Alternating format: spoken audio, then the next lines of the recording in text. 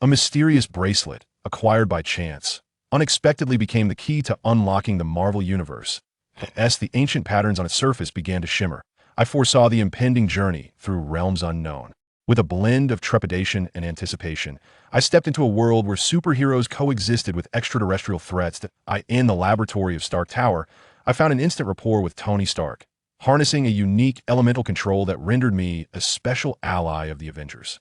At my fingertips, the elements of wind, fire, water, and earth flowed seamlessly, granting me insight into the mysteries of time and space. From the cataclysmic battles ignited by Thor's hammer in New Mexico, to the chaotic invasion of the Chitauri over New York, from Loki's frost-laden schemes to the crisis posed by Thanos' Infinity Gauntlet, I fought alongside the Avengers, erecting defenses with elemental prowess to safeguard the Earth amidst a storm of bullets and magic.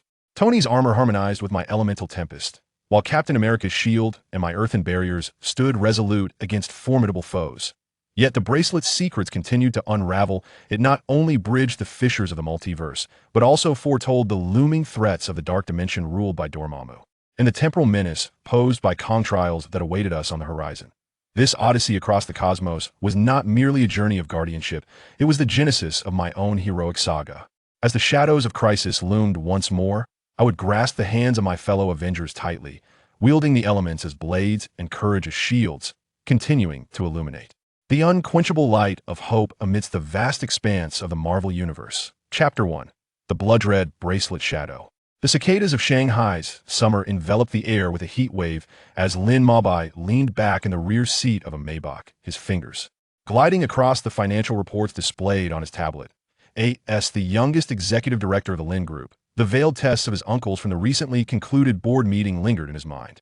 He loosened his tailored tie, casually glancing at the screen of his mobile device, but a new message emerged from the city's antique collectors group, accompanied by an image of a bracelet, radiating a spectrum of 10 colors, resting quietly on black velvet.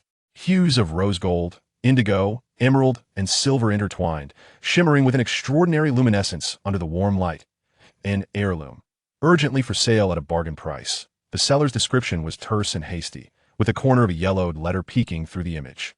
Compelled by an inexplicable urge, Lin Mabai initiated a private chat, and half an hour later, he exchanged a Central Bank of the Republic of China note for this enigmatic bracelet. Uncle Wong, the driver, observed in silence as the young master placed the worn cardboard box into his leather briefcase, hesitating to speak before finally starting the car. Upon returning to the standalone villa in Yunjin Dongfang, Lin Mabai set the bracelet upon the golden silk Nanmu display shelf in his study. In reality, it was even more resplendent than in the photograph. The 10-colored patterns flowed like a frozen river of stars, winding across the surface of the bracelet, subtly radiating a soft glow. He adorned his wrist with the bracelet, feeling its cool touch envelop him, as if it had been custom-fitted for him. While preparing dinner that evening, Lin Mabai's hand faltered as he sliced fruit. The sharp knife grazed his fingertip, causing a sudden pause. As the blood dripped onto the bracelet, a blinding light erupted from its surface. He was engulfed in darkness, and when he opened his eyes again, he found himself in a chaotic realm. 10 colorful gemstones hovered in the air, slowly rotating. The crimson fire gem exhaled a ghostly blue flame. The azure water crystal flowed with liquid radiance. The golden crystal's surface shimmered with intricate metallic patterns, and the dark crystal seemed to conceal an endless abyss of a universe. Beneath the gemstones, a colossal countdown timer flickered. 14 days, 23 hours, 59 minutes, 58 seconds, 57 seconds, 56 seconds. Lin Mabai reached out to touch the pulsating purple crystal, and a torrent of information flooded his mind. He learned that these gemstones corresponded to the elemental powers of gold, wood, water, fire, earth, wind, thunder, light, darkness, and ice, and that in 4 days he would be transported to an unknown otherworld. Only in that realm could he activate the crystals and gain the ability to wield elemental forces. This is impossible. Lin Mabai staggered backward, colliding with an invisible barrier. Yet, the lingering sting in his palm and the palpable presence of the gemstones in the space around him reminded him that this was no mere dream. Once he calmed himself, he silently willed to exit from his consciousness. And in an instant, he returned to the familiar confines of his kitchen, the only remnant of that otherworldly experience being the faintly glowing bracelet on his wrist. That night, Lin Mabai remained sleepless. The floor-to-ceiling windows of his study reflected the dazzling lights of Luigi Azui as he typed out a comprehensive inventory list on his computer. As the heir to the Lin family, which controlled assets worth billions, he had ample resources and channels at his disposal. His task now was to prepare meticulously for the unknown otherworld within the next 14 days. First and foremost were the essentials for survival. Lin Mabai contacted the food company under his group to order 8 million worth of compressed biscuits, military rations, dehydrated vegetables, and freeze-dried meat Chitauri, long shelf-life provisions that were neatly stored in the basement. That he also procured 500 cases of imported mineral water and 20 Swiss military-grade portable water purifiers, capable of transforming murky water into potable purity, even filtering mildly contaminated sources that, in terms of weaponry, Lin Mabai leveraged his family's clandestine channels to acquire top-tier arms from the Eastern European black market. He obtained two 416 Hong Kong dollars assault rifles equipped with holographic sights and silencers, a Barrett M82, a one sniper rifle with specially made armor-piercing rounds, and 5 Glock 17 handguns paired with tactical flashlights and laser sights. Additionally, he secured 20 high-explosive grenades, 10 smoke bombs, 5 flashbangs, and 3 tactical daggers forged from meteorite steel, rumored to inflict extra damage on supernatural beings. To prepare for potentially magical creatures, Lin Mabai commissioned special weaponry. He sought out a descendant from a Miao village in Yunnan. Exchanging gold for 12 crossbow bolts imbued with poison, he acquired 5 blessed Vajra pestles from a Tibetan esoteric temple, and he purchased a medieval hunting crossbow at an antique auction house in London. The silver chains utilized by individuals are noteworthy, particularly a Tang Dao, a saber masterfully forged by a Chinese artisan, its blade adorned with 9 sapphires, said to emanate a purifying blue light under the moon's gaze. The protective gear is crafted without restraint. Lin Mabai commissioned the group's research team to reverse engineer the latest tactical armor of the American military, employing a composite material of graphene and Kevlar, lightweight and agile, yet capable of withstanding close-range fire from a 7.62 millimeters bullet. The helmet is equipped with night vision goggles, thermal imaging, and a tactical communication system, while the visor is made of bulletproof glass, effectively shielding against bright light and debris impacts. Additionally, there are 10 fire-resistant suits, 5 cold-weather outfits, 3 pairs of chemical-resistant boots, and even 2 sets of deep-sea diving gear prepared. The medical supplies are arranged to reflect a professional-grade field hospital configuration. Lin Mabai diverted resources from the group's private hospital, filling 3 large medical boxes. These contain not only standard items such as hemostatic bandages, antibiotics, antipyretics, and analgesics, but also 5 adrenaline injectors, 2 bags of type O frozen plasma, and a portable electrocardiogram monitor to adapt to diverse environments. Lin Mabai procured a complete set of survival gear. .10 military tents, made from tear-resistant nylon, are equipped with automatic air mattresses and moisture-proof sleeping bags, 20 individual stoves paired with 500 gas canisters, 100 windproof lighters, and 200 waterproof matches, precision compasses, military maps, binoculars, high-intensity flashlights, and multifunctional entrenching tools. Considering potential extreme cold conditions, he also prepared 10 Canada Goose polar weather jackets and snow boots. In terms of technological equipment, Lin Mabai directed the group's technical team to develop specialized devices. 5 solar charging panels paired with high-capacity storage batteries provide continuous power for electronic devices. A portable satellite phone ensures communication in any environment, and 10 infrared motion detectors along with automated defense robots, each the size of a fist, armed with electric shock devices and tear gas. On the 7th day of the countdown, Lin Mabai received a mysterious parcel. Upon opening the ancient sandalwood box, he discovered a weathered tome with the title Secrets of Elemental Mastery inscribed on the title page.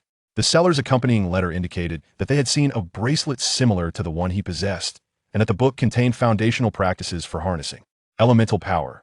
Lin Mabai treasured this find, dedicating late nights in his study to its study, engaging in sensory exercises with the crystals in his space. In the final 3 days, Lin Mabai stored all supplies within his space. He was astonished to find that no matter how much he placed inside, the space could accommodate it effortlessly. The basement of the villa, once piled high with supplies, now lay empty, save for the increasingly resplendent bracelet upon his wrist. On the last night of the countdown, Lin Mabai stood on the terrace overlooking the Huangpu River. The skyscrapers across the river sparkled with lights, and boats traversed the waterway. He left a letter for his parents, merely stating that he would embark on a special journey. As for the Lin Group, he had long since arranged for an adjustment in the equity structure and appointed a trusted confidant to temporarily assume the role of executive. Director, what is destined to arrive will indeed come. Lin Mabai tightened his grip on the bracelet adorning his wrist, its 10 hues shimmering subtly in the night. With a mere 12 hours remaining until his journey through the fabric of time, he remained uncertain of the world that awaited him. Yet, as he surveyed the meticulously arranged supplies around him, a flicker of confidence ignited within his heart. At the very least, he had prepared himself to the fullest extent. Chapter 2. The awakening of elements shattering time and space. The city was besieged by torrential rain as Lin Mabai stood upon the villa's terrace, his gaze fixated on the increasingly fervent 10-colored bracelet adorning his wrist. At the instant the countdown reached 0000000, the entire city trembled violently. The glass curtain walls twisted and shattered into fragments. An invisible force engulfed him, spiraling him into chaos, and the last sound he heard was Uncle Wong's terrified shout. As consciousness reassembled, a damp, decaying scent assailed his senses. Lin Mabai opened his eyes, discovering himself lying supine in a muddy forest. The bracelet on his wrist now dull and lifeless. Distant roars from unfamiliar creatures echoed around him. He sprang to his feet, instinctively reaching for where his Glock 17 should have been holstered at his waist, only to find nothing but the damp air. 34 space 34, he murmured in his mind. And a chaotic expanse filled with abundant resources unfolded before him. 10 crystalline stones hovered at the center, the surface of the crimson fire crystal pulsating with unstable flames. As if expressing the turmoil of traversing through time, Lin Mabai sighed in relief. At least his most crucial trump card remained intact. He retrieved a waterproof backpack from the space, stuffing it with compressed biscuits, a tactical flashlight, and an iron dagger crafted from meteorite. Pushing through the waist-high underbrush, the humus beneath his feet emitted a sound that sent a shiver down his spine. Half an hour later, Lin Mabai halted by a stream, its waters shimmering with an eerie purple hue, reflecting his mud-streaked visage. This cannot be Earth, he mused, twisting open the cap of a water purifier. Suddenly, he noticed metallic debris floating on the surface, a half of a nut emblazoned with the Stark Industries insignia. Lin's pupils constricted in shock as he trembled. Extracting from his backpack a piece of yellowed letter paper he had exchanged with an antiquities dealer. The rain-drenched ink revealed the words Vibranium Transaction Records in stark clarity. A deafening explosion reverberated in the distance, and instinctively, Lin Mabai dropped to the ground. 3 Quinjet aircraft, emblazoned with the Hydra insignia, soared past the treetops, their missiles detonating 100 meters away. He rolled into the underbrush, his heart racing as the silhouettes of those aircraft bore an uncanny resemblance to those he had seen in Marvel films. So, I have truly traversed into the Marvel universe? Lin Mabai mused, tearing off his tie to wipe the mud from his face, suddenly recalling the countdown from the space. The 14-day deadline had elapsed, yet he had not even grasped the fundamental elemental powers. Concealing himself behind a fallen tree, he opened the space. The 10 crystals emitted a faint glow in his consciousness. Light and wind. He recalled the impending alien invasion and supervillains that New York would face. Recognizing that these 2 elements were crucial for maneuverability and long-range strike capabilities on an expansive battlefield. The moment his fingertips brushed against the light crystal and wind crystal, excruciating pain erupted from his wrist, as though countless steel needles coursed through his veins. In the real world, Lin Mabai curled up amidst the damp leaves, golden and azure patterns emerging beneath his skin. The 2 elements clashed violently within him, the searing heat of the light crystal and the sharpness of the wind crystal nearly tearing him apart. Just as the agony reached its zenith, a suit of armor, woven from light particles and wind blades, sprouted from beneath his skin, the core upon his chest shimmering with a golden blue radiance. He instinctively raised his hand. A golden beam of light grazing the trunk of a tree, creating a charred pit in the rock 100 meters away. Lin Mabai gasped, feeling the power coursing through him. The elemental wind formed miniature tornadoes on the surface of his armor, grinding the fallen leaves into powder. It succeeded, he thought, clenching his fists as a sudden fluctuation rippled through the space. A pocket watch, embedded with a ruby, materialized, its surface engraved with the name Howard Stark. Lin Mabai's pupils dilated. This was indeed a relic of Tony Stark's father. He opened the inner lid of the watch, revealing a yellowed photograph of a young Howard smiling alongside Peggy Carter in front of a vibranium reactor. As Lin Mabai extracted a gold bar from the spatial realm, the sun emerged from behind the clouds. He advanced in the direction of the crashed aircraft, eventually discovering an asphalt road. The sign of a gas station by the roadside displayed the emblem of Stark Industries, gleaming in the sunlight, while an electronic clock indicated the date, May 12, 2008. The eve of Tony Stark's abduction. I need to find a place to stay, Lin Mabai mused, caressing the gold bar in his pocket as he entered the gas station convenience store. The clerk behind the counter eyed his muddy appearance, subtly reaching for the alarm button. "No need to be alarmed. I merely wish to purchase a map," he said, placing the gold bar on the counter, "and perhaps inquire about the nearest real estate agency." 3 hours later, Lin Mabai stood before the floor-to-ceiling windows of a 3-story apartment in Brooklyn. He had exchanged 2 gold bars for this somewhat dilapidated dwelling, and the name on the property deed left him momentarily dazed. It was his first tangible proof of existence in this world. He turned on the old television, where news of a Stark Industries product launch was being broadcasted. Tony Stark, clad in an ostentatious silver suit, spoke confidently on stage. "This truly is the Marvel Universe," Lin Mabai mused, pouring himself a glass of whiskey, the amber liquid shimmering with an unusual hue under the glow of his armor's core. He accessed the inventory list from the spatial realm, contemplating how to repurpose the armaments originally intended for another world. In this technologically advanced realm, they seemed somewhat superfluous. Yet those specialized gadgets might prove useful. Suddenly, the doorbell rang. Peering through the peephole, he saw 2 men in black suits engaged in conversation, the faint outline of S.H.I.E.L.D. badges visible on their chests, causing Lin Mabai's pupils to contract. He swiftly stored his equipment in the spatial realm, his armor merging seamlessly with his skin. "Mr. Lin, we are agents of the Department of Homeland Strategic Defense, Attack, and Logistics." The lead agent presented his credentials. "There have been unusual energy fluctuations in this area. May we request your cooperation in our investigation?"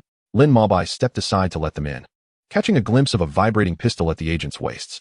"Of course, but I'm just an ordinary person who has just moved in," he replied with a smile, pouring 2 glasses of whiskey. "Would you like a drink?"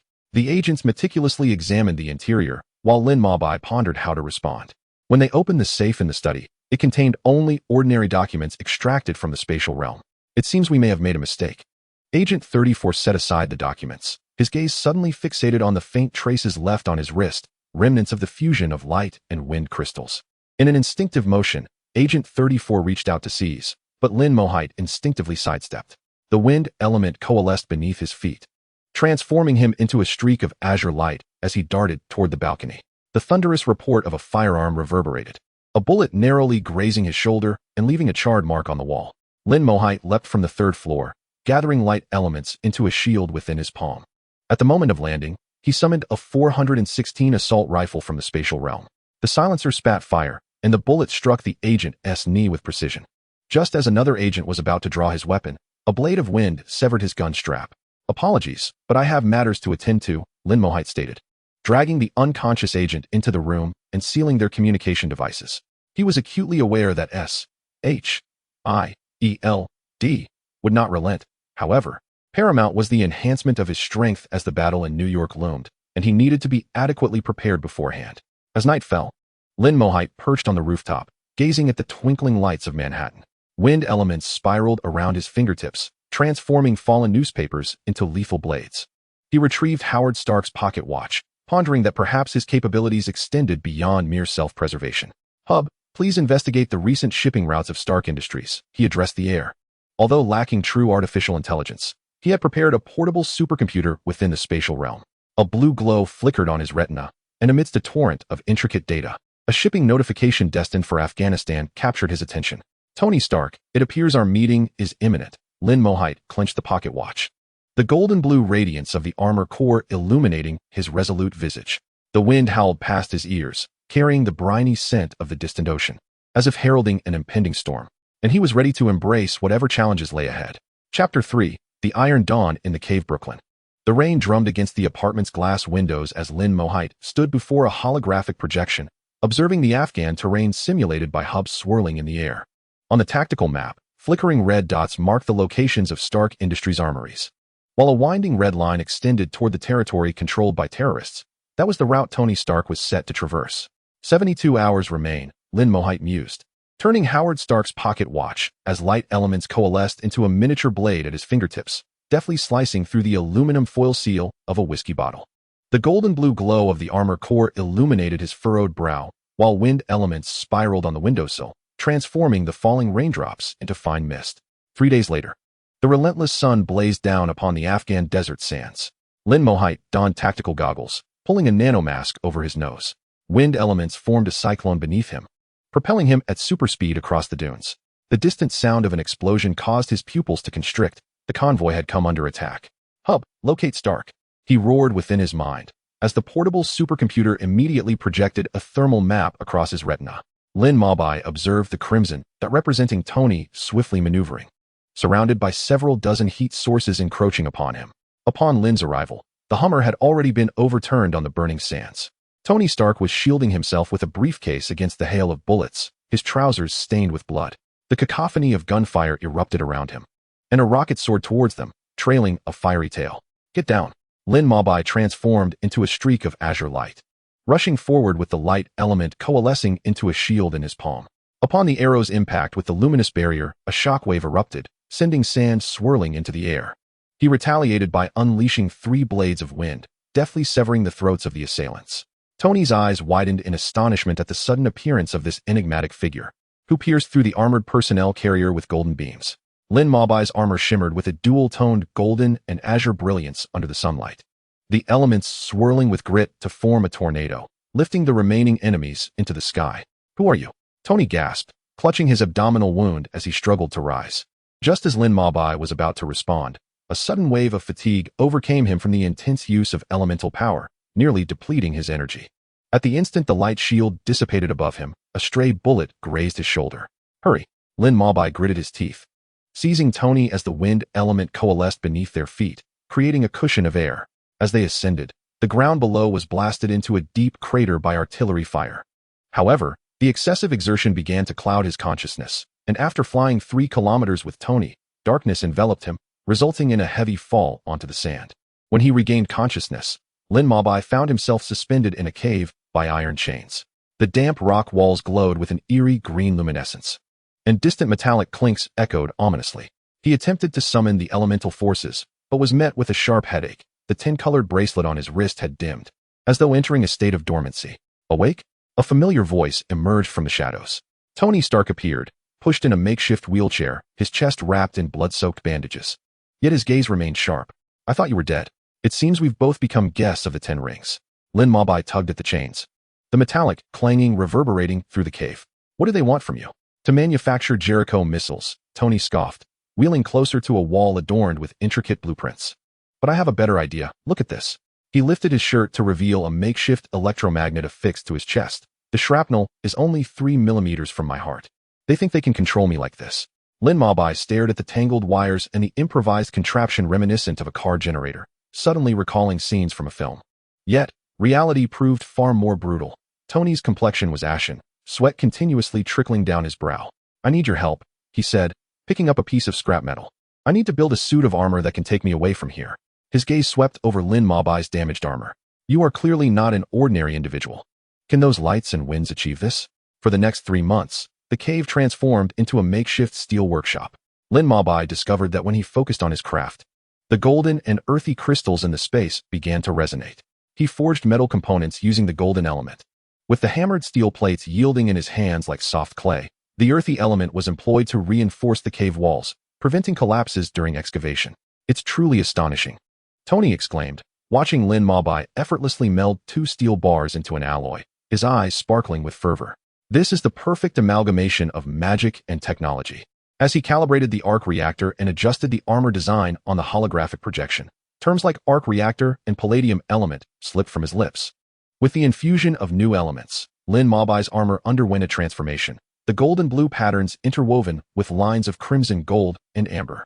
When he conjured a protective wall from the earthy element and crafted intricate gears from the golden element, the core of the armor illuminated with a spectrum of 4 colors. "Markai is 98 complete." Tony's voice brimmed with excitement. Outside the cave, the footsteps of the 10 Rings gang echoed, signaling that the enemies had sensed something amiss. Lin Mabai raised his hand, and the earthy element instantaneously sealed the cave entrance into an impenetrable barrier, sharp stone spikes erupting from the ground.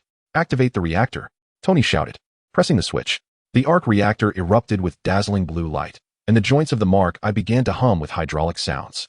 Lin Mabai sensed the resonance between the armor and the reactor as the light element coalesced in his palm into a cutting beam, cleaving a large opening in the rock above. As the visor of the mark I gradually closed, Lin Mabai shaped a spiral passage with the wind element. Tony piloted the cumbersome armor out of the cave, unleashing a torrent of flames that engulfed the enemy camp. Lin Mabai followed closely, the golden element in his hands forming chains that ensnared the descending enemy helicopter, while the earthy element conjured a massive sandstorm on the ground. "We must leave." Lin Mabai grasped Tony's arm, the wind element beneath their feet transforming into a colossal air cushion. They plummeted from a height of 1,000 meters. Yet as they neared the ground, they decelerated smoothly.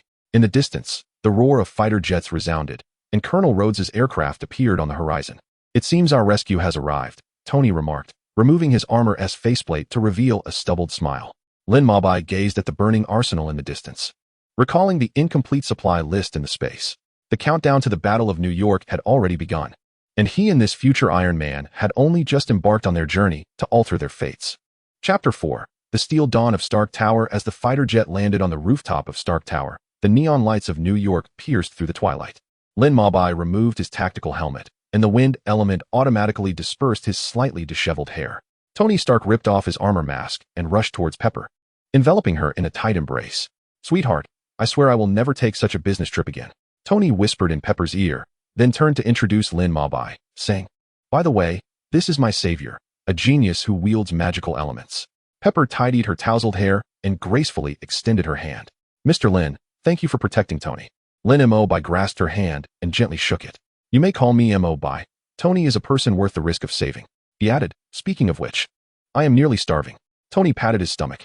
"How about trying the best burger in New York, Mabai?" Without waiting for a response, he draped an arm around Pepper and headed toward the elevator. At the press conference, the flashes of cameras illuminated the scene like daylight. Tony took a bite of his burger and, speaking into the microphone with a mouthful, declared, "From this day forth, Stark Industries shall cease the production of weapons. I aim to demonstrate to the world that iron is not meant for slaughter, but for protection." Lin Mabai stood backstage, watching Tony's spirited demeanor on the big screen, a smile involuntarily gracing his lips. As the conference concluded, several agents clad in black suits surrounded Lin Mabai. "Mr. Lin, S.H.I.E.L.D. requests your cooperation in an investigation." The leading agent displayed his credentials. Before Lin Mabai could respond, Tony rushed over, pointing his burger at the agents. "Uninvited guests are not welcome here, especially those who disturb my friends." Under Tony's insistence, the agents retreated in defeat. That evening, Lin Mabai settled into the top-floor guest room of Stark Tower. The soft bed conformed to a gentle curve beneath him, yet he found no inclination to sleep. His consciousness drifted into the void, where 10 crystals spun slowly amidst chaos, their golden and earthy radiance more resplendent than before. He endeavored to summon the 4 elements, and the armor materialized in his mind, weaving a tapestry of flowing colors. The following noon, as Lin Mabai descended the stairs, the entire building was enveloped in silence. Following the clinking sounds of metal, he arrived at the underground laboratory. Tony, donning goggles, was welding armor components, mechanical arms deftly maneuvering beside him. "Good morning. Or should I say good afternoon?" Lin Mabai tapped on the doorframe. Without lifting his gaze, Tony replied, "Come see this new design. I've improved the energy conversion rate of the arc reactor by 15. His eyes were bloodshot, yet sparkled with fervor. For the ensuing week, the laboratory reverberated with the sounds of explosive failures and Tony's expletive-laden tirades. At times, Lin Mabai would reinforce the crumbling workbench with earth elements or mend the warped metal components with gold. Finally, during a late-night session, the laboratory erupted in cheers. Tony, clad in the newly designed gold and crimson Mark II armor, strode back and forth, blue energy flames jetting from the joints of his armor. "Mabai, come see. The Mark II, the most perfect suit of armor in history." Lin Mabai clapped with a smile. "Congratulations, Tony. This will undoubtedly astonish the world." With a snap of his fingers, the suit's thrusters activated, and the two soared into the night sky like arrows released from a bow. The lights of New York flowed beneath them as Lin Mabai manipulated the wind element, flying alongside Tony. Upon their return to the laboratory, Tony deactivated the armor's energy system, his face aglow with pride. "Thanks to your assistance, Mabai, we shall make the world aware that Iron Man has arrived." Lin Mabai gazed at the ingenious inventor before him, warmth swelling within his heart. He understood that their legend was only just beginning. Chapter 5. Undercurrents and the Emergence of Truth in the Underground Laboratory of Stark Tower. Sparks flew as Tony Stark meticulously calibrated the jet thrusters of the Mark II armor. Lin Mabai stood nearby, the holographic data projected by the console flickering in the air, the overwhelming information furrowing his brow. "Tony, I believe we need to have a conversation." Lin Mabai waved his hand, and the screen promptly displayed Obadiah's itinerary and several encrypted communication files. "I have grown suspicious of Obadiah. This data indicates a significant number of unauthorized Jericho missile transactions recently, all pointing towards him." Tony abruptly halted his work, removing his welding mask, his expression chilling. Are you certain? From what I can see, the likelihood is quite high. Lin Mabai brought up satellite images, revealing that the transportation routes of these missiles closely aligned with the path of your kidnapping incident. At that moment, Jarvis's voice suddenly interjected. Sir, you are invited to attend tonight's Wayne Group Charity Gala, but Mr. Stan has publicly declared that you are unable to attend due to health concerns. Tony scoffed, slamming his tools down. Interesting, he wishes to isolate me. Mabai, accompany me. I am curious to see what tricks he has up his sleeve. At the gala, crystal chandeliers sparkled brilliantly. The elite donned in exquisite attire, toasting and laughing. The moment Tony and Lin Mabai entered, they drew the attention of the entire gathering. Obadiah's smile froze upon seeing the two, but he quickly regained his composure and approached. Tony, there are certain occasions that I do not wish to miss. Tony interrupted him with a hint of derision. Lin Mabai exchanged a glance with Tony, and the two then separated to pursue their respective agendas. Lin Mabai navigated through the crowd, keenly observing the surroundings, and soon encountered Obadiah on the terrace. Mr. Lin, you seem quite intrigued by me, Obadiah remarked, holding a glass of whiskey, his eyes darkened. I am merely curious about the actions of certain individuals, Lin Mabai replied, unwavering as he met his gaze. For instance, why Stark Industries missiles are appearing in places they should not. Obadiah's expression soured at once. Young man, some things are better left unknown. Do not presume that with Tony backing you, you can act recklessly. I only believe in the truth, Lin Mabai coldly retorted, a faint golden azure glow emanating from him. Meanwhile, in the banquet hall, Tony was engaged in conversation with guests when a journalist suddenly approached, raising a photograph. Mr. Stark, what are your thoughts on this? Tony took the photograph, his face paling instantly. The image depicted Ethan's hometown, now mercilessly ravaged by Jericho missiles, thick smoke billowing amidst the devastation. Jarvis, locate Lin Mabai. Tony's voice was heavy with anger. Soon, he found Lin Mabai on the terrace. Mabai, we must depart for Afghanistan at once. Tony handed the photograph to Lin Mabai, his eyes ablaze with fury. Lin Mabai glanced at the image and nodded with resolve. Let us go. Beneath the cloak of night, Tony piloted the Mark II armor into the sky, its thrusters emitting a radiant blue glow. Lin Mabai followed closely, his elemental armor shimmering under the moonlight with an otherworldly sheen. Together, they sliced through the darkness like swords, racing towards distant Afghanistan, where a mission of salvation and vengeance was set to unfold. Upon their arrival in Ethan's hometown, they were met with a scene engulfed in flames. The cacophony of gunfire from terrorists, the detonations of missiles, and the anguished cries of the populace intertwined in a harrowing symphony. Tony unleashed his palm-mounted cannon upon the enemy stronghold, while Lin Mabai wielded the powers of the elements, erecting earthen barriers to shield the civilians. As blades of light and ice shards struck true against their foes, Ethan, Lin Mabai shouted amidst the ruins. At last, he spotted Ethan sheltering a group of children within the remnants of a shattered building. This way, Lin Mabai commanded, slicing through obstructing steel rebar with golden energy, leading the group to safety. Just then, a missile hurtled toward them, prompting Lin Mabai to summon water and ice elements, forming a massive ice shield. A thunderous explosion ensued. The shield held firm against the onslaught, yet the force of the blast sent Lin Mabai reeling. Through their combined efforts, the terrorists were gradually repelled, and the trapped townsfolk were safely evacuated. As Ethan surveyed his ravaged home, his gaze fell upon the two warriors before him, gratitude swelling in his eyes. Thank you, my friends. Tony patted Ethan's shoulder. It is what we were meant to do. As the night deepened, Tony and Lin Mabai returned to the Stark mansion, their bodies weary from the ordeal. Yet they understood, this was merely the beginning. The confrontation with Obadiah had only just commenced.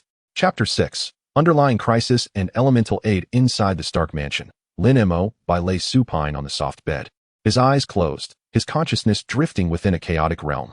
For elemental crystals, gold, earth, light, and wind, hovered deep within his awareness, their luminous surfaces intertwining, hinting at a potential fusion. He focused intently on harnessing the four elemental forces, endeavoring to uncover a more potent application. In the basement, Tony Stark idly tinkered with components of the Mark II, occasionally glancing at the surveillance screens, awaiting Pepper's report. Time ticked by, thick with tension in the air. Finally, Jarvis's voice shattered the silence. Sir, Obadiah Stane has entered the mansion grounds and is en route to the basement. Tony's movements abruptly halted, his demeanor shifting to one of vigilance. Damn it. He's arrived sooner than I anticipated. Jarvis, alert Mabai and instruct him to descend immediately. Sir, Mr. Lin is currently in a unique state of consciousness and cannot be awakened at once, Jarvis replied steadily. yet Tony felt a heavy weight settle in his chest. The sound of Obadiah's footsteps echoed ominously in the corridor, drawing ever closer. Tony swiftly tidied up the components, forcing a casual smile upon his face. The door swung open, and Obadiah strode in accompanied by several bodyguards, his hands tucked into his pockets as his gaze swept across the basement before finally settling on Tony. "Tony, still busy at this late hour?" Obadiah remarked, an unexpected visitor indeed. Leaning against the workbench, Tony endeavored to sound nonchalant. "What brings you here?" "I hear you've recently developed an interest in matters that do not concern you," Obadiah said, approaching with deliberate steps, a glint of malevolence flickering in his eyes. "Some secrets are better kept buried." A knot tightened in Tony's stomach, yet he maintained his smile. "I don't quite understand what you're implying. But since you're here, would you care to see my latest invention?" As he spoke, he subtly shifted to the side, stalling for time as he awaited Lin Mo.Bai's arrival. However, Obadiah clearly lacked the patience for further banter. He suddenly lunged forward, mechanical limbs extending with lethal claws aimed directly at Tony's arc reactor. Caught off guard, Tony was seized by the shoulder, a sharp pain eliciting a muffled groan. With a sinister grin, Obadiah forcefully yanked at the reactor. As it was violently extracted, Tony collapsed to the ground, his vision fading to black. Obadiah glanced down at him from above, stowing the reactor away before turning to leave with his entourage. As he departed, he taunted, "Enjoy your fate, Tony." Once the footsteps had completely faded, Jarvis's anxious voice finally roused Lin Mo.Bai. "Mr. Lin, Mr. Tony has been attacked. The reactor has been taken." Lin Mo.Bai's eyes flew open, and in an instant, the four-colored armor enveloped him. The wind element lifted him, propelling him towards the basement. Upon seeing Tony crumpled on the floor, his chest hollow, Lin rushed forward, urging, "Hold on." From his spatial storage, Lin produced a spare reactor. Golden energy transformed into hair-thin lines, precision weaving through the gaps between Tony's ribs to secure the flickering blue reactor in place. The moment the energy surged in, Tony awoke with a violent cough, his gaze sharpening as it met Lin Mo.Bai's face. "Pepper is in Obadiah's office," he gasped. "Don't say a word. I'll help you up." Lin Mo.Bai carefully assisted Tony to his feet, though the latter's legs trembled beneath him. They moved step by step toward the chamber housing Mark II, where Lin helped Tony open the hatch and don the heavy armor pieces upon him. The mechanical arms assisted in fastening the shoulder and chest plates. As Tony shakily pressed the activation button, the visor descended, and the spare reactor glowed brilliantly blue. "Thank you, Mo.Bai." Tony's voice resonated through the armor's speakers as the palm cannon began to charge. "You go save Pepper. I will hold off Obadiah." Lin Mo.Bai nodded. "Be cautious. Ironmonger's firepower is formidable." The wind element coalesced beneath his feet, transforming him into a streak of light as he raced towards Stark Tower. Upon arrival, he found Pepper cornered by Obadiah's henchmen, her back against the desk, clutching a USB drive containing crucial evidence, her eyes alert and resolute. "To the dungeon." Lin Mo.Bai let out a fierce shout, summoning the earth element to rise from the ground, forming a sturdy cage that ensnared his subordinates. A flash of light sliced through the air, repelling enemies that sought to approach Pepper. "Are you all right?" Lin Mo.Bai inquired with concern, supporting the slightly gasping Pepper. "I'm fine, Tony," she replied anxiously. "He is on his way." As Lin Mo.Bai spoke, his gaze turned skyward. At that moment, Tony was engaged in a fierce battle against Obadiah, clad in the Ironmonger armor, piloting the Mark II. The air was filled with the sound of tremendous explosions and blinding flashes of light. Lin Mo.Bai shielded Pepper behind him and charged once more into the battlefield. The wind element lifted his body, allowing him to maneuver gracefully through the air. The light element coalesced into arrows, relentlessly targeting the weaknesses of the Ironmonger. The earth element transformed into giant hands. Attempting to seize the mechanical legs of the Ironmonger, the wind element conjured a storm, disrupting the Ironmonger's movements. Through their seamless cooperation, cracks began to appear in the Ironmonger's armor. Seizing the opportunity, Tony maximized the energy output of his armor, delivering a powerful palm cannon shot that struck the core of the Ironmonger. With a thunderous explosion, the Ironmonger collapsed. As the smoke cleared, Tony and Lin Mo.Bai exchanged a victorious smile, weary yet elated. They knew that this crisis had finally been averted. Chapter 7. Glory and New Journeys. The square in front of Stark Tower was illuminated as if it were day, courtesy of the flashing lights. Tony Stark tore open the collar of his shirt, the blue glow of the arc reactor casting a confident smile upon his face. "I am Iron Man." Amidst the deafening cheers, Lin Mo.Bai remained hidden in the shadows backstage, the four elemental powers lying dormant within his veins, concealed from sight. Following this press conference, the world erupted with excitement at Iron Man's debut, yet no one was aware of the secret guardianship of elemental power that lay behind the brilliance of the armor. 1 month later, A red alert blared through Stark Manor early one morning. Lin Mabai awakened from his elemental meditation. The holographic projection in the basement revealing Nick Fury's serious eyes. We have detected a hydroplane from World War II beneath the Arctic ice. And preliminary assessments suggest that Captain America, Steve Rogers, may be among them. I'll go, Lin Mabai interjected before Tony could speak. You stay here to refine the anti-gravity system. This mission requires more lightweight equipment. Tony raised an eyebrow, his fingertips tapping on the Mark armor schematics. Remember to keep Jarvis updated with the data. The frigid temperatures of the Arctic are no joke. 3 days later, the Quinjet landed at the edge of the ice field. The biting cold wind sliced across his cheeks as Lin Mabai tightened his winter gear. Yet upon stepping onto the ice, a bone-chilling cold enveloped him, and he keenly sensed the resonance between the water and ice elements. Within his consciousness, the 4 crystals, gold, earth, light, and wind, quivered gently, with faint blue energy waves appearing around them, reminiscent of a slumbering giant about to awaken. Mr. Lin, radar shows the aircraft is just 300 meters below. An agent's shout broke his reverie. Taking a deep breath, Lin Mabai transformed the earth element into a drill to pierce through the ice, while the light blade precisely cut through the frozen ice encasing the aircraft. As the rusted remnants of the aircraft were unveiled, the scene within the cockpit left onlookers breathless. Steve Rogers remained in a piloting posture, his body perfectly encased in frost. Just as everyone prepared to transport the aircraft, the ice field suddenly trembled violently. From the fissures erupted not only ice and snow, but also uncontrolled torrents of icy energy, coalescing in the air like living blades. Lin Mabai's pupils constricted sharply, and the elemental powers within him stirred instinctively. Yet upon contact with the icy energy, they met with fierce repulsion. He knelt on one knee, consciousness plunging into a chaotic space, forcefully guiding a resonance of 6 elements. The gold element constructed a framework. The earth element solidified the foundation. The light element infused vitality. The wind element facilitated circulation, while water and ice gradually sought equilibrium amidst conflict. Agonizing pain coursed through his veins to his heart, yet just before losing consciousness, Lin Mabai beheld 6 crystals interconnected by a luminous chain. Ice blue patterns emerged on his skin. He raised his hand with a deft motion, and the unruly icy energy instantly solidified into a shield, protecting everyone. The agents stood in astonishment. Lin Mabai wiped the blood from the corner of his mouth, his voice hoarse. We must evacuate. He commanded the newly fused icy element to form a slick pathway for transportation. On the return journey, a sudden blizzard struck. He employed the water element to sense the airflow, while the ice element established markers, guiding the team safely back. Upon the thawing of Captain America at S.H.I.E.L.D., Lin Mabai had already returned to Stark's villa. In the laboratory, Tony circled around him, the holographic projection incessantly scanning his bodily data. 6-element fusion? This is even more astounding than my 10th generation armor upgrade.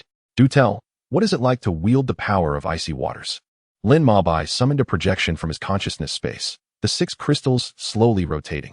It feels like commanding a flowing glacier, capable of transforming into blades or solidifying into shields. A stream of ice blue water manifested in his palm, crystallizing into a miniature snowflake in the air, though it still required time to harmonize. This journey to the Arctic was merely the beginning. Outside, the neon lights of New York illuminated the night sky. Lin Mabai gazed at the dissipating snowflake in his palm, then turned his attention to Tony, who was calibrating his armor. The awakening of Captain America heralded a greater crisis, and their alliance, fortified by the dual powers of elements and technology, was poised to confront the impending storm. Chapter 8. The dual crisis of elements and iron. Beneath the nightfall of New York, the laboratory atop Stark Tower was ablaze with light. Tony Stark slumped before his workstation, the palladium reactor in his chest emanating a blue glow, toxins slowly eroding his body. Lin Mabai stood nearby, his 6-element armor barely perceptible, brows furrowed as he scrutinized the incessantly fluctuating data on the holographic display. The palladium poisoning was far worse than anticipated. The voice of Jarvis shattered the silence. Tony chuckled bitterly, grasping a nearby glass of whiskey. It seems I am not far from meeting my maker. Lin Mabai snatched the glass away, golden threads of the element penetrating into Tony's body, attempting to alleviate the spread of toxins, yet with little effect. Meanwhile, in a clandestine base in Russia, Ivan Vanko was fervently calibrating the arc whip in his hands. As he embedded the stolen arc reactor core, a purple arc of electricity erupted instantaneously, illuminating the maniacal grin on his face. Stark, I shall make you pay for what your father has done. The Monaco Grand Prix approached as scheduled. Tony, carrying a silver case containing the Mark V suit, walked alongside Lin Mabe by the racetrack. "I have a peculiar feeling," Tony murmured, glancing around. Lin Mabe nodded, as the elemental winds transformed into invisible threads, quietly probing the crowd. When the hooded technician drew near, Lin Mabe instantly sensed the abnormal energy fluctuations emanating from him. "Tony!" Lin Mabe shouted, as the earth element coalesced beneath their feet into a sturdy shield. Almost simultaneously, the technician ripped off his hood, revealing the grotesque visage of Ivan Vanko, whose electric whip lashed out like a venomous serpent, striking the shield with force. Tony swiftly opened the suitcase, and metallic components poured forth, rapidly assembling on the ground into the Mark V armor. Lin Mabe summoned the power of the 6 elements. The light element coalesced into blades to sever the electric arcs. The water element transformed into mist to obscure visibility, and the ice element froze parts of the electric whip. However, Vanko's assault grew increasingly ferocious, with arcs continuously breaching their defenses. "This won't do." Tony's voice resonated from the armor. "Mabe, draw his fire. I'll seek an opportunity to strike at the core." Lin Mabe nodded, as the 6 elements swirled around him to form a radiant shield, charging toward Vanko. The gold element transformed into chains that ensnared the electric whip, while the wind element whipped up grit to obscure their opponent's vision, yet it gradually disintegrated under the relentless onslaught. At a critical moment, Tony seized his chance. The palm cannon of the Mark V charged to its utmost potential, blasting towards Vanko's device. Simultaneously, Lin Mabe unleashed his most potent strike, the 6 elements coalescing into a colossal blade of light that severed the energy connection of the electric whip. With a resounding explosion, Vanko collapsed, and the battle momentarily concluded. However, the crisis was far from over. Upon returning to the United States, Nick Fury, the director of SHIELD, approached with even graver news. Justin Hammer had allied with Vanko, secretly manufacturing an arsenal of battle suits, aiming to undermine Stark Industries. Tony's condition deteriorated, while new threats loomed ever closer. "We need a plan," Lin Mabe remarked, gazing at the weakened Tony. Yet, Tony flashed his signature smile. Despite his pallor, "A plan?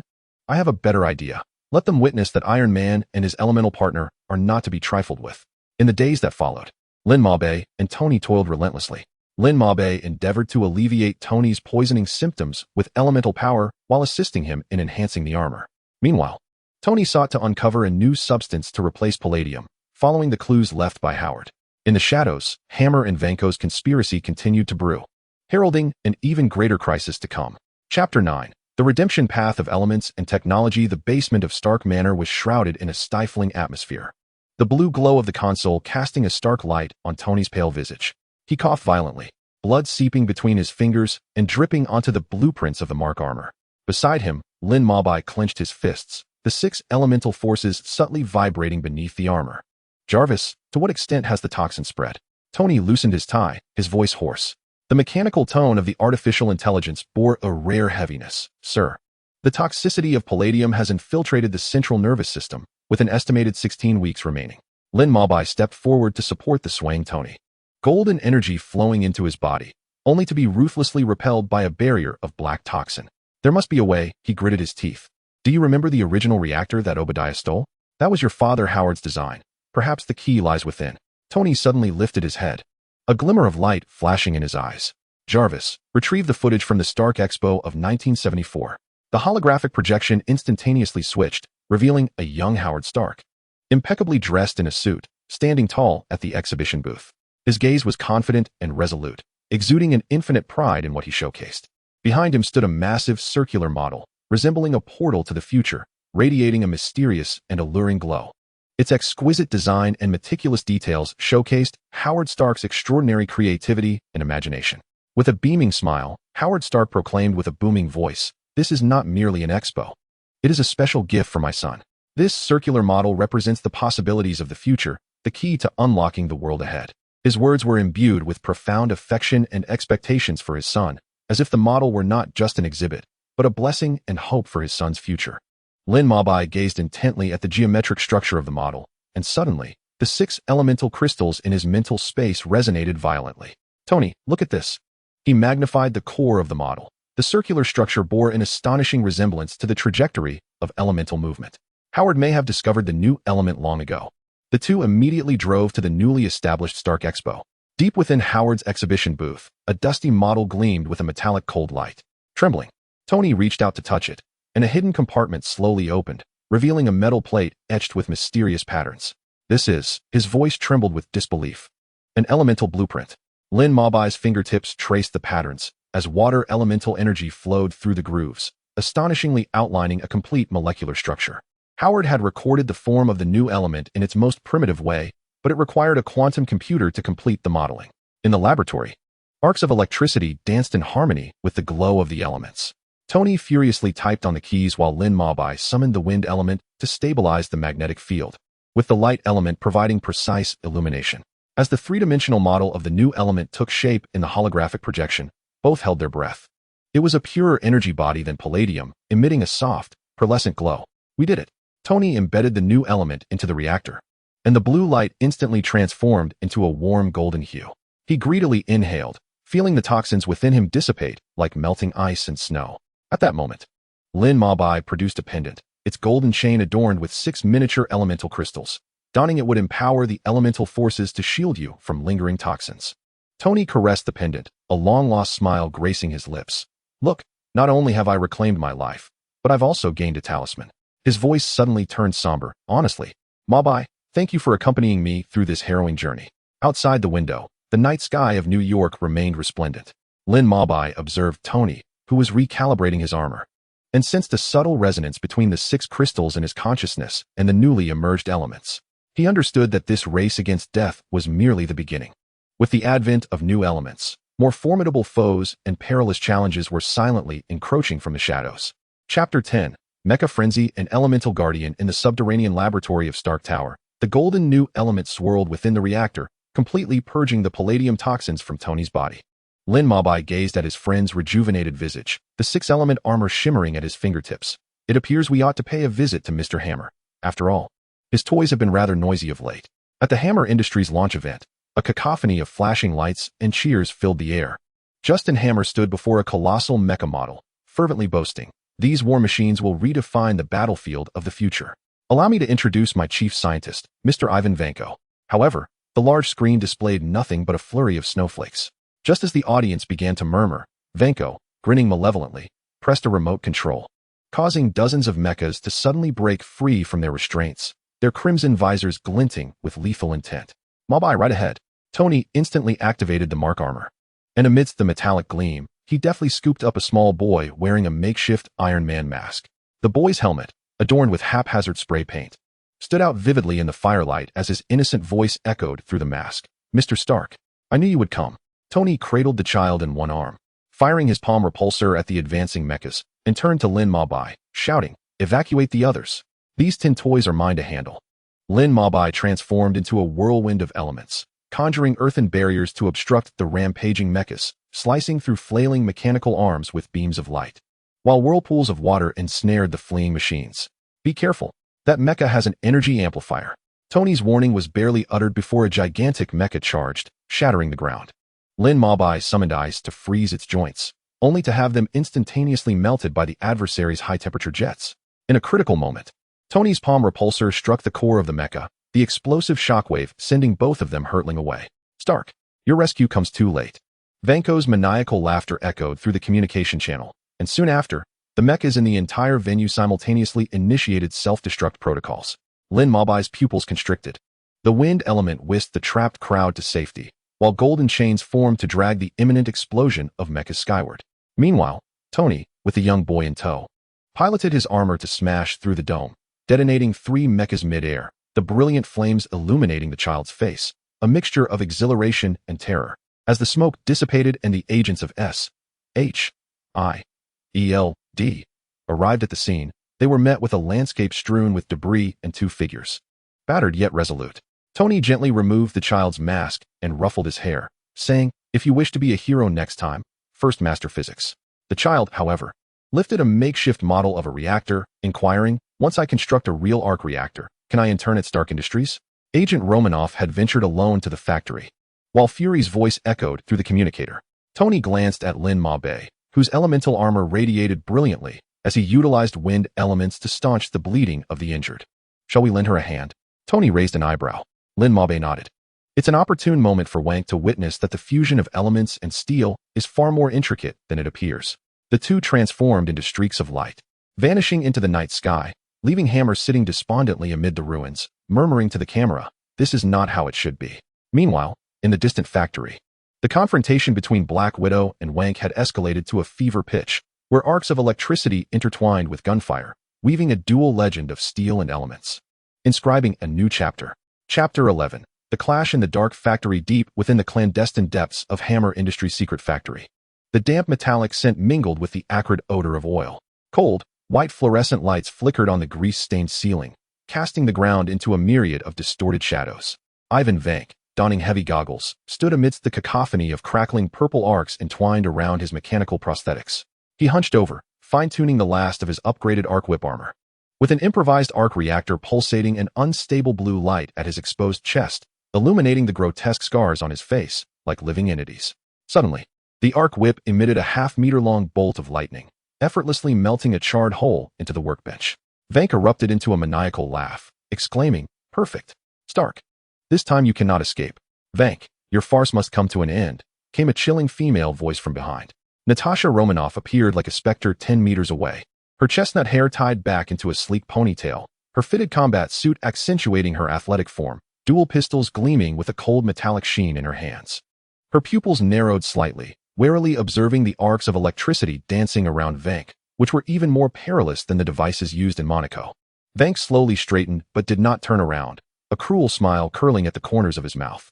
"The Black Widow of S.H.I.E.L.D. Do you think you can capture me with just 2 guns?" No sooner had he spoken than he spun around violently, the arc whip striking forth like a venomous serpent escaping its lair towards Natasha. Amidst the piercing shriek of the purple lightning slicing through the air, Natasha deftly rolled aside, her bullets targeting the energy interface of the arc whip with precision. However, Vank was prepared. With a flick of his wrist, the arc split instantaneously, narrowly grazing her ear before crashing into the ground, the charred pattern spreading outward at a visible pace. "Did you truly believe I would be unguarded?" Vank sneered, activating all arc devices on his armor, causing the entire factory's lights to flicker wildly. The alarm of the backup power system blared abruptly, and amidst the blinding red light, Natasha holstered her weapons and drew a specially designed electric baton from her waist. The surface of the baton shimmered with the same current as the arc whip, a countermeasure developed by S.H.I.E.L.D. specifically against Vank's weaponry. Natasha leaped like a cheetah, aiming her electric baton directly at Wank's face. Wank swung his arc whip to block, and the 2 currents collided, erupting in a blinding blue light. The powerful shockwave rendered Natasha's hands numb, and as she sprang back, she witnessed Wank's armor suddenly deploy several metallic tendrils, ensnaring her like a spider's web. The cold metal constricted her limbs, and arcs of electricity danced upon the tendrils. With a mere command from Wank, she could be reduced to ashes in an instant. "You are as foolish as Stark, believing that brute force will lead to victory," Wank declared, slowly advancing as the voltage of his arc whip surged, the acrid scent of ozone permeating the air. "Behold, this is true power." At that critical moment, a golden blue light burst through the window. Lin Mobai's 6-element armor shimmered with brilliance, as a blade of golden energy precisely severed the metallic tendrils, while the wind element manifested as an invisible hand, pulling Natasha from her perilous predicament.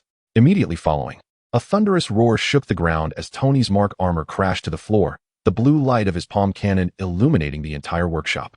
"Long time no see, Wank. This time, you shall not escape." Tony's voice resonated from within his visor, exuding an undeniable aura of authority. Behind him, Lin Mobai's armor gleamed with the light of 6 elements, a golden shield. The earth element reinforced the ground, the light element illuminated the shadows. The wind element stirred the air, the water element coalesced into a barrier in his palm, and the ice element formed sharp icicles along the edges. A flicker of panic flashed in Wank's eyes, but it was quickly replaced by madness. Perfect timing. "Let us perish together here." He maximized the energy of the arc whip, and purple lightning surged skyward like a colossal serpent, causing the entire factory's power system to spiral out of control. The emergency backup alarms blared, red lights flashing as the wiring in the walls ignited, billowing smoke. Lin Mobai swiftly summoned the water element to create a massive barrier to withstand the electric assault, simultaneously signaling to Natasha, "Leave it to us. You go sabotage the core energy of the factory." Natasha understood and vanished into the shadows like a wraith. At that moment, Wank charged forward, wielding his arc whip, the purple lightning colliding with the golden armor and the 6-colored elemental light, sending shockwaves that toppled surrounding equipment. A fierce confrontation of steel against element, madness against intellect, erupted within the smoke-filled factory. As Tony dodged the electric attacks, he sought out the weaknesses in Wang's armor. Lin Mabai adeptly wielded elemental power to assist. The earth element suddenly surged from the ground, tripping Wang. The light element manifested as a blinding glare, disrupting his vision. And the ice element rapidly condensed on the surface of the arc whip, attempting to slow its assault. Yet, Wang's armor had evidently undergone significant enhancements. Each strike carrying a cataclysmic force, reducing everything around them to ruins. Mabai, his reactor is in his chest. Tony shouted, seizing the opportunity. Lin Mabai understood, gathering the 6 elements into a massive blade of light in his palm. At the same time, Tony's palm cannon brimmed with energy. The two exchanged a knowing glance and unleashed their attacks almost simultaneously. The radiant beams of the light blades and palm cannons illuminated the entire factory. And with a deafening explosion, Wang's battle armor finally succumbed, crashing down. Chapter 12. Eastern Journey. A holiday of steel and elements. Are you certain this contraption can truly render us invisible? Tony Stark inquired, holding a red plastic bag emblazoned with the words welcome while his sunglasses slipped down to the tip of his nose, fixating on the drone in Lin Mo-White's hand. The two stood at the Meridian Gate Square of the Forbidden City in Beijing, surrounded by bustling tourists and the resplendent vermilion and gilded palace walls. The 6-element armor lay concealed beneath Lin Mo-White's skin, occasionally resonating in subtle harmony with the ancient architecture. Lin Mo-White pressed the remote control, and the drone transformed into a stream of light, vanishing into the clouds. Jarvis's improved nano-coating was sufficient to evade ordinary surveillance. He raised the travel guide in his hand, stating firmly that discussions of battle armor and arc reactors were off limits for the day, with a playful threat of ducking peaking as punishment for violators. Tony raised an eyebrow. Deal. However, I reserve the right to critique this world's largest Sihyuan. Had Howard taken me here back in the day, perhaps I wouldn't have flunked history. Before he could finish, a woman holding a selfie stick suddenly approached. Young man, could you help us take a family photo? Lin Mo-White took the phone, meticulously adjusting the angle before pressing the shutter. Meanwhile, Tony stood nearby, employing his signature sardonic tone to tease the shy child hiding behind the parents, successfully coaxing a radiant smile from the little one. In the photograph, everyone radiated happiness. Lin Mo-White discreetly used the wind element to smooth the woman's tousled hair, enhancing the perfection of the moment. Wow, that turned out splendidly. The woman's delighted voice attracted the attention of passers-by, and Lin Mo-White smiled as he returned the phone. Your family's atmosphere is truly delightful. As they traversed the Hall of Supreme Harmony, the pair paused at a cultural and creative shop. Tony picked up a power bank adorned with dragon motifs. This design is impressive. Mass production could double the sales of Stark Industries merchandise. However, Lin Mo-White found himself captivated by shadow puppets in a corner, his fingertips caressing the intricately carved leather, as earth elements were subtly infused, causing the puppets to dance gracefully on the counter. The shopkeeper's eyes widened. Is this a new sensing device? It's a special skill of my friend, Tony replied, pulling out his black card to pay, casually affixing a sticker that read I know to Lin Mo-White's back, declaring it a badge for his new battle attire. Upon exiting the store, he took a photo of Lin Mo-White's back, saying, I must set this image as Jarvis's startup screen when we return. As evening fell over Nanluo Guxiang, the aroma of candied chestnuts wafted through the air. Tony bit into a candied hawthorn, the sweet and sour flavor causing his pupils to constrict. This is more invigorating than my energy drinks in the lab. Suddenly, he halted in front of a ring toss booth, eyeing the myriad of prizes, eager to join in. Jarvis, calculate the parabolic angle. Sir, this is a game of skill, the stall owner replied, munching on sunflower seeds and waving his hand dismissively. Lin Mo-White restrained Tony's eager wrist. Allow me. The golden element concentrated into fine lines, ensnaring the bamboo rings. With a gentle flick of his wrist, he expertly tossed 5 rings, each landing perfectly around the largest panda plush toy. As Tony lifted the panda, he muttered, had I known, I would have brought the Mark Suit's targeting system. As night descended, the two settled on the bar terrace by Hohai. Lin Mabai cooled the beer using ice elements, while Tony held up his phone for a live broadcast. Hey folks, guess what Stark is up to? The camera swept over the flickering red lanterns in the alley, finally settling on Lin Mabai, who was intricately tracing a flowing pattern of the Great Wall on the table with water elements. My friend here is showcasing a traditional Chinese craft, Tony explained with utmost seriousness, and the comments section was instantly flooded with enthusiastic praises. Suddenly, he snatched the phone, brandishing a folding fan he had purchased earlier. Now let me present to you the epitome of fashion. He attached the fan to his waist and struck a pose for the camera, declaring, Behold, the new summer collection from Stark Industries has been born. On their way back to the hotel, Tony abruptly halted, fixating on a street chess booth. Dare to wager? Loser becomes the other's assistant for a week, he challenged, picking up a chess piece with a provocative glint in his eye. Lin Mabai chuckled softly as earth elements coalesced beneath the chessboard, creating a distinctive magnetic field that made the movements of the pieces strikingly clear. The onlookers, elderly gentlemen, stared in astonishment. This young man possesses remarkable strategy. Ultimately, Tony's bravado was cornered by Lin Mabai's knight. He removed his sunglasses, revealing an exaggerated expression of dismay. Jarvis, note this down. Today marks the greatest disgrace of Stark Industries' career. Yet, as Lin Mabai turned away, Tony discreetly slipped a string of Buddhist prayer beads he had bought earlier into his pocket. Before the floor-to-ceiling windows of their room, Beijing's lights sparkled like a galaxy. Lin Mabai discovered the bracelet and looked up at Tony, who leaned against the doorframe, toying with a peeking opera mask. Wear it. As a talisman, Tony shrugged. Even though you wield elemental powers, this is my heartfelt intention. Moonlight filtered through the sheer curtains, casting a glow on their silhouettes standing side by side, leaving behind a unique memory woven from steel and elements in this ancient, yet modern city. Chapter 13. A new elemental chapter and temporal ripples. The evening breeze of Beijing's Hohai carried the essence of the bustling alleys as Lin Mabai and Tony leaned against the terrace railing, their beer glasses maintained at a refreshing chill by ice elements. The distant lights of the drum tower reflected upon the water's surface, painting the night with a dreamlike quality.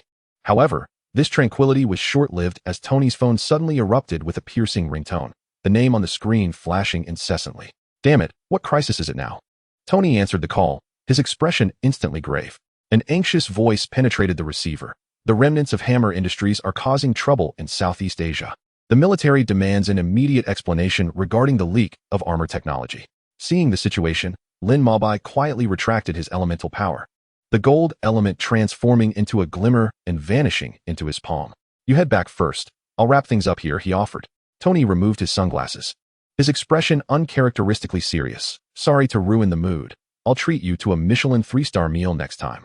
With that, he turned and jogged away, his figure swiftly disappearing into the neon-lit alley. Watching his friend depart, Lin Mabai caressed the Buddhist prayer bead bracelet on his wrist. When the elemental forces resonated with the ancient Eastern magnetic field, he always felt a subtle call from a mysterious presence. After pondering for a moment, he resolved to journey to Nepal, the secluded abode of the Ancient One. Perhaps he could unravel the new riddle of elemental fusion. The stone steps of Matrig were shrouded in mist, and as Lin Mabai stepped through the temple's grand entrance, the Ancient One, clad in a crimson monk's robe, stood smiling. Awaiting him, you have been long awaited, master of the elements. She raised her hand with a graceful flick, and the surrounding space rippled, instantly transporting them to a tranquil meditation chamber. The 6 elements within you have reached equilibrium, yet you still yearn for new power. With a deft motion of her fingers through the void, countless twinkling elemental particles emerged, revealing the infinite expanse of elemental space within the cosmos. The pivotal moment arrived when she suddenly pressed Lin Mabai's hand against the stone wall, compelling him to confront the fears and desires within his heart. For the following 3 weeks, Lin Mabai immersed himself in the trials of the elemental realm. He traversed the searing world of lava, grasping the fury and vitality of the fire element amidst the surging magma. He stepped into the desolate domain of sandstorms, experiencing the chaotic force born from the fusion of wind and sand.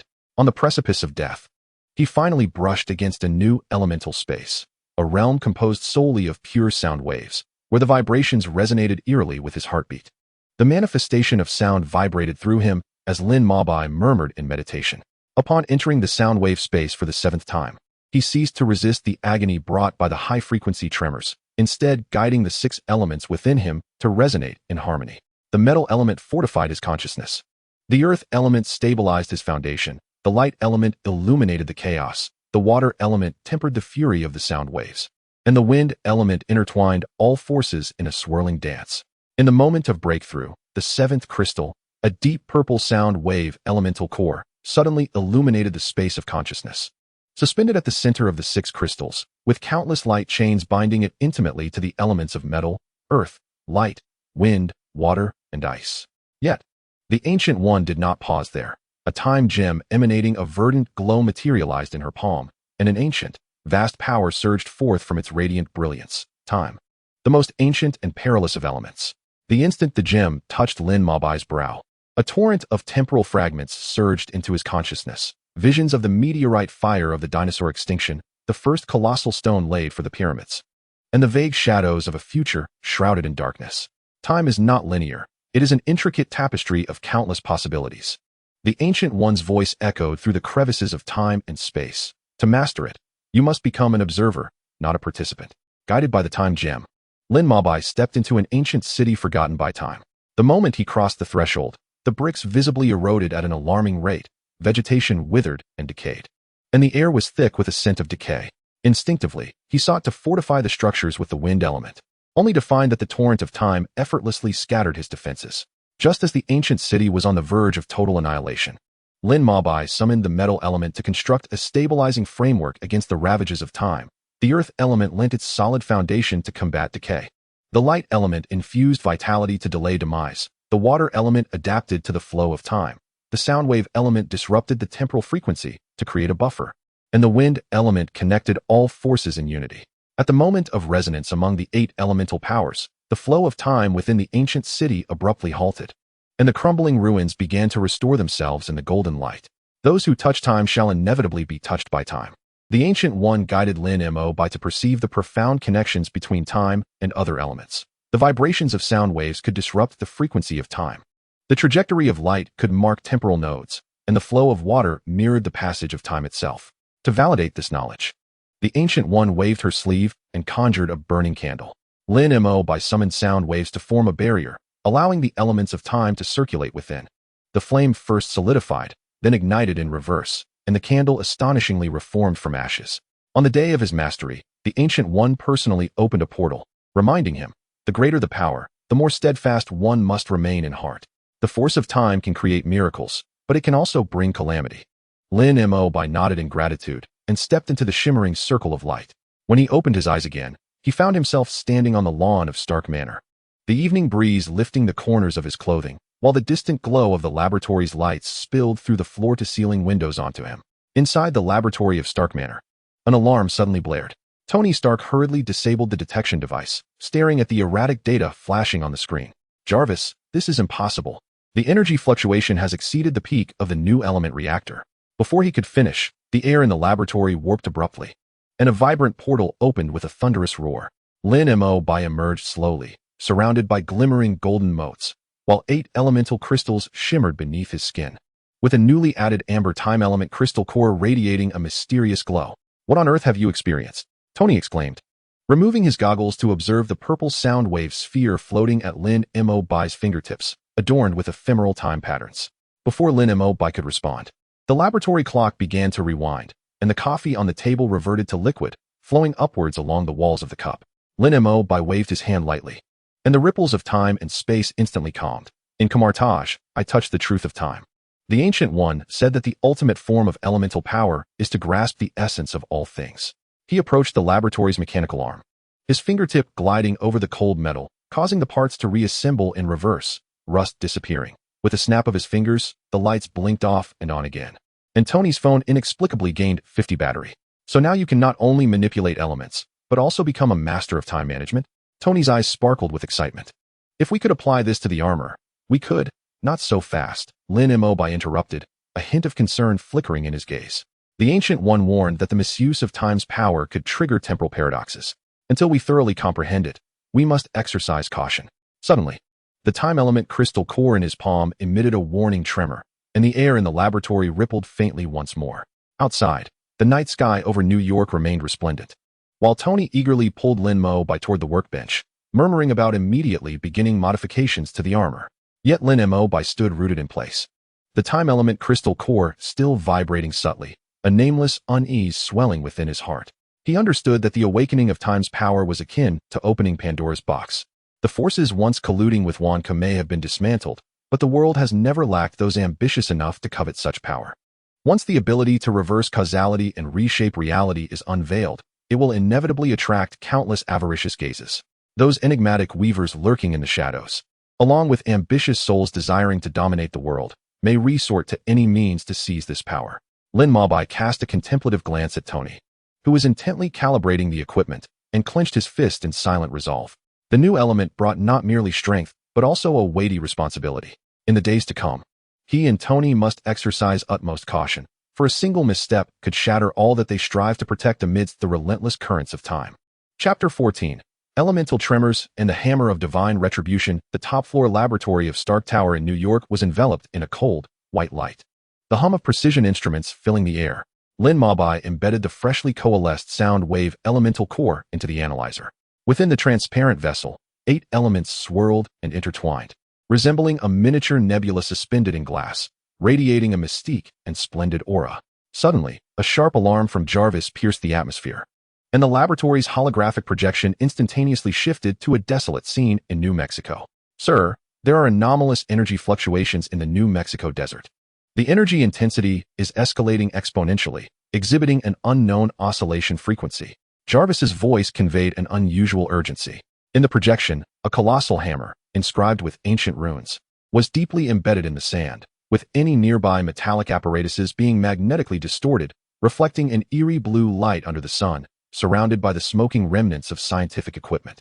Tony removed his goggles, the mechanical arm hovering over the chest of his armor, the metallic clattering abruptly ceasing. Jarvis analyzed the source of the energy. Scanning results indicate that this energy does not belong to any known Earth technology or extraterrestrial civilization database. Jarvis hesitated slightly. Its fluctuation patterns do not align with existing cosmic radiation or dark matter energy characteristics, representing an entirely unknown energy system. The energy field is centered around the hammer, forming a distorted area with a radius of 3 kilometers. All electronic devices will overload and fail upon proximity. Lin Mabai's time elemental core suddenly radiated heat, his pupils glimmering with a faint light. I saw a vision 3 seconds into the future, dark clouds veiling the sun. A warrior clad in golden armor descending to the ground, his grasp tightly around a hammer that erupted with thunder, sending the ground's sand into the air. This power hails from Asgard. He summoned golden threads from the elemental core to touch the projection, the runes shimmering with brilliant golden light. Yet the threads dissipated as if encountering extreme heat upon contact. The energy residuals of the hammer bear the unique pressure of the divine realm, and the craftsmanship of the runes mirrors those ancient texts from Asgard I encountered during my temporal regressions. Tony whistled, as the nanomaterials of his armor flowed down his arm. So, we're about to witness quite the spectacle of an unwelcome visitor descending from the heavens? Jarvis, prepare the Quinjet, and remember to bring the anti-energy interference device. Equip Lin Mabai's elemental amplifier as well. It may prove useful. As night fell, the searchlight of the Quinjet sliced through the desolate expanse of New Mexico. Lin Mabai stepped out of the hatch. A biting wind laden with grit rushed towards him, while the elemental vibrations keenly detected a low, resonant hum emanating from beneath the earth, a tremor that echoed the heartbeat of ancient beasts, resonating with the synergy of metal and energy. Within the circular perimeter, the Black Widow was embroiled in a heated argument with military representatives, her Widow-spite energy weapon glinting coldly under the moonlight. Hawkeye crouched atop a distant dune, his arrow aimed at the scientific apparatus surrounding the hammer, which erupted into fireballs. Anyone daring to approach the hammer would face dire repercussions. Nick Fury emerged from the shadows of the command vehicle, his single eye gleaming with a steely light, accompanied by Hill, who pushed a wheelchair behind him. Dr. Selvig's team has already suffered 3 casualties from the energy surge. The nearest hospital has admitted 17 unfortunate souls ensnared by the metal. He projected a holographic image, revealing a soldier whose metal helmet was firmly affixed to the hammer's handle, his expression one of sheer terror.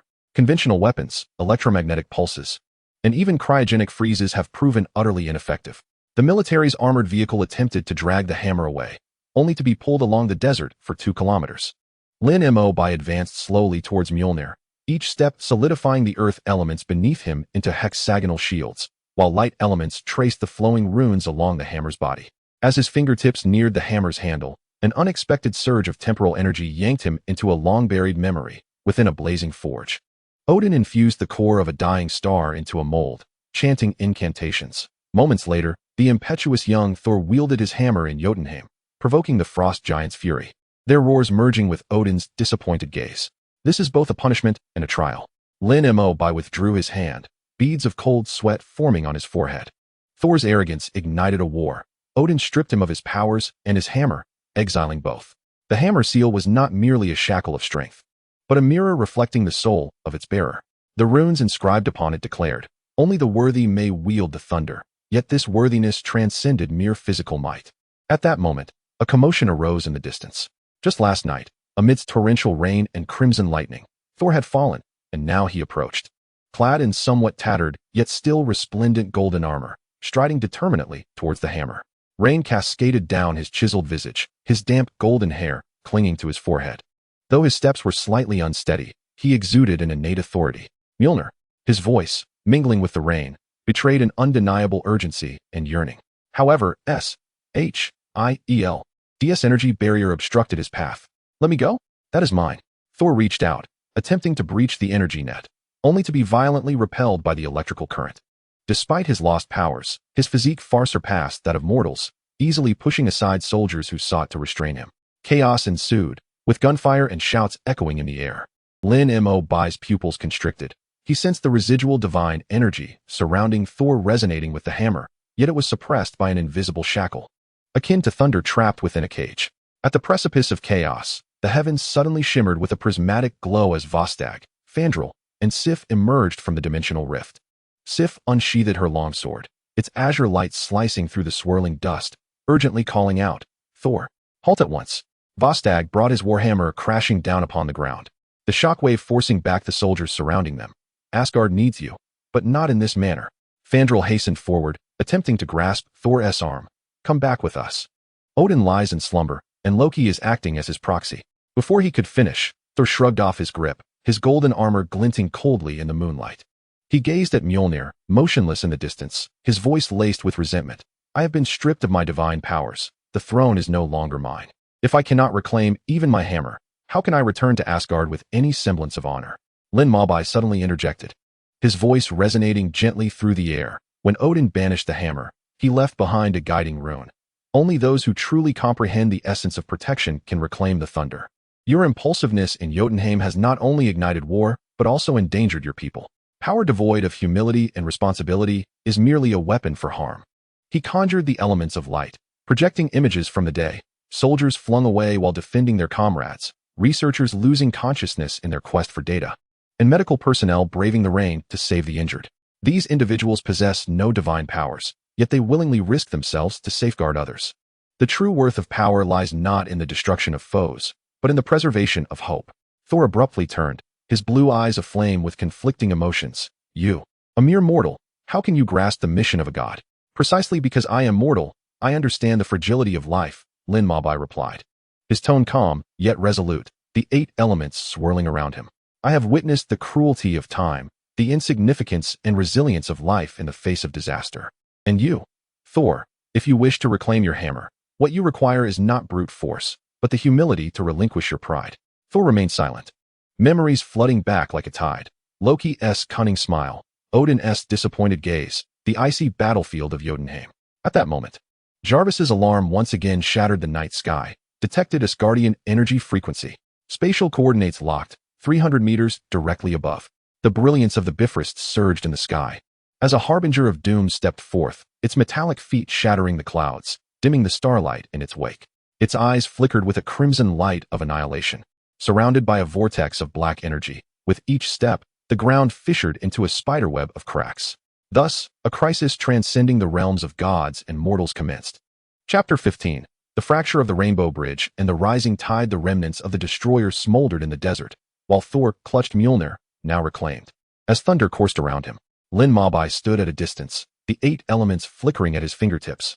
Acutely aware of the energy waves emanating from Asgard, the biting chill characteristic of the winter's chest.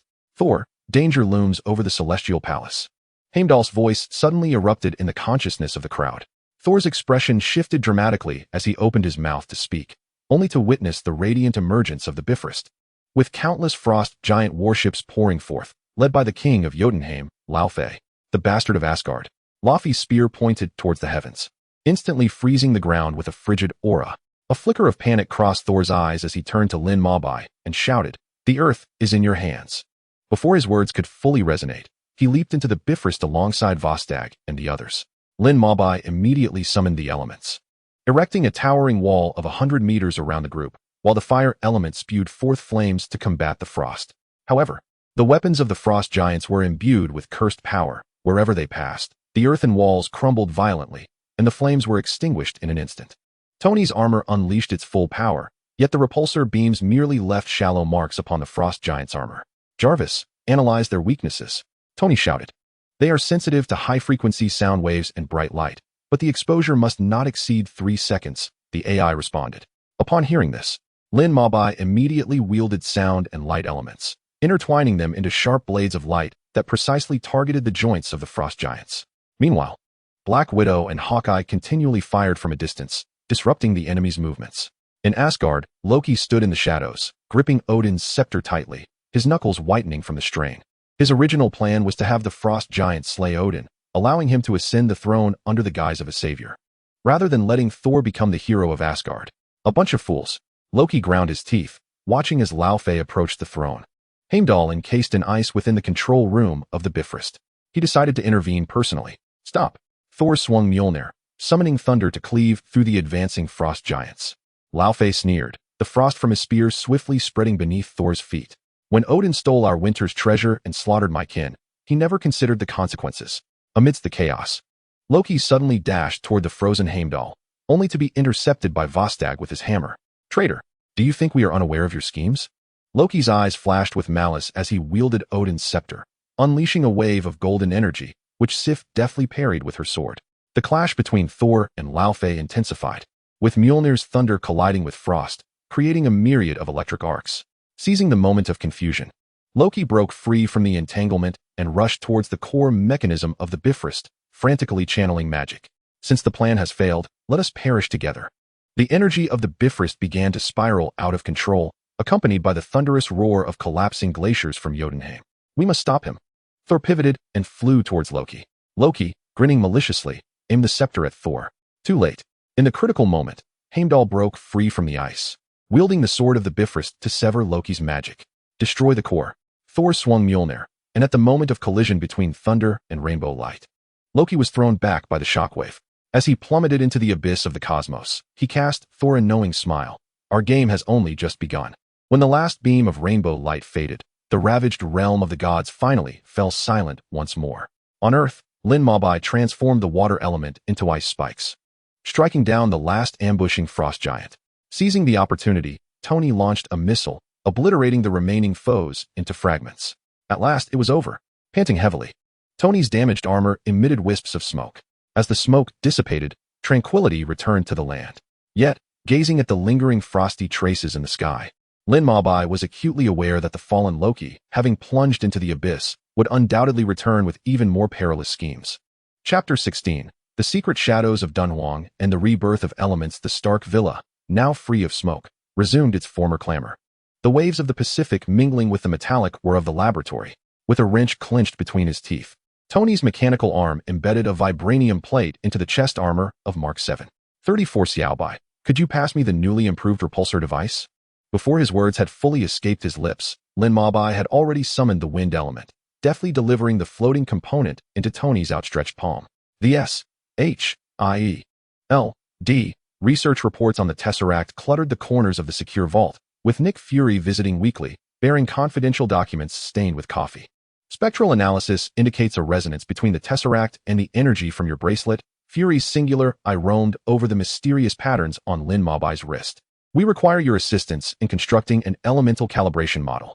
Lin Mabai infused the cooling liquid with the water element, and fine ice patterns began to form on the surface of the solution in the beaker. Ever since his unexpected encounter with Thor's hammer during the battle against the Destroyer, his body had frequently experienced jolts of electric-like tremors, a sign of the untamed lightning element stirring within. At this moment, he furrowed his brow, feeling the energy coursing through him. The lingering pain from his previous attempt to merge with the lightning element still nagging at his skin. Do not push yourself too hard, Tony remarked without lifting his gaze as he adjusted the joints of his armor. Once I finish upgrading the nano-repair system, you can experiment with the elements as you wish. Lin Mabai caressed his bracelet, lost in contemplation, and after a moment, he looked up at Fury. I can assist, but I wish to see that ancient tome locked in Vault 7 in the S.H.I.E.L.D. underground warehouse with my own eyes. Fury's single eye flickered with caution, yet Lin Mabai was prepared. Translucent threads of sonic energy had already ensnared Fury's ankle. Do not be alarmed. I can sense its connection to the Tesseract. 3 days later, the S.H.I.E.L.D. Quinjet landed at the New Mexico desert base. As Lin Mabai entered the underground laboratory, the chilly air was thick with faint blue energy particles. The tome, referred to as the Alien Ember, lay open beneath a radiation-proof glass dome, its gilded cover resonating with his bracelet. the moment his fingertips grazed the pages. Searing fire elements surged into his veins like molten lava, causing the laboratory temperature to spike abruptly. While the water mist from the fire suppression system instantly vaporized in the air, unknown energy assimilation detected. Amidst the blaring alarms, Lin Mabai gritted his teeth, channeling the rampaging fire elements back into his bracelet. His pupils ignited with a golden-red flame, and the experimental apparatus that had been suspended in midair began to twist and contort as the fire element reshaped his understanding of elemental power. As the sensation of burning subsided, he waved his hand, and the wall instantly revealed a flaming elemental equation, precisely resonating with the energy fluctuations of the tesseract. A month later, the Gulfstream 650 jet sliced through the clouds, the desert landscape outside the window resembling crumpled golden silk. Tony sprawled in the leather seat, scrutinizing design sketches. Are you sure you're not interested in the Vegas showgirls? What inspiration could possibly arise from this godforsaken place? Before he could finish, Lin Mabai suddenly pressed against the window, where countless grains of sand began to levitate, forming ancient Sanskrit totems under the sunlight. As the director of the Dunhuang Research Institute drove over the singing sand dunes, Lin Mabai's bracelet suddenly became hot. These murals have been emanating strange auras lately. The elder pointed to the flying Apsara's mural in Cave 329, where, beneath the faded colors, faint runes resembling those of Thor's hammer emerged. The moment Mabai touched the mural, the entire cave trembled violently, and a millennia-old holographic projection flowed from the rock walls. In the scene of Asgardian craftsmen forging the Rainbow Bridge, the outline of the tesseract distinctly appeared. Jarvis. Holographic scan. Tony's exclamation was abruptly interrupted by the blaring alarm. Outside the cave, a dozen black-clad men armed with sonic weapons burst through the walls. Instinctively, Lin Mabai summoned the elements, with the newly acquired fire element responding first, igniting crimson flames around him. Meanwhile, the dormant lightning element, having made contact with Thor's hammer, resonated violently, causing currents to ripple through the air. The two elements clashed furiously within him, the pain nearly causing Lin Mabai to falter. At that moment, the bracelet on his wrist erupted with brilliant light, and a translucent white silk ribbon shot forth from his arm. The ribbon traced a dazzling arc in the air, automatically wrapping around the enemy's weapons. Wherever the ribbon passed, it sliced through metal with a radiant blade, the flames instantly melting it, while sonic attacks shattered against the barrier woven by the ribbon, transforming into countless golden sparks. Gritting his teeth, Lin Mabai manipulated the white silk ribbon, striving to find balance amidst the agony. As the battle intensified, he suddenly sensed the fire and lightning elements beginning to merge in a wondrous fusion under the ribbon's influence. When the first rays of dawn crept over the nine-tiered eaves, Lin Mabai wielded a fire whip crackling with electricity, the white silk ribbon becoming denser. Each swing accompanied by thunderous roars, scorching the rock wall with glowing grooves and charred marks. This is utterly outrageous, Tony exclaimed, tearing off the charred faceplate of his armor, excitedly aiming the scanner at Lin Mabai. The energy fluctuations from the fusion of fire and lightning are comparable to a miniature sun. But could you at least give me a heads up before you transform next time? I nearly got blinded by your brilliance. Lin Mabai gazed at the vanishing Sanskrit totems in the distance, the white silk ribbon dissolving into sparks as it returned to the bracelet. He flexed his fingers, still tingling with residual sensations, feeling the power of fire and lightning coursing through his veins like liquid lightning. This journey to the Mogeo caves had yielded breakthroughs beyond imagination. From unexpectedly acquiring the fire element to infusing the mystical ribbon with the power of thunder and fire in a life-or-death moment, he had finally touched a new dimension of his own abilities. "Hello, young sorcerer," Tony exclaimed, his armor's shoulders still emitting wisps of smoke. "If you turn my scanner into scrap metal again, I'll deduct the repair costs from your salary." Despite his complaints, excitement sparkled in his eyes. "But honestly, we need to install energy modules similar to that Thunderfire ribbon you just demonstrated." Lin Mabai chuckled softly, gazing upwards at the rising sun, while SHIELD continued its research on the tesseract. The ancient tome containing the secrets of the fire element remained locked in a safe. Yet, at this moment, his focus was on this newfound power within him. As the first rays of sunlight graced the peaks of the singing sand mountains, he understood that a journey of elemental discovery, uniquely his own, was just beginning. Chapter 17. The Symphony of Gods and Mortals. The Stark Villa's underground laboratory was bathed in cold white light, with metallic instruments gleaming sharply under its glow. Tony Stark crouched before his workbench, a wrench clenched between his teeth, his oil-stained hands laboriously disassembling the chest plate of Mark 8 armor, parts strewn across the floor. In the distance, an unfinished energy core emitted an ethereal blue light, harmonizing with the silhouettes of past armors displayed on the walls. "Stark, pay attention." Lin Mobai's voice resonated from the entrance of the lab. As Tony looked up, a beam of white light darted through the air, unfurling like a meteor across the seemingly pristine white ribbon. The satin surface shimmered with peculiar patterns, fiery red runes of the magma-like fire element, golden arcs of the lightning element, and crystalline waves of the water element. 10 elemental symbols intertwined in intricate trajectories, as if encapsulating the entire elemental universe within this fabric. The ribbon gracefully danced around the suspended robotic arm, tracing elegant arcs in midair. Before Tony could react, the wrench in his hand was deftly whisked away and returned to the tool rack with precision. "This is far more obedient than your mechanical arm," Lin Mobai smirked. Flicking his fingers, the ribbon suddenly split into dozens of luminous streams, darting like fish through the intricate circuitry, reigniting the malfunctioning indicator lights in their wake. Tony removed his goggles, astonishment flashing in his eyes, quickly morphing into a playful grin. "I must say, Xiaobai, can this new toy function as wiring? Next time we equip the armor with elemental drives, it'll surely be cooler than the arc reactor." He reached out to touch the ribbon, but as his fingertips grazed its edge, a sudden surge of electricity jolted through, causing him to retract his hand in surprise. "Hey, does this thing bite?" Lin Mobai retracted the ribbon, feeling the tremor of 10 elemental forces within him, his bracelet glowing faintly in response. "Once you've resolved the energy overload issue with the armor, we might attempt elemental fusion modifications." Before he could finish, a metallic scraping sound echoed from the ventilation duct above. Lin Mobai's sound wave element reacted first, as the ribbon darted forth like a cunning serpent, accurately ensnaring 2 lurking miniature cameras. "Fury, surveillance is hardly a friendly gesture," Lin Mobai remarked, flicking his finger as the cameras disintegrated in a blaze of thunderfire. The laboratory's blast-resistant glass slid open silently as Nick Fury, leaning on his reinforced alloy cane, stepped inside. The hem of his black trench coat was still dusted with icy crystals from the Arctic tundra, and his single eye reflected the crimson alert projected by his watch. The energy reading of the Tesseract had surpassed the critical threshold. 3 days prior, DS-39th plan at Base 39 had been compromised, with Loki vanishing into a quantum rift, the Tesseract in his possession. A holographic image unfolded before the gathered assembly, the Tesseract, glowing blue and suspended above the icy expanse, while Loki brandished his gem-encrusted scepter. A mocking smile etched across his pale visage. Lin Mobai's elemental bracelet suddenly radiated heat like a branding iron, uncontrollable fire elements erupting from his fingertips, scorching the floor beneath. He vividly recalled the ancient tome in SHIELD's underground vault. The searing energy that coursed through his veins upon contact resonating with the current fluctuations of the Tesseract. The lightning element trembled in response, fine currents snaking up his arm and along his neck. He was searching for a means to open a spatial teleportation portal, clenching his fists. A violent vortex of 10 elements swirled within him. The energy of the scepter bore an uncanny resemblance to the fluctuations of his own elemental fusion.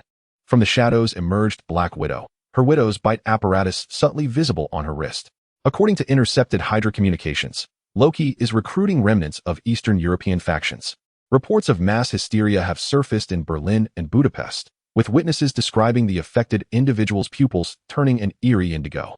She displayed a video on her phone, revealing a well-dressed businessman suddenly tearing apart a colleague with bare hands, purple energy seeping from beneath his nails. The alarm blared abruptly, and the metal floor of the laboratory began to tremble. Lin Mobai's sound wave elements detected 372 drones forming a diamond array, penetrating the villa's defense system in stealth mode. The purple energy munitions suspended beneath their wings shimmered with runes, mirroring the radiance of Loki's scepter. "An old trick," Tony Stark remarked, quickly donning incomplete armor components, the blue light of his palm cannon illuminating the clouds above. JARVIS. Initiate countermeasure protocol Zeus's wrath. Lin Mobai flicked his wrist, unleashing a white silk ribbon that sliced through the air with unyielding sharpness, empowered by light elements. Flames leaped 3 meters high, while lightning elements entwined the ribbon's surface, forming a web of electricity.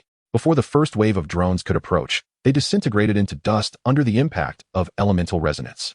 The metallic debris was melted into molten iron by the intense heat, only to be shattered into flickering ions by the ensuing thunderstorm. Yet, more drones descended from the stratosphere, their energy munitions creating 10-meter-wide craters upon impact, the shockwave splintering the laboratory's blast-resistant glass into a web of cracks. They're mimicking elemental frequencies, Lin Mobai shouted into the communicator. Sound wave detection revealing that the energy oscillations of the enemy's weaponry resonated with a mere 0.3 Hz deviation from his thunderfire power. Seizing the opportunity, Fury and Black Widow boarded the Quinjet, its heavy artillery beginning to fire upon the encroaching drones. Suddenly, Tony crashed into Lin Mohite from the side, intercepting an energy projectile aimed at him. The shoulder armor of his suit vaporized instantly. What are you waiting for? Fall back to the underground shelter. As the last drone plummeted into the ocean, Stark's villa lay in ruins. Lin Mohite gazed at the silk ribbon dissipating in the palm of his hand, as 10 elements churned restlessly within him. Fury wiped the soot from his face and handed Lin Mohite an encrypted disc engraved with the S-H-I-E-L-D insignia. This contains the complete data from the Arctic base. Your perception of energy fluctuations may help locate Loki's coordinates. 3 days later, in Munich, Germany, the shadow of an ancient clock tower loomed over a lavish banquet hall. Lin Mohite concealed himself within a sound wave barrier, the fire element keenly detecting an anomalous heat source emanating from the subterranean laboratory, while the lightning element sensed the subtle electric currents of metal colliding. He signaled for Tony and Captain America to take their positions, and the white silk ribbon silently sliced through the bulletproof glass, merging light with blade. Inside the banquet hall, the crystal chandelier refracted dazzling brilliance as elegantly attired guests raised their champagne glasses in jovial conversation. Loki was pressing a bizarre device against Dr. Sephiroth's eye, while the brainwashed Hawkeye stood before an iris scanner. "Doctor, your intellect will become the cornerstone of the new world," Loki's voice, laced with a magnetic allure, echoed as the gem atop his scepter suddenly burst forth with blinding light. Lin Mohite hesitated no longer. The silk ribbon, entwined with the dual elements of fire and lightning, shot forth, carving a resplendent arc of death through the air. "Be careful." Tony's repulsor blast detonated first, sending a shockwave that toppled half the guests. Loki sidestepped the attack, unleashing a purple energy net with his scepter. Mortal courage is always so laughable. Captain America's shield accurately struck Hawkeye, but was effortlessly severed by the latter's composite bow. Lin Mohite maneuvered the silk ribbon to ensnare Loki's wrist, the fire element searing his skin while the lightning element sought to disrupt the energy circuitry of the scepter. The elemental patterns on the ribbon glowed ever more brilliantly, clashing fiercely with the gem's radiance atop Loki's scepter. Amidst the chaos, Dr. Sephiroth abruptly activated a self-destruct sequence, causing violent tremors to emanate from the underground laboratory.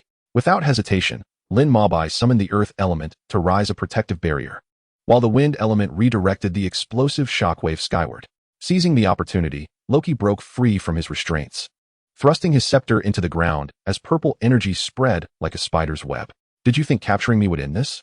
The real spectacle has only just begun." At that critical moment, the heavens split with thunder as Thor descended, accompanied by the roar of Mjolnir. He struck Tony aside and, with his robust arm, seized Loki. "Enough. Return to Asgard for your judgment." Lin Mohite conjured 10 elements to form a defensive stance. "He has committed crimes on Earth. It is our duty to deal with him." Thor's thunderous armor shimmered with blue light. "The laws of Asgard supersede all." Captain America interjected, positioning himself between them. "Gentlemen, this is not the time for infighting." As Loki's portal began to activate, before he could finish his sentence, Loki suddenly broke free, driving his scepter toward Thor's back.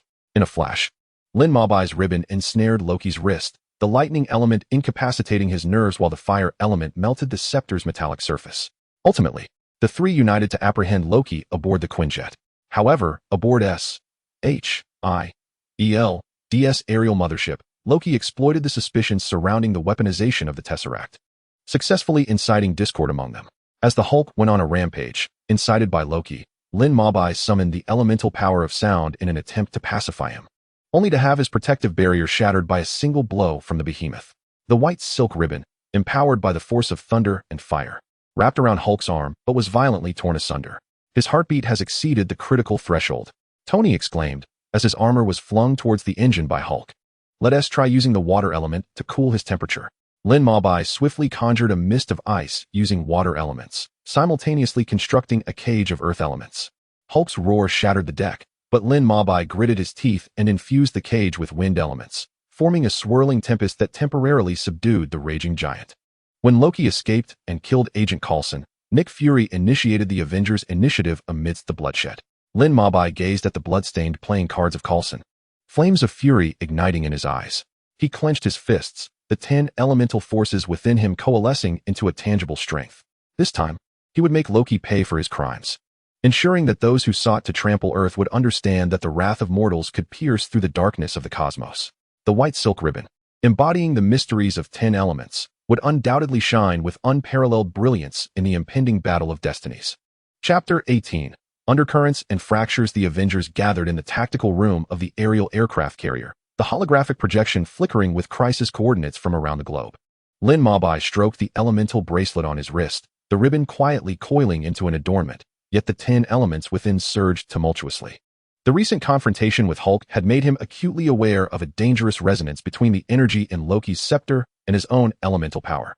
Loki was utilizing the cube's spatial energy to open a portal, while Fury circled the anomalous energy fluctuations above New York with a laser pointer. Based on the residual data from Dr. Selvig's laboratory, he needed sufficient energy to stabilize the wormhole, and this breach, he surveyed the gathering, was likely at a nuclear scale. So now we become S-H-I-E-L-D-S free labor? Tony suddenly ripped off his helmet, coolant still splattered on his forehead. We're supposed to use our flesh and blood to block an alien madman's black hole? Fury, how many cards are you hiding up your sleeve? His gaze swept over the concealed weapons cache on the wall, including those mass destruction weapons developed from the Tesseract. Captain America furrowed his brow. Stark, this is not the time for infighting. The urgent matter is to stop Loki. The pressing issue is figuring out for whom we are doing this. Tony's palm cannon suddenly charged, blue light illuminating his furious visage. S-H-I-E-L-D is monitoring us, exploiting us. And now they want us to be cannon fodder? He turned to Lin Mabai. Xiaobai, since you stumbled upon that ancient tome in S-H-I-E-L-D-S basement, acquiring the fire element, doesn't that seem too coincidental? Lin Mabai's bracelet warmed slightly, the fire element dancing at his fingertips. Tony, Director Fury made a promise. Promise? Loki's holographic projection suddenly materialized in the center of the tactical room, leaning on his scepter with a derisive smile. Humans are most adept at cloaking their greed with flowery words. Do you consider yourselves heroes? Merely pawns on S-H-I-E-L-D-S chessboard. The projection shifts to the engine room of the aerial battleship, where the controlled Hawkeye aims a bomb arrow at the core device. A piece that can be sacrificed at any moment. Silence. Captain America's shield strikes the projection, only to pass through the illusion. Lin Mabai's silk ribbons shoot forth, the sound of thunder crackling in the air, yet they too find nothing but emptiness. Loki's voice, laced with a bewitching enchantment, taunts. Look. They do not even trust one another, yet they dare to oppose me? Suddenly, the ship shakes violently, and strange purple mist seeps from the ventilation ducts. It is mental manipulation. Hold your breath. Lin Mabai's ribbons unfurl instantly, the fire element incinerating the mist, while the thunder element creates a web of electricity. Meanwhile, Black Widow's pupils have turned indigo, her figure darting towards Fury like a specter, the cold glint of her widow's bite aimed at his throat. Natasha, snap out of it. Captain America's shield intercepts the attack just in time, the clash of metal accompanied by his incredulous tremor. We are comrades. Comrades. Black Widow scoffs, her movements unyielding. You heroes have always looked down upon me. Have you ever truly trusted me, a spy? She evades the luminous rope formed by Lin Mabai, turning to Fury. Why not reveal the truth about the Budapest mission to them? Amidst the chaos, Tony's roar cuts through the alarms. Jarvis, locate the signal source. Drag that bastard out. Only the harsh crackle of electricity responds. Suddenly, Hulk goes berserk, using brute force to smash a gaping hole in the bulkhead, concrete debris raining down like a storm. Split up. Captain America's voice crackles through the communicator, hoarse yet resolute. Stark and Banner, fix the engine. Lin Mabai, come with me to find Hawkeye. He glances at Black Widow, still struggling. I will bring you back. Don't dream. Captain, her laughter mingles with the electric hum. Your alliance is like this broken ship. It crumbles with a push, her words swallowed by the roar of an explosion, as a massive fireball erupts from the engine room. Lin Mabai commands the wind element to stabilize the tilting ship, but hears Tony's furious voice through the communicator. Banner, turn back into that timid bookworm in the lab. I've had enough of your meddling. Hulk's roar reverberates through the air. Everyone should die. As Lin Mabai traverses the cracked corridor, his water element suddenly forms an ice mirror on the ground, reflecting Hydra soldiers lying in ambush around the corner. Captain, 3 o'clock on the left. They are completely under control. He whispers, be careful not to deliver a fatal blow. Perhaps there is still hope. They are weapons now. Captain America tightens his grip on his shield, and we must prevent those weapons from going rogue. By the time they locate Hawkeye, the rifts among the Avengers have become irreparable. Tony's armor is riddled with dents as he exchanges blows with the rampaging Hulk. Debris from the Quinjet lies scattered across the ship, and Black Widow is nowhere to be found. Lin Mabai's silk ribbons ensnare Hawkeye's bowstring, but he retaliates with 3 concussive arrows. Clint, look at me. Lin Mabai infuses the ribbons with sound waves, attempting to break the mental control. Do you remember when we fought side by side in Munich? Hawkeye's pupils quivered slightly. Yet he steadfastly aimed his arrow at the heart of his target. I only recall that you all are mere stumbling blocks. To make matters worse, Loki seized the opportunity to snatch the Tesseract, driving his scepter into the core of the aircraft carrier, unleashing a purple energy that spread like a plague. Now, Fury's roar pierced through the alarms, initiating the countermeasures. Abandon ship. Attempting to flee? It would not be so simple. The Hulk swung his fist towards the escape route, compelling Lin Mabai to summon all elemental powers to raise a protective shield. He witnessed Tony piloting the uncontrollable armor crashing into Loki, while Captain America valiantly lifted his shield amidst the flames, and Hawkeye's next arrow was aimed at Fury's back. No, Lin Mabai's ribbon darted forward like a bolt of lightning, ensnaring the arrow, while the fire element melted it into molten metal. His 10 elements surged wildly, carving a path through gravity and flames, ultimately catching the falling Black Widow. As the Quinjet plummeted onto the streets of New York, he gazed at the purple wormhole gradually taking shape in the sky. Hearing Tony gasp through the communicator, "It seems we must first learn how to be teammates." Lin Mabai clenched his fists, the elemental patterns on the ribbon glowing fiercely. Loki had not only shattered the Avengers' trust, but had also awakened a terrifying presence from the depths of the universe. In this moment, scattered across New York, could they restore their fractured trust before the wormhole fully opened? Chapter 19. The Battle of New York. The purple wormhole hung above New York like the eye of a demon, while the alien Chitauri army poured down like a relentless tide. Lin Mabai crawled out from the wreckage of the Quinjet, the 10 elements swirling chaotically within him, as a white ribbon extended from his wrist, intertwining with blades of light and arcs of thunder. In the distance, the Hulk's roar echoed, and Tony's armor streaked through the sky, the blue light of his repulsor colliding with the Chitauri ship's purple glow. "Everyone listen." Captain America's voice resonated through the communicator. Imbued with unwavering determination, Stark is responsible for aerial support. Hulk will hold the Manhattan Bridge. Lin Mabai, you and I will clear the streets of enemies, while Black Widow and Hawkeye search for Loki. Captain, these creatures have resistance to conventional attacks. Lin Mabai maneuvered the ribbon towards a colossal leviathan, only to be repelled by its armored shell. The thunder element erupted on the surface of the ribbon, leaving mere scorch marks on its scales. Try elemental resonance. Tony's voice rang out amidst a barrage of explosions, just like we simulated in the lab. Lin Mabai immediately understood, infusing the ribbon with fire, lightning, and soundwave elements. The ribbon swelled threefold, transforming into a massive chain ablaze with thunder. He targeted the joints of the leviathan. The ribbon slithered into the crevices, the soundwave element causing violent tremors, while the fire element ignited its internal energy core. With a tremendous roar, the leviathan's body crashed to the ground like a meteor. "Well done. But don't stop." Black Widow's voice came through, clearly breathless. "We've located Loki in Stark Tower. He is using the Tesseract to activate the stabilization device for the portal." Lin Mabai gazed upwards at the pinnacle of Stark Tower, where Loki raised the Tesseract high above his head. The gem atop his scepter resonated with the cube, unleashing a violet beam of energy that ascended into the heavens. Resolute, he summoned the elemental forces of wind to lift himself into the air, a silken ribbon transforming into a luminous trail, guiding him like a sentient being. En route, a battalion of Chitauri soldiers piloted their crafts to intercept him.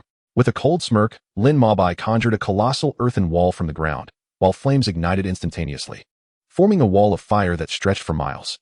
The Chitauri soldiers collided with the inferno, instantaneously vaporized by the extreme heat. As Lin Mabai reached the summit of Stark Tower, his pupils dilated in shock at the sight before him.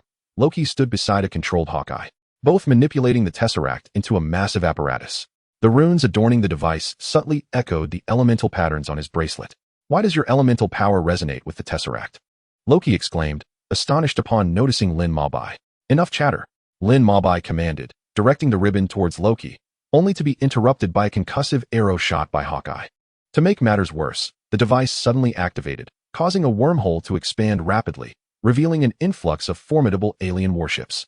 In a critical moment, Captain America burst through the window, his shield expertly deflecting the bow and arrow from Hawkeye's grasp. "Lin Mabai, destroy the device. I will hold them off," he ordered.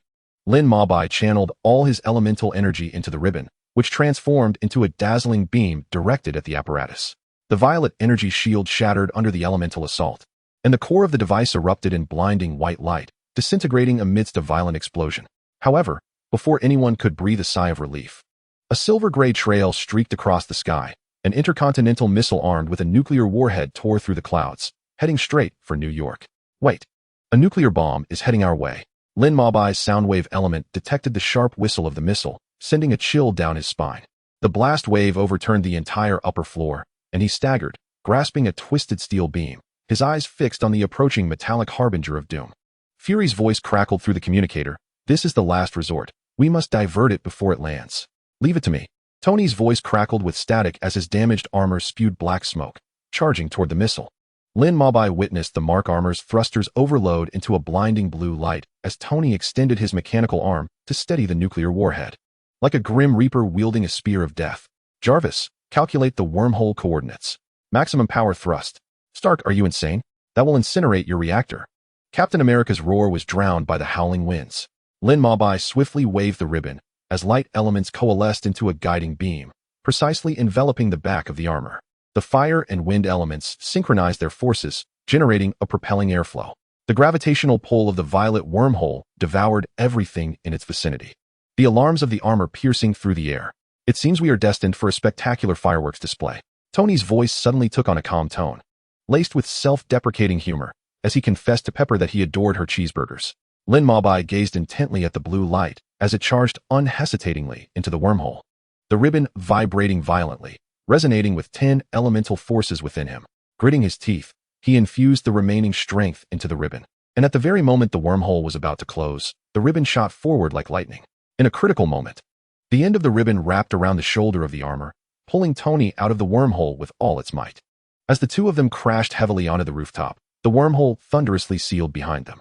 Bathed in blood, yet resolutely clutching the scorched ribbon, the white strand that bore the power of 10 elements, Lin Mobai ultimately did not lose his battle companion. In the distance, the dawnlight began to illuminate the ruins of New York, narrating the harrowing victory that was a matter of life and death.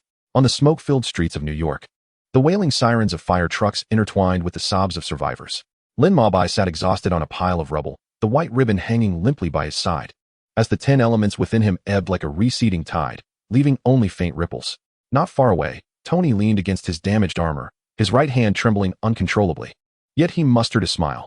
Does this count as the most hardcore barbecue party warm-up in history? Captain America approached, his shield in hand, the stars and stripes on his uniform coated in dust. Stark, the S.H.I.E.L.D. rescue team will arrive in 20 minutes. He paused, his gaze sweeping over the devastated city. This time, we owe New York an explanation. Explanation aside, meals must still be had. Lin Mobai struggled to rise, the ribbon automatically coiling back around his wrist. I know a barbecue place in Queens. The owner is a veteran, and his ribs could make Hulk forsake Banner salad. He glanced at Hulk, who was soothing the crowd, and upon hearing the mention of barbecue, a childlike anticipation spread across his green face. Black Widow leaped from the rubble, the blue light of her widow's bite not yet fully dissipated. Count me in. Clint's voice crackled through the communicator, revealing he was in the hospital for mental recovery. After a brief silence, she chuckled softly. Let us pack him a portion. As the sunset bathed the remnants of Manhattan in amber hues, the Avengers squeezed into a commandeered van. Tony lounged with his legs crossed, pieces of his armor scattered about. Jarvis, navigate to the barbecue place we must check in at after saving the world. The artificial intelligence responded with a hint of electronic mirth. The shortest route has been plotted. Expect 3 requests for fan photos along the way. When old Tom, the barbecue restaurant owner, saw this extraordinary group of guests, he nearly dropped the grill tongs from his hands. Goodness, it's Captain America. His gaze swept over Hulk's green skin, and he gulped nervously. How would you like your meat cooked? Lin Mobai took the menu, the fire element dancing at his fingertips, gently igniting the charcoal beneath the grill. The usual, caramelized ribs and 10 orders of cheesy corn, please. He turned to Tony regarding a certain billionaire, reminding him to settle the account. After all, the cost of repairing his armor surpassed our annual salaries. The aroma of barbecued meat mingled with laughter and cheer, filling the air. Thor swung his battle axe, cleaving a whole rib roast, the splattering grease nearly igniting Tony's shirt. Captain America clumsily attempted to skewer meat like Black Widow, only to have Hulk devour half his plate in one gulp. Lin Mobai conjured ice cups from water elements, pouring the boss's treasured beer for everyone. To New York, Tony raised his glass, the reflection revealing the lingering fatigue in his eyes, into the barbecued meat that had escaped the jaws of aliens. Amidst the clinking of glasses, Lin Mobai gazed at the silk ribbon around his wrist. It remained as pristine as ever, yet the intricate patterns now bore faint hints of dark gold, marks of battles fought. In the distance, the last remnants of twilight faded from the skyline, and in that moment, The warmth of camaraderie made him realize, perhaps the essence of guarding the world lies in preserving these ordinary delights and laughter. Chapter 20. The marvelous journey of the Avengers in China. Though the smoke of the New York battle had dissipated, a taut atmosphere akin to a drawn bowstring still lingered in the Avengers Tower. Thor often found solace in the night sky, chugging beer while muttering ancient Asgardian ballads that seemed to echo from the cosmos' edge. Bruce's laboratory was a beacon of light, with cell samples under the microscope arranged like a well-trained army, yet he still sought the elusive key to tame Hulk. Tony Stark's holographic displays flickered incessantly, with armor upgrade plans being revised repeatedly, the ice cubes in his whiskey glass slowly melting under the blue glow, a mirror to his restless soul. I stood in the corner, eyes closed, attuning to the newly formed spatial and spiritual elements, pondering when I might embrace them. Enough. Tony abruptly switched off all screens. The metallic chair scraping against the floor cut through the silence like a sword. In our current state, we would fumble against kindergartners. I suggested he swirl his glass, his gaze fierce as if igniting the very souls of those in the lounge, conjuring an impromptu journey.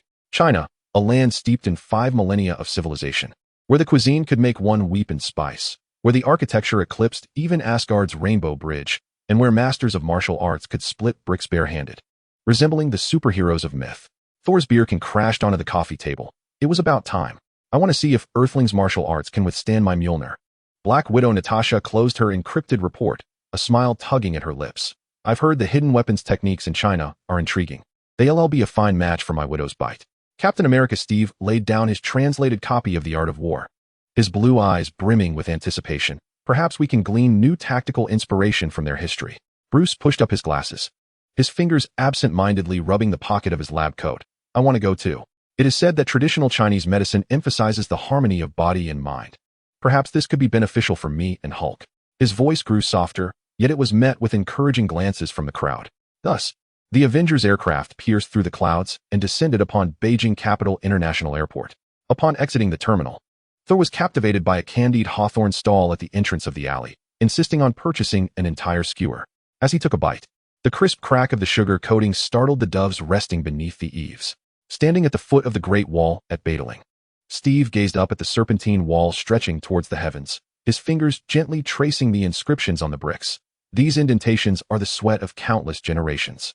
It resembles a natural climbing training ground, Thor exclaimed as he began to scale the wall barehanded, only to find himself stuck halfway up a beacon tower. Ultimately rescued by Tony, who pulled him down with the tether of his portable armor. Within the Palace Museum, Natasha was entranced by the Qing Dynasty costume exhibit. When she emerged from the fitting room, donning a dress adorned with pearls, Captain America nearly dropped his camera in awe. It's as if she has stepped out of a historical painting. At Chengdu Shuangliu Airport, the humid air was infused with the fragrances of Sichuan pepper and chili. Tony, equipped with a high-tech spice-resistant mask, dashed into a hot pot restaurant, only to be greeted with laughter as the server handed him a dish of sesame oil. Sir, you'll need this to alleviate the spice. Thor boldly lifted a bowl of eagle tea, competing with a neighboring diner to finish the spicy beef in the 9-grid platter first. Both turned beet red from the heat. Yet Thor raised his empty bowl, shouting, "Bring 10 more plates." At the giant panda breeding base, Hulk suddenly seized control from Bruce. This colossal figure, feared by the criminals of New York, was now crouched by the fence, hands forming a heart shape as he waved at the panda cubs. So adorable. Hulk's voice reverberated, causing the glass to buzz and startling the caretaker, nearly making her drop the milk bottle. Upon arriving in Lijiang at dusk, the Jade Dragon Snow Mountain shimmered with a mysterious silver glow in the sunset. Bruce followed a Nashi herbalist into a medicinal field, and amidst the scent of saffron, Hulk initiated conversation for the first time, quiet and comfortable. Meanwhile, Tony set up a homemade spectrometer on the roof of the inn, murmuring to the mineral samples, "This quantum-entangled state is simply a natural energy amplifier." At the bonfire party, the silver jewelry of Nashi maidens jingled in the firelight. Thor struck a rhythm on an African drum with Mjolnir, while Natasha twirled to the steps of the Dombad dance, her skirt trailing sparks. Steve sat among the elders, diligently learning to make flower cakes, flour dusting his eyelashes, oblivious to his surroundings. I quietly contemplated the power of the spatial and spiritual element crystals. At that moment, the spiritual element crystal suddenly radiated a gentle glow, prompting a reaction from the spatial element crystal, and the two forces began to merge within me. I stifled the discomfort brought on by their collision, focusing my mind to guide them. Gradually, the two forces found a delicate balance, and I successfully began to harness their power. Yet, I understood that this was merely the beginning. As the forces converge, I sense that greater challenges and unknowns are quietly approaching, and this newfound power may very well become the key for the resurrected to confront future crises. When the specialized aircraft roars back into the sky, piercing the clouds, Black Widow quietly sits in her seat, her laptop screen flickering with a faint glow, densely recording each move and detail of the Tai Chi sword techniques. Fixated on the text, it seems as if she can see a master wielding the enigmatic Tai Chi sword through the screen. In one corner of the cabin stands Thor, his towering figure tightly enveloped in his battle armor, a small copper bell of blessing pinned to the collar. The bell chimes with the vibrations of the plane, as if bestowing blessings upon his journey. Thor gazes down at the bell, a faint smile gracing his lips, for he knows this small trinket carries the hopes and well-wishes of many. Meanwhile, Tony busies himself organizing his suitcase, crammed with an array of items, mineral specimens, experimental instruments, and several packets of hot pot base. As he sorts through his belongings, he mutters to himself, "These minerals are hard-won treasures. I must not lose them. And I can't forget the hot pot base. What if I can't find authentic hot pot over there?" Bruce sits by the window, his gaze penetrating through the porthole, fixated on the diminishing snow-capped mountains. Under the sunlight, the peaks appear especially magnificent, their white summits rising like silver dragons against the blue sky. Bruce feels the calm breath of Hulk within him, a sense of tranquility swelling in his heart. He softly muses, "Perhaps what we truly need has never been more powerful weapons, but rather the serenity within ourselves." Beneath the clouds, the splendid landscapes remain breathtaking, the meandering rivers, lush forests, and vast fields compose a vibrant tapestry. This land seems to silently await the next visit from these superheroes, anticipating their strength to safeguard this beautiful homeland. Chapter 21. The Emergence of Crisis. The night before the storm of elemental interweaving the aftermath of the battle in New York looms over Tony Stark like a dark cloud, those alien behemoths traversing the buildings. The lethal beams unleashed by Loki's scepter and the destructive forces pouring forth from the cosmic rifts have become his inescapable nightmares. In the midnight seaside villa, the hum of machinery intertwines with the clinking of whiskey ice as Tony curls up before the holographic projection, his fingertips frantically skimming over the designs of his armor, the pale blue light illuminating the profound shadows under his eyes. I stand at the laboratory door, the wind element swirling around my fingertips, attempting to dispel the stifling heaviness. "Tony, you have been working for 72 consecutive hours," I call out, my voice swallowed by the mechanical din. Without lifting his head, he replies hoarsely, "When those monsters tear open the sky again, do you think 72 hours is sufficient for me to create something capable of withstanding them?" No sooner had he spoken than he was seized by a violent cough, whiskey spilling across the data-covered workbench, staining the metal surface with darkened marks. My heart tightened as I summoned the essence of light to form a gentle halo, softly enveloping his trembling shoulders. Within the warm glow, Tony's taut nerves seemed to ease slightly, yet he remained obstinately engaged in his relentless typing, while the mechanical arms of his suit assembled themselves nearby, emitting a jarring sound of friction. On the eve of Christmas, the tranquility of our lives was shattered by a harrowing video. The television screen suddenly erupted with blinding red light, revealing a figure cloaked in a black robe and adorned with a golden mask, slowly emerging from the shadows. "I am the Mandarin," his voice, altered electronically, resonated with a chilling sense of oppression, as behind him, the image of a London subway station crumbled in an explosion, the cries of survivors intertwining with the cacophony of collapsing structures. I sprang to my feet, the earth element coalescing beneath me, ready to respond to any unforeseen crisis. The mental essence instinctively spread outward, only to encounter a twisted wave of malevolence, a blend of madness and cold ruthlessness, akin to a toxic mist swirling from the abyss. The Mandarin's image shifted to the scene of an explosion before the Washington Monument. "America, your arrogance will eventually bear consequences." The camera panned over the charred ground, where the skin of the victims bore eerie red markings, reminiscent of wounds inflicted by some form of energy. Suddenly, Tony seized the remote control, magnifying the image several times, a look of vigilance flashing in his eyes. These burns bear a striking resemblance to the energy remnants from the Battle of New York. In the ensuing week, terror attacks proliferated across the globe like a plague. The commercial center of Ginza in Tokyo, the Eiffel Tower in Paris, and the ancient city towers of Beijing all fell under the Mandarin's malevolent gaze. I accompanied Tony as we navigated various explosion sites, the water element transforming into invisible probes. Delving into the debris to detect lingering energies, the lightning element captured subtle electrical fluctuations in the air. Each time, we sensed that eerie energy, searing like lava yet frigid as metal, laced with a faint trace of psychic contamination. "This is no ordinary bomb." I crouched at a blast site in Moscow, threads of gold piercing the ground to extract minute quantities of a black substance. Within these energy remnants, there are characteristics of some life form. Tony knelt beside me, the scanner of his suit emitting a blue light. Killian's research on the Doomsday virus may be linked to these attacks. However, the Mandarin's provocations grew ever bolder. In the latest video, he aimed directly at Stark Industries. Iron Man, beneath your high-tech shell, you are but a cowardly mortal. Tony's expression darkened instantaneously, and the suits in the lab sprang to life with a deafening clamor of metal colliding. Tony, remain calm. This is clearly a tactic to provoke you. I attempted to quell his fury with the wind element, but he brusquely brushed me aside. He strode purposefully toward the broadcasting equipment, the parts of his suit automatically enveloping him. J-A-R-V-I-S. Initiate global livestream. The moment the camera activated, behind him stood hundreds of suits on display, the reactor's blue light shining brilliantly. Mandarin, I await you at my villa on Malibu Beach. If you dare, come and take my life. I rushed forward, seizing his arm. Are you out of your mind? We have no clarity on our opponent's strength or intentions. Tony shook me off, his eyes ablaze with madness. I am tired of lurking in the shadows.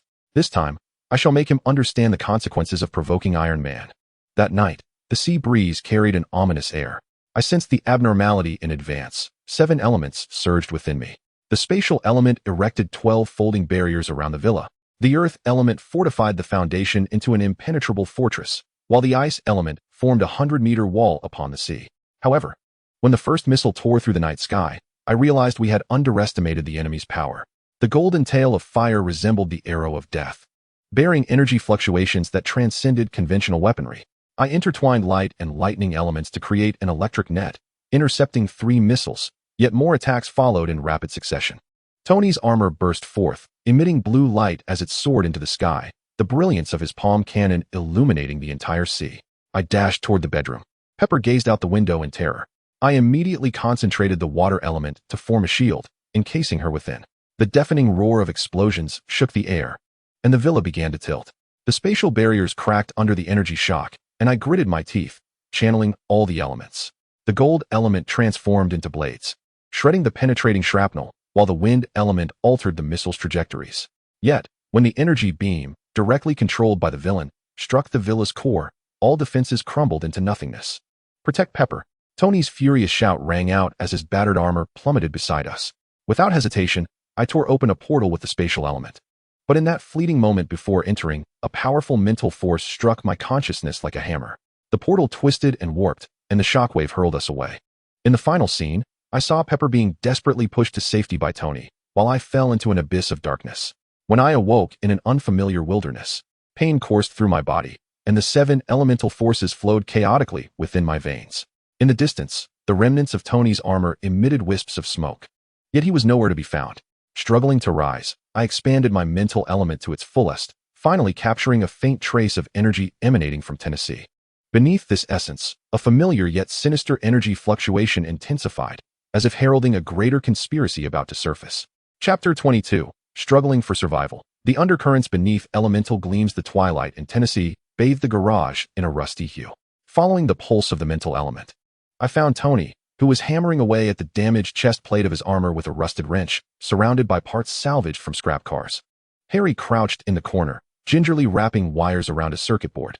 When the boy looked up, his eyes sparkled with an astonishing brightness behind his lenses. You are a friend. I concentrated the light element to illuminate the dim garage, while the gold element formed fine needles at my fingertips, precisely piercing the damaged circuitry of the armor. Killian's men will be here soon. We have little time. Tony looked up at me, a bitter smile tugging at the corners of his mouth. Even Jarvis has become mute, and now we don't even have an alarm system. I closed my eyes, allowing the earth element to spread across the ground, every subtle vibration within a 3-kilometer radius resonating back to me. The wind element wove an invisible net outside the garage, where any intruder would trigger this sensitive veil of perception. They were 15 kilometers away. I opened my eyes, the thunder element crackling in my palm. Yet there were more troublesome matters at hand. 3 off-road vehicles equipped with the Apocalypse virus amplifiers. Harry paused. Are those the kinds of things that catch fire? He summoned a tablet displaying the residual energy waveform from the explosion site. I've analyzed this data. The energy peaks differ by 3 orders of magnitude from conventional explosives. Tony suddenly struck his thigh, the metallic clang startling the sparrows outside. Killian has weaponized the virus. Those attacks weren't meant to incite panic. They were testing the combat capabilities of the new batch of augmented beings. My sharp thunder element trembled violently, a chilling premonition piercing my heart. They accelerated, set to arrive within 10 minutes. I summoned the spatial element, tearing a translucent rift in the garage wall, revealing a neatly arranged array of temporary weapons shaped from earth and reinforced with gold. Harry, equip this to the shoulder of the armor. I hurled an energy core compressed from light elements. Though it could only sustain full output for 3 minutes, it was sufficient to create a breach. As the first roar of engines shattered the silence, Tony's armor emitted an unstable blue glow. I stood in the center of the garage, the ice element crystallizing spiderweb patterns on the ground, while the water element formed a liquid barrier around Harry. The moment 7 augmented beings crashed through the door, my spatial element precisely targeted their joints, folding their limbs into an alternate dimension.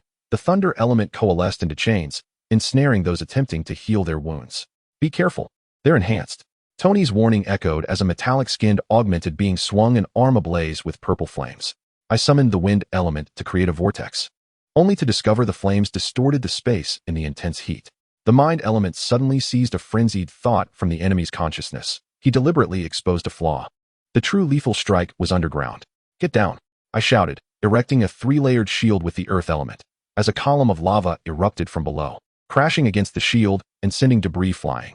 In the chaos, Harry raised a makeshift electromagnetic pulse gun, only to be knocked back by a sound wave launched by an augmented being. A pang of anxiety gripped my heart. I transformed light elements into blades to sever the sound wave, while simultaneously using the spatial element to transport Harry to a safe corner. Tony's armor repeatedly sounded alarms amid the intense battle, energy readings plunging below 15. A memory struck me of the old craftsman forging iron at the magnetic kiln. The gold and fire elements fused in my palm, forming a flowing liquid metal that seeped through the cracks of the armor. Try to redirect the energy using new circuitry, I shouted. Tony understood immediately. The armor suddenly erupted with blinding light, the palm cannon obliterating the advancing augmented beings. However, a more formidable enemy emerged. Killian's voice emanated from the cyborg's communicator, laced with a nauseating delight. Stark, do you truly believe that a hastily assembled suit can alter anything? Behold this. The scene transitioned to the skies above the city, where dozens of drones, laden with colossal virus containers, were converging. In an instant, Harry's complexion turned ashen. The viral load within those containers is sufficient to infect an entire state. I summoned the elemental forces of the mind, attempting to breach the drone's control systems, only to be met with a formidable mental barrier. Killian had evidently anticipated this maneuver. The traps he laid within the realm of consciousness were akin to thorns, each advance sending sharp pangs through my temples. Tony, perceiving my plight, suddenly transferred energy from his suit to me. Use this, break through their defenses. As the elements of metal, lightning, and light fused with the suit's energy, I felt my consciousness transform into a streak of lightning. Space warped before my eyes into a stream of data, and at last, the control core of the drones was laid bare. Just as success seemed imminent, a wave of excruciating pain crashed over me. Killian's direct mental assault surged forth like a tide, blood pouring from my nostrils as I nearly succumbed to this malevolent force. Don't give up. Harry suddenly lunged towards the computer, integrating his self-written virus program into the system. Try this. The youth's code flowed like a school of agile fish, navigating through the path I had carved, successfully disrupting Killian's defenses. Seizing the opportunity, the elemental forces coalesced into scissors, severing the drone's control hub one by one. As the explosive flames painted the horizon crimson, the last SUV's tires rolled over a trap set by the wind element. Before the cyborg could disembark, he was ensnared by a prison of ice. Tony staggered out of the garage, smoke billowing from various parts of his suit. It seems we can still fight another round. He glanced at the elemental crystal hovering in my hand, then at Harry, whose oil-stained face bore a smile. With you two here, perhaps we can indeed crush Killian's scheme. Yet, I knew this victory was merely the beginning. The elemental forces of the mind still sensed the distant waves of malevolence, the virus containers lurking in the shadows. Alongside the ultimate weapon yet to be revealed by Killian, awaited their moment to deliver a fatal blow to the world. And we must uncover the answers before dawn. Chapter 23. The Truth Unfolds. A lethal game in the undercurrents in the humid air of Tennessee. The acrid scent of burnt electronic components permeated the atmosphere. I embedded the final segment of the circuit, reshaped by the golden element, into the communicator as a ghostly blue data stream cast distorted shadows upon the mottled walls. Tony leaned against the battered armor, his knuckles pale from exertion, while Harry clutched a makeshift circuit board, his eyes behind the lenses brimming with unease. This is impossible, Tony murmured, the projection displaying a man adorned with a golden mask, arrogantly declaring war, Masterman. Yet, through the perception of my elemental awareness, the mental waves surrounding him mirrored those emanating from Killian's laboratory. I harnessed the essence of light, magnifying the scene to reveal the subtle seams of projection along the mask's edges. The deliberately altered tones in the voice, under the scrutiny of elemental power, become utterly transparent. The number 34 signifies a fusion of holographic projection and voice pattern simulation. My fingertips glide over the data stream, adjusting the concealed control codes. The stylistic nuances of these commands mirror those crafted by Killian a decade ago at Stark Industries. Harry leans closer to the screen, the reflection of intricate codes glimmering in his glasses. Are all these terrorist attacks orchestrated by Killian himself? As more data is decrypted, a chilling truth gradually emerges. I summon the element of wind to lift a suspended map, pinpointing explosion sites around the globe with crimson luminescence, akin to demonic pieces scattered across a chessboard. Beneath each attack site lies a corresponding underground laboratory belonging to Killian. The earth element delineates the contours of the laboratory, where countless living specimens are submerged in cultivation pods. The pulsating red patterns beneath their skin herald the ravages of the dire virus. The initial strain of the virus causes the infected to experience a fatal surge of power. I pull up a clandestine video from the laboratory, revealing Killian clad in goggles, injecting a purple viral solution into a test subject. However, in the latest sample, the subject suddenly convulses, blood vessels beneath the skin spread like a spider's web, yet their pupils remain eerily alert. They have resolved the issue of uncontrollability, allowing these augmented beings to both gain power and obey commands. Tony's breath quickens, and he slams his fist onto the workbench. 10 years ago, he approached me with a proposal for a medical application, claiming it could heal burn victims. I rejected it due to the dangers of genetic alteration. It seems he has harbored resentment all this time, using my refusal as a guise to portray himself as a victim. Suddenly, the laboratory lights flicker wildly, sending my mental essence into a frenzied tremor. 3 kilometers away, dozens of bloodthirsty psychic waves surge towards us, one in particular radiating a twisted excitement. They're coming. I immediately summon the earth element to reinforce the walls, while the lightning element gathers above, forming a crackling electrified net across the ceiling. These augmented beings are stronger than before.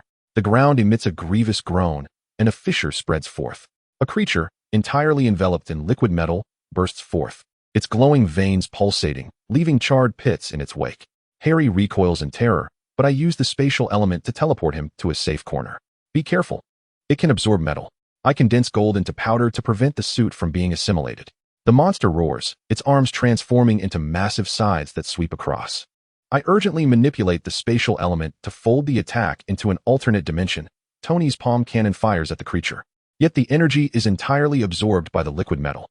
The chains of lightning I conjured barely ensnare it before succumbing to the intense heat. The battle intensifies, and I erect layers of ice as a barrier, still hearing the agonizing sound of melting beneath the icy surface. The suit's energy is below 20. The blaring alarm from Tony's device was jarring. He swiftly tapped the control panel on his wrist, commanding, "Jarvis, initiate the backup energy diversion." I comprehended his intent and summoned the elemental forces of fire and light, coalescing them into a searing halo around the creature to temporarily hinder its movements. Seizing the moment, Harry hurled his homemade electromagnetic pulse device at the monster's feet. Amidst the ensuing explosion, the creature's form began to disintegrate. Before it vanished entirely, my psychic element captured a fragment of chaotic memory. Killian stood before a colossal incubation chamber, within which loomed a monstrous entity formed from a multitude of viruses, emanating a malevolent energy wave potent enough to annihilate an entire city. He intends to unleash the ultimate virus in New York. I shared the vision with Tony, my voice heavy with foreboding. At midnight tonight, outside the garage, the roar of more engines crescendoed, the headlights of the cyborgs merging into a crimson streak against the night. Tony's armor recharged, determination igniting in his gaze. It appears we must deliver a reciprocal gift to Killian. I tighten my grip on the swirling elemental power within my palm. A tempest of gold and fire, thunder and ice roiling together. As the iron door of the garage was forcefully breached by the cyborgs, I understood that the true confrontation, one that would determine the fate of the world, was about to commence. Chapter 24. The Final Showdown. The symphony of elements and steel the night sky over New York was stained crimson by the glow of Killian's base. Standing beside Tony, I felt the 7 elements surging within me. Happy gripped his modified energy gun tightly, his resolve unwavering. This time, that madman would pay the price. Tony's armor emitted a low hum as hundreds of backup suits assembled in the air, forming a silver phalanx, akin to a steel legion poised for assault. Killian's core laboratory lay 3 levels below ground. I closed my eyes, allowing my psychic element to spread like a web. Pepper was confined in a quarantine chamber in the southeast corner, guarded by 5 enhanced cyborgs. No sooner had I spoken than the base's alarm blared suddenly. Dozens of cyborgs engulfed in eerie flames surged from all directions. Tony initiated the attack first. The blue light of his palm cannon intertwining with my lightning element to form a net. The gold element transformed into blades, precisely slicing through the joints of the cyborgs. The wind element swirled into a vortex, lifting enemies into the sky. However, Killian's ultimate cyborg made its entrance, a towering beast nearly 3 meters tall, its skin flowing like lava, leaving scorched craters with each step. Be careful, its attacks distort space, I shouted, summoning the space element to form a shield. The creature's fist struck the shield with tremendous force, sending tingles through my hand. Seizing the opportunity, Tony commanded several suits to execute suicidal strikes amidst the explosive flames. The creature remained unscathed, instead absorbing the metallic components of the suits, growing even more formidable. Happy led a support team on the ground. Engaged in fierce combat with the enemy, I diverted some of my focus, using the light element to illuminate the battlefield, while the water element crystallized into ice walls to thwart the enemy's advance. Yet Killian's machinations extended beyond this, through my psychic element. I sensed he was activating the colossal virus launcher at the base's core. Once charged, all of New York would descend into a hellish nightmare. I set out to dismantle the launcher while you hold him off. Tony's voice crackled, his armor's energy nearly depleted. I nodded, channeling the elemental forces within me to conjure an elemental prison around the creature. Chains of gold, flames of fire, and the chill of ice temporarily ensnared the beast. However, Killian made his appearance. His body had been entirely transformed by the despair virus, enormous wings sprouting from his back, with a frenzied light gleaming in his eyes. Stark, do you believe you can thwart me? His voice was akin to a demonic whisper. Look at your little girlfriend. She will soon become my perfect specimen. Through a mental link, I witnessed Pepper being infused with the new strain of the despair virus, her body undergoing horrific changes. Rage surged within me, amplifying my elemental power as the spatial elements tore open a rift, allowing me to instantly materialize behind Killian, a spear of light coalescing to pierce his heart. Yet, Killian reacted with astonishing speed, his wings sweeping me aside. In that critical moment, Tony remotely controlled a backup suit, crashing it into the virus launcher. The violent explosion set the base into a collapse, prompting Killian to seize Pepper and attempt to flee. Gritting my teeth against the pain, I summoned all elements to form a spatial tunnel, appearing directly before them. Release her, I bellowed, as 7 elements converged in my palm to form a colossal energy sphere. Killian, however, sneered. Too late, she has already begun to mutate. No sooner had he spoken than Pepper's body erupted with formidable energy, propelling Killian away. It turned out that at the moment of infection, Tony had administered an antidote to Pepper through his armor. Although its effects had yet to fully manifest, it was sufficient to restore a measure of her consciousness. Seizing the opportunity, I ensnared Killian with spatial elements, while Tony wielded the last few suits to deliver a decisive strike. With a thunderous explosion, Killian's base was reduced to ruins. Amidst the debris, I found Tony, barely clinging to life. His armor was nearly obliterated, and the arc reactor in his chest was on the brink of collapse. Do me a favor, he weakly implored. Dismantle these damned things. A month later, atop Stark Tower, Tony lay on the operating table as doctors meticulously removed the arc reactor from his chest. I stood nearby, using mental elements to soothe his emotions. What will you do without this thing? I inquired. Tony flashed his iconic smile. Perhaps it's time to retire. To be an ordinary man. Yet, as he gazed out at the city of New York, he added, if the need arises, I believe we will fight side by side once more. The surgery was a success. Tony was finally liberated from the confines of the arc reactor. Meanwhile, I continued to safeguard the city, the 7 elemental forces coursing through me, ever ready to face new challenges. For I knew that in this world brimming with uncertainty, crises would never truly vanish, but as long as we fought together, no obstacle would be insurmountable. Chapter 25, Epilogue, Rebirth and Farewell to the Arc Reactor. The sterile operating room atop Stark Tower radiated a chilling white light. The hum of precision instruments entwined with the rhythmic beeping of monitors, creating a palpable tension. Tony lay upon the surgical table, the old reactor in his chest casting an eerie blue glow beneath the surgical lamp, akin to a frigid heart embedded in his very essence. I stood before the observation window, the wind element unconsciously swirling around my fingertips, transforming my inner anxiety into subtle currents. Are you ready, Mr. Stark? The chief surgeon adjusted the nanoscalpel, his gaze focused and cautious behind the lenses. Tony's lips curled into his trademark sardonic smile. Yet the tremor of his Adam's apple betrayed his tension. Just be gentle. This face is the dream of girls worldwide. The operation commenced. Mechanical arms gradually peeled away the remnants of his damaged armor, and I summoned the elemental forces to soothe Tony's tumultuous emotions. Memories surged forth like a tide. From the rudimentary first-generation reactor in the cave to the energy core that sustained him during the Battle of New York. A device that not only sustained his life, but also bore witness to countless life-and-death moments. As the first incision opened his skin, Tony's body tensed noticeably. I immediately concentrated the light element, projecting a warm halo into his consciousness. Relax. You survived the cave years ago. He offered a silent smile. Yet his mental state remained taut as a bowstring. Within the operating room, the doctors meticulously separated the reactor from the thoracic tissues. Small sparks emitted by the nanoscalpel illuminating the sterile environment with a glaring brilliance. Suddenly, the monitor emitted a piercing alarm. Tony's heartbeat accelerated dramatically, and the energy output from the reactor began to fluctuate chaotically. This isn't good. The rejection response has initiated prematurely. The lead surgeon's voice was tinged with rare panic. Without a moment's hesitation, I pressed my hands against the observation window, 7 elements swirling rapidly in my palms. The earth element stabilized his vital signs. The water element soothed the agitated nerves, while the lightning element precisely suppressed the reactor's aberrant currents. Stark, look at me.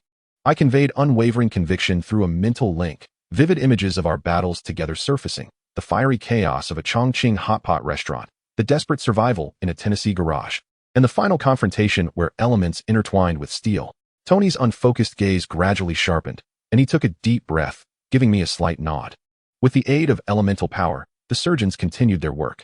When the reactor was finally extracted in its entirety, the entire operating room seemed to exhale in relief. I watched as the blue glowing device was placed into a specially designed container, the metallic exterior still bearing the scars of battle. And I recalled Tony's words, "This thing is like my second heart, only colder and more powerful." In the post-operative recovery room, Tony furrowed his brow in unconscious discomfort. I sat beside his bed, gently untangling his disheveled hair with the wind element, while the light element transformed into a soothing warmth to expedite his healing. As he gradually opened his eyes, his first words were unexpectedly poignant. "It feels like a piece of my chest is suddenly missing, as if an old adversary has departed." I smiled as I handed over a mirror, revealing Tony's chest wrapped in medical nanobandages. The scar left by his former arc reactor was but a faint reminder. "You are free," I said. He gazed into the reflection of himself for a long while, then suddenly reached out to switch off the power of the armor at his bedside, a button that had accompanied him through countless days and nights, now finally fulfilling its purpose. Outside, the neon lights of New York continued to shimmer brilliantly. As Tony surveyed the cityscape, the anxiety in his eyes diminished, replaced by a hint of relief. Yet, I knew that although the arc reactor had become a relic of the past, our story was far from over. The bonds forged in battle and the beliefs that safeguarded the world through elements and technology would endure like an everlasting ember, illuminating every challenge that lay ahead. Chapter 26. The Forging and Rebirth of Elemental Origins. The manifestation of cosmic mysteries. As the shadows of Killian's conspiracy dissipated, the neon lights of New York still flickered. Yet the guardians of the world had quietly scattered like stars. While Tony lay on his hospital bed removing the arc reactor, I stood in the shadows of the operating room, watching as the Azure energy core was sealed away. He joked about finally being able to enjoy a restful sleep. While I felt the elemental crystal within me begin to tremble restlessly, it was a call from the source, beckoning me to embark on a solitary journey in search of the essence of elements. 1. The whispering greens of the Amazon. The awakening of wood elements when the first tendril of the Amazon rainforest brushed against my cheek. The humid air was thick with the breath of billions of years of life. The scent of humus mingled with the delicate fragrance of orchids, fermenting into a dense green in the twilight following a thunderstorm. I established a makeshift camp beneath the gnarled roots of ancient trees, moonlight filtering through the feathery leaves, casting fragmented patches of light upon the ground, akin to scattered emeralds. The wood element is not a static growth, I mused, caressing the cracked bark of a millennium-old tree, sensing the lifeblood coursing beneath its surface. It is the struggle of time's sedimentation. For 7 consecutive days, I endeavored to resonate with the roots through the elemental spirit, yet only encountered waves of vigilance and rejection. On the 8th day, as torrential rain fell and lightning struck a nearby Brazil nut tree, the charred trunk emitted a dying wail amidst the downpour. Instinctively, I summoned the water element to cool it down and the light element to heal its scorched fibers. Miraculously, the dying tree unveiled its wood elemental barrier to me. Dark green energy surged into my veins like liquid emerald, creating a wondrous resonance with the sharpness of the gold element and the weightiness of the earth element. When the first rays of dawn pierced through the rain mist, I discovered I could perceive the trajectory of plant growth, the trembling of cells as vines sprouted, the subtle hormonal shifts prior to a flower's bloom. Yet, the pain of fusion followed. The woody fibers spread through my bloodstream. My nails transformed into deep brown keratin, compelling me to invoke the fire element to incinerate these foreign energies, completing my first elemental assimilation on the brink of life and death. 2. The echoes of the abyss in the Arctic polar night. The taming of dark elements, the frigid winds of the Arctic pierced through the icy crystals to the marrow of my bones as I huddled within a hastily constructed ice shelter. Gazing through the frosted window at the eternal night sky, the aurora dances across the sky like a spectral ribbon, unable to dispel the profound darkness enveloping this land. Here, the dark elements manifest in palpable forms, resembling greedy tendrils attempting to invade every pore and consume my consciousness. Darkness is not a void, but rather another mode of existence.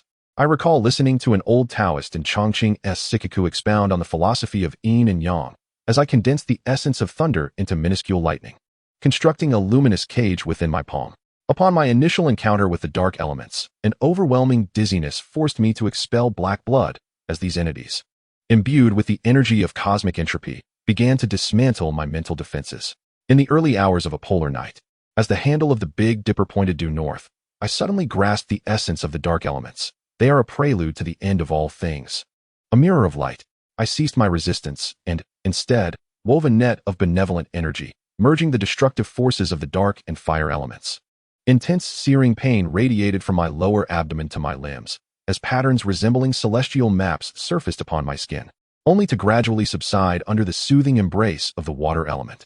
When the dawn's pale light finally tore through the shroud of night, I found myself able to navigate freely within the shadows, my fitted attire beneath the cloak shimmering with deep violet patterns, akin to a crystallized nebula. In the desolate expanse of the Taklamakan Desert, the relentless sun scorches the sand into flowing gold, and I construct an elemental furnace amidst the ruins of the ancient city of Lulan. The light element transforms into the blazing sun. The water element coalesces into a clear spring, and the wood element burgeons with vitality, as these three forces engage in a fierce battle within the spiritual realm. The scorching heat of light evaporates moisture, the saturation of water softens the wood, while the growth of wood devours the energy of light. Life is not merely the simple accumulation of elements. I harness the spatial element to establish a three-dimensional cyclical system, allowing the three forces to collide endlessly within a confined space. When the first desert rose, born of elemental power, blooms in my palm, the air throughout the ruins shimmers with an emerald hue. In that moment of life's inception, I heard the distant jangle of camel bells from ancient oases and felt the surging tides of the Cambrian seas, as these memories of life transcending time and space surged into the ocean of my consciousness. The fusion of darkness, fire, and thunder, however, resembles a cosmic catastrophe. The entropy of the dark elements seeks to annihilate all. The fire elements wreak havoc with wild abandon, and the thunder elements violently tear through space. I plunged my consciousness into the deepest recesses of the sea of spirit, erecting embankments with the earth element while channeling energy with the wind element. When the three forces finally achieved a bizarre equilibrium, the chaotic energy sphere coalescing in my palm resembled a miniature black hole, drawing in the sand within a 100-meter radius into a swirling vortex. As all elements began their final amalgamation, the laws of heaven and earth appeared to spiral into disarray. The salt lakes of Lopner suddenly boiled, and the Yodin landforms reshaped themselves under an invisible force. I found myself suspended at the heart of the elemental tempest, my meridians torn asunder, yet continuously strengthened within the cycle of self-healing and destruction. The golden element reshapes bones, endowing them with both hardness and resilience. The wood element transforms muscle fibers, bestowing extraordinary explosive power. The dark element permeates the intercellular spaces, allowing the body to freely convert between matter and energy. The excruciating pain persisted for a full 49 days. When the last vestige of discordant energy was assimilated, my skin shimmered with a nacreous glow, and with each breath, I could summon the elemental forces within 100 miles. The metamorphosis of my armor was completed in silence. The heavy metallic armor melted away like ice and snow, transforming into a form-fitting black bodysuit that glimmered with the sheen of liquid metal. The outer layer, a wizard's cloak woven from the wind element, appeared delicate yet could withstand impacts of nuclear magnitude. Concealed beneath the wide-brimmed hat was a spatial folding device, which could unfurl into an elemental shield with a mere flick. Standing atop the dunes of the Kumtag Desert, I gazed at my reflection in the moonlight. Once a member of the Avengers, I had now become a tangible embodiment of elemental laws. As the tremors of an awakening evil echoed from afar, I gently drew up my hood. The cloak fluttered in the night breeze, heralding a new guardian, ready to embrace the unknown challenges ahead. Chapter 27. Elemental Return. The healing and convergence of new powers. The briny sea breeze whisked fine sand across the remnants of Tony's seaside villa, where charred steel rebar twisted into a silent behemoth. Amidst the ruins, I stood, harnessing the elemental essence of the mind to perceive the life fluctuations beneath the temporary dome. Tony lay draped in a cashmere blanket in his wheelchair, his mechanical arm clumsily disassembling the armored suit, while a whiskey glass glimmered coldly among the metallic fragments. "Stark, your aesthetic harmonizes quite well with this wreckage," I remarked, startling him into spilling his drink, the amber liquid winding like a river over the shattered circuit boards. As he looked up, a fleeting moment of vulnerability flickered in his eyes, quickly masked by a sardonic grin. "Well, look who's back. Did you ascend to immortality or get abducted by aliens for experimentation?" With a snap of my fingers, the wind element coiled like a nimble silver serpent, gathering the debris and arranging it into a neat matrix in the air. The light element enveloped him in a warm cocoon, causing Tony's pupils to abruptly constrict as the damaged synapses from the dire virus began reconnecting at a visibly rapid pace. "This is even more absurd than my nanotech repair," he muttered, his atoms apple-bobbing as he reached out to touch the stream of life element hovering in my palm, only to be gently repelled by the soft energy field before his fingertips could make contact. As memories unfolded through our mental connection, Tony's expression shifted from jest to gravity. In the Amazon rainforest, the emerald vines that entwined me when the wood element awakened. During the polar night, the dark element collided with lightning, forming a tempest of black lightning. In the heart of the wasteland, the desert rose of life element blossomed amidst the sandstorm. As the chaotic energy sphere rotated in my palm, the metallic supports beneath his wheelchair creaked under the strain. 3 days later, the alloy gates of the Avengers' temporary base slowly swung open. Thor struck the conference table with MJ Ulner, causing the chandeliers above to tremble and rattle. Banner adjusted his glasses, the alarms from the monitoring devices resonating in a cacophony. Natasha leaned against the wall, her tactical dagger glinting ominously at her fingertips. Clint chewed gum, resting his modified composite bow upon his shoulder. "This is not merely a remedy. It is a rewriting of life's very code." I spread my palm, and myriad particles of light seeped from beneath my skin, coalescing in the air to form a resplendent nebula. The first to touch the life essence was Banner, who trembled as he unbuttoned his shirt, revealing skin scorched by gamma rays, now appearing like a parched riverbed welcoming the spring rain in the golden light. "The cellular particles are extending." His voice quivered with uncontrollable excitement. "It's as if we've returned to a time before our genes were tainted." Thor opened his arms wide, the power of thunder colliding with my elemental force. Blue arcs of electricity danced around him, the ancient Asgardian battle runes faintly visible beneath his skin. "This sensation," he howled to the heavens, his voice reverberating against the glass walls. "It's as exhilarating as drinking 10 barrels of mead. Just like the tremor of rediscovery." Clint removed his goggles, dark elements wrapping around his eyes like silk. The retina, once damaged from intense training, emitted faint sounds of reorganization. Suddenly, he grasped the nearby pillar, his knuckles whitening. I can see the electronic devices behind the wall, and Natasha's second dagger hidden in her boot. Natasha maintained her characteristic composure until the life essence infiltrated the old injury along her spine. The scar from the gunshot during the Red Room days gradually faded in the warmth of the energy. She gazed down at her hand, where the burn marks from chemical agents were dissipating. "This feeling is akin to truly awakening from the nightmare of the Red Room." Tony leaned against the doorway, the reactor in his armor flickering. When my elemental power finally enveloped him, he pulled open his collar, revealing newly regenerated skin where scars from the extremist virus had once burned, now reshaped by the life essence into delicate textures. "It seems I will need you as a technical consultant for future upgrades," he remarked, lifting his freshly refilled whiskey glass, the amber liquid reflecting the radiant energy flowing around us. "However, next time an alien menace threatens us, we must devise a name more flamboyant than the Avengers." The sunset's afterglow streamed through the floor-to-ceiling windows of the base, casting a moving halo around each individual. I sensed the resonance between my pseudo-elemental being and the powers of those around me. Once solitary heroes were now intricately bound by a new energy. And this, perhaps, was the true transformation of the Avengers. Chapter 28. Side Story of the Nano Era. The resonance experiment of elements and technology within the subterranean laboratory of Stark Tower. The blue light emitted by the Tesla coils danced in harmony with the spatial elements flowing within my palm. Tony donned specialized radiation shielding goggles, while his mechanical arm deftly grasped the minuscule particles suspended in midair. His voice resonated through the communicator. Are you certain these minuscule specks, resembling dandruff, are the technological crystallizations from another dimension? I chuckled softly, summoning the spatial elements to unveil a translucent rift. Countless metallic shards, radiating an ethereal blue luminescence, cascaded forth, autonomously arranging themselves into a precise matrix upon the laboratory table. These were technological remnants I had serendipitously discovered while merging spatial elements. They possessed the capability to autonomously reorganize according to the user's consciousness, theoretically enabling instantaneous material reconstruction. Tony's eyes sparkled like twin suns. He swiftly removed his goggles and reached out to touch the metallic fragments. In an instant, those shards sprang to life, weaving a layer of silver nanomaterial armor upon his arm. JARVIS. Initiate the pressure test, he exclaimed with fervor, as the hydraulic apparatus descended from the ceiling. When a 10-ton pressure plate bore down upon him, the surface of the nanomaterial armor rippled like waves, astonishingly dispersing the pressure evenly across its expanse. This is utterly remarkable.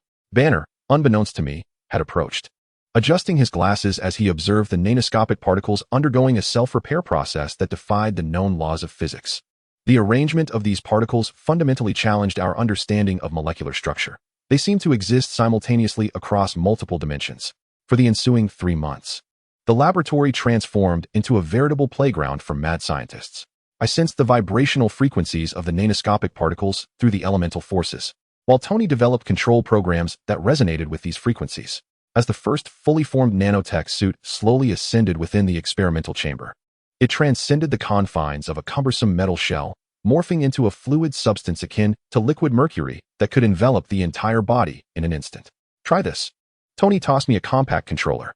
The moment I pressed the button, the nanomaterial surged forth like a silver waterfall, enveloping me in an impregnable fortress. Even more astonishingly, with a mere thought, energy cannons extended from the fortress's apex, accurately striking a simulated enemy aircraft 300 meters away. However, we soon encountered a dilemma. Prolonged use of the nanomaterials elicited a repulsive reaction with the user's bioelectric field. Tony's hair began to fall out in clumps, and my elemental powers grew erratic. It resembled two discordant orchestras attempting to play in unison. Banner shook his head at the diagnostic report. I closed my eyes, channeling all elemental energies into a meditative state. The gold element harmonized the chaotic energy flows. The wood element mended the damaged cells, while the light element intricately connected the nanoscopic particles to my bioelectric field like delicate threads. When I opened my eyes once more, the nanoscopic particles at my fingertips danced gracefully in response to the elemental vibrations. Eureka! I seized a pen and quickly inscribed formulas upon the holographic projection. We needed to identify the resonance point between elemental frequencies and the vibrations of the nanoscopic particles. Tony immediately comprehended my revelation, fervently typing away at his keyboard. At the moment when the two sets of data finally achieved perfect overlap, the lights in the laboratory abruptly extinguished, only to illuminate once more with a dazzling brilliance. Thus was born the new nano battle armor. It not only possesses the ability to morph freely according to the demands of combat, but also resonates with my elemental powers. When I channel spatial elements, intricate patterns of spatial layering emerge on the armor's surface. When utilizing fire elements, flames igniting without scorching the core envelop it. We ought to bestow it a name. Tony wiped the sweat from his brow, his eyes brimming with pride. I gazed at the armor suspended in midair, refracting a myriad of colors under the light, resembling a flowing river of stars. Let us name it Multiverse, I declared, for it embodies the infinite possibilities of elements and technology. Outside, the night had descended upon New York, yet the laboratory within Stark Tower remained ablaze with light. Amidst the humming of nanoparticles, I sensed that a brand new era was quietly unfolding. As the first rays of dawn pierced through the clouds above New York, the blast door of the underground laboratory in Stark Tower slowly ascended, and a silvery nano-fluid slithered across the floor like a living entity. Tony Stark lounged against the control panel, his fingertips lightly tapping the sapphire-embedded nano-controller. Suddenly, the once tranquil fluid erupted into a frenzy, transforming into a multitude of silver swarms that surged toward him. The nanoparticles adhered to his skin at a visible speed, flowing and merging like liquid metal. The chest armor formed first, with hexagonal energy matrices layering upon one another, while the arc reactor at the center projected a ghostly blue quantum glow, resembling a pulsating artificial heart. The shoulder armor bloomed like a mechanical rose, the dark golden patterns concealing circuits that transmitted energy at a staggering rate of 1 million per second. The design of the arm section was nothing short of exquisite. The nano layers on the surface automatically split and reconfigured, the palm cannon's aperture opening and closing like a pupil, with a purple energy halo swirling at the edges. The leg armor was even more streamlined, with carbon fiber and nano alloys interwoven into a scale-like structure, each scale capable of adjusting its angle independently, minimizing air resistance to the utmost during flight. The most breathtaking aspect was the formation of the helmet. Silver particles spiraled up from the neck, coalescing into a translucent visor over the face, which then cascaded like a tide to cover the entire head. Holographic ripples danced across the surface of the helmet, revealing interfaces for tactical displays, thermal imaging systems, and quantum radar in succession, while faint blue light patterns spread across the helmet's surface like veins. JARVIS. Activate the nano-adaptive system. Tony's voice carried a hint of amusement. In an instant, the nano layers on the entire armor began to morph. The energy matrix in the chest expanded into a protective field, shoulder-mounted, foldable pulse cannon arrays emerged, and 2 pairs of plasma thrusters unfurled from his back like angelic wings. Flames erupted from the thrusters, causing the temperature in the laboratory to soar.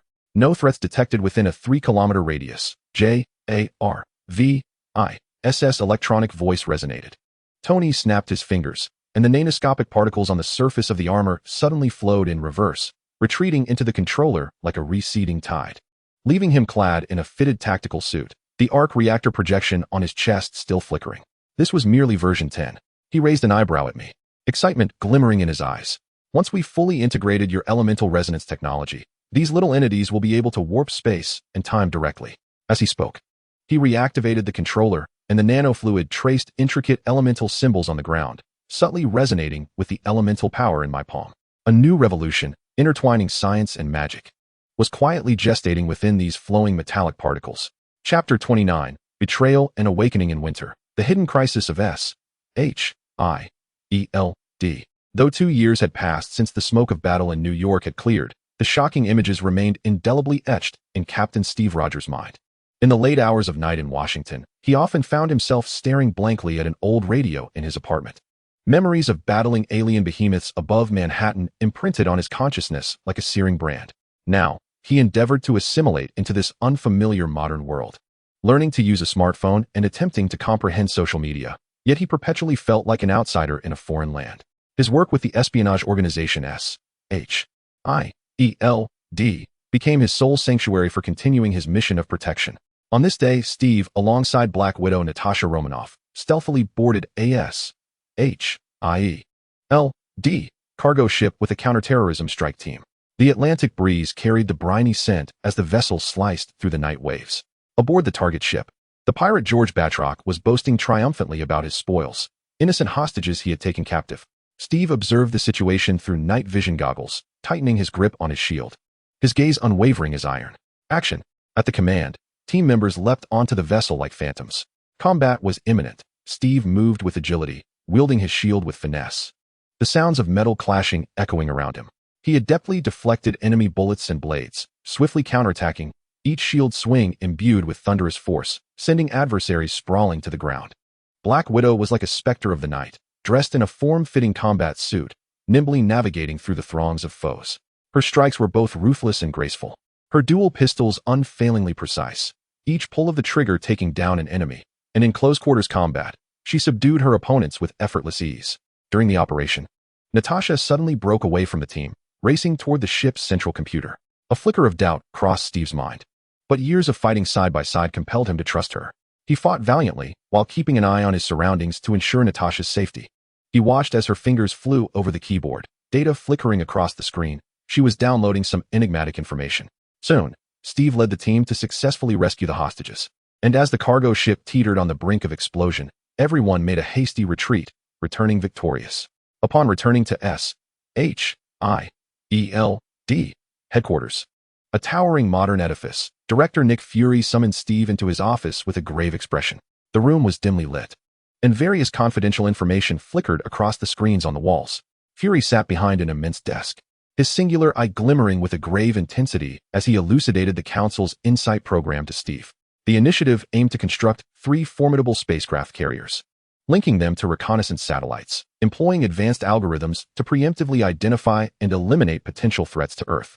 Upon absorbing this information, Steve's brow furrowed, his inner turmoil intensifying. In his view, justice should not embody such aggression and uncertainty. This plan appeared to deviate from its original purpose of protection. Before he could fully process the revelation, Director Nick was ambushed by an unknown assailant. It was a tempestuous night when the director's vehicle was violently attacked on the streets. Through his seasoned experience and indomitable spirit, he narrowly escaped death, hastily arriving at Steve's residence, his attire soiled with mud and blood, an expression of alarm etched upon his face. S-H-I-E-L-D has been infiltrated by a mole. Trust no one, he cautioned, handing Steve a disc containing critical information before he hastily departed. However, danger lingered. Scarcely had the director left when the Winter Soldier, concealed in the shadows, struck him down with a sniper rifle. When Steve arrived, he beheld the director sprawled in a pool of blood, his heart brimming with shock and fury, a profound sense of betrayal washing over him. The following day, Alexander Pierce summoned Steve to headquarters, demanding an explanation regarding Nick's fate. Seated in his lavish office, Pierce wore a mask of feigned concern. Steve, acutely aware of the underlying complexities, refrained from divulging any information the director had entrusted him with. Upon perceiving this, Pierce's demeanor shifted dramatically. He accused Steve of treachery and promptly dispatched agents to pursue him. Thus began Steve's desperate flight, evading his pursuers through the streets of Washington. As he navigated the perilous chase, he rendezvoused with Natasha, who informed him that the assassin responsible for the director's death was codenamed the Winter Soldier, a mysterious and potent killer. The duo subsequently accessed the director's disc, following its signal to a clandestine bunker in New Jersey. The bunker exuded an air of antiquity, shrouded in dust and cobwebs. They activated a supercomputer, which contained the preserved consciousness of Hydra leader Arnim Zola. His voice emanated from the machine, unraveling an astounding conspiracy. During World War II, he had been captured by Steve while serving as a Nazi scientist, only to be recruited by S-H-I-E-L-D post-war. Seizing this opportunity, he had reconstructed Hydra, secretly training the super assassin Winter Soldier, and now aimed to exploit the Insight program to unleash global chaos and assert dominion over the world. Just as they absorbed this shocking revelation, a missile was launched from S-H-I-E-L-D, striking the bunker. A deafening explosion reverberated through the air as the structure began to collapse. Steve and Natasha narrowly escaped, gazing at the ruins before them, acutely aware that the gravity of the situation far exceeded their expectations and urgent assistance was imperative. Thus, Steve recalled his acquaintance from morning jogs, former U.S. paratrooper Sam Wilson, also known as Falcon, residing in a tranquil town. Sam, upon hearing the accounts from Steve and Natasha, unhesitatingly resolved to assist, lending Steve his meticulously crafted mechanical glider, the Falcon. They captured the Hydra agent Sporswell, who had infiltrated S-H-I-E-L-D and subjected him to intense interrogation.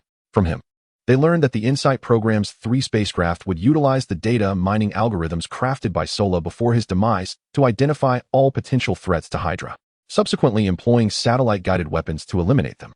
In a bid to avert this catastrophe, they resolved to return to S-H-I-E-L-D. Yet, shortly after their departure, they fell victim to an ambush by the Winter Soldier.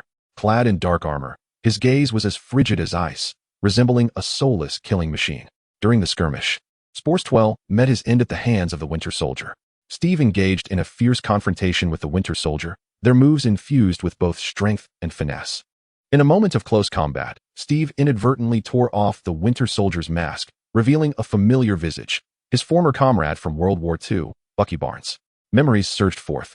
They had fought side by side through perilous battles. When Bucky was captured by Hydra, Steve had risked everything to rescue him. Tragically, during a mission, Bucky had fallen from a cliff, and Steve had always believed him lost to the world. Little did he know that Hydra had transformed him into a merciless assassin. A sharp pain pierced Steve's heart.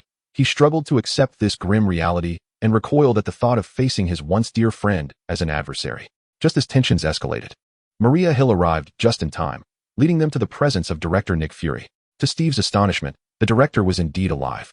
It turned out that he had feigned death using Bruce Banner's medical expertise. The director handed Steve 3 discs containing a deadly virus, resolutely informing him that this was the only way to prevent the spacecraft from launching, even if it meant destroying S-H-I-E-L-D. Steve accepted the discs, fully aware that an impending battle, one that would determine the fate of the world, was on the horizon. He understood that he must bear this responsibility, even if the path ahead led into the abyss. Chapter 30. The Doomsday Countdown. An urgent assembly on the eve of the spacecraft launch. The rain in Washington fell like a leaden curtain, enveloping the S.H.I.E.L.D. headquarters in its shroud.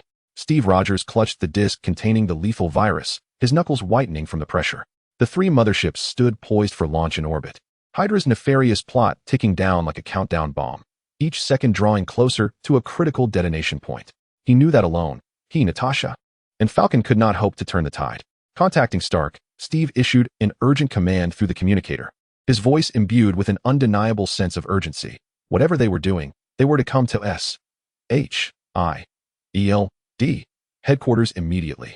At that moment, in the underground laboratory of Stark Tower, Tony was engrossed in calibrating the latest generation of nano-armor.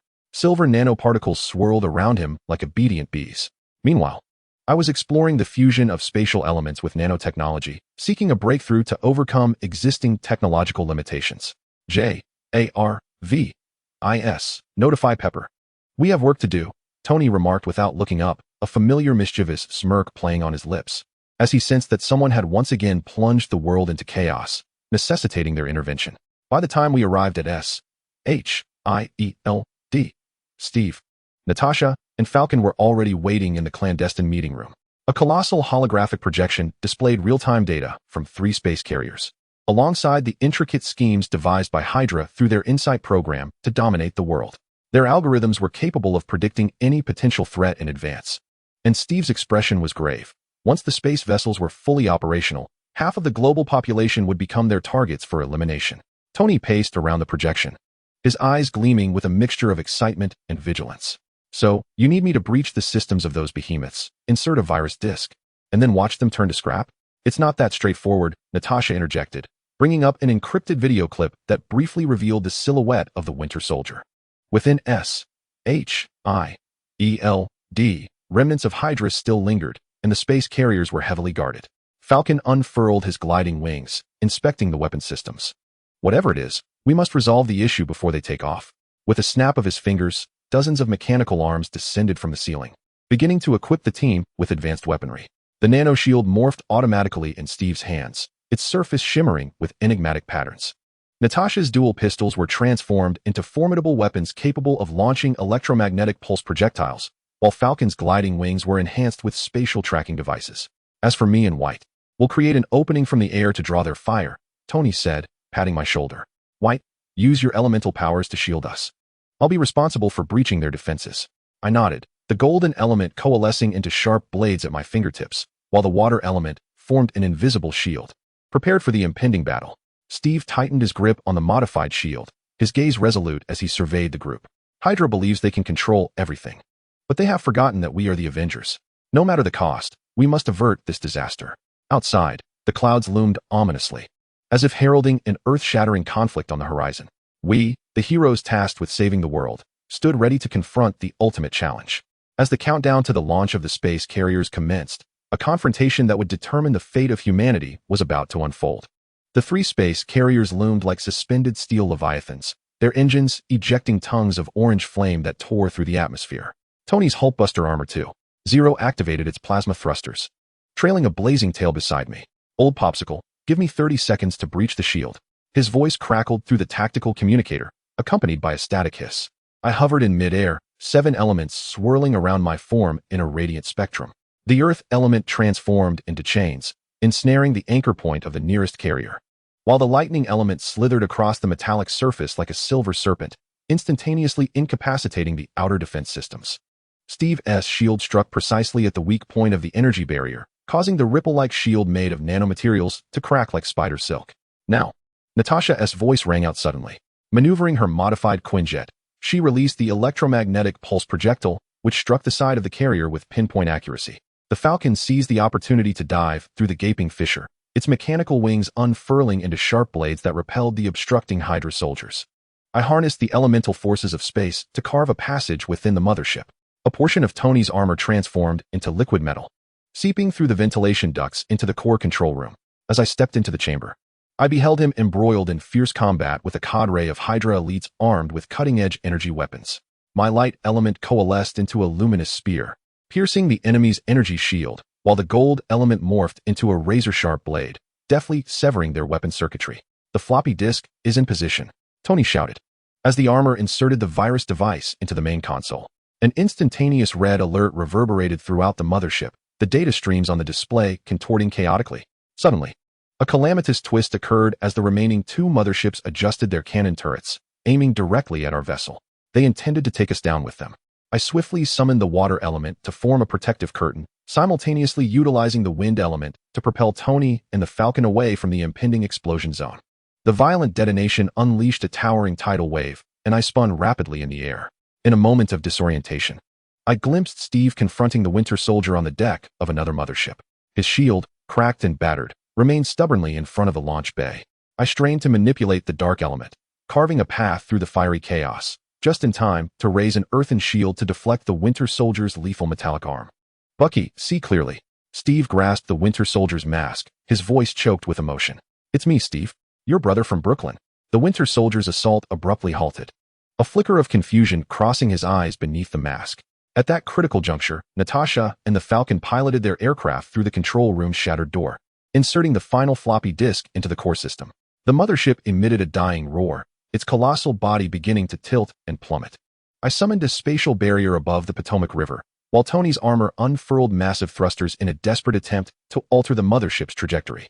As the first mothership plunged into the river, it generated waves reaching heights of over 100 meters. We supported one another amidst the tumultuous waters, striving to swim towards the shore. As the smoke cleared, the setting sun bathed the river in a crimson hue. Steve sat despondently upon the rocky shore. Gazing at the distant debris of the mothership, the Winter Soldier long vanished from sight. Tony removed his damaged helmet, wiping the grime from his face. "Next time we engage in such antics, do remember to negotiate my appearance fee in advance." Natasha chuckled softly, handing the communicator to Steve. "Director Fury says that although SHIELD is no more, the world still requires guardians." Steve accepted the communicator, his gaze fixed upon the circling Quinjet in the sky, determination reigniting in his eyes. Meanwhile, I lingered behind the others, feeling the elemental energy within me gradually subside, aware that this battle merely marked the commencement of a new journey. For as long as evil persists, the Avengers mission shall never find its conclusion. Chapter 31. Elemental Undercurrents. Prelude to the Guardians' crisis. 3 years have elapsed since the smoke of the New York battle dissipated, and the glass facade of the Avengers Tower reflects the vibrant neon of Manhattan. I stand before the holographic projection in the laboratory, 7 elements swirling at my fingertips in a spectrum of colors, monitoring the fluctuations of energy across the globe.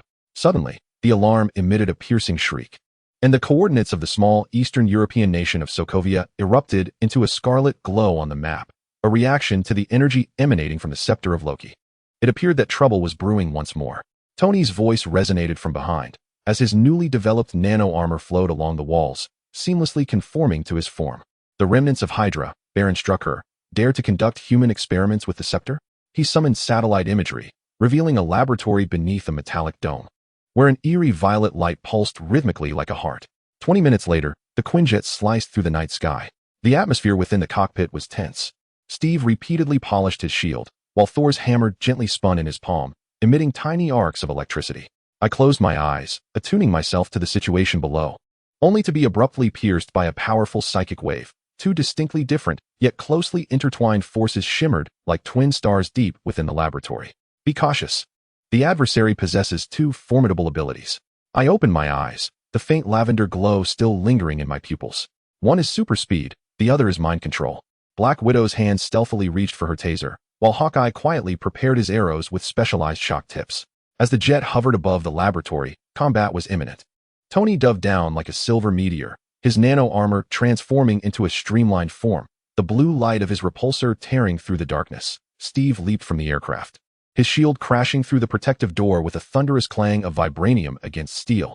Thor raised his hammer high. A bolt of lightning cleaved through an entire wall, and from the cascading debris, mechanical sentinels surged forth. I hovered in midair, the elemental wind lifting me as light elements coalesced into blades, slicing through the joints of our foes. Suddenly, a crimson streak flashed past, and a torrent of chaotic images flooded my mind. Vines of the Amazon rainforest ensnared and consumed me, while the darkness of the Arctic morphed into tendrils dragging me into the abyss. "It's a psychic attack," I strained to summon earth elements to construct a barrier, but saw Thor wildly swinging his hammer, attacking non-existent enemies. Focus.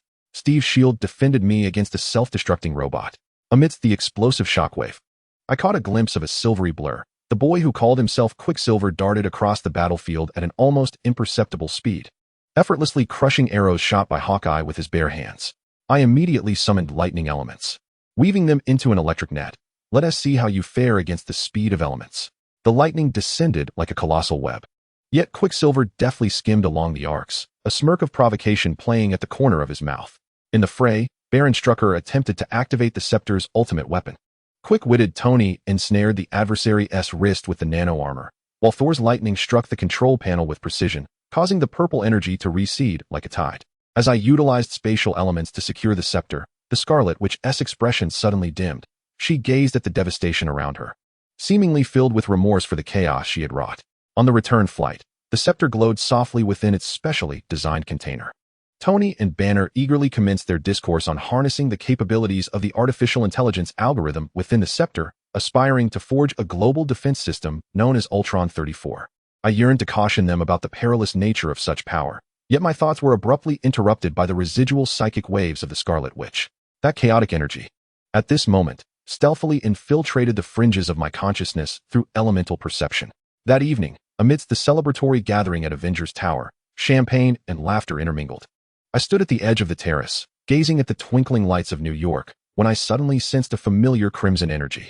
In the instant I turned my head, I caught sight of Tony striding alone towards the laboratory, his expression momentarily clouded by an unnatural daze. I immediately summoned the spatial elements to teleport to the laboratory's entrance, only to be repelled by an invisible force. Through the crack of the door, a scarlet glow flickered in the darkness, revealing Tony and Banner engaged in a perilous experiment.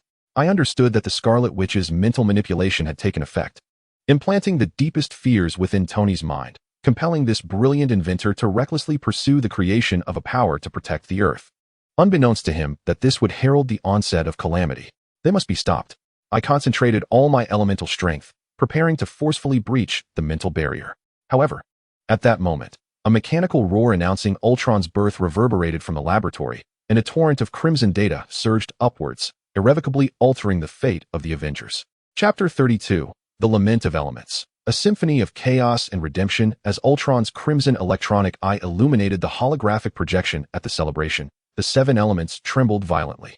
This was no ordinary energy fluctuation, but rather a data stream imbued with destructive intent, tearing apart the network's defenses.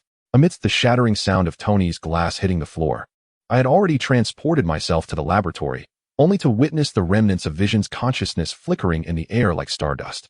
It has severed all elemental monitoring nodes.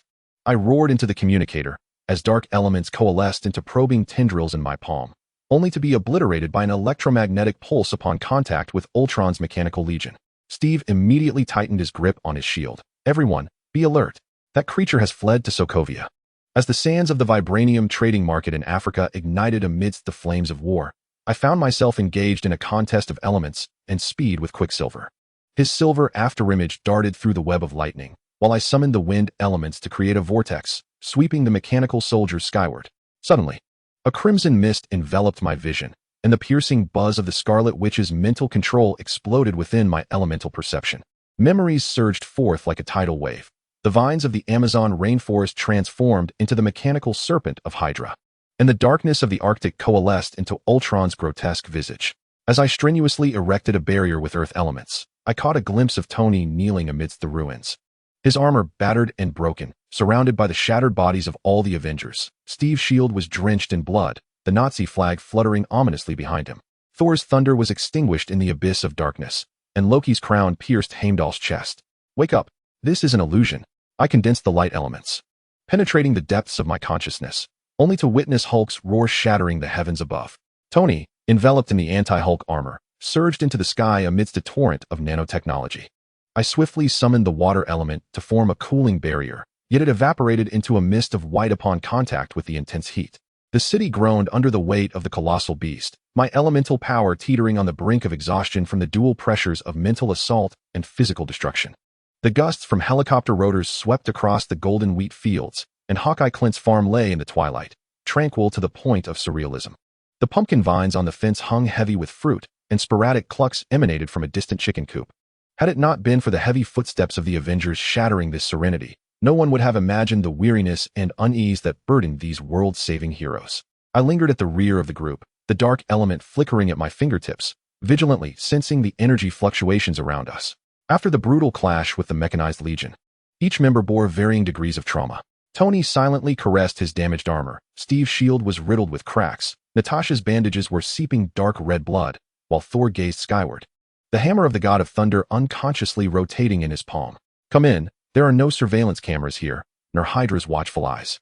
Clint beckoned as he opened the cabin door, warm light pouring forth. Inside, his wife Laura was soothing their children to sleep, and upon seeing our disheveled appearances, she quietly turned to set out additional bowls and chopsticks. The crackling of firewood in the hearth and the aroma of toasted bread mingled with the rich scent of coffee, yet could not dispel the heaviness that hung in the air. Ultron plans to hurl the entire land of Sokovia towards Earth. Nick Fury's voice shattered the silence as he projected a holographic map onto the dining table, red dots flickering across Eastern Europe. If successful, this would result in a catastrophe far worse than the Battle of New York. I summoned the element of the mind, attempting to capture Ultron's energy fluctuations, but was met only with a chaotic crimson haze. It is utilizing the power of the scepter to construct some form of spatial anchor. I pointed to the area on the map where energy was most densely concentrated. The elemental flow there has become utterly distorted. At that moment, Tony abruptly stood, his metallic prosthetic crashing onto the table. "We need a force that can contend with Ultron. Remember Dr. Helen Cho's regeneration cradle?" Perhaps his gaze met Banner's, and the silent exchange between them set off alarm bells in my mind. "Absolutely not." Steve slammed his hand on the table. "Creating new artificial intelligence with the scepter? Haven't we learned enough from Ultron's lessons?" I could empathize with the captain's concerns. The Mind Stone embedded within the scepter held power capable of upending the world. Its reckless use would undoubtedly be playing with fire. Yet, at this moment, I also sensed the deep-seated obsession within Tony. He yearned to forge peace through technology, even at the cost of anything. As the debate reached an impasse, Natasha spoke. "We do not have many choices left. Ultron's robotic legion is continually evolving. We need an unpredictable factor." Ultimately, with Thor's support, Tony and Banner returned to the Stark Tower laboratory with the regeneration cradle. Meanwhile, I chose to remain behind, fortifying the farm's defensive barrier with elemental power. The wind element wove an invisible alarm network across the fence. The earth element forged a robust barrier beneath the ground, and the light element transformed into gentle luminescent points, safeguarding the slumbering children. 3 nights later, a brilliant blue light sliced through the sky. I immediately summoned the spatial element to teleport to the laboratory, where I beheld a body, glimmering like a pearl, slowly rising from the regeneration cradle. Tony and Banner were drenched in sweat, while Thor raised his mighty hammer, the power of thunder intertwining with the light of the scepter. "Activate consciousness," Tony shouted. The data stream from Jarvis surged into the body like a galaxy, and in an instant, the laboratory's equipment whirred into frenzied motion, my elemental power also boiling over uncontrollably. 7 elements coalesced in the air into a rainbow-like vortex, resonating intensely with the energy of the Mind Stone. As the radiance faded, a figure draped in a crimson cloak hovered in the air. His skin was translucent, liquid light coursing through his veins, and the Mind Stone on his chest emitted a soft glow. "I am Vision," he proclaimed, his voice ethereal and serene, yet imbued with undeniable strength.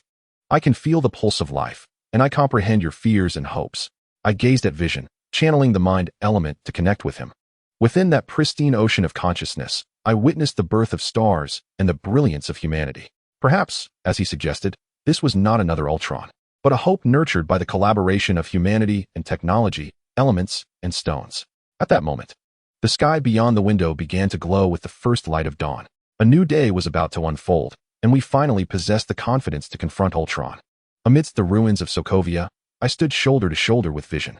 As he raised his hand to pause time, I summoned the dark element to tear open a rift in space, casting Ultron's mechanical army into another dimension. Quicksilver darted through the hail of bullets, sacrificing himself to shield the civilians, while the Scarlet Witch's scream stained the sky crimson. I immediately concentrated the life element, attempting to assist, but only brushed against the fading warmth of a life slipping away. When Thor's thunder and my elemental storm shattered the floating land, I gazed at the debris beneath the starry sky. Vision gently touched my shoulder and remarked, "Elements and stones, perhaps, are the answers of the universe." Meanwhile, in the distance, Tony silently removed the arc reactor. Steve wiped the cracks from his shield, and the Scarlet Witch knelt beside her fallen brother. The Avengers were reborn from pain, yet were unaware that a darker shadow was slowly encroaching from the depths of the cosmos. Chapter 33. Elemental Weaver of Shadows. The streets of Lagos, Nigeria, were scorched by the blazing sun, the air thick with the scent of gunpowder and dust. Lin Mabai hovered in the air, 12 elemental halos swirling behind him. Dark, golden elemental patterns winding along white satin, shimmering with a ghostly blue light as if they were alive. His gaze was firmly locked onto the crossbones ahead, the malevolent aura emanating from him causing the intricate patterns on his satin to slightly heat up. The remnants of Hydra, today marks your demise. Lin Mabai's voice was low and chilling. With a subtle flick of his right hand, the satin shot forth like a serpentine wisp, imbued with the elements of thunder. Striking towards Crossbones. Crossbones let out a sinister laugh, raising his heavy firearm, unleashing a torrent of bullets like a rainstorm. Lin Mabai scoffed coldly, his left hand transforming the satin into a shield instantaneously, the earth element coalescing upon it to deflect the incoming projectiles entirely. Simultaneously, he summoned the wind element, his form weaving like a specter through the barrage of gunfire, as the satin in his right hand suddenly expanded, coiling around the barrel of Crossbones' weapon. The thunder element erupting instantaneously, shattering the firearm into fragments. However, Crossbones was prepared. His battle armor erupted with a blinding crimson light, seemingly intent on perishing alongside everyone else. This is bad. Lin Mabai's pupils constricted. The thunder element on the satin roared to life, and he could distinctly sense that this was not the energy fluctuation of ordinary explosives, but an infusion of dark matter energy intertwined with spatial distortion. Wanda acted swiftly to thwart him. Wanda reacted with remarkable speed. A torrent of crimson chaotic magic surged forth, attempting to contain the impending explosion. Lin Mabai exerted all his strength. As the satin danced, light and dark elements wove together into a net, striving to assist Wanda in stabilizing the energy. Yet, the force was overwhelmingly violent. The collision of light and dark elements with chaotic magic tore open a gaping dimensional rift in midair. Lin Mabai frantically wielded the satin, intertwining wind and wood elements to form a colossal net, barely shielding the crowd on the ground. Nevertheless, the immense shockwave still propelled him away, crashing him heavily against a building wall. Coughing up blood, he rose to his feet, gazing at the crumbling structure. The intricate patterns on the satin suddenly burned with excruciating intensity, the tumult of energy far exceeding his expectations, rendering Wanda incapable of independently harnessing such rampant power. Within the United Nations Assembly Hall, the atmosphere was so tense it felt as if it could drip. The eyes of representatives from various nations were fixed upon the Avengers, awaiting their stance on the Sokovia Accords. Tony Stark stood up, the reactor on his armor radiating a dazzling light, showcasing the ruins of Lagos on the holographic display. Each of our actions has been accompanied by tremendous destruction and loss. The tragedy of Lagos must not be repeated. Accepting the oversight of the Accords is a demonstration of our accountability to the public. Lin Mabai followed suit, rising and slowly unfurling the satin in his hands, the light element upon it glowing faintly. Esteemed colleagues, I was present at the scene. The intensity of energy that Wanda faced was sufficient to distort space. Without mastering such power, unrestrained actions will only plunge more individuals into peril. He cast the satin forth, tracing the chaotic energy ripples from that day in the air, evidence of the spatial element being warped by chaotic forces. Captain America, Steve Rogers, suddenly stood up, his expression filled with anger and disappointment. When we bow to bureaucracy, we lose the essence of being Avengers. We are Avengers, not puppets of the government. Our actions should be determined by ourselves, rather than allowing those seated in their offices to dictate our course. Freedom should not be built upon the blood of the innocent. The fire element on Lin Mabai's silk suddenly erupted, casting a crimson hue upon his profile. How many innocents perished as a result of our actions in Lagos? With every strike we deliver, we bear the weight of responsibility for life. Agreements are not shackles, but rather constraints on our power, meant to prevent us from repeating past mistakes. Constraints? Steve scoffed, remarking that when we need to act, we must navigate through layers of approval, by which time the innocent will have already suffered. Our mission is to uphold justice, not to await permission from others. The heated debate reverberated through the conference room, as representatives from various nations engaged in fervent discussions, while the rift within the Avengers deepened amidst the escalating quarrel. In the dead of night, the alarm at Stark Tower blared piercingly, as sparks erupted from the elemental analyzer in Lin Mabai's hand. Frowning, he cut the power. Yet the lightning patterns on the silk began to tremble ominously. This was not a mere equipment malfunction warning, but rather a resonance between an unknown energy and the dark patterns. Jarvis, report the source of the anomaly. He swung the silk to disperse the smoke. watching as the dark golden patterns writhed beneath the fabric like living creatures. Sir, unauthorized bioelectric signals have been detected on the East Wing rooftop, with intensity fluctuating rapidly. The voice of the artificial intelligence carried an unusual caution. The energy signature closely matches the mutated spider sample you pursued in Queens.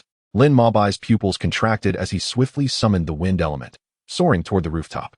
Upon bursting through the fire door, he beheld a young boy clad in a makeshift red and blue suit, dangling from a lightning rod, his webbing entangled with the building's antenna array. The boy turned in panic, his eyes shining brightly behind his goggles. "Mr. Stark, and you too. I need help." At that moment, Tony's voice resonated from behind. As the thrusters of his armor stirred the air, Jarvis mentioned, "We have an uninvited guest. It seems your web navigation system could use an upgrade, kid." He casually extended a mechanical arm, deftly severing the webbing that ensnared the boy. Peter landed awkwardly, but Lin Mabai acted swiftly, using the silk to transform into vines, softening his fall and preventing a disastrous landing. "My name is Peter Parker." The boy removed his tattered mask, his freckled face etched with anxiety. "After being bitten by a spider, I can climb walls, shoot webs, and I can."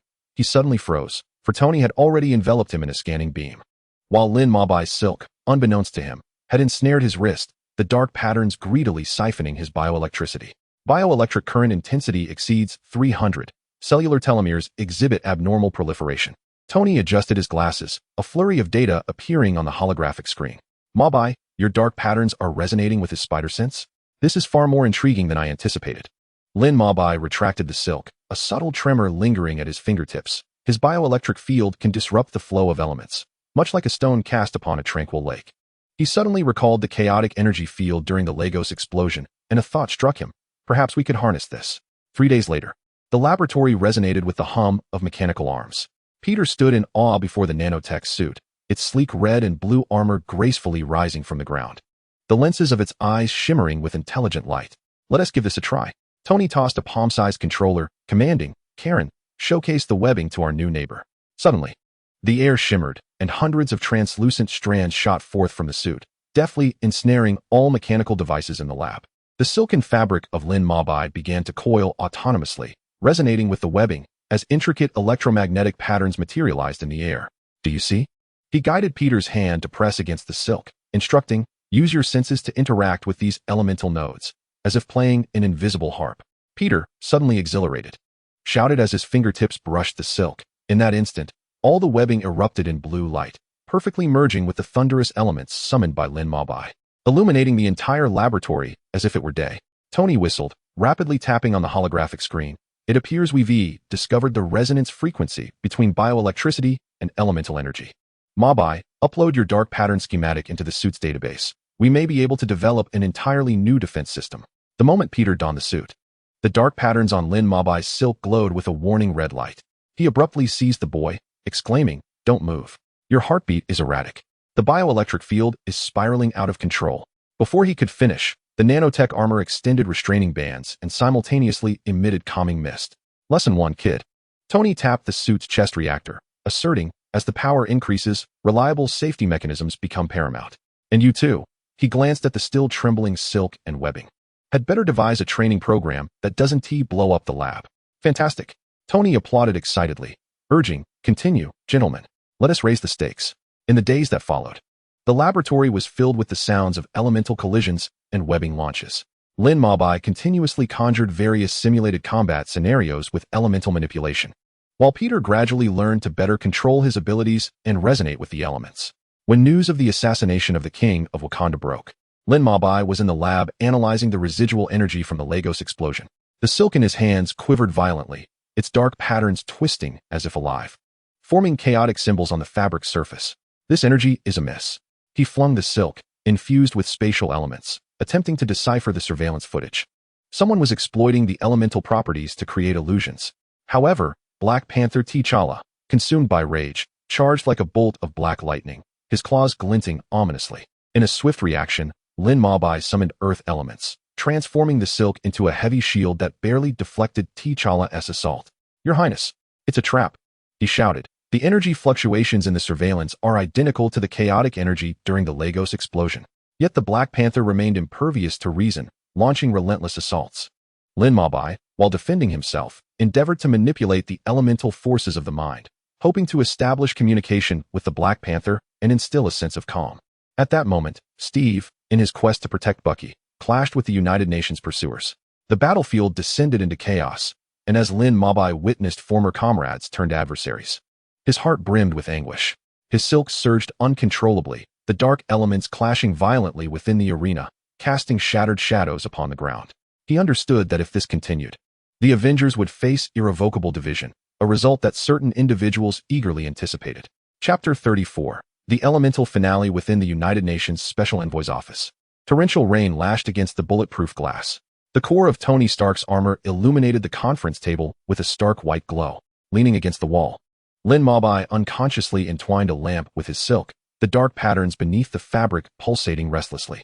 "Mr. Stark, Captain America has breached 2 defensive lines with Bucky," announced a gray-haired senator, slamming a tablet onto the table. "If we cannot retrieve them today, the accord will be rendered utterly worthless." Tony rotated the model of his reactor, the metallic clanging resonating painfully in the silence. "Give me 12 hours. Suddenly, he turned to Lin Mabai. "Share your elemental tracking map with War Machine. We must ensnare them across Europe." Lin Mabai released his silk, the light elements coalescing into a 3-dimensional map in the air, each node pulsating with dark markings. "During our last encounter, my wooden vines left energy residues on Steve's shield." His silk tightened abruptly, shattering the lamp. "However, I must caution you. This could irrevocably tear the alliance apart. Then we shall mend it." Tony's visor sealed with a resounding clang, the thrusters stirring up a gust of wind. "We will use the accord, we will use technology, or," he gazed at the faintly glowing reactor in his palm, "we will use our fists." At the German airport, on the eve of the decisive battle, Lin Mabai's 12 elemental halos flickered erratically in the downpour.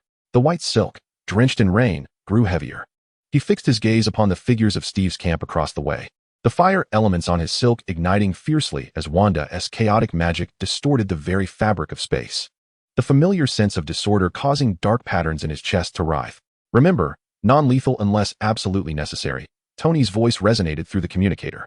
The components of the anti-Hulk armor assembled midair. "Peter, entangle vision. Mabai, you are in charge of controlling Wanda's energy overflow." The youthful Spider-Man performed acrobatics beside him, the lenses of his nanotech suit shimmering. "It feels like a dream. Are we really going to fight Captain America?" Lin Mabai flung his silk imbued with lightning elements, accurately striking down a drone. "This is not a fight, it is damage control." His silk surged abruptly, the wind elements entwining with the earth elements to form a cage, temporarily trapping the Winter Soldier who attempted a surprise attack. When power escapes its constraints, we may become weapons ourselves. The Falcon's sonic cannon tore through Lin Mabai's light shield as he rolled through the air, leveraging the momentum, his silk coiling around the adversary's aircraft like a serpent. The elemental energy surged along the metallic framework, only to be abruptly interrupted by Vision's energy beam upon contact with the Falcon's suit. "Mabai, to the left." Peter's warning came a heartbeat too late. Bucky's metallic arm struck with a bone-chilling force, and in a moment of panic, Lin Mabai conjured ice elements, the satin fabric instantly crystallizing into an icy shield. At the moment of impact, he heard the chilling sound of his dark patterns fracturing, a spray of blood staining the frost-kissed satin. "Enough," he roared, unleashing all his elemental power, as light and dark energies erupted in the center of the battlefield, creating a brief visual obscurity. Seizing the moment of chaos, he flung the satin imbued with mental energy, attempting to reach Wanda's consciousness. "Calm down. You must sense it. This power is consuming you." Suddenly, the scarlet magic surged uncontrollably, propelling Mo by several meters away, crashing against a shipping container. Struggling to lift his head, he witnessed Steve's shield grazing the remnants of battle as the sunset stained the airport ruins crimson. Tony's armor lay battered, the reactor flickering ominously with red light. He sat silently amidst the rubble, letting the rain wash away the blood on his face. Peter removed his helmet, his youthful face still innocent. "Did we make a mistake? Why does it feel like we lost?" The boy's web shooters dripped incessantly, refracting shattered beams of light. Lin Mabai gazed at the dissipating dark elements in the sky, recalling Wanda's crimson eyes when she lost control. He opened his palm, and the dark elements coalesced into the shape of a badge of responsibility. "Do you remember the first time you couldn't control your web?" His satin gently wrapped around Peter's shoulder, conveying that power was never a measure of right or wrong. It was the choices that mattered. Suddenly, Tony stood up, his damaged armor beginning to repair itself. "Peter, come to the lab tomorrow. We need to upgrade your web shooters with an electric shock feature." He glanced at Lin Mabai, his gaze lingering on the fractured dark patterns. "Wanda's magic resonated with your elements. I need a complete energy spectrum. But before he could finish, Iron Man's visor sealed shut, and they departed for Siberia, determined to settle the score. 7 days later, a blizzard howled through the abandoned Hydra base in Siberia. Lin Mo.Bai's satin billowed in the fierce wind, synchronizing with Tony's armor's scanning systems. Vital signs indicated they were 3 levels underground. Tony's voice crackled through the communicator. Charged with static, prepare for a strong assault. Lin Mo.Bai flung a strip of satin wrapped in earth elements, effortlessly tearing through the concrete walls. In the frigid air, he sensed a familiar energy signature, Steve's shield, and the mechanical pulses of Bucky in Winter Soldier mode. Be careful. He abruptly pulled Tony aside as the circular shield whizzed past, creating a web-like fracture in the wall. Steve emerged from the shadows, his uniform still dusted from their last confrontation. Tony, this is a personal vendetta. A personal vendetta? Tony's palm repulsor charged ominously. You're running around with a wanted assassin, and the UN satellites are tracking my every move. He turned to Lin Mo.Bai, Tangle Bucky. Don't let him interfere with me and the captain. Lin Mo.Bai unleashed both strips of satin, wind elements swirling with icy blades, blocking Bucky's escape route. The metallic arm of the Winter Soldier glinted coldly, ensnared with precision by the dark patterned satin that bound his joints. Lin Mo.Bai channeled the elemental force of lightning into the fabric, attempting to incapacitate his opponent's mechanical systems. But suddenly felt a sharp pain in his chest as the backlash from excessive use of dark patterns began to take its toll, causing his vision to blur.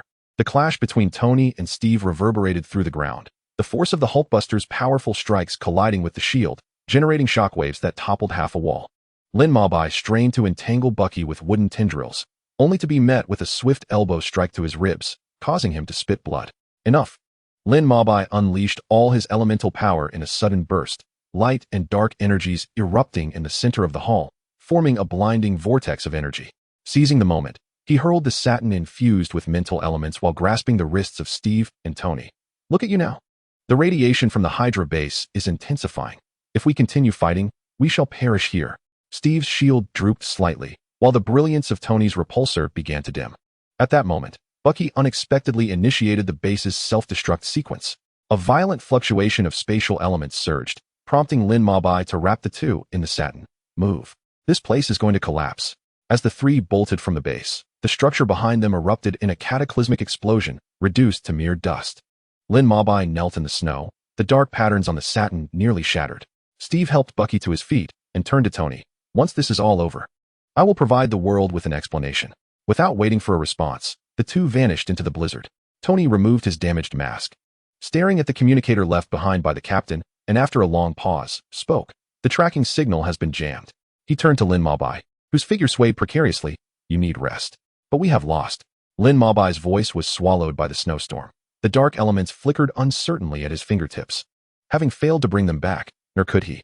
Tony's armor automatically injected him with a restorative serum, affirming that they had proven one undeniable truth. Even Avengers can be blinded by their emotions. He gazed in the direction where Steve had vanished, hoping that when they next meet, they might be more clear-headed. The snowstorm intensified, and Lin Mo.Bai's satin drooped helplessly in the snow. He understood that this battle, born from the collapse of trust, was far from over. The disintegration of the dark patterns may well serve as a warning from fate in the pursuit of truth. Both he and Tony would pay a far greater price. Tony's mask flew away. Amidst the excruciating pain, the dark patterns became starkly clear. The energy fluctuations on the battlefield mirrored those of the Lagos explosion. Chapter 35. The bonds of threads. The defeat in Siberia lingered like an unhealed scar in the hearts of many. 3 months later, in the underground laboratory of Stark Tower, an alarm suddenly shattered the silence. Lin Mo.Bai sprang up from the elemental calibration station, the dark patterns on his still-healing chest pulsing violently as the unique bioelectric signal belonging to Peter Parker exhibited severe fluctuations. Jarvis, locate Peter. Tony casually tossed a semi-finished nanochip into the workstation, while the metallic components of his armor seamlessly adhered to his body. The holographic projection unfurled instantly, revealing Spider-Man cornered by a group of robbers armed with energy pulse guns in an abandoned warehouse in Queens. Lin Mo.Bai's silk darted forth like an arrow released from its bow, 12 elemental halos igniting behind him. His spider sense was being disrupted. The energy frequency of these devices matched the fragments of Lagos bomb. Before he could finish his thought, he surged forth, enveloped by the wind element, shattering the window. With Tony's armor closely trailing, creating 2 distinctly contrasting trails of light across the night sky. Inside the warehouse, Peter was desperately dodging energy beams. his webs losing precision amidst the chaotic bioelectrical field. Hold on, kid. Lin Mabai's silk, infused with the power of thunder, pierced through the roof, accurately ensnaring a pulse generator. The moment the dark patterns made contact with the device, he let out a muffled groan as residual spatial elemental fragments scorched his markings. The robber leader sneered and pressed a device at his waist. Suddenly, the entire metallic framework of the warehouse twisted into a cage. Just as Lin Mabai mobilized the earth element to reinforce the ground, a steel column wrapped in dark matter crashed down from above.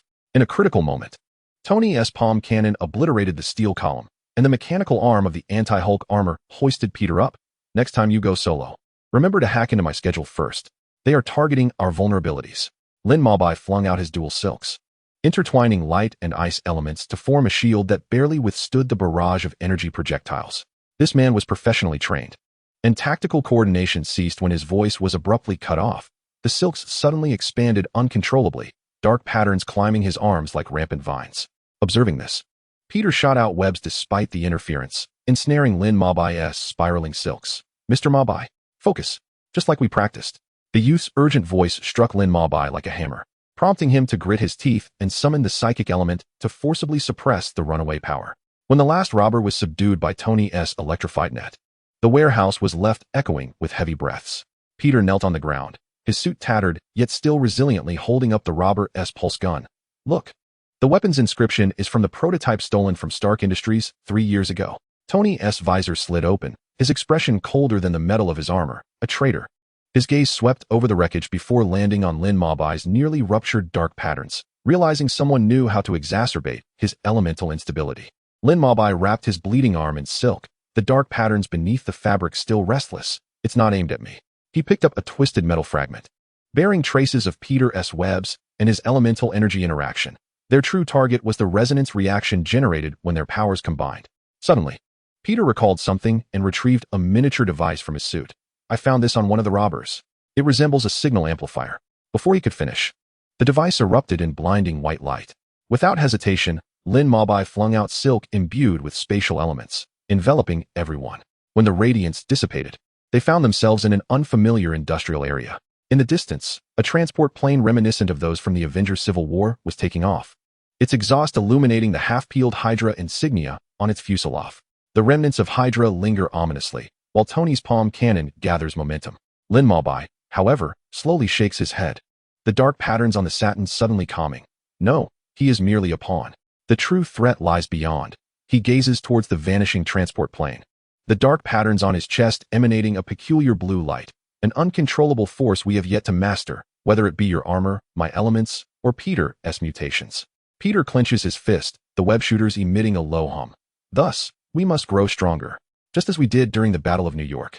Tony remains silent for a moment, then pats the young man's shoulder and turns his attention to the fracturing dark patterns on Lin Mabai. First, we must survive and return. Jarvis, locate the nearest teleport point. His voice halts abruptly as the alarm from the armor coincides with the tremor of Lin Mabai's satin from the shadows. Countless eyes are fixated upon them. The air in the industrial district is thick with the acrid scent of machine oil, and the dark patterns on Lin Mabai's satin writhe like living entities, warning of imminent danger. They are waiting for us, Lin Mabai whispers, 12 elemental halos flickering behind him. The spatial elements here have been distorted. We may be ensnared in a trap. Tony's armor swiftly scans the surroundings, the metallic parts emitting faint sounds of friction. Jarvis, analyze the source of the energy fluctuations.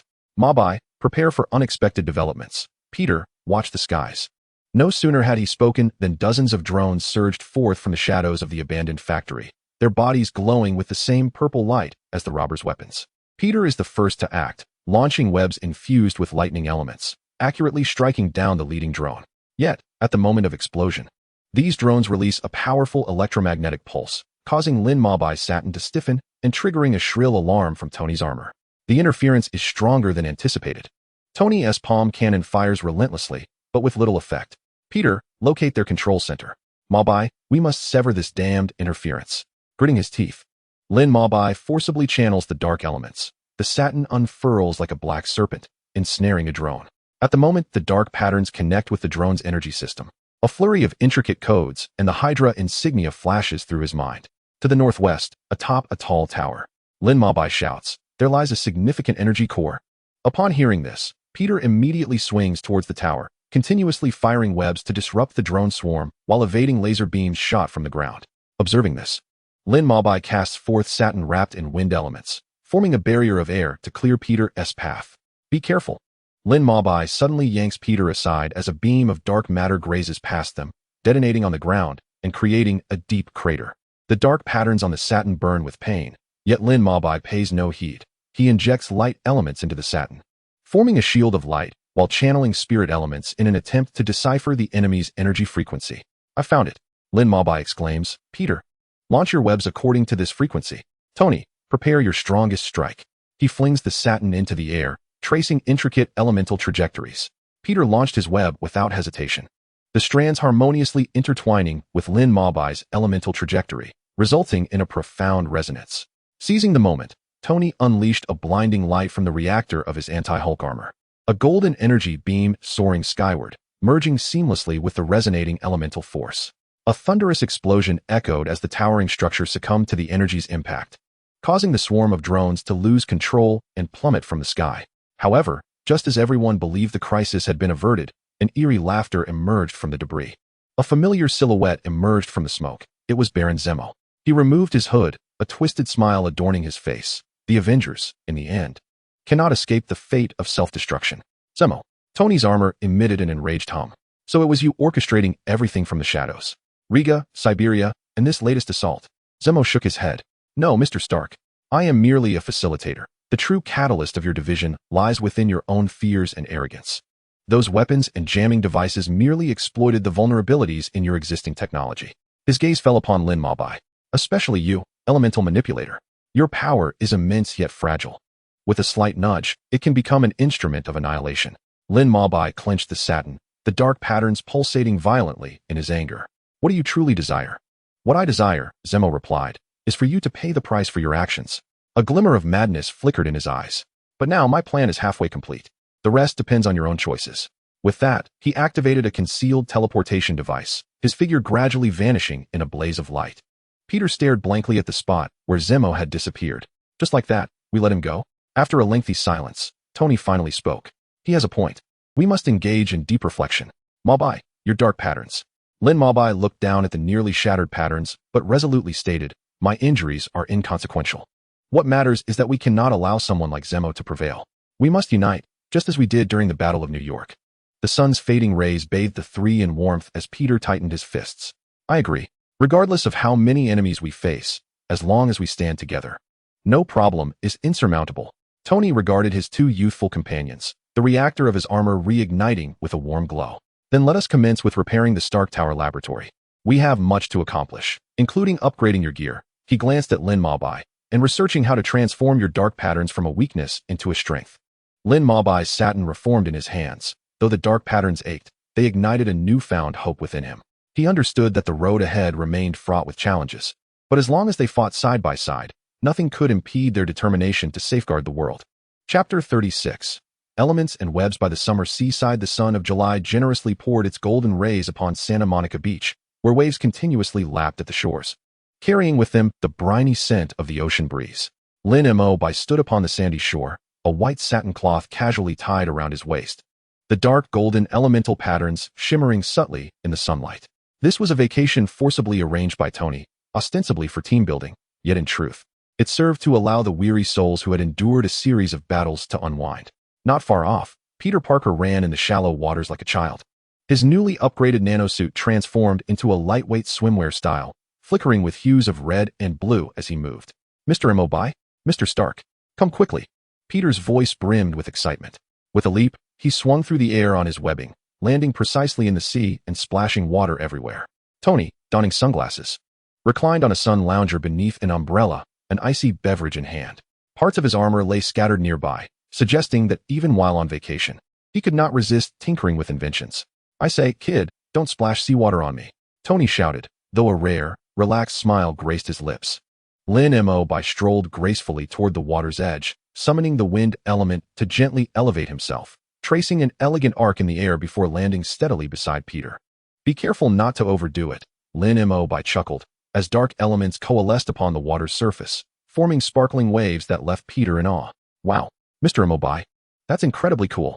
Peter exclaimed, reaching out to touch the dark elemental waves, the icy sensation sending a delightful shiver through him. If only I could possess such a magnificent ability. Your webbing is no less impressive, Lin Mo replied, conjuring a transparent water sphere around them. Now, give it a try and see if you can slice through it with your webbing.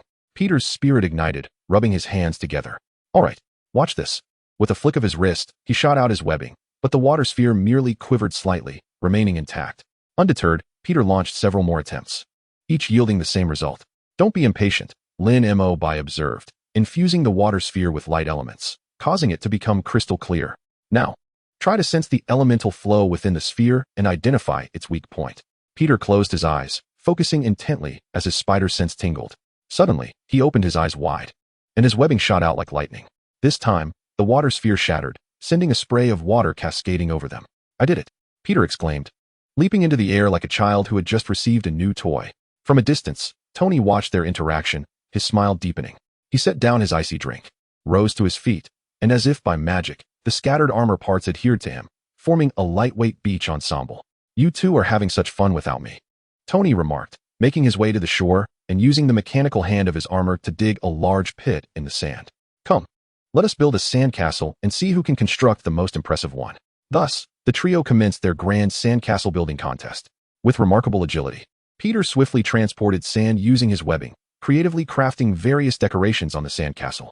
Lin Mo summoned earth elements to solidify the sand into a sturdy structure, while skillfully using wind elements to carve exquisite patterns. Tony, leveraging his technological prowess, employed the laser from his armor to etch intricate designs onto the sandcastle. No, this is cheating. Using powers and technology, Peter feigned anger as he gazed at the grand sandcastles created by the two. Let us start over. No powers or equipment. Just good old-fashioned manual labor. Lin Mo and Tony exchanged amused glances and chuckled. All right, we'll do it your way, Lin Mo replied, removing his shoes and stepping into the soft sand, earnestly beginning to pile it up. Amidst their laughter and merriment, time slipped away unnoticed. As the sun dipped below the horizon, the sky was bathed in hues of orange and red, while the sound of waves crashing against the shore resembled a melodious symphony. The trio sat beside their sandcastle, gazing at the breathtaking sunset in contemplative silence, savoring this rare moment of tranquility and beauty. Speaking of which, Tony broke the silence. I haven't felt this relaxed in ages. It's either the lab or the battlefield for me every day. I've almost forgotten the joy of life. Lin Mo nodded in agreement. Indeed, we are always chasing danger and neglecting the simple beauties around us.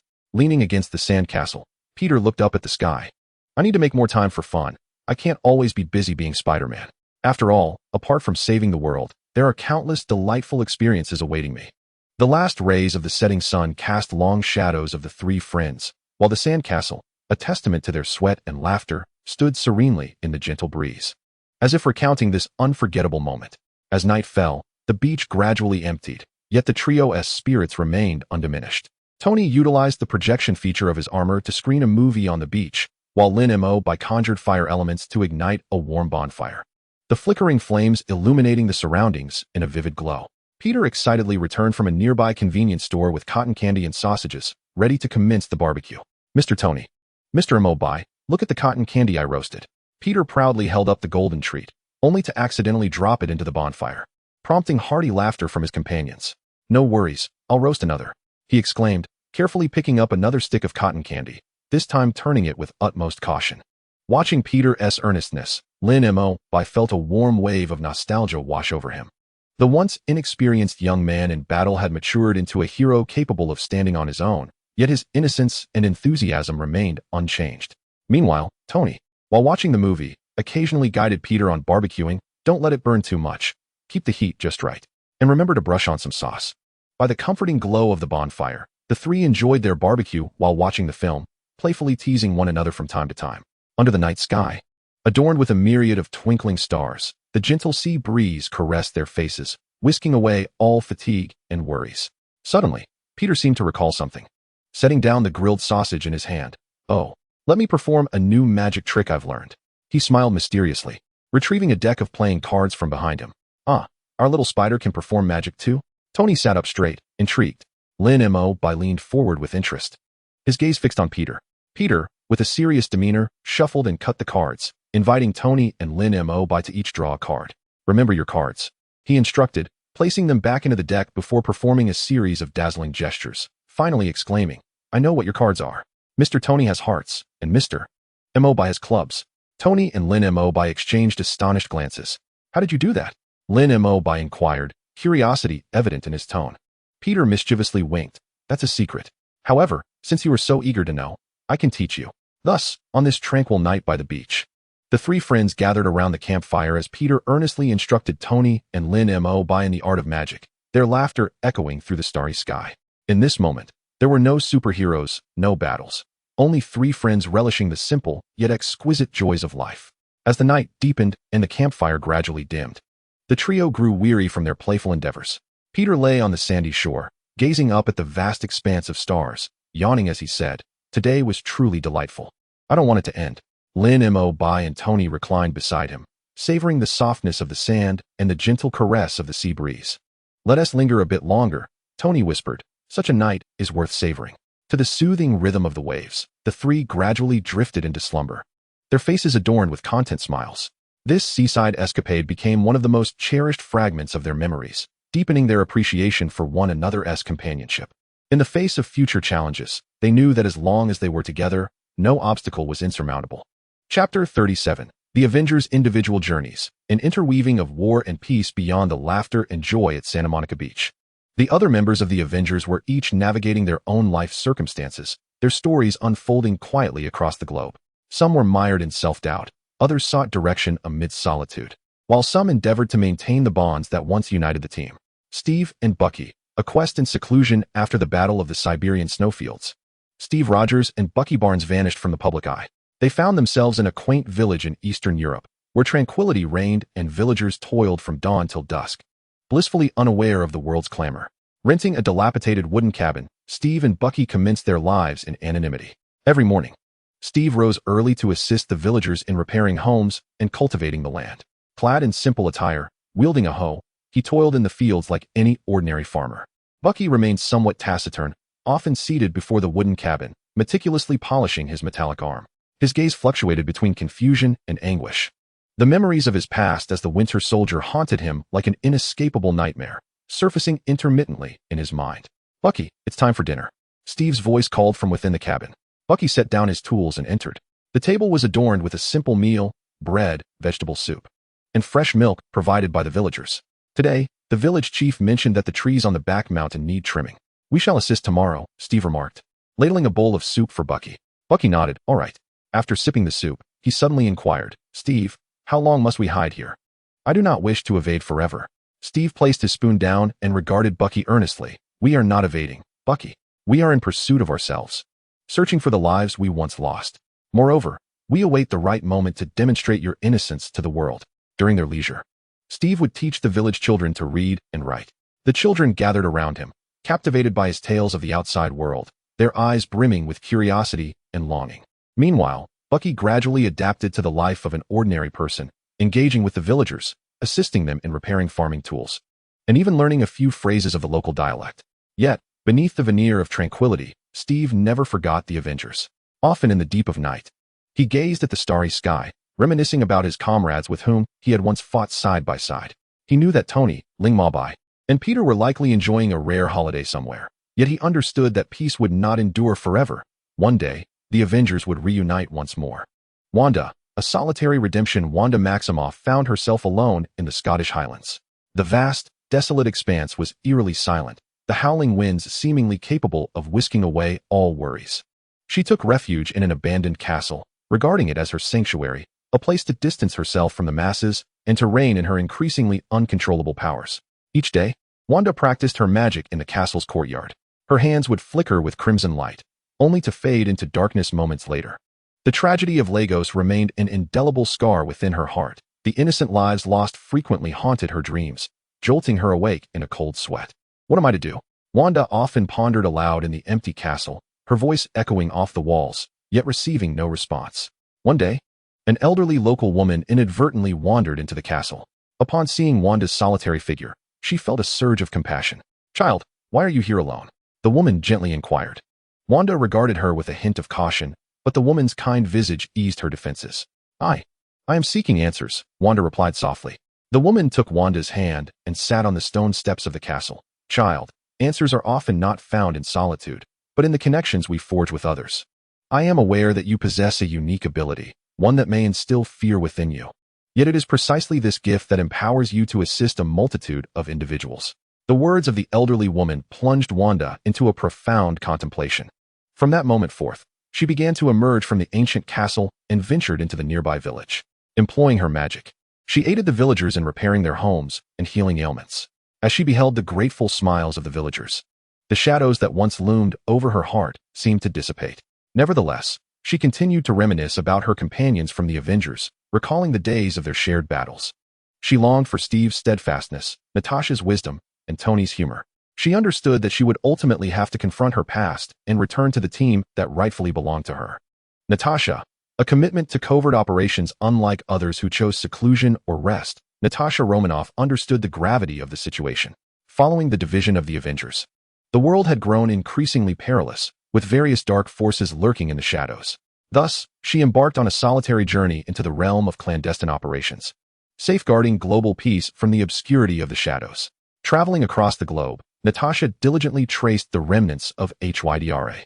Disguising herself, she infiltrated numerous perilous organizations to gather intelligence. In an underground black market in Asia, Natasha transformed into a mysterious buyer, engaging with the black market dealer.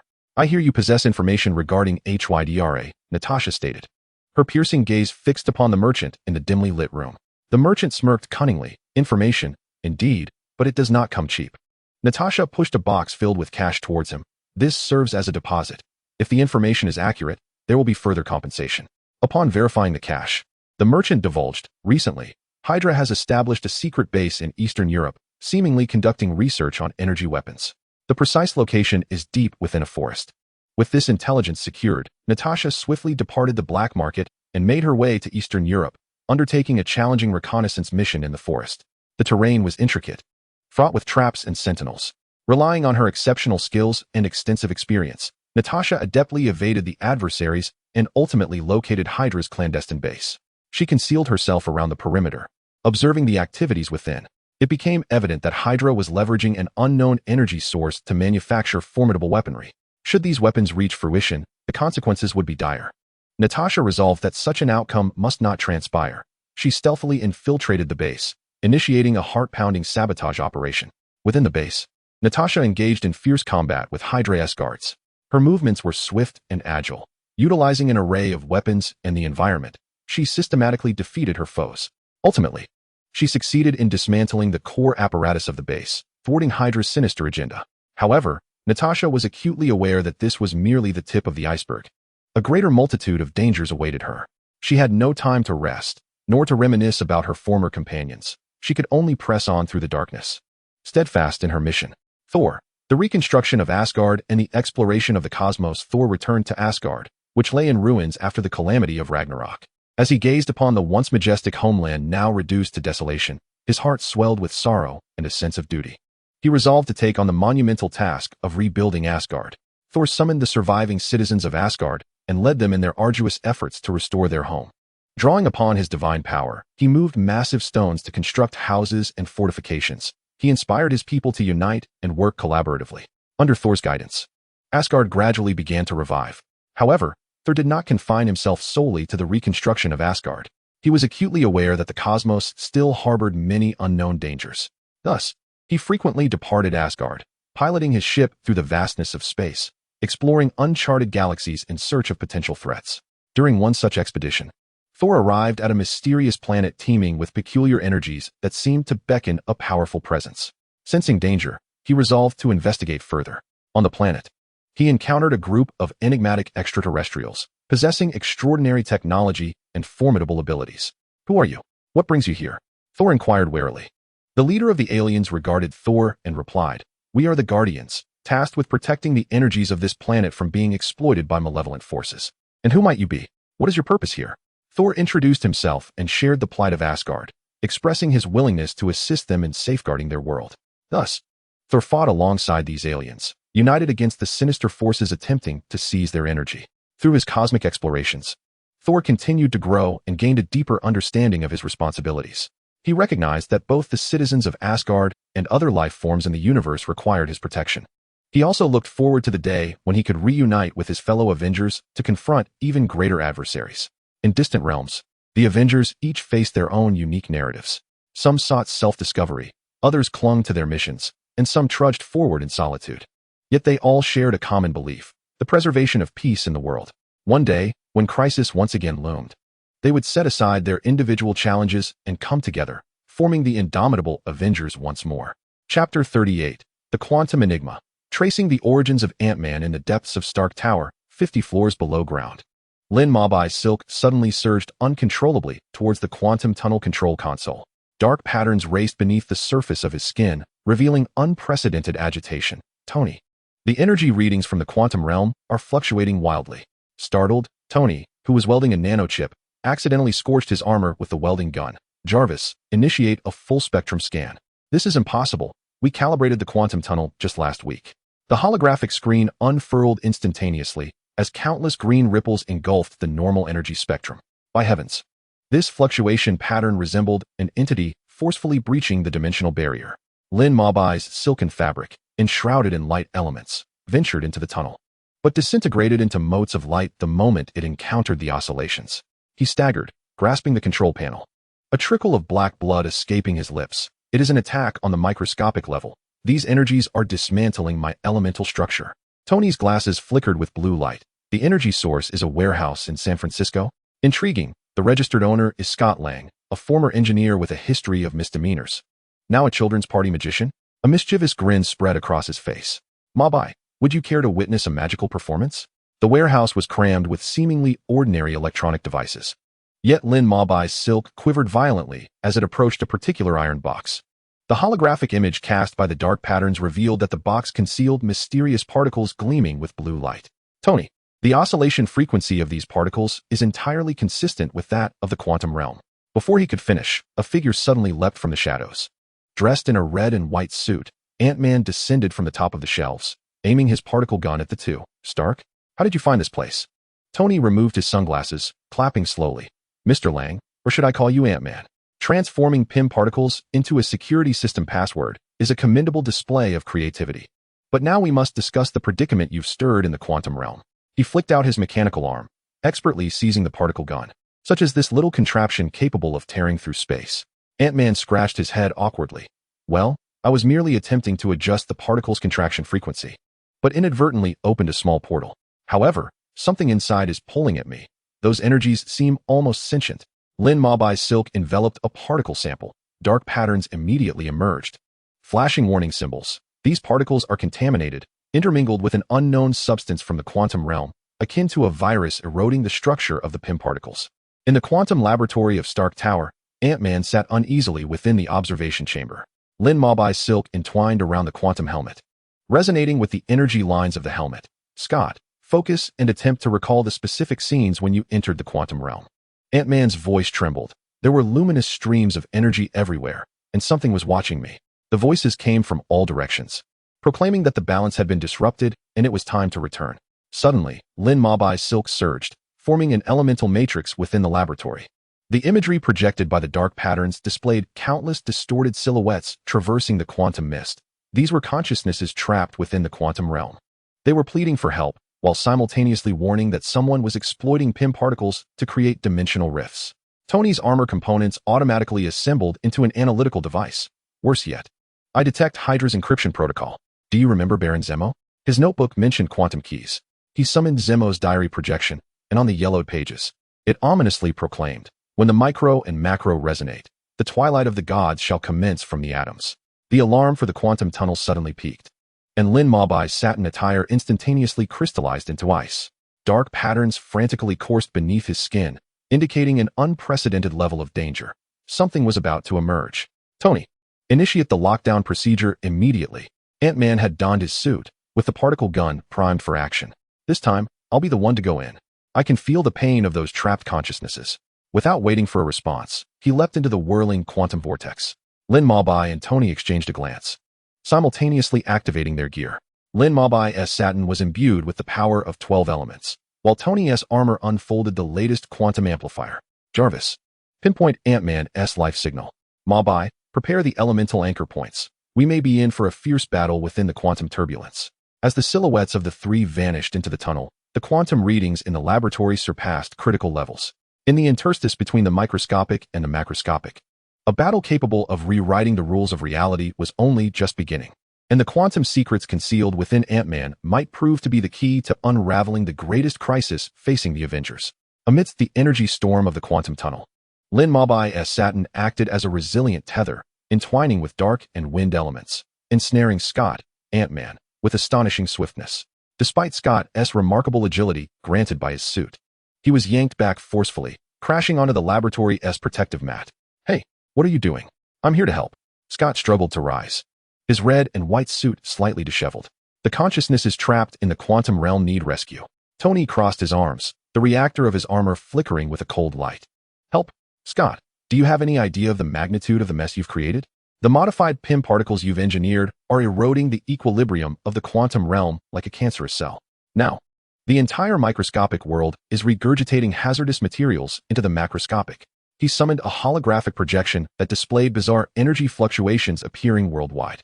Look at this. From the ghostly electronic signals in Tokyo to the sudden emergence of antimatter plants in the Brazilian rainforest. All of this is related to the quantum rift you opened. Lin Mabai's Saturn gradually retracted, the dark patterns still pulsating uneasily. He crouched down, locking his gaze with Scott's. Moreover, we have detected traces of Hydra's encrypted protocols within the energy leaking from the rift. Are you certain this is merely an accident? Scott's complexion turned ashen as he removed his helmet, revealing his anxious expression. I truly didn't know it would come to this. I just wanted to improve the stability of the PIM particles for safer usage. I found some clues in Dr. Hank Pym's old materials and attempted adjustments, but his voice grew fainter and it spiraled out of control. Hank Pym? Tony's brow furrowed in concern. The inventor of the PIM particles who refused to join the Avengers? Scott, you better divulge everything you know, or I won't hesitate to hand you over to SHIELD and let them employ special methods to have a word with you. Scott swallowed hard and began recounting his experiences. It turned out that Hank Pym, after his retirement, had been secretly delving into deeper applications of the quantum realm. He discovered that the quantum realm not only encompassed the microcosm, but also harbored the potential to manipulate time and reality. However, as his research progressed, he became aware of a mysterious force that was also observing the quantum realm. To safeguard his findings, he decided to seal all his documents and forbade anyone from accessing them. By chance, I stumbled upon Dr. Hank's notes hidden in an old warehouse. Scott remarked that the notes contained instructions on how to optimize PIM particles, enabling them to traverse freely between the macro and micro scales, and even converse with the energies of the quantum realm. I believed I could carry on Dr. Hank's unfinished work, but unexpectedly, a sudden gust of wind from Lin Mabai's silk lifted Scott's helmet gently. Intricate patterns danced across the helmet's surface, and moments later, Lin Mabai's expression grew grave. He was not lying. The residual quantum energy within the helmet indicated that someone was indeed guiding him in these perilous experiments. He then retrieved a blurry image, and I caught a glimpse of it amidst the quantum fluctuations. In the holographic projection, a hooded figure stood before a quantum rift, seemingly holding a device embedded with a purple gem, precisely the controller discovered earlier in the vibranium mine, marked with traces of the Mind Stone's energy. It appeared that our adversary was orchestrating a grand scheme. Tony paced back and forth in the laboratory, the metallic components of his armor clinking softly with each movement, as he crafted weapons capable of disrupting elemental forces using Wakandan vibranium, while simultaneously opening a rift to the quantum realm through Scott. What could they possibly be after? Scott scratched his head, suddenly recalling something. Yes, deep within the quantum realm, I had seen a colossal structure composed of some luminous crystal. Those sentient beings seemed to revolve around it, as if guarding it, yet also as if imprisoned. Lin Mabai's silk surged dramatically, sketching a complex geometric pattern in the air. Scott, take a closer look at this shape. Does it resemble the structure you observed? Scott's eyes widened. Indeed. That is the very shape. How did you know? Because this is the core model of the World Tree project that Hydra studied during World War II. Tony's voice was laced with chill. According to legend, the World Tree connected 9 dimensions, and the quantum realm was likely one of them. They aimed to disrupt the reality of our world using vibranium, and then utilize the quantum rift to open dimensional pathways, ultimately seeking to dominate the multiverse. Lin Mabai continued, his chest's intricate patterns throbbing with unbearable pain, and it was highly probable that they had already obtained a portion of the Mind Stone's power, allowing them to seamlessly switch between these seemingly unrelated plans. The laboratory fell into a brief silence. Scott gazed at the serious expressions on Tony and Lin Mabai's faces, suddenly realizing the gravity of the situation far exceeded his initial understanding. What shall we do? He cautiously inquired, expressing his willingness to assist in atoning for his transgressions. Tony cast a sidelong glance at him, stating, "This is neither the time for flattery nor pleasantries, Scott. What you must do is guide us into the quantum realm to locate that enigmatic structure and utterly dismantle the enemy's sinister plot." Lin Mabai nodded in agreement, adding, "Moreover, we require the assistance of Dr. Hank Pym. He, being the inventor of Pym particles, possesses unparalleled knowledge of the quantum realm." Scott thumped his chest confidently, proclaiming, "Leave it to me." Although Dr. Hank may still harbor some resentment towards me, he would not remain indifferent to such a significant matter. The golden rays of the setting sun streamed through the laboratory windows, casting a luminous hue over the trio's silhouettes. Despite the treacherous and uncertain path that lay ahead, the makeshift alliance, comprised of Iron Man, the Element Manipulator, and Ant-Man, resolutely embarked on their adventure into the quantum realm, determined to thwart the enemy's machinations and safeguard the peace of the real world. Awaiting them would be even more exhilarating challenges and the ultimate secrets concealed within the depths of the quantum mists. Chapter 39, The Quantum Conundrum. Delving into the unknown, Scott led Tony and Lin Mabai to Hank Pym's estate, nestled in the outskirts of San Francisco. This manor, enveloped by dense foliage, emanated an air of mystery. The gates stood firmly shut, surrounded by an array of advanced technological defenses. "Dr. Hank, it's me, Scott. I have pressing matters to discuss with you," Scott called out, glancing anxiously at the two behind him. After a considerable wait, the gates creaked open, revealing an elderly man with graying hair and piercing eyes, Hank Pym himself. He scrutinized Scott before directing his gaze towards Tony and Lin Mabai, snorting disdainfully, "Scott, I have already warned you against meddling with my research, and now you bring outsiders to disturb me?" Tony stepped forward, extending his hand. "Dr. Pym, it's a privilege to meet you. We find ourselves in dire straits, and this predicament is intricately linked to your Pym particles and the quantum realm." Hank Pym disregarded Tony's handshake, furrowing his brow as he replied, "Stark, I know of you. However, I have no interest in the Avengers and wish to remain uninvolved in your troubles." Observing this, Lin Mabai advanced, her silken garments gently swaying, intricate patterns shimmering with a faint glow. "Doctor, we have detected a disturbance in the balance of the quantum realm, resulting in perilous energy fluctuations. These fluctuations are associated with Hydra, who appear to be exploiting Pym particles to open dimensional portals, seeking dominion over the multiverse. Scott's alterations to the Pym particles may very well have been orchestrated by them." Hank Pym's demeanor shifted instantly to one of gravity as he fixed his gaze on Lin Mabai. "You can perceive the energies of the quantum realm? That is indeed intriguing. However, what evidence do you possess to substantiate this connection to Hydra?" Tony promptly activated a holographic projection, showcasing all the evidence gathered from the minds and quantum fluctuations, including devices emblazoned with the Hydra insignia, images of mysterious figures, and pertinent energy analysis data. Hank Pym meticulously reviewed all the materials, remaining silent for an extended period before finally speaking. "It seems I have ultimately failed to prevent them. Years ago, I sensed a mysterious force observing the research in the quantum realm, and to safeguard our achievements, I sealed all the documents. Unexpectedly, they still found a way to exploit the situation. Doctor, we need your assistance," Scott earnestly implored. "I wish to atone for my mistakes, and only you possess the profound understanding of the quantum domain and Pym particles. We require your guidance as we venture into the quantum realm to locate and dismantle the enemy's conspiracy." Hank Pym gazed at Scott, then at Tony and Lin Mabai, and finally sighed, "Very well. However, let me forewarn you, entering the quantum realm is exceedingly perilous. A moment's carelessness could result in our never returning. Furthermore, all actions must heed my command." Upon receiving Hank Pym's consent, the group immediately commenced preparations for their expedition into the quantum realm. Hank Pym's laboratory was filled with an array of advanced equipment and enigmatic instruments, exuding an aura of technological sophistication and mystery. As he operated the devices, he elucidated, ordinary Pym particles can merely alter size, but to safely enter the quantum realm and navigate within it, a significant transformation of the particles is necessary. He presented a vial containing a blue liquid, stating, "This is my latest creation, the quantum stabilizing particle. It forms a protective barrier around our bodies, shielding us from the chaotic energy surges inherent in the quantum realm." Tony, not to be outdone, utilized Stark Industries' cutting-edge technology to enhance both Ant-Man's suit and his own armor. "I've integrated a quantum positioning device and an energy absorption module into the suit," Tony explained. "The positioning device will enable us to ascertain direction within the quantum realm, while the energy absorption module can convert surrounding quantum energy into usable power. Lin Mabai then summoned the elemental forces, collaborating with Hank Pym and Tony to modify his silk. Intricate patterns danced across the fabric, absorbing the energy from the quantum stabilizing particles. Ultimately, the silk not only gained the ability to manipulate conventional elements, but also resonated with the energies of the quantum realm, establishing unique means of defense and offense. After several days of intense labor, all equipment was finally completed. Hank Pym regarded the group with gravity and declared, "Once we enter the quantum realm, we shall confront various unknown dangers. The concepts of time and space there diverge entirely from those of our reality, and we may encounter peculiar creatures and distorted phenomena. It is imperative that we remain composed and vigilant regarding each other's safety." Within Hank Pym's estate, a colossal quantum tunnel apparatus stood ready. The group donned their upgraded equipment. Standing at the entrance of the tunnel, hearts racing with a mix of trepidation and anticipation. "Are you prepared?" Hank Pym inquired. The group nodded in unison.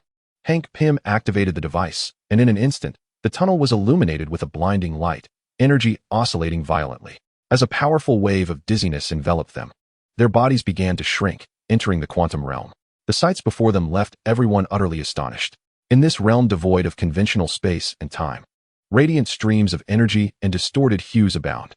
Various bizarre creatures weave through the energy currents, their forms fantastical, some fluid as flowing liquid, others twinkling like stars. "Maintain formation. Do not stray too far," Hank Pym reminded through the communicator. "Scott, use your quantum perception to locate the direction of that mysterious structure." Scott focused intently, and the quantum sensors on his suit began to hum to life. After a moment, he pointed in a direction and declared, "I sense it, over there. However, a formidable energy is preventing us from approaching." Lin Mabai's silken fabric immediately began to undulate, its dark patterns emitting a brilliant light. "I can feel it. A tainted quantum energy, rife with malice. Everyone, be cautious." No sooner had the words left his lips than countless black energy tendrils surged from all sides, their speed astonishing. Reaching the group in an instant, Tony swiftly activated the energy shield of his armor, while Hank Pym manipulated the quantum device to unleash a protective wave. Lin Mabai summoned the elemental forces, transforming the silk into a colossal blade of light, severing the encroaching energy tendrils one by one. Scott, utilizing Ant-Man's prowess, nimbly maneuvered between the tendrils, searching for their vulnerabilities. "Look here," he suddenly exclaimed. "These tendrils have a core energy node.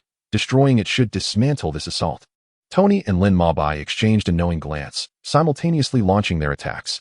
Tony's palm cannon and Lin Mabai's elemental beam converged upon the energy node. And under the immense force of their assault, the node was finally obliterated, causing the black energy tendrils to dissipate. After a grueling journey, the group finally beheld the mysterious structure Scott had spoken of. Composed of enormous luminous crystals, it radiated a dazzling brilliance, surrounded by countless trapped consciousnesses that swirled around it, emitting anguished wails. "The structure's design," Hank Pym remarked in astonishment, "is identical to the descriptions of the quantum core I encountered in ancient texts. According to legend, the quantum core serves as the energy nexus of the quantum realm, governing the balance of the multiverse. Should Hydra harness it, the consequences would be dire." Suddenly, Lin Mabai's silk quivered violently, the dark patterns flashing erratically. "There are immense energy fluctuations. The enemy is here." Indeed, the hooded mysterious figure emerged atop the structure, wielding a purple gem controller that emitted an eerie glow. "Welcome to the quantum core, Avengers." The figure's voice was cold and distorted. "You have arrived just in time. I require your energy to complete the final ritual." No sooner had the words been spoken than the quantum energy surrounding the structure surged wildly, forming a colossal vortex. Countless dark shadows materialized from the whirlpool, quantum monstrosities resurrected by Hydra's dark energy, charging towards the group. A breathtaking battle unfolded before the quantum core. Tony's armor unleashed its full firepower, while Hank Pym manipulated the quantum device to release a formidable wave of energy. Scott nimbly navigated between the monsters, seeking opportunities to strike at their vulnerabilities. Lin Mabai summoned the powers of 12 elemental forces, weaving a vast elemental matrix from silk in the air, engaging in a fierce confrontation with the beasts. Amidst the battle, Lin Mabai attempted to communicate with the trapped consciousnesses using the element of thought. "We have come to rescue you," he fervently shouted within. "Help us destroy this malevolent core." Gradually, some of the consciousnesses began to respond to Lin Mabai. They gathered together, forming a powerful surge of positive energy that combined with the strength of the others, launching a final assault towards the enigmatic figure and the quantum core. Lin Mabai's silk entwined with the energy of the consciousnesses, colliding violently with Tony's palm cannon and Hank Pym's quantum shockwave. The purple controller wielded by the mysterious figure erupted with blinding violet light, causing the entire quantum core to tremble violently, the space around them beginning to distort like a shattered mirror. Did you think you could thwart the World Tree Project? The mysterious figure pulled back his hood, revealing a face adorned with mechanical eyes. Hydra had infiltrated quantum research over 20 years ago. He inserted the controller into the core's slot, and countless black chains erupted from the ground, ensnaring Scott's armor. Lin Mobai's dark patterns threatened to rupture his skin as he summoned all elements to coalesce into a colossal blade, only to be corroded at the moment it touched the chains. Tony, the energy frequency is incorrect. These chains are infused with vibranium and quantum energy. At the critical moment, Hank Pym suddenly injected quantum stabilizing particles into the core. Scott, expand to macro size. Destroy the energy interface of the controller. Ant-Man instantly ballooned into a giant, delivering a powerful punch to the mysterious figure. At the moment the purple controller shattered, the core unleashed an energy storm potent enough to rend dimensions.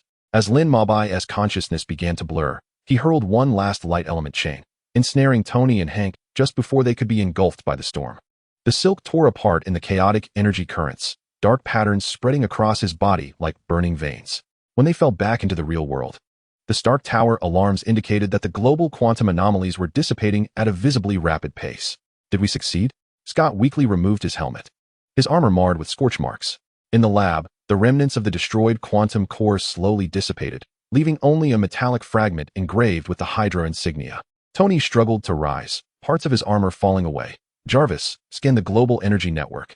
Mobai, your dark patterns. His voice abruptly ceased as Lin Mobai's dark patterns transformed to a silvery hue, the silk gently fluttering in the wind, devoid of any signs of energy overflow.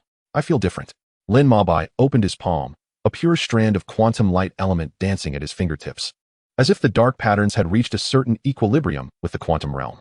Hank Pym wiped his glasses, a rare look of satisfaction in his eyes. It seems the energy of the quantum core has reforged your elemental system. However, he kicked the remnants of the mysterious figure.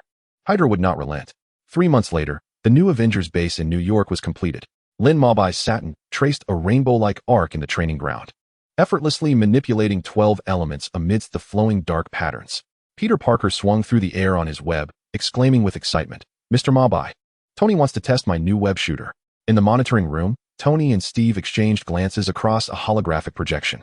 Captain America's uniform remained simple, yet his eyes reflected a newfound serenity. "I hear you are forming a new team? To be precise, it is about rebuilding trust." Tony twirled a model of the reactor as images of Ant-Man training flickered on the screen. Hank had agreed to serve as the quantum technology advisor, while Scott endeavored to rectify his past misdeeds through legal means. The setting sun filtered through the glass facade of the base, intertwining the shadows of all present. Lin Mobai gazed at the stable dark patterns in his palm, recalling the final smiles of consciousnesses in the quantum realm. Perhaps, as Tony suggested, the essence of the Avengers lies not in perfection, but in an unwavering belief that broken cracks will ultimately become channels for light. Chapter 40. The Vibranium Mystery. Unraveling the origin of Black Panther. The alarm in the Stark Tower's top-floor laboratory shattered the silence. Suddenly, the elemental analyzer in Lin Mobai's hand erupted with a blinding blue light, and the dark patterns on the satin writhed as if alive. Tony, who was adjusting his armor, swiftly turned around, the nano-armor components hovering in the air with a humming sound. "Jarvis, report the anomaly." "Sir." "The elemental monitoring system in the underground warehouse has detected an unknown metallic reaction. The energy signature matches the vibranium fragments you collected in Sokovia by 97.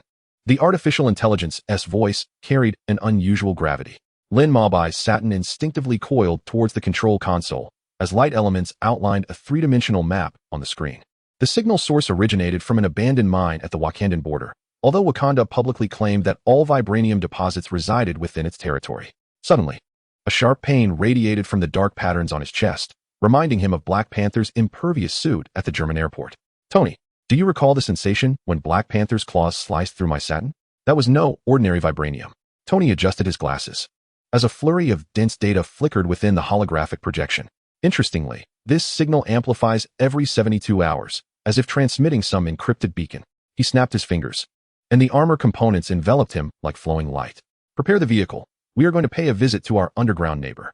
In the damp mine, Lin Mobai's Saturn, wrapped in light elements, illuminated the rock walls, while the dark patterns emitted an eerie purple glow upon contact with a certain black ore. Is this a companion, or to vibranium? He sliced off a small sample with his satin, and the elemental analyzer immediately blared a deafening alarm. The energy radiation exceeded the normal value by 300 times. Tony's armor's palm cannon emitted a spotlight, revealing a colossal mechanical apparatus deep within the mine. Dozens of vibranium containers were undergoing some form of energy transformation, with azure arcs of electricity leaping between them. Jarvis, scan the operational mode of this device. Mabai, stay alert. The spatial elemental flow here is exceedingly peculiar. Before he could finish, a spiderweb-like fissure suddenly cracked open in the cave's ceiling. Black Panther descended like a bolt of black lightning, and the piercing sound of his claws slicing through the air compelled Lin Mabai's satin to instantly solidify into an ice shield. Stark, the price for intruding upon Wakanda's territory is one you cannot afford. Chala's voice was as cold as ice. Tony removed his helmet, revealing a mischievous grin. Your Majesty, we are merely intrigued by this automated teller machine. Are you illegally refining vibranium and attempting to conceal something? He flicked his mechanical arm, adeptly grasping an energy container. Like this device that can distort elemental frequencies? The Black Panther's suit shimmered with golden patterns, and the vibranium in the mine suddenly resonated collectively. Lin Mabai's silken fabric swelled uncontrollably, the dark patterns voraciously absorbing surrounding energy, nearly breaking through his skin. Be careful. This is vibranium resonance. He summoned the wind element to form a barrier, yet was thrown off balance by the Black Panther's sonic attack. Amidst the chaos, Tony's armor projected an encrypted video, a young Wakandan scientist calibrating a device in a laboratory, with the Hydra emblem conspicuously displayed on the wall behind. The Black Panther's movements abruptly halted, his claws pausing mere inches from Tony's throat. 3 years prior, a scientific project secretly funded by the Wakandan royalty had been infiltrated by Hydra. Tony's tone became unusually grave. This illegally refined vibranium is being fashioned into weapons capable of disrupting elemental forces, akin to the devices that interfered with your magic at the German airport, Mabai. Lin Mabai's silk gradually descended, the dark patterns settling. Your Majesty Chala, we mean no offense, but should such weapons enter the black market? He spread his palm, dark elements crystallizing into a simulation of the Lagos explosion. The next disaster could be far more dreadful than Sokovia. The Black Panther remained silent for a long moment, the energy radiance of his suit gradually receding. Come with me back to Wakanda. Some truths are unknown even to my people. In the opulent throne room of Wakanda, Chala unveiled an ancient mural upon the wall. The glowing vibranium patterns depicted the descent of interstellar meteors and the process by which the first Black Panther warrior attained the power of guardianship. Vibranium is not merely a metal, but serves as a conduit connecting the star spirits. Chala's fingertips grazed the mural. That illegal mine was once a forbidden place, sealing away a fallen guardian millennia ago. Suddenly, Lin Mabai's silk was swept up by a fierce wind, the dark patterns resonating with the vibranium of the mural. Sketching an energy diagram in the air, the elemental fluctuations I detected in the mine correspond precisely with the frequency of this seal. Someone is attempting to awaken the sealed power. Tony had begun to dismantle the device retrieved from the mine, his nanomechanical arms swiftly maneuvering between components. Even more intriguing, this controller bears traces of the Mind Stone's energy. Do you remember Baron Zemo? There is likely a far grander conspiracy lurking behind him. Chala tightened his grip on the throne's armrest, the leopard-shaped suit subtly manifesting. Wakanda will fully cooperate with the investigation. But Stark, Lin Mabai. His gaze swept over the two like a blade. If this operation incites disaster once more, I shall personally put an end to it. The remnants of the sunset streamed through the vibranium dome, casting interwoven shadows upon the three figures.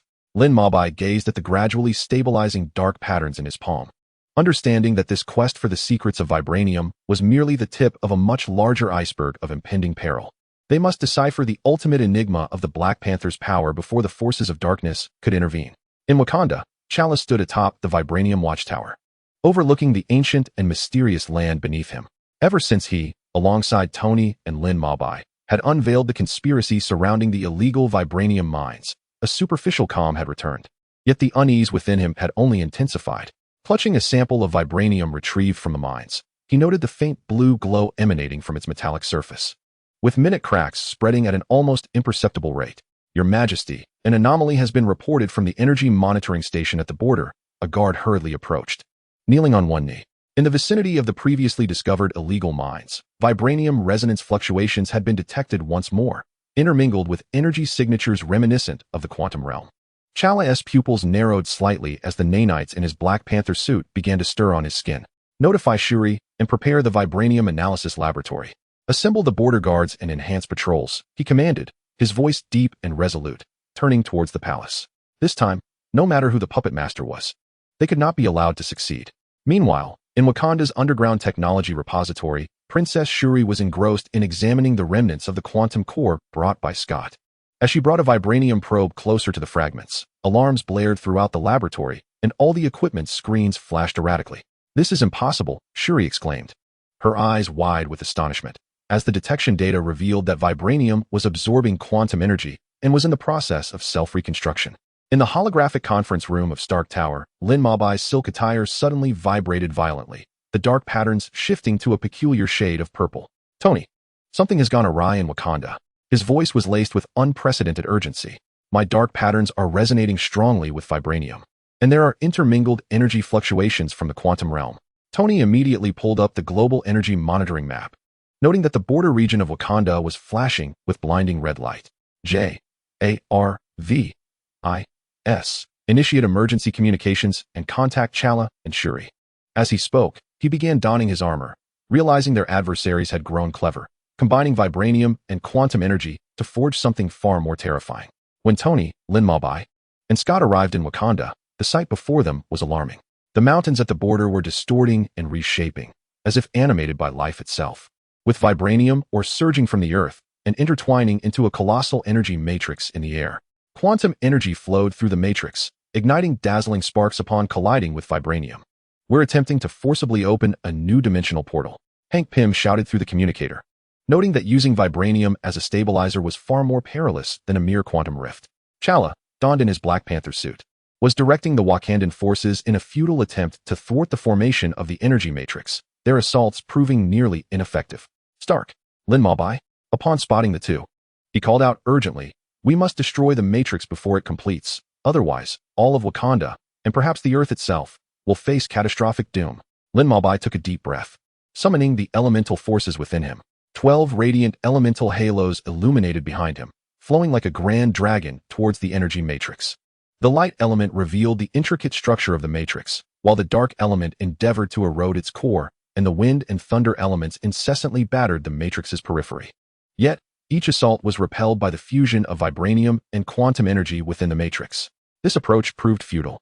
Tony's armor unleashed a multitude of nanobots, striving to disrupt the energy flow of the matrix. As vibranium continuously absorbed their attacking energy, it was imperative to uncover its energy cycle's vulnerability.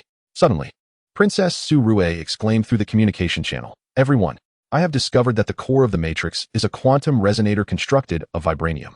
By disrupting the resonator's frequency balance, we can dismantle the entire matrix." Scott promptly shrank in size, leveraging Ant-Man's abilities to infiltrate the crevices of the matrix. "I shall destroy the resonator, but I need someone to draw the matrix's energy attacks." Lin Mabai and Tony exchanged a glance, both nodding in agreement. Lin Mabai summoned all elements to forge a colossal elemental barrier in front of the matrix, while Tony activated his armor to its maximum capacity, unleashing a sustained assault with his palm cannon. The matrix's energy surged toward the two like a relentless tide, their gear emitting a strained hum under the tremendous energy impact. Inside the matrix, Scott navigated swiftly, ultimately locating the vibranium quantum resonator. He retrieved Hank Pym's specially crafted quantum disruptor and forcefully inserted it into the core of the resonator. In an instant, the matrix began to tremble violently, as the equilibrium between vibranium and quantum energy shattered, unleashing cataclysmic energy fluctuations. Just as the energy matrix teetered on the brink of collapse, a familiar figure emerged from its core, the enigmatic individual previously encountered in the quantum realm. His form had become partially mechanized, with a purple controller seamlessly integrated with the vibranium, now a part of his being. "Did you think you could thwart the second phase of the World Tree Project?" The mysterious figure cackled, his voice reverberating through the heavens. "Hydra seeks to subjugate the multiverse beneath our feet." Lin Mabai conjured dark elements to form chains, ensnaring the enigmatic figure. "You shall not succeed." However, the mysterious figure effortlessly broke free, retaliating with a strike that sent Lin Mabai hurtling away. At this critical moment, Black Panther Chala lunged forth like lightning, his claws rending the mechanical shell of the mysterious individual. Seizing the opportunity, Tony fired a specially designed vibranium quantum cage, ensnaring the enigmatic figure. Scott then enlarged himself once more, delivering a powerful punch that utterly obliterated the imminent explosion of the resonator. With the destruction of the resonator, the energy matrix collapsed with a deafening roar. The mysterious figure vanished in the explosion's brilliance, leaving behind a chilling farewell. Hydra is omnipresent. In the aftermath of the crisis, Wakanda held a grand ceremony to express gratitude to the Avengers for their assistance. T'Challa stood resolutely before the assembly, declaring, "Wakanda shall no longer remain in the shadows. From this day forth, we shall share our vibranium technology with the world, united in safeguarding this realm." Lin Mabai gazed at the dark patterns in his hand, gradually regaining tranquility, and then glanced at his comrades who had fought alongside him. He understood that the threat posed by Hydra was far from over. Yet, as long as the Avengers stood united, no adversary was insurmountable. A new journey was merely beginning. Chapter 41. The Opportunity for Reunion. New York, atop Stark Tower. Tony Stark leaned against the expansive floor-to-ceiling window, swirling a glass of whiskey in his hand, while gazing down at the dazzling cityscape illuminated by countless lights. Having endured fierce battles in the quantum realm and Wakanda, his heart yearned for the reassembly of the team with whom he once fought side by side. J-A-R-V-I-S. Connect me to Steve, Tony said, taking a sip of his drink. Moments later, a holographic projection illuminated the room, revealing Steve Rogers. He was situated in a quaint wooden cabin in Eastern Europe, the flickering flames of the fireplace casting a warm glow upon his weary, yet resolute visage. "Tony, I didn't expect to hear from you," Steve remarked, his tone tinged with surprise. "Neither did I," Tony replied with a self-deprecating smile. "I've been through some things lately that have stirred many memories. How are you and Bucky faring?" Steve paused for a moment, his expression softening. "It's quite peaceful here. Bucky is slowly recovering. He has begun attempting to communicate with the villagers and learn new skills. Although he occasionally grapples with memories of the past, he is doing much better." "Listen, Steve, I just returned from Wakanda," Tony said, setting down his glass, his demeanor turning earnest. "It's South an astonishing place. Their technology surpasses our wildest imaginations, especially in the realm of medicine. I believe they might possess a means to fully heal Bucky, to eradicate the control programs Hydra implanted in his mind." Steve's eyes sparkled momentarily, only to dim again. "Tony, I appreciate your suggestion, but you know Bucky's situation is quite delicate. Moreover, Wakanda has always maintained its isolation. Would they truly be willing to assist us?" "Trust me, Steve," Tony asserted earnestly. "T'Challa is a man of integrity. Wakanda has recently decided to open its doors to the world. They aspire to use their technology to aid others. I recently fought alongside Lin Mabai and Scott to resolve a significant crisis. I can personally reach out to T'Challa and advocate for Bucky." After a prolonged silence, Steve finally nodded slowly. "Bucky deserves a life of true freedom.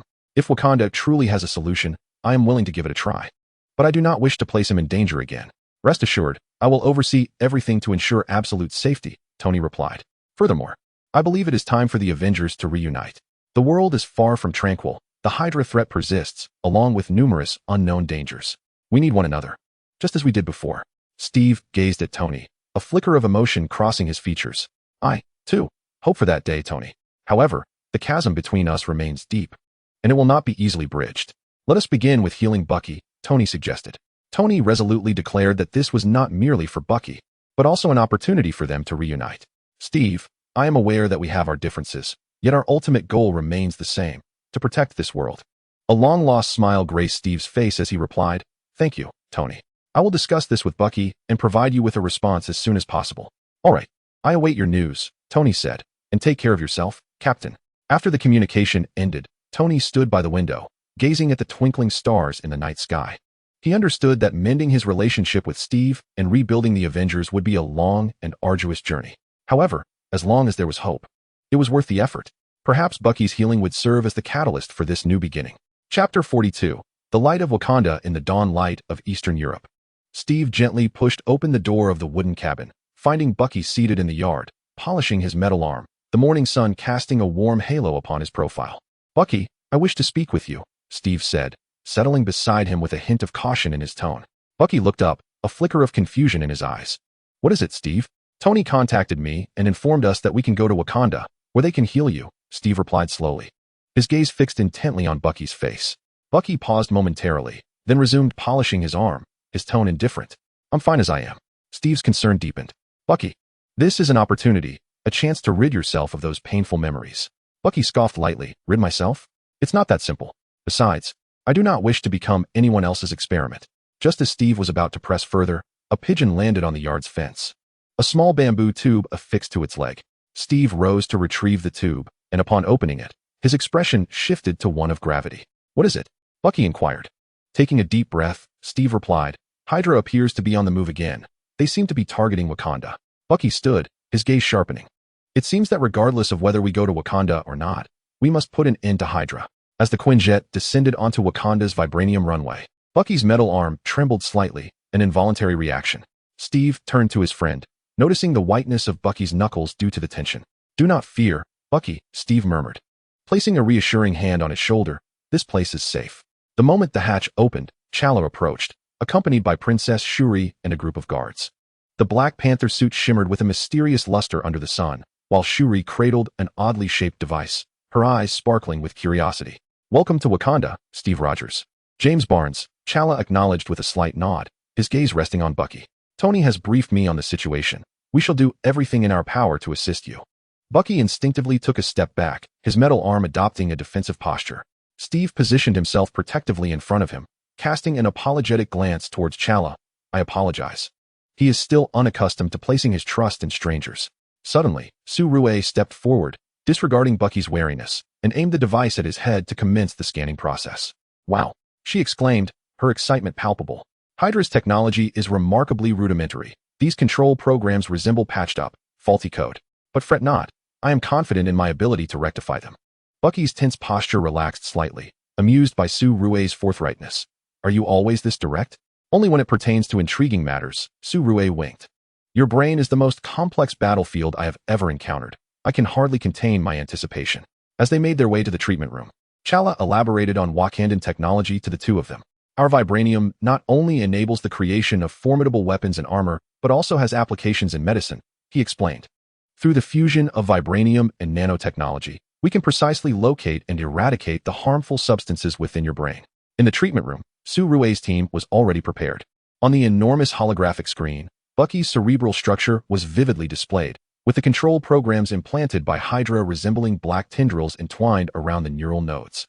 "All right, Winter Soldier. It is time to bid farewell to your past." Su Rue gestured for Bucky to recline in the treatment chamber. "The process may be slightly uncomfortable, but trust me, the outcome will be undeniably worthwhile." Steve grasped Bucky's hand firmly, assuring him, "I will be waiting right here for you, old friend." As the treatment chamber gradually sealed, the vibranium device began to operate, emanating a gentle blue light. Bucky felt a cool energy permeate his mind, as long-dormant painful memories surged within his consciousness. He clenched his jaw, striving to remain alert. "Relax, Mr. Barnes," Su Rue's voice resonated from the communicator. "Try to release those memories. We will assist you in processing them." Outside the treatment chamber, Steve paced anxiously. T'Challa handed him a cup of Wakandan herbal tea. "Do not worry. Su Rue is the foremost scientist. She will ensure your friend remains safe." Tony and Lin Mabe hurriedly arrived. "How is it going?" Tony inquired, concern flickering in his gaze. "It has already commenced." Steve inhaled deeply, hoping for a favorable outcome. Lin Mabe stepped forward, the silk of her attire gently stirring a breeze, soothing the tense atmosphere. "I can sense that the negative energy is being purified. Bucky will be fine."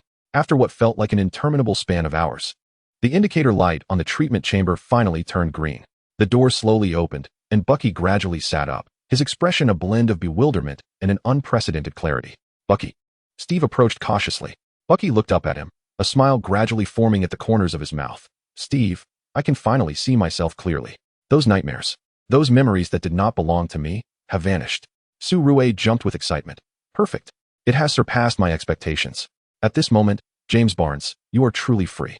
T'Challa stepped forward, extending his hand. "Welcome to your rebirth, Mr. Barnes. From this day forth, you have a new home in Wakanda." Bucky grasped T'Challa's hand, tears of gratitude shimmering in his eyes. At last, he had freed himself from the shadow of Hydra, becoming the master of his own fate. This would also mark the beginning of the Avengers reunion, illuminating the path ahead. Chapter 43. Elemental Encounter in the Galaxy. As the alarm blared from the top floor of Stark Tower, Lin Mabai was busy condensing dark elements into threads, attempting to stabilize the out-of-control vibranium reactor. Amidst the blaring red lights, he heard Tony cursing over the communicator. "A bunch of lunatics are throwing a party on my rooftop with their glowing junk ship." The moment Lin Mabai pushed open the rooftop door, he was taken aback by the scene before him. A uniquely designed spacecraft hovered in midair, enveloped in a halo of galactic light. A gangplank slowly descended, revealing 5 figures of strikingly diverse appearances: a muscular bald man wielding a massive laser gun, a green-skinned woman with dual curved blades at her waist, a bald man with purple skin whose gaze was as sharp as an eagle's, and a raccoon perched on the shoulder of a tree like being named Groot, scanning him with a pair of binoculars. Earthling, the silver-haired man at the forefront, sporting retro sunglasses, proclaimed, "I am Star-Lord, the greatest explorer of the galaxy. We are in pursuit of a Kree with a time-space crystal, and I hear there is someone here who can control all elements." Before Lin Mabai could respond, the raccoon suddenly leaped down from Groot's shoulder, aiming a miniature machine gun at him. "Don't move. Hand over your flashy elemental powers as toll." "Rocket." The green-skinned woman smacked the raccoon on the head, turning to Lin Mabai with an apologetic smile. "Sorry, he has been obsessed with Earth's anti-fraud ads lately.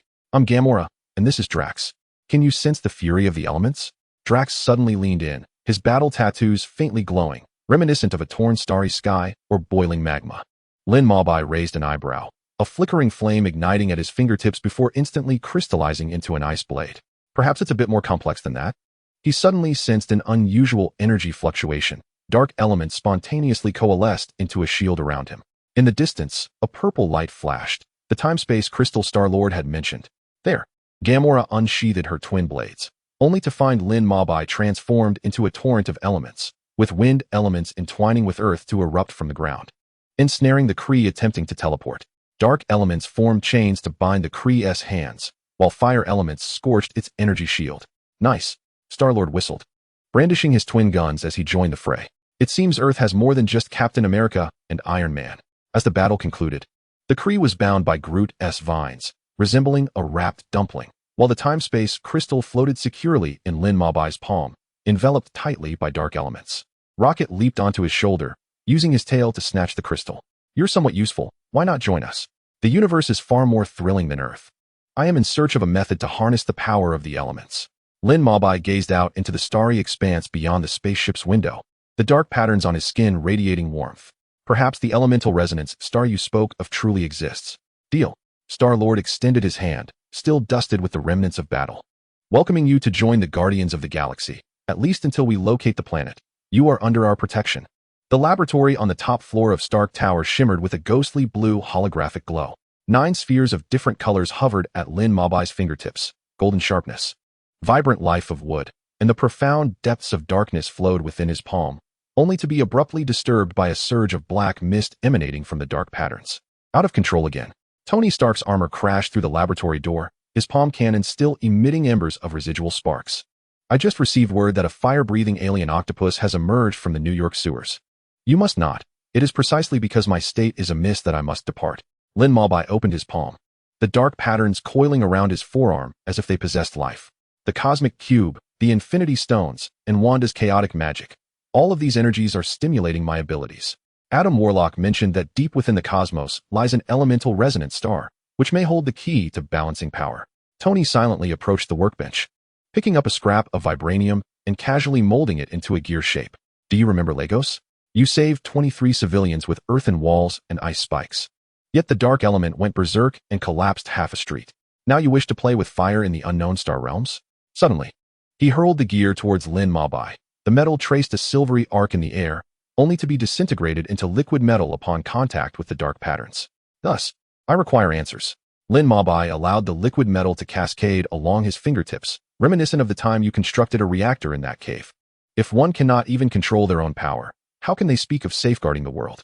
The holographic projection flickered to life, revealing Peter Parker's face, still smeared with an unidentified goo. "Mabai, I heard you were heading to space. Could you ask the aliens if they have any remedies for motion sickness? I struggled during my last flight in the Quinjet. I shall wait until you can control 3 elements simultaneously before we discuss that." Lin Mabai chuckled as he closed the projection, discreetly pocketing a soil element badge engraved with a spider emblem. Memories flooded back to the moment Peter began his training. The youth clumsily swinging through buildings using webs and wind elements, while he wove a safety net of dark elements, always suspended below. Suddenly, alarms blared throughout the tower, and dozens of purple beams streaked across the sky. Tony's armor instantly enveloped him, the silhouette of an alien mothership reflected in the visor of his helmet. "Speak of the devil, and he shall appear. Should we not first deal with these Kree before departing?" Lin Mabai raised his hands, the 9 elements of gold, wood, water, fire, and earth swirling around him in a Tai Chi formation, Yet the dark patterns frantically spread. This time, let me test true power. In a flash, he transformed into a torrent of elements, plunging into the enemy ranks. Wherever he passed, metal contorted into cages, flames solidified into chains, and the deepest dark elements devoured the enemy's energy like a black hole. As the last alien warship exploded, Lin Mabai knelt on one knee, black blood seeping from the corner of his mouth. Tony caught his faltering body as the armor automatically injected a stabilizing agent. You nearly burned yourself into a supernova. You madman. Lin Mabai offered a weak smile and gestured towards the spacecraft of the Guardians of the Galaxy in the sky. It is time to practice fire control on a larger stage. He pressed a communicator made of dark elements into Tony's palm. If I lose control, remember to use this to initiate spatial confinement. The roar of the ship's engines rattled the glass, and as Lin Mabai turned, he heard Tony's voice mingling with the explosions. If you dare create a second black hole in the galaxy, I will turn you into a glowing chandelier. Upon stepping aboard, Star-Lord presented him with a mixed tape. Newcomer benefits. Give this track a listen. I guarantee it's more exhilarating than your elemental magic. Lin Mabai gazed out the porthole at the receding Earth, and suddenly, the dark patterns on his fingertips transformed into a star map. Perhaps at the edge of the universe, the answer to mastering this power truly existed. Chapter 44. Echoes of the Star Abyss. The spacecraft navigated through the radiation belt of the Crab Nebula, and Lin Mabai curled up in the corner of the maintenance bay, the dark patterns resembling living thorns climbing up his spine. He bit his lip tightly and formed an ice blade with the wind element, carving a slender wound in his palm. The pain kept him momentarily awake, suppressing the restless power within. Hey, new guy? Rocket burst through the hatch, his tail entwined with a wrench. Don't engage in self-harm here. Fixing Groot's broken branch is far more important than dealing with your elemental chaos. The raccoon leapt in front of him, his mechanical eye scanning the dark patterns on Lin Mabai. These markings are eerily similar to the energy erosion scars I encountered in the Kree lab. Before Lin Mabai could respond, the ship suddenly shook violently, emergency lights bathing the entire chamber in crimson. All personnel in position. Star-Lord's voice blared over the intercom. Unidentified fleet detected, at least 20 ships. Lin Mabai steadied himself against the wall, 9 elements swirling at his fingertips. The dark elements surged forth, transforming into tendrils that coiled around the metal supports of the corridor. An unsettling resonance echoed as the energy fluctuations from the warships harmonized with the chaotic dark patterns within him. They are targeting you. Gamora appeared behind him, her dual blades reflecting the red light of the alarms. Those runes are sacrificial totems used by Ronin's remnants. Her gaze swept over the dark patterns on Lin Mabai's chest. It seems our possession of the temporal crystal was merely a ruse. Drax suddenly charged around the corner, his battle markings glowing eerily in the darkness. Let me tear apart these ants who dare to profane the elemental power. He tensed, ready to leap from the ship. But Lin Mabai raised a hand to stop him. Wait. Lin Mabai closed his eyes, allowing the earth element to spread across the floor, encasing the entire ship in layers of rock. The water element formed a liquid barrier, shielding them from enemy scans, while the fire element blazed on the surface of the rock, creating a searing protective shield. The most perilous dark element he compressed into tiny particles, suspended in the outer layer of the shield, like a hunter poised to strike. In the cockpit, Star-Lord exclaimed, "This defensive formation is more formidable than the shield of the Bifrost." Yet, before he could finish, the enemy fleet simultaneously activated their main cannons, unleashing violet energy beams that pierced the nebula, igniting dazzling sparks upon the protective barrier. Lin Mabai let out a muffled groan, black blood seeping from the corners of his mouth as dark patterns frantically crawled up his cheeks. They are deciphering the elemental frequencies. Lin Mabai gritted his teeth and commanded, "Rocket, divert all auxiliary energy to the shield system." Gamora prepared to launch an assault on their command ship. He swiftly formed hand seals, transforming the wind element into blades that sliced through the enemy's homing missiles. The lightning element summoned electrical charges from the nebula, coalescing into a colossal bolt above the warships. As the battle reached a stalemate, Lin Mabai suddenly sensed a frigid consciousness infiltrating his mind. "Traitor of the elements," rasped a voice from the void, "surrender your power to the Lord of the Abyss, or all aboard this vessel shall become sacrifices." Dark patterns rapidly enveloped his body, and the elemental force beneath his skin began to surge uncontrollably. "Lin, snap out of it." Drax's furious roar pierced through the haze. The hulking warrior embraced Lin Mabai, reminding him, "Do you remember what you taught me? The steadiness of the earth element, the embrace of the water element." He infused his own energy into Lin Mabai, urging, "Weave the rhythm of life with your elements." Memories surged like a tide, his patience while teaching Peter Parker to harness the wind element at Stark Tower, the gentleness he exhibited when using the wood element to rescue the wounded in Lagos. In that moment, these emotions transformed into power, harmonizing seamlessly with the 9 elements. Lin Mo opened his eyes, his pupils swirling with prismatic light, and the dark patterns began to recede. "It is time to counterattack," he whispered. The elemental force surged skyward, the metal element distorting the weapon systems of the enemy vessels. The wood element sprouted enormous vines in the vacuum of space, ensnaring retreating enemy ships. Most astonishingly, the time element manifested a miniature temporal vortex at the heart of the enemy fleet, trapping 3 capital ships in a temporal reverse, causing them to age into cosmic dust. As the last enemy ship erupted in a fiery explosion, Lin Mo collapsed from exhaustion, only to be caught by Groot, who arrived just in time with his vines. "I am Groot," the little tree being murmured softly, as a flower shimmering with elemental light blossomed on his branch and was gently placed upon Lin Mo's chest. The aftermath of the battle was filled with the acrid scent of charred remnants. Star-Lord slumped in the pilot's seat, removing his sunglasses to wipe his brow. "I've decided. From now on, I shall call you the Elemental Tyrant." That time vortex maneuver was even more impressive than Yondu's arrow. Rocket, munching on an energy bar, leapt beside Lin Mo to scan his condition. "Strange, those dark patterns have not only faded, but have resonated anew with your elemental power. It's as if you transformed the enemy's curse into a weapon." Lin Mo struggled to sit up, observing his now smooth skin. "I think I understand why the star of elemental resonance has been calling to me. Those who sought to control my power may very well be the fallen from there." He clenched his fists, 9 elements coalescing into a perfect sphere within his palm. "Next stop, we shall seek the Collector." But before that, he turned to Drax. "I will teach you to merge the 9 elements and create a singing flower. Gamora will surely adore it." The spaceship roared to life once more, sailing into the vast expanse of the cosmos. Lin Mo stood before the porthole, watching as the nebula transformed into streaks of light behind him. In this unforeseen battle, he not only temporarily quelled the latent dangers within him, but also unearthed deeper mysteries of elemental power. Awaiting him ahead were not only the Collector's intel, but also myriad unknown challenges and the genuine opportunity to master power.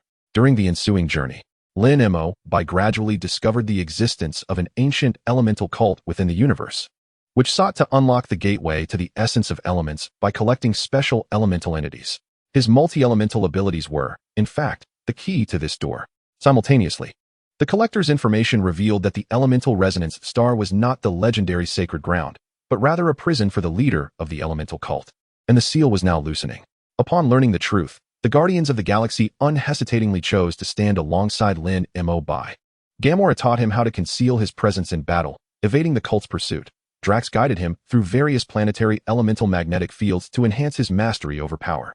Rocket modified the spaceship, transforming it into a mobile elemental laboratory. Groot wove protective barriers for him with branches.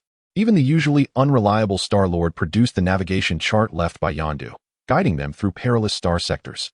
As they traversed the Death Star region, they encountered the elite forces of the elemental cult, the Elementalists. These adversaries wielded singular elemental powers, yet could unleash them to their utmost potential through arcane techniques. In combat, Lin Mo continually transcended his limits, merging metal with lightning to create electromagnetic storms, enveloping fire with water to form an everlasting blue flame, even attempting to rewind the trajectory of enemy attacks using the element of time and transporting them to another dimension with the element of space. However, as he delved deeper into elemental power, the dark patterns within him stirred once more. This time, fragments of ancient memories emerged from within the dark patterns, revealing that his lineage was that of the Guardians who had sealed the leader of the elemental cult a millennium ago, and his multi-elemental abilities were inherited from that very sealed leader. This revelation plunged him into unprecedented confusion and struggle. When the spaceship finally reached the elemental resonance star, they beheld a desolate world brimming with raging elemental energy. The planet's surface was marred by enormous cracks, from which elemental power spilled forth, colliding and giving rise to storms capable of obliterating everything in their path. At the planet's core, a seal on the verge of shattering exuded a disquieting aura of darkness. Chapter 45. The Rift of Origins. The surface of the elemental resonance star seethed like a boiling furnace, purple lightning ravaging the crimson clouds, with each bolt capable of melting rock within a 100-meter radius into liquid form. As Lin Mo stepped out of the spacecraft, the 9 elemental forces surged uncontrollably from within him. Chains forged from the golden element instinctively coiled around his ankles, while tendrils of the wood element attempted to pull him back into the cabin. Even the typically docile water element roiled into waves, erecting a wall of ice before him. Was this a warning? His voice was torn to shreds by the howling elemental storm. Dark patterns resurfaced on his skin, morphing into an ancient script that flickered ominously. Suddenly, the holographic projection of the collector illuminated the heads of the gathered crowd. The elderly man, donned in a ridiculous helmet, spoke in a voice fragmented by signal interference. Listen, you stand upon the most perilous seal in the cosmos. 1,000 years ago, the first elemental master sought to consume all elemental origins. And then the image warped into a chaotic vortex of colors. That entity is awakening, and the time-space crystal you brought is the final key to unbinding the seal. Rocket's tail flared in agitation. You should have mentioned that sooner. What do we do now? Toss the crystal into the sun? There was no time for deliberation. Gamera's gaze was fixed on the distant horizon, where a pitch-black fissure spread at a visible pace, disassembling the air into pure elemental particles. Drax suddenly roared, the battle markings on his body pulsating wildly. I can sense it. The breath of the abyss. This is not an enemy, but a being beyond comprehension. Lin Mabai's temples throbbed painfully, the searing ache from the dark patterns nearly rendering him unconscious. In a daze, countless fragments of memory flooded his mind. His ancestors had divided the master of elemental origins into 9 parts, sealing them away with gold, wood, water, fire, and earth. And as the last descendant of the Guardian bloodline, he inherently bore the 9 elemental powers, which were essentially shackles of the seal. Give me the time-space crystal. Lin Mabai suddenly extended his hand, his voice hoarse and unrecognizable. Star-Lord was about to voice his opposition, but was halted by Gamora. The female assassin locked eyes with Lin Mabai. He knows what must be done. As the crystal touched his palm, the entire sky was drenched in ink. The dark element coiled around Lin Mabai like a living entity, gently lifting him toward the fissure. A colossal vortex of 9 elements formed around him, violently clashing with the chaotic energy spilling from the rift. Thus, his voice reverberated through the cosmos. The so-called loss of control was merely a sign of the seal loosening. From the depths of the fissure came a low growl. A being transcending dimensions was awakening. Lin Mabai's skin began to turn transparent, his elemental forces resonating with the chaotic energy within the rift. At that moment, Groot suddenly leaped onto his shoulder, branches entwining around his arm. I am Groot. The little tree man's eyes radiated determination, enveloped in a warm green glow. Do you believe in me? Lin Mabai turned to face the members of the Guardians of the Galaxy. Rocket spat. Cut the chatter. When have we ever been cowards? Drax brandished his dagger. Allow me to slice this abyssal creature into elemental fragments. Star-Lord raised his twin guns. Switching the playlist to the most exhilarating rock, Guardians of the Galaxy, attack. The battle unfolded across multidimensional space. Gamora's dual blades cleaved through the dark matter barrier, while Drax braced himself against the torrent of elemental fury. Rocket maneuvered the modified spacecraft to launch element tracking missiles, and Groot continuously grew, weaving massive vines into a colossal cage that ensnared the monsters emerging from the rift. Lin Mabai tightly shut his eyes, embedding the time-space crystal into his chest. Intricate dark patterns enveloping his entire being. In the name of the Guardians, he reignited the seal. His roar shattered the clouds.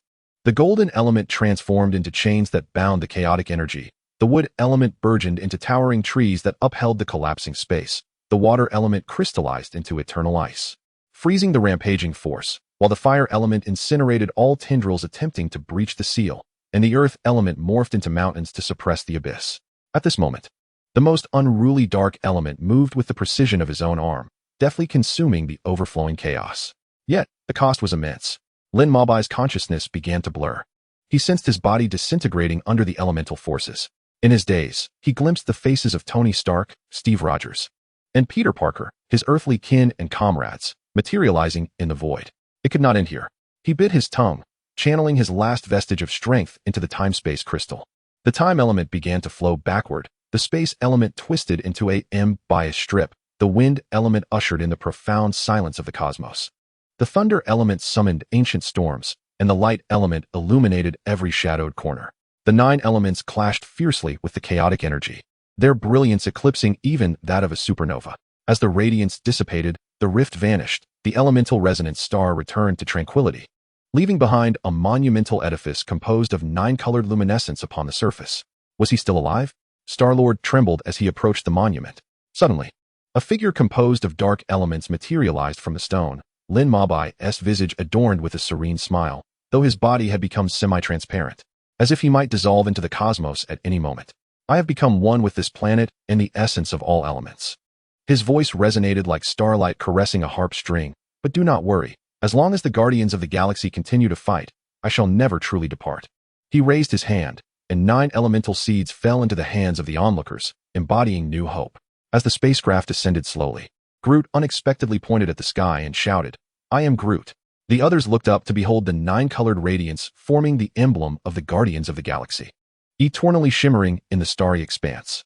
Meanwhile, in a distant corner of the universe, the remnants of the elemental cult gazed skyward, horrified to discover that the malevolent marks upon them were being purified by a warm, benevolent force. A year later, miraculous phenomena began to manifest throughout the galaxy. Desolate planets suddenly blossomed with vibrant flowers, dying stars reignited with vitality, and even the most perilous cosmic pirates momentarily laid down their arms to listen to the gentle melody carried by the wind. Peter Parker swung between the skyscrapers of New York, suddenly sensing a familiar elemental wave. It was Lin Mabai, transmitting a message of peace from the distant cosmos. On board the Guardians of the Galaxy spaceship, Star-Lord gently caressed the elemental seed left behind by Lin Mabai, adding a new song to the playlist. On our next adventure, we shall take this fellow's doppelganger to explore the entirety of the cosmos. Rocket let out a scoff, yet secretly planted the seed in the ship's garden. Groot's branches swayed delicately, new buds shimmering with a kaleidoscope of colors. Chapter 46. Homeward bound and rebirth deep within the core of the elemental resonant star. Lin Mabai's consciousness floated like scattered stardust amidst a halo of 9 colors. Having merged with the elemental essence for a year, he witnessed the ebb and flow of dark matter in the universe, felt the rhythmic pulse of countless celestial lives, and captured the remnants of myriad civilizations within the folds of time and space. Yet, amidst all the resplendent wonders of the universe, his heart remained tethered to the deep azure of Earth. It was time to return, as he sensed the vibration frequency of Peter Parker's web in the quantum foam. The thought burgeoned within him like a sprouting seed.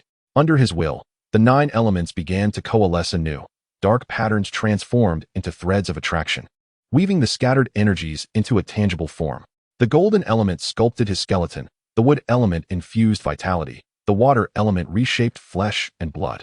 The fire element ignited the rhythm of his heart, while the dark element tenderly enveloped his soul, not as a chaotic shackle, but as a gentle cocoon. When the Guardian spaceship pierced the Earth's atmosphere once more, Star-Lord abruptly slammed his hands on the control panel. The radar indicates a humanoid energy form is approaching. Outside the window, a 9-colored streak of light ruptured the clouds, and Lin Mabai's figure gradually solidified.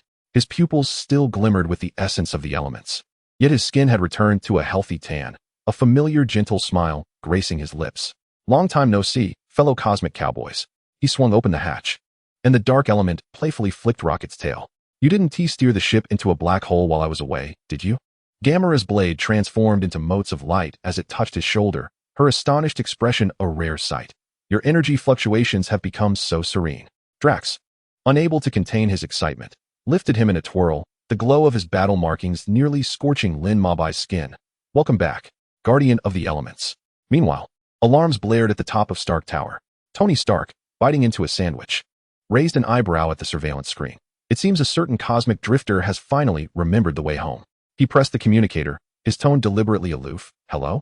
Head of the intergalactic tour group. There are no aliens here for you to practice your aim on. Lin Mabai's laughter mingled with static. Open the landing pad. I come bearing gifts. Though not a luminous planet, it's undoubtedly cooler than your flashy armors. Half an hour later, the Guardian spaceship descended over Manhattan. As Lin Mabai stepped out of the hatch, he was greeted not only by Tony's jibes, but also by Peter Parker's exuberant embrace. The boy's webbing wrapped around him several times, the spider emblem on his suit morphing with excitement. Mabai, do you know how many dangers I faced this year? There was one time I nearly got caught by Dr. Octopus's mechanical arms. All right, little spider. Tony tapped the boy's head. Yet his gaze lingered upon the faintly visible dark patterns adorning Lin Mabai's chest. To be honest, you appear akin to a walking energy reactor. Are you certain you won't suddenly explode into fireworks? Lin Mabai spread his palm, 9 elements coalescing into a miniature galaxy within it. I have reached a form of equilibrium with the elemental origin. His expression abruptly turned grave. However, Earth may soon confront a new crisis. During my return, I sensed the residual forces of the elemental sect gathering. It seems they have found a new host. Before he could finish, the distant sky suddenly fissured with a web-like crack, and dark purple energy dripped down like venom. Lin Mabai's pupils constricted as the dark patterns swiftly spread to his neck, Chaotic energy from the elemental resonance star seal was now seeping through the rift in space-time. It appeared there would be no time for reminiscing. He raised his hand. The golden element transformed into chains that ensnared the falling energy mass, while the wood element sprouted thorny cages from the ground. Tony, alert the Avengers. Peter, evacuate the civilians. He turned to his companions with a smile. Are you willing to join me for another cosmic showdown? Star-Lord brandished his twin guns, and an exhilarating rock playlist blared. Just my style. This time, I intend to blow their lair into a disco ball. Rocket readied the modified elemental cannon, while Groot coiled around Lin Mabai's waist, his branches blooming with battle-ready spike flowers. The battle unfolded against the Manhattan skyline. Lin Mabai shaped the water element into a colossal hand, shattering the shadow creatures emerging from the rift. The thunder element summoned lightning, transforming the dark clouds into an electromagnetic cage. Most astonishing was the fusion of time and space elements. As he crafted a temporal corridor that ensnared the enemies in an infinite cycle of assault, then folded space to transport them to another dimension. However, as the conflict persisted, Lin Mabai sensed something amiss.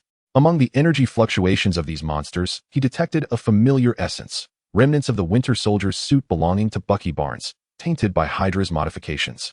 Could it be that the elemental sect had taken control of Bucky? A chill gripped his heart.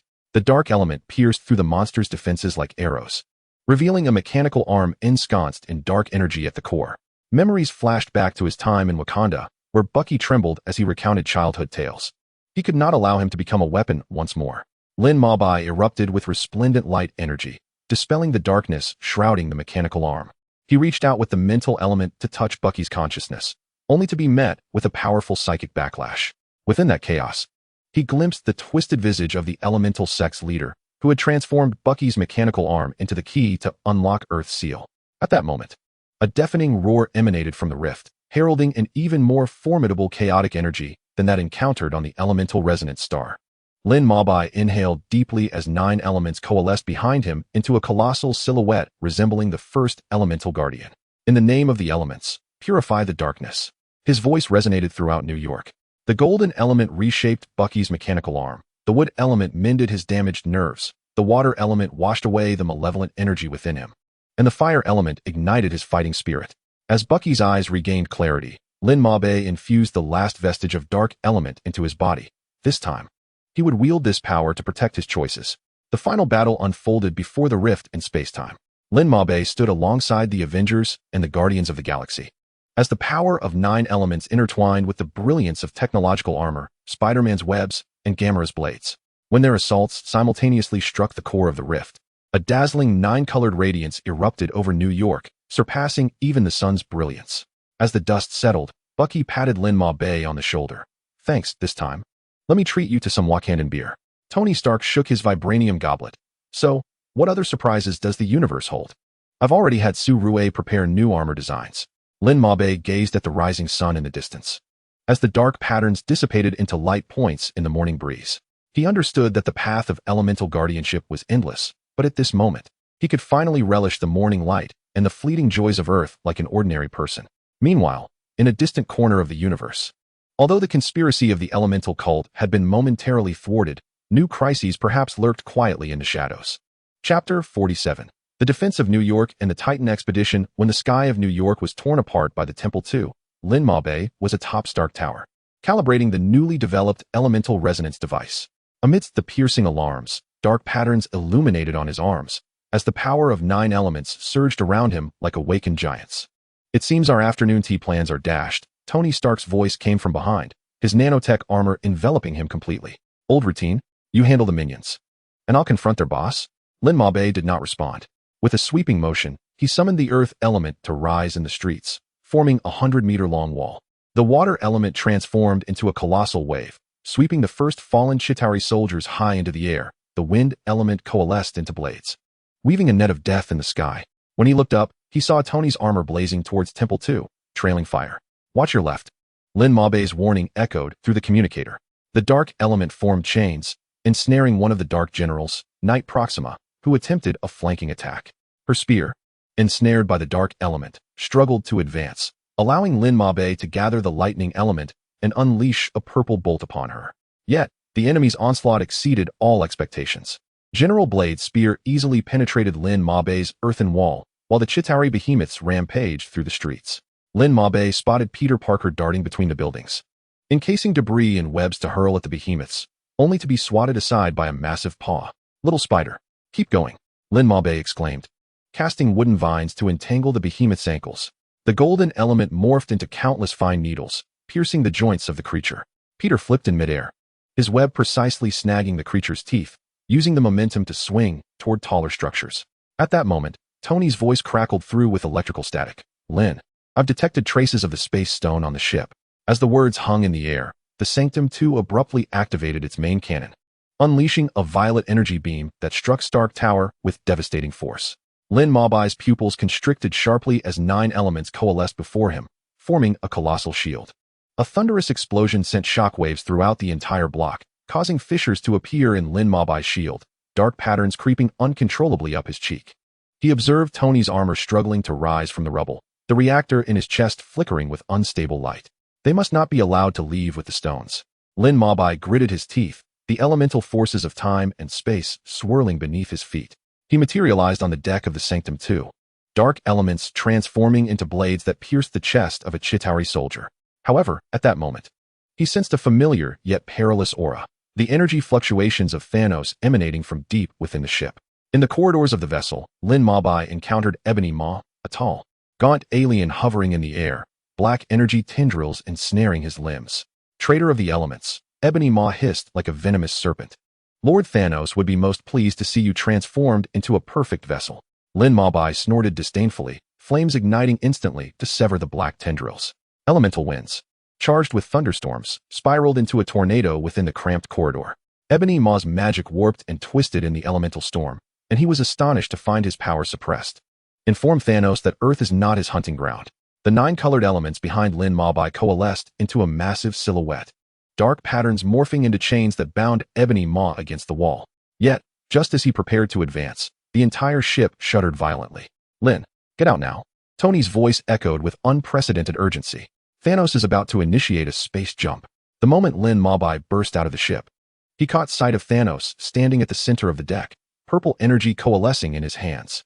Instinctively, Lin Mabe hurled the dark elemental chains, only to be instantaneously displaced 1,000 meters away by the power of the space stone. When he landed once more, the Sanctum II had vanished into the void. On the streets of New York, smoke billowed ominously.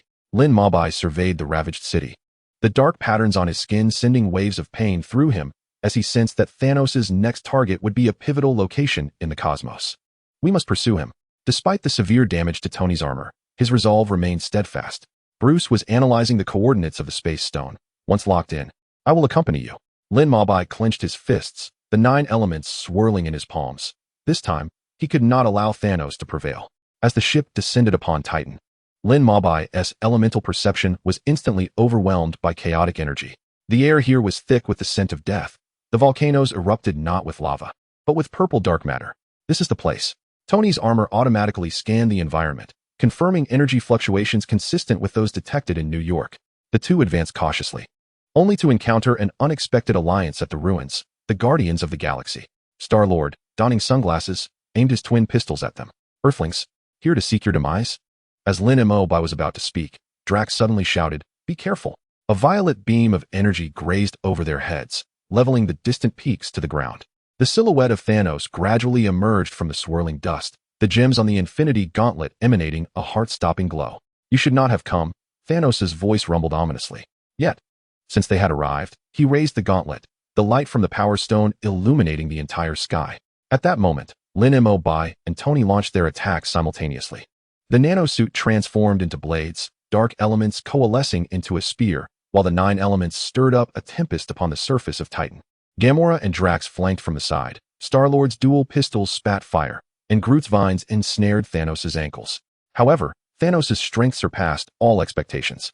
He effortlessly swatted away their assaults, the reality stone distorting the laws of physics, transforming Lin Mabe's elemental prison into fragile glass, while Tony's nanoblades scattered like petals. "Your courage is commendable," Thanos declared as he sent Drax flying with a single punch, "but the fate of the universe shall not be altered by your actions." Lin Mabe watched in despair as Thanos approached Gamora, knowing that he was interrogating her for the whereabouts of the Soul Stone. The dark patterns surged wildly, and he suddenly realized that his connection with the essence of the elements might be the key to turning the tide of battle. Tony, prepare the quantum weapon. Lin Mo shouted, a vortex of temporal elements swirling around him. I will create an opportunity. Taking a deep breath, the 9 elements within him clashed violently. The dark patterns transformed from shackles into a source of power. He closed his eyes, sensing every energy wave of Titan, connecting himself with the elemental forces of the planet. In the name of the elements. His roar shattered the clouds above, golden elements forming a cage to bind Thanos' limbs, while colossal trees of wood entwined around his body. Eternal ice of water froze his movements, flames of fire scorched his armor, and earth transformed into mountains to suppress his strength. The most unruly dark elements shadowed him, devouring the energy of Thanos' attempted counterattacks. Now, Lin Mo turned to Tony and shouted. The nanosuit instantly morphed, the quantum cutting cannon glowing blue upon the surface of Titan. Star-Lord, Gamora, and the others also launched their final assault. Groot's vines morphed into blades, and Drax's war markings burst forth in dazzling light. Thanos struggled within the elemental prison, the brilliance of the gems on the gauntlet intensifying. Lin Mo was now covered in dark patterns, feeling his body being dismantled by the elemental forces. Nevertheless, he gritted his teeth, maintaining the elemental cage. Just a little more. Tony's voice trembled as the quantum cannon's energy approached full charge. Yet, Thanos suddenly let out a furious roar, the light from the Power Stone illuminating the entire universe. Cracks appeared in Lin Mo's elemental cage, and the dark patterns began to recede. He saw Thanos raise the gauntlet, preparing to make that fateful decision. No. Lin Mo expended his final ounce of strength, the temporal elements swirling at his fingertips. He endeavored to reverse the flow of time, only to discover that Thanos's might transcended the confines of space and time. As the violet glow swept by, Lin Mo felt a profound sense of helplessness. He watched as his comrades disintegrated into ashes, Tony's armor kneeling upon the ground, filled with despair. Thanos' figure vanished into the abyss, leaving behind the ravaged Titan, along with 2 survivors. We have lost, Tony's voice rasped. Lin Mo knelt upon the ground, the dark patterns echoing the lamentations of the cosmos. Yet, amidst the desolation, his gaze remained resolute. Though this battle had ended in defeat, as long as hope lingered, he would not surrender, for he understood that the fate of the universe was far from reaching its conclusion. Chapter 48, Prelude to the Endgame. Fractured defenses in the Gamma Nebula, 230,000 light-years from Earth. The Guardians of the Galaxy's ship was besieged by the fleet of the Obsidian 5. Rocket furiously pounded the control panel, while Groot's vines automatically repaired the damaged shields. Those bastards have upgraded their weapons. The raccoon cursed, his tail curling around a bottle of energy drink as he gulped it down. Drax, energized the ship's asteroid cannon. Gamora, prepared to ambush their command ship. Star-Lord, however, was transfixed by the communicator, staring blankly at Gamora's life signal, which had vanished completely 10 minutes prior. Star-Lord. Drax's roar reverberated through the cabin, shaking it with urgency. This is not the time for grief. Look at those scoundrels. They are unleashing disintegration rays upon the planet. Outside the viewport, a cerulean planet was being consumed by a purple light, its cities collapsing like sandcastles. Fury ignited in Star-Lord's eyes as the playlist abruptly shifted to the most intense heavy metal rock. Connect to all channels. He donned his headphones, his voice resonating across every frequency. This is the Guardians of the Galaxy. You bullies of the weak, are you ready to have your behinds blasted by music? The ship surged forward like an arrow released from its bow, charging toward the enemy fleet. Groot expanded into a colossal vine, ensnaring the enemy mothership, while Rocket's modified turret unleashed missiles infused with elemental combinations, gold for penetration, fire for incineration, and lightning for electromagnetic pulses, all detonating simultaneously. Drax, barehanded, tore through a warship, while Gamora's dual blades danced through the enemy ranks, each strike a tribute to her sister's memory. Yet the strength of the Obsidian 5 far exceeded expectations. The general of the blade's spear effortlessly pierced Groot's vines, while the Star of the Dark Knight locked onto the ship's engines. As Star-Lord observed the alerts from the life support system, a frenzied plan suddenly emerged in his mind. Rocket, concentrate all energy at the bow of the ship. Groot, entwine your roots around my waist. He flung open the hatch, raising his twin guns in the vacuum of space. Gamora always says I'm a madman. Now let them witness the battle of a lunatic. At that moment, the elemental seeds left by Lin Mo began to glow.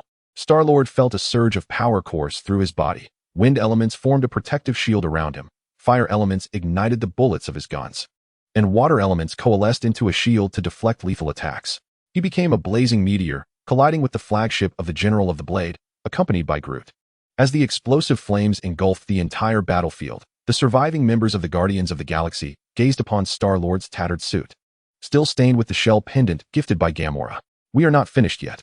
Rocket wiped away the tears from the corners of his eyes and activated the spaceship's hyperdrive. Earth needs us. The vibranium walls of Wakanda wailed under the onslaught of Thanos' legion.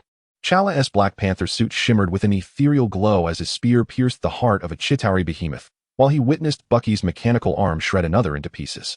Shuri, how much longer can the energy shield hold? Steve's shield deflected the plasma cannon, the cracks on its surface spreading like a spider's web. Shuri's holographic projection flickered above the battlefield, at most 5 minutes. Moreover, I detect that the Mind Stone's location is drawing near. Wanda knelt beside Vision, the crimson chaos magic resonating with the gem on his forehead. She could feel him siphoning the stone's power. Wanda's voice trembled with anguish. If this continues. Vision, Lin Mo.Bai's elemental perception pierced through the chaos of the battlefield. His doppelganger in New York sensed the crisis in Wakanda.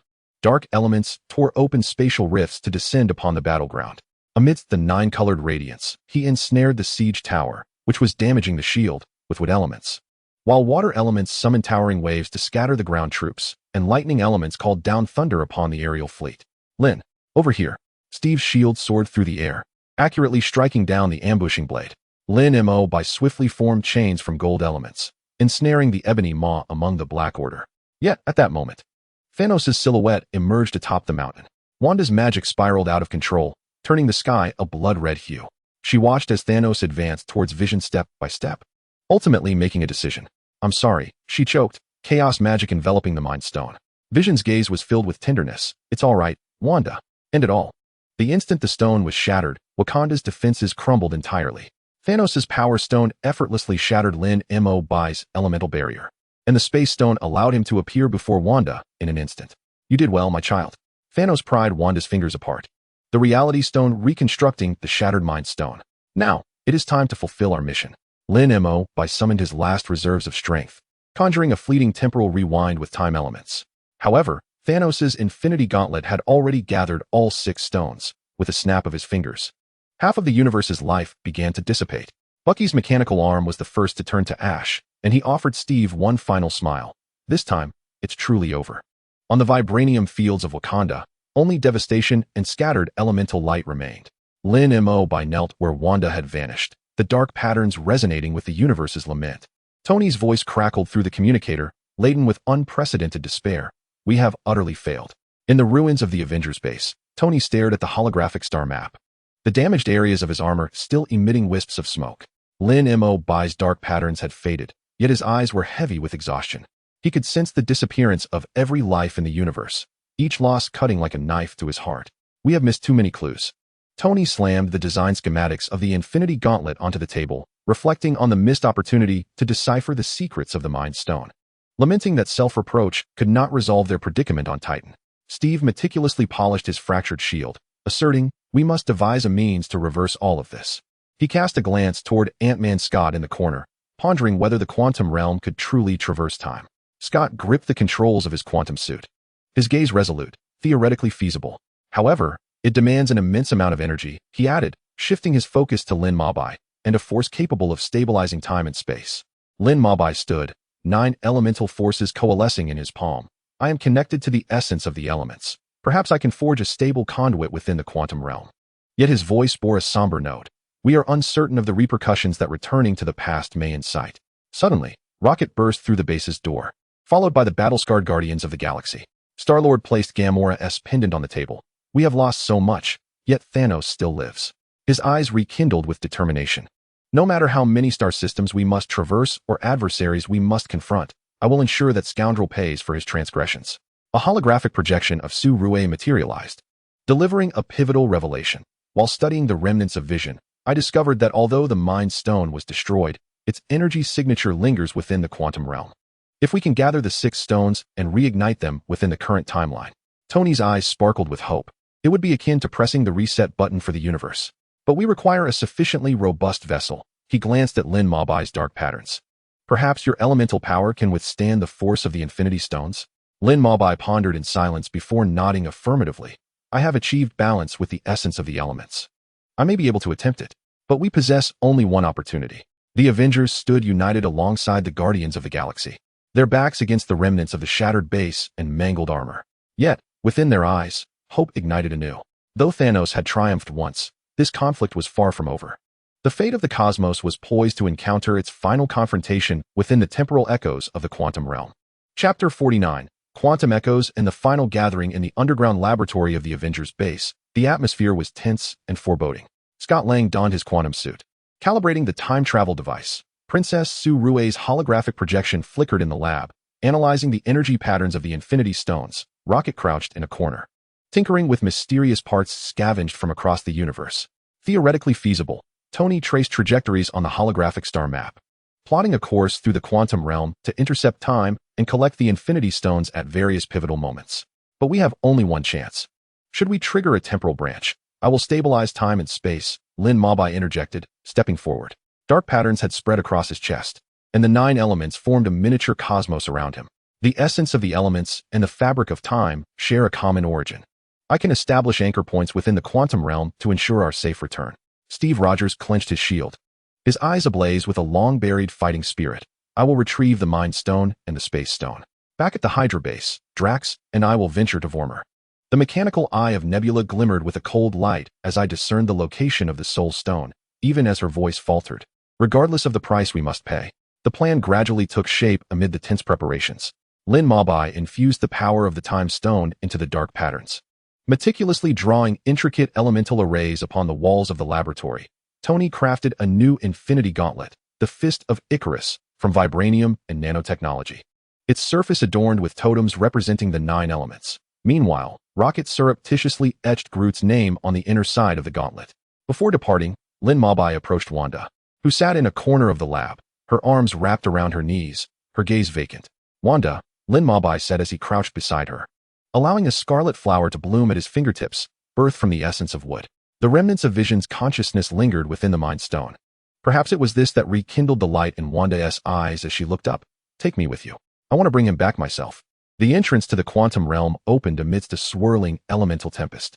Lin Mabai stood at the center of the portal, dark patterns transforming into chains that ensnared the time-traveling device, while the power of the 9 elements coalesced into a vortex, gently drawing everyone in.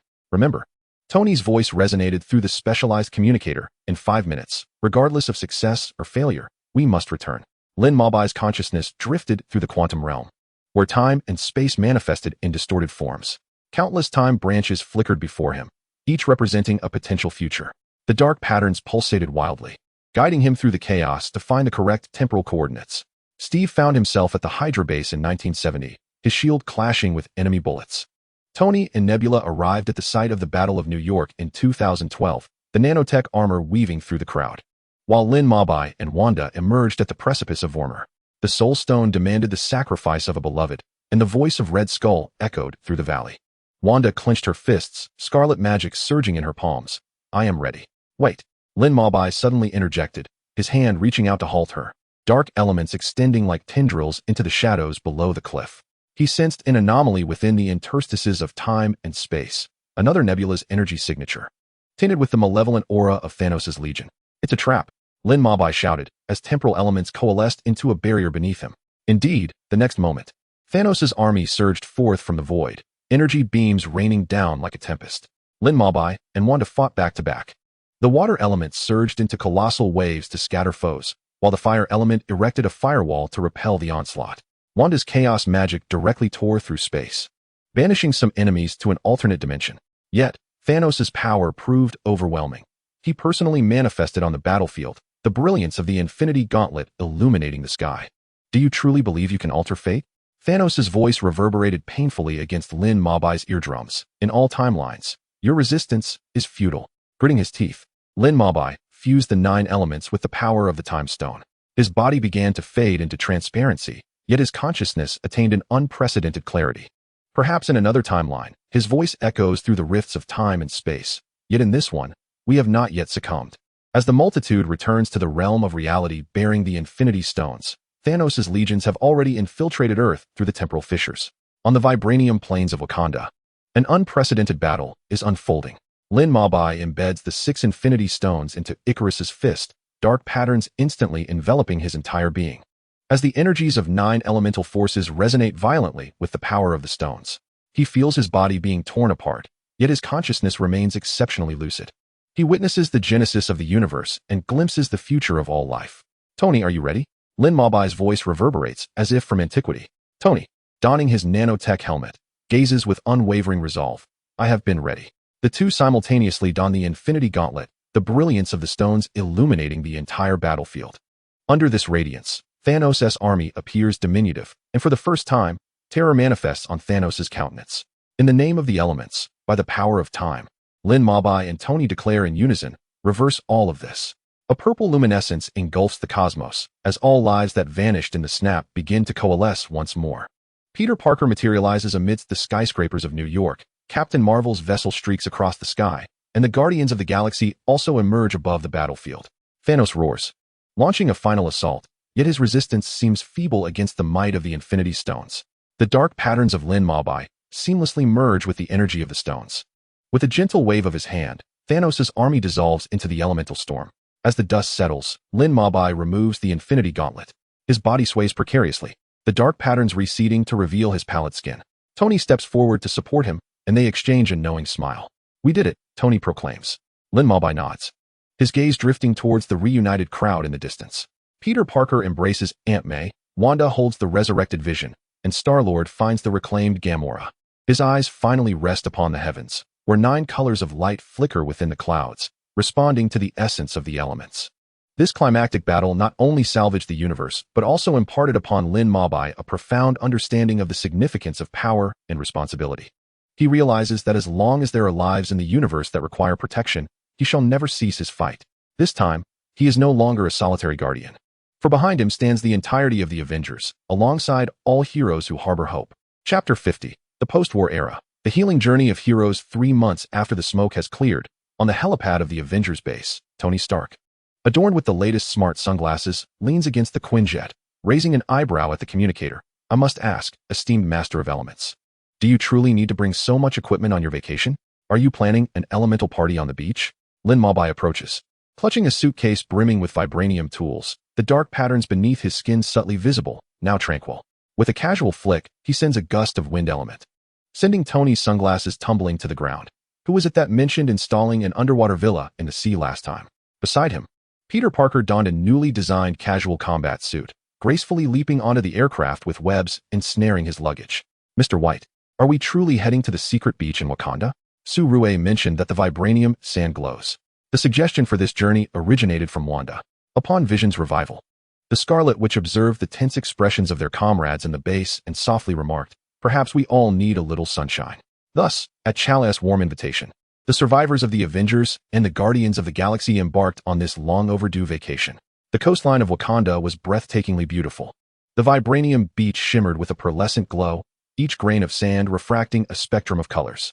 Drax frolicked on the shore like a child, his battle markings flickering with laughter. Rocket squatted beneath a sunshade, clutching a cooler filled with energy drinks, occasionally spraying Groot with his mechanical arm. The little tree man joyfully caught the droplets with his branches, exclaiming, I am Groot. Lin Mobai reclined on a specially crafted vibranium lounge chair, allowing water elements to coalesce into transparent fish at his fingertips. Not far away, Tony was instructing Star-Lord on how to operate a new jet ski, the roar of the engine mingling with their banter. That button on the left is for acceleration. Do you think this is a spaceship? This contraption can't even compare to my coolness. Steve and Bucky sat at the other end of the beach, a selection of Wakandan beer sent by Chala resting before them. The Winter Soldier's metallic arm rested on his knee, reflecting the golden hues of the setting sun. Steve, I never imagined we would have days like this. The captain chuckled, giving his old friend a reassuring pat on the shoulder, just as Peter's startled shout echoed in the distance. Wanda had playfully levitated him into the sea with her chaos magic. As night descended, a grand bonfire blazed upon the beach. Su Rue adjusted the holographic projector, casting the adventures of the Guardians of the Galaxy against the starlit sky. When a clip of Groot dancing appeared, the little tree man shyly nestled into Rocket's embrace, only to be pulled out by the raccoon. Quit pretending. You love watching yourself shine. Lin Mobai stood at the water's edge, the dark patterns on his skin suddenly glimmering. He turned to see Gamora gazing contemplatively at the ocean. What are you pondering? He inquired, offering her a glass of a specially concocted Wakandan beverage, where the wind elements crystallized into exquisite ice at the rim. Thinking of another timeline's version of myself, Gamora replied. accepting the drink. Nearby, Nebula's gaze was fixed on her sister. She was engaged in a sandcastle competition with War Machine, her mechanical arm skillfully sculpting the emblem of the Wakandan panther. Lin Mo remained silent, raising his hand to summon a tendril of wood element, causing 2 scarlet flowers to bloom on the beach. Regardless of the timeline, he whispered, "You are all family to one another." Suddenly, the sky erupted in a dazzling display of elemental fireworks. Tony's voice boomed through the loudspeaker. "Stop looking at the sea.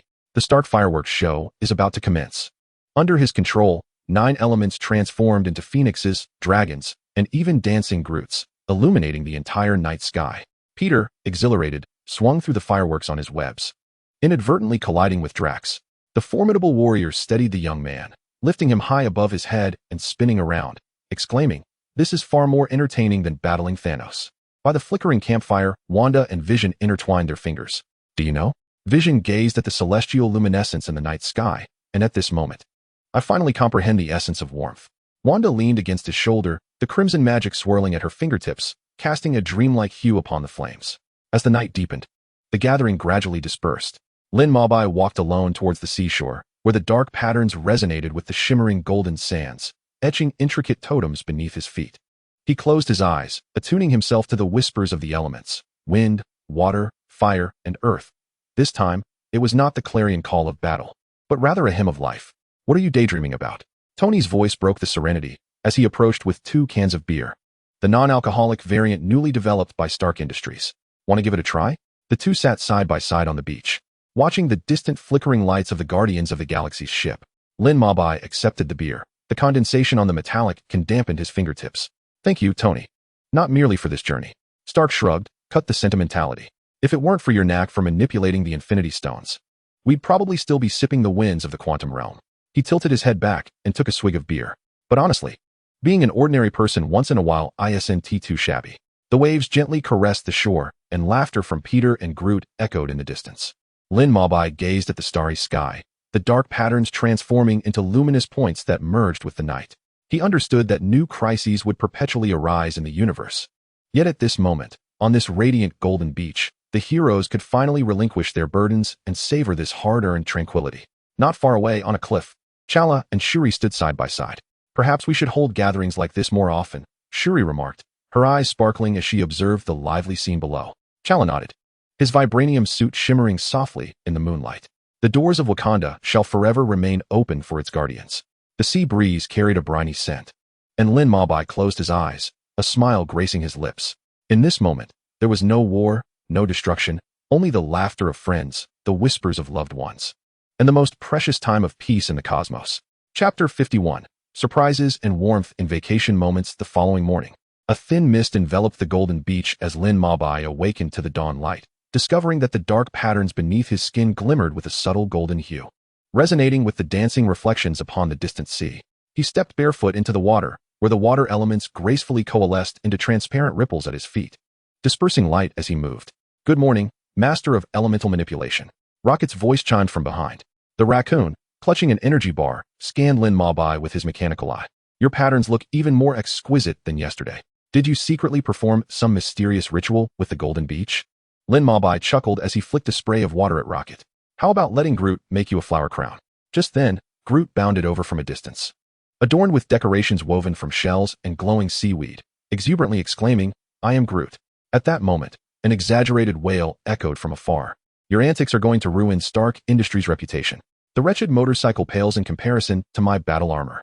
It turns out that Star-Lord was riding a jet ski, drawing immense spirals across the water's surface, splashing Tony and drenching him like a soggy chicken.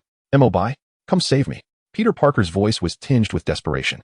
Lin Mabai turned to see the young lad hoisted over Drax's shoulder, making his way deeper into the sea. The burly warrior chuckled heartily. "Little Spider claimed he could swim. I merely wished to assist him in testing that." Lin Mabai raised his hand, and the wind element materialized into a rope, ensnaring Peter's waist and rescuing him from Drax's clutches. The boy clambered awkwardly onto the shore, spider silk clinging to strands of seaweed, droplets of water adorning his suit. "Drax said he would hurl me into the ocean like a cannonball to race with the sharks." On the other end of the beach, Wanda and Vision were conjuring a mesmerizing display of light and shadow upon the water's surface with chaos magic and the power of the Mind Stone. Crimson spells intertwined with gentle golden light, sometimes morphing into a soaring phoenix, at other times transforming into playful dolphins leaping through the waves. Surue, cradling a holographic tablet, recorded data while murmuring, "This energy fluctuation is utterly fascinating. It's akin to a natural elemental reactor." At noon, Chala arrived at the beach with a team of Wakandan chefs. The vibranium grill sending up wisps of smoke. The aroma of grilled meats mingled with the unique scent of Wakandan spices, drawing everyone closer. Bucky gazed longingly at the sizzling skewers, his metal arm trembling slightly. "I can hardly recall the last time I encountered such a delectable fragrance." Steve patted his shoulder reassuringly. "Take your time to remember. We have all the time in the world." He then handed him a skewer generously coated in a secret sauce. After lunch, Tony mysteriously gathered everyone. With a snap of his fingers, a holographic projection unfurled on the beach, revealing a luxurious resort model floating on the sea. "Ladies and gentlemen, the moment of marvel has arrived. Presenting Stark Industries' latest creation, the Starbound Resort." Star-Lord whistled in admiration. "This is even cooler than mine. Does it have a holographic cinema? I want to relive the Space Cop series." "Indeed, it does, along with a simulated cosmic battlefield gaming area." Tony raised an eyebrow and glanced at Lin Mobai. "But the Pi Seed, our assistance, is this elemental regulation system. Mobai, come and give it a try." Lin Mobai stepped forward, hands gracefully waving. Instantly, the surrounding waters of the resort model crystallized into an ice castle, which in the blink of an eye transformed into a bubbling hot spring, finally morphing into a flurry of falling petals. Peter joyously tumbled amidst the rain of petals, exclaiming, "This is so cool. Mobai, can we decorate our base like this in the future?" As the sun dipped below the horizon, Gamora and Nebula sat on the beach. Gamora picked up an oddly shaped vibranium stone and handed it to her sister. "This is for you, a memento." Nebula's mechanical fingers gently traced the stone's surface. "Did another version of me watch the sunset with you in a different timeline?" Gamora wrapped her arm around her sister's shoulders. "What matters is that we are creating our own memories now." As night fell, Lin Mobai walked alone to the cliff by the sea. The moonlight cast a gentle glow upon the dark patterns, illuminating the night with a tender luminescence. He took a deep breath, and the 9 elements coalesced in his palm into a glowing sphere, which he gently hurled into the night sky. The sphere erupted, transforming into countless twinkling specks, illuminating the entire beach. "What are you thinking about?" Steve's voice came from behind, holding 2 cups of steaming beverages. "Chala says this is Wakandan's soothing tea." Lin Mobai accepted the cup, and amidst the rising steam, a relieved smile spread across his face. "I was thinking that perhaps peace consists of such simple moments. Watching the sea and laughing with friends." Steve gazed at the distant revelers, warmth filling his eyes. "After all we have been through, this is a hard-won treasure." The sea breeze caressed them, imbued with the ease of vacation and the essence of life. Lin Mobai understood that new challenges awaited in the days to come, yet at this moment, he wished to revel in this tranquility and beauty, cherishing every ordinary yet precious moment spent with his companions. Chapter 52. The conclusion of vacation, treasured memories and new beginnings. On the final night at Wakandan Beach, Lin Mobai lay on a specially crafted floating hammock, listening to the rhythmic crashing of the waves. The dark patterns under the moonlight resembled a flowing galaxy, shimmering with a gentle glow. Not far away, Tony had set up a telescope, inviting Star-Lord to join him in observing the stars. The two engaged in a lively debate over the naming of a constellation, their voices echoing in the night sky. Suddenly, Peter Parker swung down on a web, landing beside the hammock, cradling a collection of seashells and glowing pebbles. "Mobai, look at the treasures I found today." Surue says these vibranium grains can be made into super cool souvenirs. The boy's eyes sparkled with excitement as he waved the pebbles before Lin Mobai. With a smile, Lin Mobai sat up, his fingertips lightly tapping as the wind element swirled the scattered stones into the shape of Peter's face. "Not bad, quite collectible. When we return, Tony can help you turn them into a pendant." "Really? That's amazing." Peter cheered, but then his expression shifted to disappointment. "I really don't want this holiday to end. If only every day could be this joyful." Lin Mobai gently patted the boy's shoulder. "There will be more such times in the future.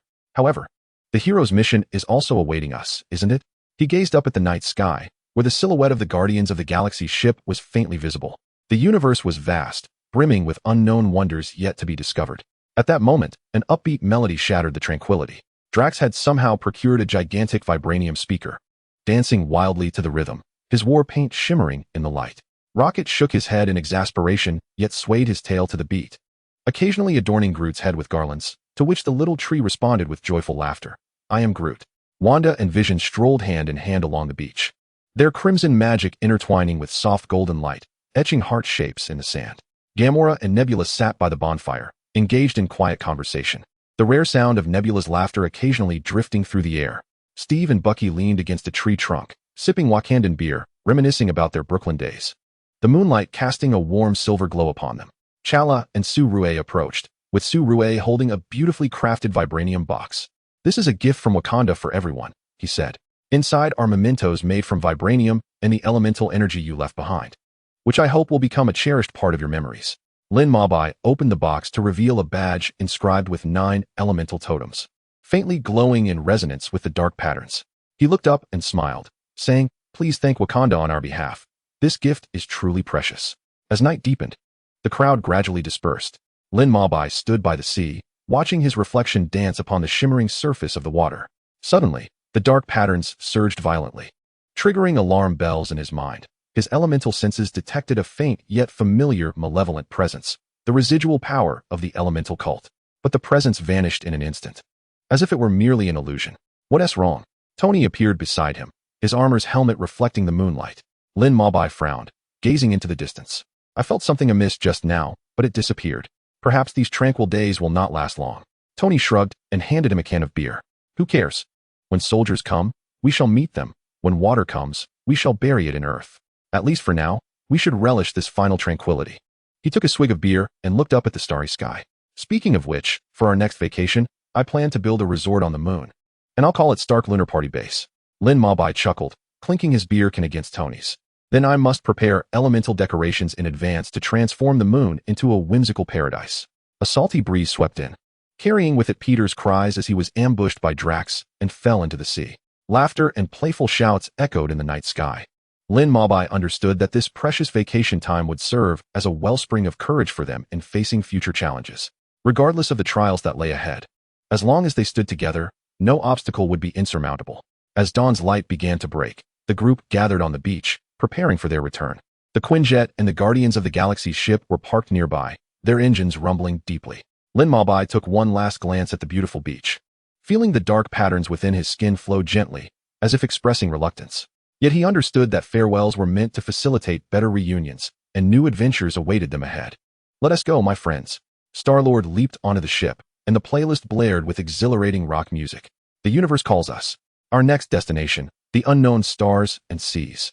Amidst the roar of engines, they embarked on their journey home. The shores of Wakanda receded into the distance, but the laughter, warmth, and precious memories would forever reside in each heart, illuminating the path to their future with resplendent starlight. Chapter 53. Undercurrents and New Assemblies on the Return Journey. Lin Mabai's elemental senses remained on high alert.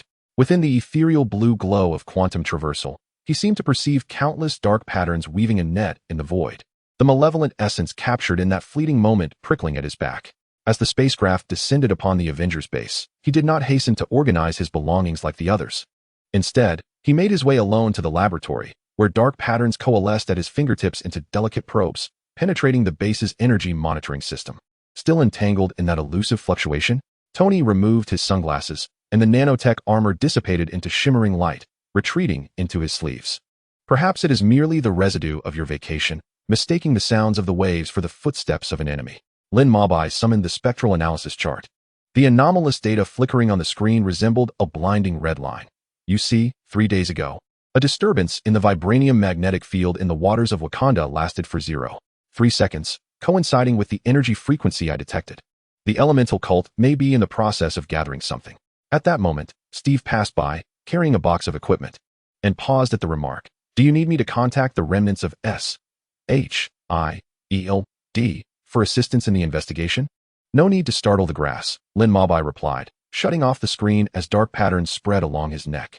"I plan to visit the black market at the edge of the universe, where various forbidden energies circulate. Rocket mentioned that someone has been purchasing elemental stabilizers at a high price." 3 days later, Lin Mabai donned a disguise and infiltrated the black market with a custom-made disruptor from Tony. Dark elements formed a hood to conceal his visage as he navigated through the crowded trading area, listening to the whispers of various races. Suddenly, a familiar symbol caught his eye engraved on a Kree's trading box, emblazoned with the totem of the elemental cult. Where did these goods come from? Lin Mabai released a tendril of dark elements, ensnaring the Kree's wrist. The Kree gasped in shock, attempting to activate their weapon, only to find all equipment encased in ice. "Don't kill me." The Kree trembled, exclaiming that the goods were provided by someone named Shadow Eater, who was recruiting those capable of manipulating dark matter. Before he could finish, a violet beam pierced through the wall.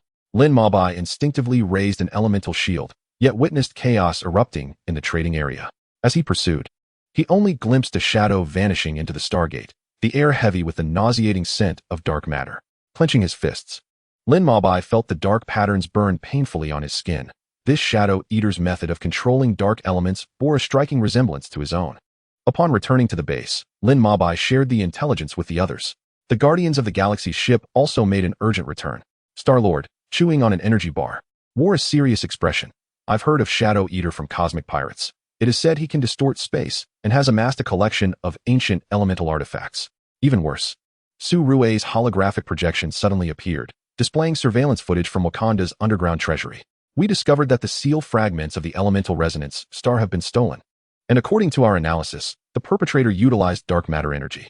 The atmosphere in the laboratory thickened with tension. Wanda's chaos magic unconsciously lifted documents. While Vision furrowed his brow in analysis, if Shadow Eater gathers all the seal fragments, the master of elemental origins could potentially. Thus, we must act first. Lin Mabai declared, rising as 9 elements coalesced behind him into a swirling vortex. I need to visit 3 locations: the elemental graveyard in the Nidhogg star domain, the old library of Asgard, and the deep-sea ruins on Earth. There, the artifacts of the original elemental manipulators lie in slumber. Tony activated his battle suit, and a radiant blue light erupted from his palm cannon. Count me in. It's the perfect opportunity to test the newly developed interdimensional scanner. We're coming too. Drax brandished his dagger, with Groot perched upon his shoulder, sharp thorns sprouting from the branches. We cannot allow these scoundrels to disrupt the balance of the universe. Steve secured his shield to his arm. Leave the ground support to us. Bucky and Sam are already investigating the Earth base of the elemental cult. Before departing, Lin Mabai approached Peter Parker. The young man was practicing elemental manipulation against a holographic projection, wisps of faint wind element entwined with his web. This mission is too perilous. You must stay behind. Lin Mabai pressed a hand on the boy's shoulder. But I need you to protect Earth, using your spider sense to monitor any unusual fluctuations. Although Peter felt a tinge of disappointment, he nodded earnestly. Don't worry, Mabai. The webs of New York will weave the strongest line of defense. As the spacecraft surged back into the vast cosmos, Lin Mabai gazed out the viewport at the swiftly passing nebulae, dark patterns resonating with elemental power within him. He understood that the tranquil holiday had come to an end, and a new battle was on the horizon. However, this time he would not stand alone. The Avengers, the Guardians of the Galaxy, and all those who harbored a sense of justice would stand by his side to safeguard the peace of the universe. The enigmatic shadow that loomed would ultimately pay the price for its ambition. Chapter 54. The Enigma of Ruins and the Clash of Dark Currents. As the spaceship entered the Nidhogg star domain, Lin Mabai's dark patterns flared with intense heat, as though countless needles were writhing beneath his skin. Outside the viewport, a cluster of floating meteors was etched with dark violet patterns, resonating eerily with the elemental fluctuations within him. High-energy, dark matter reaction detected. Rocket pounded on the control panel frantically. It seems there are living beings sealed within those meteors. Lin Mabai raised a hand to halt the others. Dark elements slithered like serpents into the nearest meteor. In an instant, a torrent of fragmented memories surged into his mind. Centuries ago, the elemental cult had imprisoned vanquished heretics here, weaving an eternal cage from dark matter. Do not attack the meteors, he warned, his complexion paling. This is the prison of the elemental cult, and the artifact we seek is likely the key to unlock the cage. Before he could finish, numerous shadowy figures erupted from the fissures of the meteors. These creatures resembled octopuses, their tentacles swirling with dark matter energy, and their gaping maws revealed rows of barbed suckers. Drax roared and leaped forward with his knife, but the blade was corroded the moment it made contact with the monster. It's an energy-devouring beast. Gamera's dual blades carved through the air, glowing a fierce crimson. They will consume all forms of energy. Lin Mabai swiftly gathered 9 elemental forces, erecting a circular barrier around the ship. The searing heat of the fire element elicited a piercing shriek from the energy-devouring beasts, yet it also drained his stamina rapidly. Dark patterns crept up his neck and onto his cheeks. Gritting his teeth, he infused the barrier with lightning element, purple arcs crackling and exploding. Suddenly, Tony's battle suit dove from the sky, and his palm cannon unleashed a stream of enhanced vibranium particles. Let us see how this works. It's designed specifically to deal with energy-eating creatures. The moment the particle stream struck the energy-devouring beast, the creature's body began to crystallize. Lin Mabai seized the opportunity. As dark elements transformed into chains, ensnaring the largest devouring beast, and dragging it towards the sealing array on the surface of the meteorite. With a resounding explosion. Amidst the blinding light of the meteorite shattering, a black staff inscribed with runes gradually materialized. The moment Lin Mabai reached out to touch the staff, a multitude of images flashed before his eyes. Ingshur, cloaked and wielding a similar staff, was awakening the fragments of the elemental resonance star's seal. Behind him, dark patterns identical to Lin Mabai's adorned his neck. This belonged to Ingshur. Gripping the staff tightly, Lin Mabai felt the dark patterns resonate with it. As he gathered the relics of the original elemental mage, striving to. Suddenly, an alarm blared, and the spaceship shook violently. The rocket cursed. 3 unidentified warships had jumped into the vicinity, with signals indicating they bore the emblem of the elemental cult. Battle was imminent. Lin Mabai plunged the staff into the spaceship's energy core, as 9 elements surged wildly through the circuits. The entire vessel was enveloped in elemental energy, transforming into a colossal elemental colossus. He commanded the colossus's palm to strike the enemy ships, as claws of solidified gold rent through the hull's armor. While torrents of water elements formed whirlpools, dragging missiles into a gravitational field reminiscent of the deep sea. Yet, the enemy fleet's assault intensified, and Lin Mabai felt the dark patterns spiraling out of control. Ingshur's voice suddenly echoed in his mind. Traitor of the elements, do you believe you can thwart destiny? When the abyss awakens, the entire universe shall be silenced. Lin Mabai roared, as temporal elements coalesced in his palm into a miniature black hole, consuming the nearest warship. However, this exertion drained him of strength, and the elemental colossus began to disintegrate, with dark patterns nearly engulfing his entire being. In a moment of dire peril, a rainbow bridge tore through the starry expanse. Thor's voice, imbued with thunderous might, resounded. I hear someone is seeking the ancient tomes of Asgard, arriving a tad late. I trust you won't mind. The god of thunder's storm axe cleaved through the enemy formation, while Groot seized the opportunity to entwine the remaining warships with his vine-like growth. Once the battle concluded, Lin Mabai collapsed onto the deck, yet he clutched the staff tightly. Thor picked up a fragment of armor left by the enemy, as runes flickered in his palm. This is a forbidden technique from the Age of Odin. I never anticipated it would resurface. Perhaps, within the library of Asgard, there truly lies the clue you seek. As the spaceship journeyed towards Asgard, Lin Mabai fell into deep contemplation. The dark patterns resembling Ingshur's. The visions evoked by the staff, all pointed towards a dreadful truth. His connection with the elemental cult might be far deeper than he had imagined. And that lurking dark tide surged forth, poised to engulf the entire universe. Chapter 55. The cloud of secrets and the truth of bloodlines. The skies of Asgard eternally shimmered with resplendent auroras, while floating islands appeared intermittently through the mist. As the spaceship descended beside the rainbow bridge of the Golden City, Lin Mabai's hand, clutching the staff, grew clammy. The air of this ancient divine realm was permeated with energy fluctuations that unsettled the dark patterns. Beware of the rune traps here, Thor cautioned, patting Lin Mabai's shoulder, his beard quivering slightly as he spoke. Even Loki was once shocked into a frizzled hedgehog when he pilfered tomes, passing through a corridor adorned with reliefs of Norse mythology. The group arrived at the Asgardian library. Tens of thousands of bronze bookshelves tower into the clouds, their heights illuminated by flickering candle flames that dance upon the ancient script of parchment scrolls. Lin Mabai had just planted his staff into the ground when the entire library trembled violently. Dark patterns transformed into golden veins, swiftly spreading along the runes etched into the floor. The uppermost shelves parted automatically, revealing a stone case embedded with the totems of the 9 elements. This was it. Suddenly, Su Rue's holographic projection illuminated above the crowd, stating that according to the ancient texts of Wakanda, this was the diary of the first elementalist. At the moment the stone case opened, a beam of golden light shot skyward.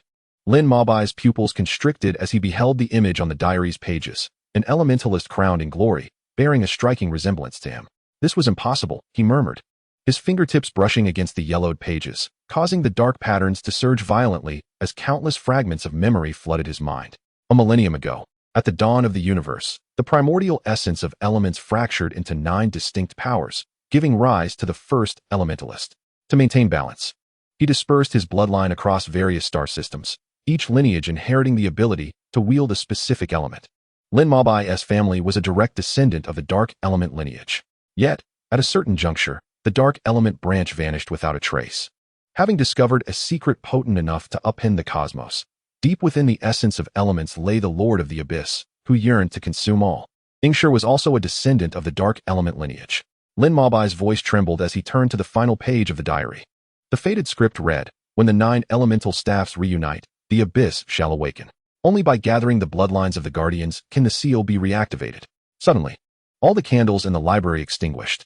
In the darkness, countless tendrils of dark matter erupted from the ground, ensnaring the ankles of all present. The silhouette of Ingshur gradually materialized. He removed his hood, revealing dark patterns behind his ears that mirrored Lin Mobai's, yet a twisted smile graced his lips. "Cousin, you have finally uncovered the truth." "What did you say?" Lin Mobai's pupils dilated, the elemental power coiling at his fingertips. "We are all descendants of the first elementalist," Ingshur declared, raising his hand to summon a staff similar to Lin Mobai's. "Yet you willingly choose to be the guardians of mere ants. Do you truly believe those so-called heroes trust you? Observe their expressions when you wield the dark element. They are forever filled with dread." Drax roared, charging forward with his blade, only to be casually dismissed by Ingshur, who warped space, teleporting the hulking warrior to the far end of the library. Tony's armor deployed a net of lasers, yet upon contact with Ingshur, it corroded into mere scrap metal. The extent of Ingshur's power exceeded all expectations. With each swing of his staff, fissures opened in the ground, devouring the onslaught of attacks into oblivion. "Do you think you can stop me?" Ingshur cackled, a colossal shadow of the abyss looming behind him.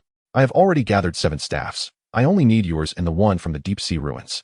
Lin Mobai suddenly felt the dark patterns within him boiling uncontrollably. Memories surged forth of the Battle of New York, of Titan, and the anxious glances of his teammates whenever he wielded the dark element, of Peter's terrified expression when his uncontrolled power inadvertently harmed him. Ingshur's words pierced his heart like a dagger, striking at its most vulnerable corners. "Silence!" Lin Mobai's furious roar shattered the glass cabinet atop the bookshelf. 9 elements swirled chaotically around him, forming a colossal elemental vortex. Yet, at that moment, the dark patterns began to retaliate violently, and he sensed a malevolent force encroaching upon his consciousness. Thor's storm axe cleaved through the air, crackling with lightning, only to be intercepted by the shadowy apparition of the abyss. Star-Lord's dual pistols unleashed elemental bullets, which disintegrated into dust upon contact with the shadow erosion. Seizing the opportunity, Shadow Erosion aimed his staff at Lin Mobai, taunting, "Look, cousin, your friends cannot save you. Join me, and we shall become the new deities of creation." In a critical instant, a silken thread suddenly ensnared Lin Mobai's waist. Peter Parker had appeared in the library, his battle suit caked with dust, yet his gaze was resolute. "Mobai, remember what you taught me? Power itself is neither right nor wrong. It is the wielder that matters." Lin Mobai trembled, memories flooding back to that afternoon teaching Peter to control the wind element. The boy had fallen countless times, but always rose with a smile. He looked down at the swirling 9-colored radiance in his palm, the blackness of the dark patterns gradually being supplanted by gold. "You are mistaken, Shadow Erosion," he declared, his voice regaining its firmness. "My power belongs to the light." Under his command, the 9 elements coalesced into a dazzling beam of light, soaring towards the heavens. The abyss let out a shrill wail, and for the first time, panic flickered across Shadow Erosion's face. Seizing the moment, Lin Mobai cast forth dark elemental chains, ensnaring his opponent's wrist. The staffs of the two clashed, unleashing an energy that tore the library apart. As the dust settled, Shadow Erosion's figure vanished into the void, leaving behind a chilling threat. "You cannot save everyone, cousin. The ruins of the deep sea shall be your tomb." Lin Mobai gripped the fractured staff, gazing at his battered yet steadfast companions. Thor patted his shoulder, saying, "No matter what lies within your bloodline, to the Asgardians, you are a warrior worthy of fighting alongside us." The spacecraft resumed its journey, heading straight for the depths of Earth's oceans. Lin Mobai stood on the deck, gazing at the tumultuous clouds. He understood that ahead lay not only the final staff, but also the ultimate confrontation with his bloodline's destiny. This time, he felt no confusion, for behind him stood friends willing to face anything for him. Chapter 56. The Abyssal Maze and Bloodline Awakening. When the spacecraft hovered above the Mariana Trench, Lin Mobai's dark patterns slithered up his neck and onto his cheek like a living entity, while the 9 elements within him convulsed violently. Through a specially designed observation window, he glimpsed an ancient city, constructed of dark purple crystals, flickering beneath 1,000 meters of ocean. The sinuous patterns on the city walls perfectly matched the dark patterns in his palm. Detecting a powerful energy field, the rocket's claws rapidly tapped on the control panel, the dashboard glowing red. This fluctuation bore a resemblance to the frequency of the Infinity Stones, yet it felt far more sinister. Tony's armor hummed to life, nanomaterials enveloping him automatically. "As per usual, I'll lead the charge. Mobai, you and Thor will cover the rear, ready to provide support at a moment's notice." Before his words could fully resonate, a submersible had already detached from the spacecraft, carrying Drax, Gamora, and Nebula into the abyss. Lin Mobai inhaled deeply, as dark elements coalesced into a translucent shield enveloping his entire being, while water elements formed propellers beneath his feet. The moment he stepped into the ocean, the ancient underwater city suddenly illuminated with an ethereal blue glow. Countless tendrils of dark matter emerged from the coral reefs, lunging towards the group. Be cautious. These tendrils can corrode our armor. The nebula's pulse gun emitted violet beams, leaving only scorch marks on the tendrils. With deft movements of his hands, Lin Mabai forged blades of gold element to sever the tendrils, while the wood element sprouted thorny cages in the water to ensnare the monsters. Yet, more tendrils surged forth from the ruins of the ancient city, completely blocking their path. This cannot continue. Thor brandished his storm axe, thunder roaring through the water. Mabai, you resonate with this place. Think of a solution. Lin Mabai closed his eyes, feeling the dark patterns resonate with the energy field of the ancient city. His consciousness abruptly detached from his body, traversing the crevices of time and space. He witnessed events from a millennium ago, when the first elemental master sealed the last staff here, transforming his flesh and blood into a protective barrier. He also saw Ingshur leading the elemental sect into the depths of the ocean, awakening the slumbering abyssal guardians with blood sacrifice. Follow me. Lin Mabai suddenly opened his eyes. The nine-colored light swirled around him. There is a passage beneath the ruins in the southeast. The group broke through the encirclement of tendrils and indeed discovered a stone door adorned with elemental totems beneath the piled coral. As Lin Mabai inserted the staff into the stone door, the entire ancient city began to tremble violently. The stone door slowly ascended, revealing a passageway covered in luminescent moss. At the end of the corridor, a staff embedded with 9 colored gemstones hovered in the air, beneath which lay a skeleton clad in tattered armor, its patterns eerily identical to the jade pendant passed down through Lin Mabai's lineage. That is the first elemental master. Su Rue's holographic projection flickered in the passage, his voice trembling. According to ancient texts from Wakanda, he sealed his consciousness within the staff, awaiting a worthy heir.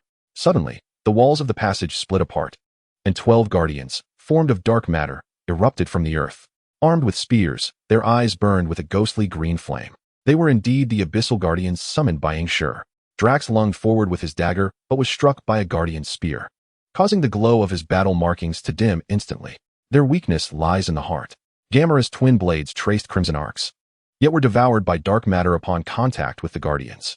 Lin Mabai felt the dark patterns ravenously siphoning his strength, as the energy field of the ancient city spiraled around him, drawing him toward the staff.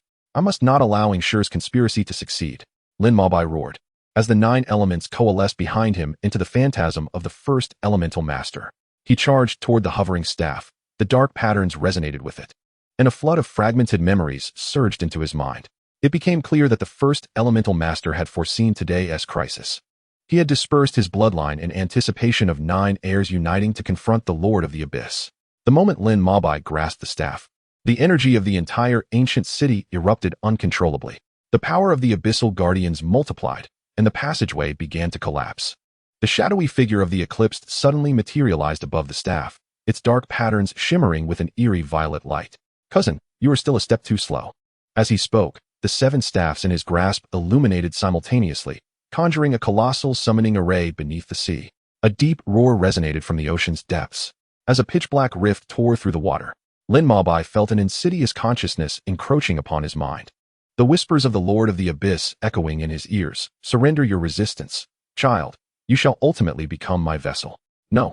Lin Mabai's furious roar shattered the surrounding coral reefs. He recalled Peter's trusting gaze, remembered Tony's words, "We are the Avengers," and envisioned the Guardians of the Galaxy fighting alongside him on Titan. The 9 elements, under his command, coalesced into a radiant beam piercing through the ocean floor. In the name of the elemental guardian, Lin Mabai raised his staffs high, the dark patterns transforming entirely into gold. Seal reboot. At the moment the beam struck the abyssal rift, time and space began to distort.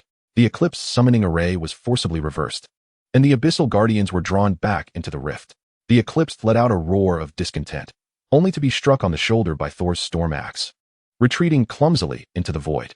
When tranquility returned, Lin Mabai collapsed beside the skeleton of the first elementalist. The 2 staffs in his hands slowly merged into a ring, engraved with the totem of the 9 elements. The dark patterns faded, leaving only a golden mark shimmering on his wrist. Have we succeeded? Peter's voice crackled from the communicator, filled with a weeping excitement. Lin Mabai looked up, seeing the lights of the submersible piercing through the water's surface. He smiled. the 9 hues of light swirling on the ring. No, this is merely the beginning. From this day forth, I shall become the new elemental guardian, safeguarding the balance of the universe. As the spacecraft ascended from the depths, Lin Mabai stood on the deck, gazing at the shimmering surface of the sea. He understood that the eclipsed would not relent, and the threat of the Lord of the Abyss still loomed. Yet at this moment, his heart brimmed with strength. For he had not only inherited the will of the first elementalist, but also gained a cadre of companions he could trust. Meanwhile, in the distant reaches of the cosmos, a new adventure awaited this newly appointed elemental guardian. Chapter 57. The eve of battle. Half a year later, the remnants of Asgard floated among the stars. Lin Mabai traced his fingers over the golden mark, as 9 hues of light spread across the surface of a meteorite, reforging the shattered fragments of the Rainbow Bridge. Suddenly, a chilling sensation seized his consciousness. Images of the abyssal rift exploded in his mind, as countless twisted dark matter tendrils penetrated the protective shields of a certain galaxy. Alert! Energy readings from Planet 3 in the Andromeda Galaxy are anomalous. Rocket's voice thundered through the communicator. The protective shield is corroding at an exponential rate. Lin Mabai's ring burst forth with radiant light, transporting him to the command room of the interstellar battleship. In the holographic projection, Tony's armor gleamed with a newly painted silver-blue sheen. The frequency of those dark matter tendrils matches perfectly with the energy field of the deep-sea maze. Thor rotated his storm axe, lightning crackling along the blade. The eclipsed is up to mischief again. This time, he seems to have found a more powerful sacrifice. As the fleet reached the planet's orbit, Lin Mabai inhaled sharply. The once azure surface of the celestial body was now marred by a web of ominous purple lines, which formed the totem of the Abyssal Guardian. Even more alarming was the sight of thousands of vessels circling ominously in the atmosphere, each emblazoned with the blood-red insignia of the elemental cult. It appeared that the Shadow Erosion Society had mastered the mass production of Abyssal Guardians. The blade of Kimura unsheathed, reflecting the tumultuous battleground below. On the ground, acolytes clad in ebony armor were channeling energy towards a colossal altar. Within the crystal orb suspended at its center, the outline of an abyssal rift flickered into view. Just as Lin Mabai was about to initiate teleportation, he felt a violent tremor of elemental power within him. His ring blazed with light, projecting the scene of the battlefield into the void. Deep within the altar, Shadow Erosion was inserting 7 staves into the crystal sphere, and beside him stood a mysterious figure draped in a black cloak, the dark matter coiling around him far denser than that of Shadow Erosion. Be cautious. That is Su Rue's warning was abruptly cut off by a piercing alarm. Hundreds of elemental cult ships launched a simultaneous assault, their dark matter beams rending the battleship's shields. Lin Mabai unleashed the full might of his 9 elemental powers, erecting a rainbow barrier around the fleet, only to witness the enigmatic figure raise a hand, causing the barrier to begin fracturing. Suddenly, Drax collided with Lin Mabai from behind, only to be struck by a dark matter beam himself. His skin began to grow translucent, the glow of his battle markings fading. Hurry! Their power is entirely different from that of the guardians of the deep-sea maze. Lin Mabai watched as the barrier teetered on the brink of collapse, a memory from the early elemental masters flashing in his mind. He bit his fingertip, allowing golden blood to drip onto his ring, transforming himself into a cascade of 9-colored light that surged into the fray. Upon contacting the dark matter beams, his dark patterns resurfaced, not in black, but ablaze with golden flames. Thus it is, Lin Mabai's voice resonated with a dual echo.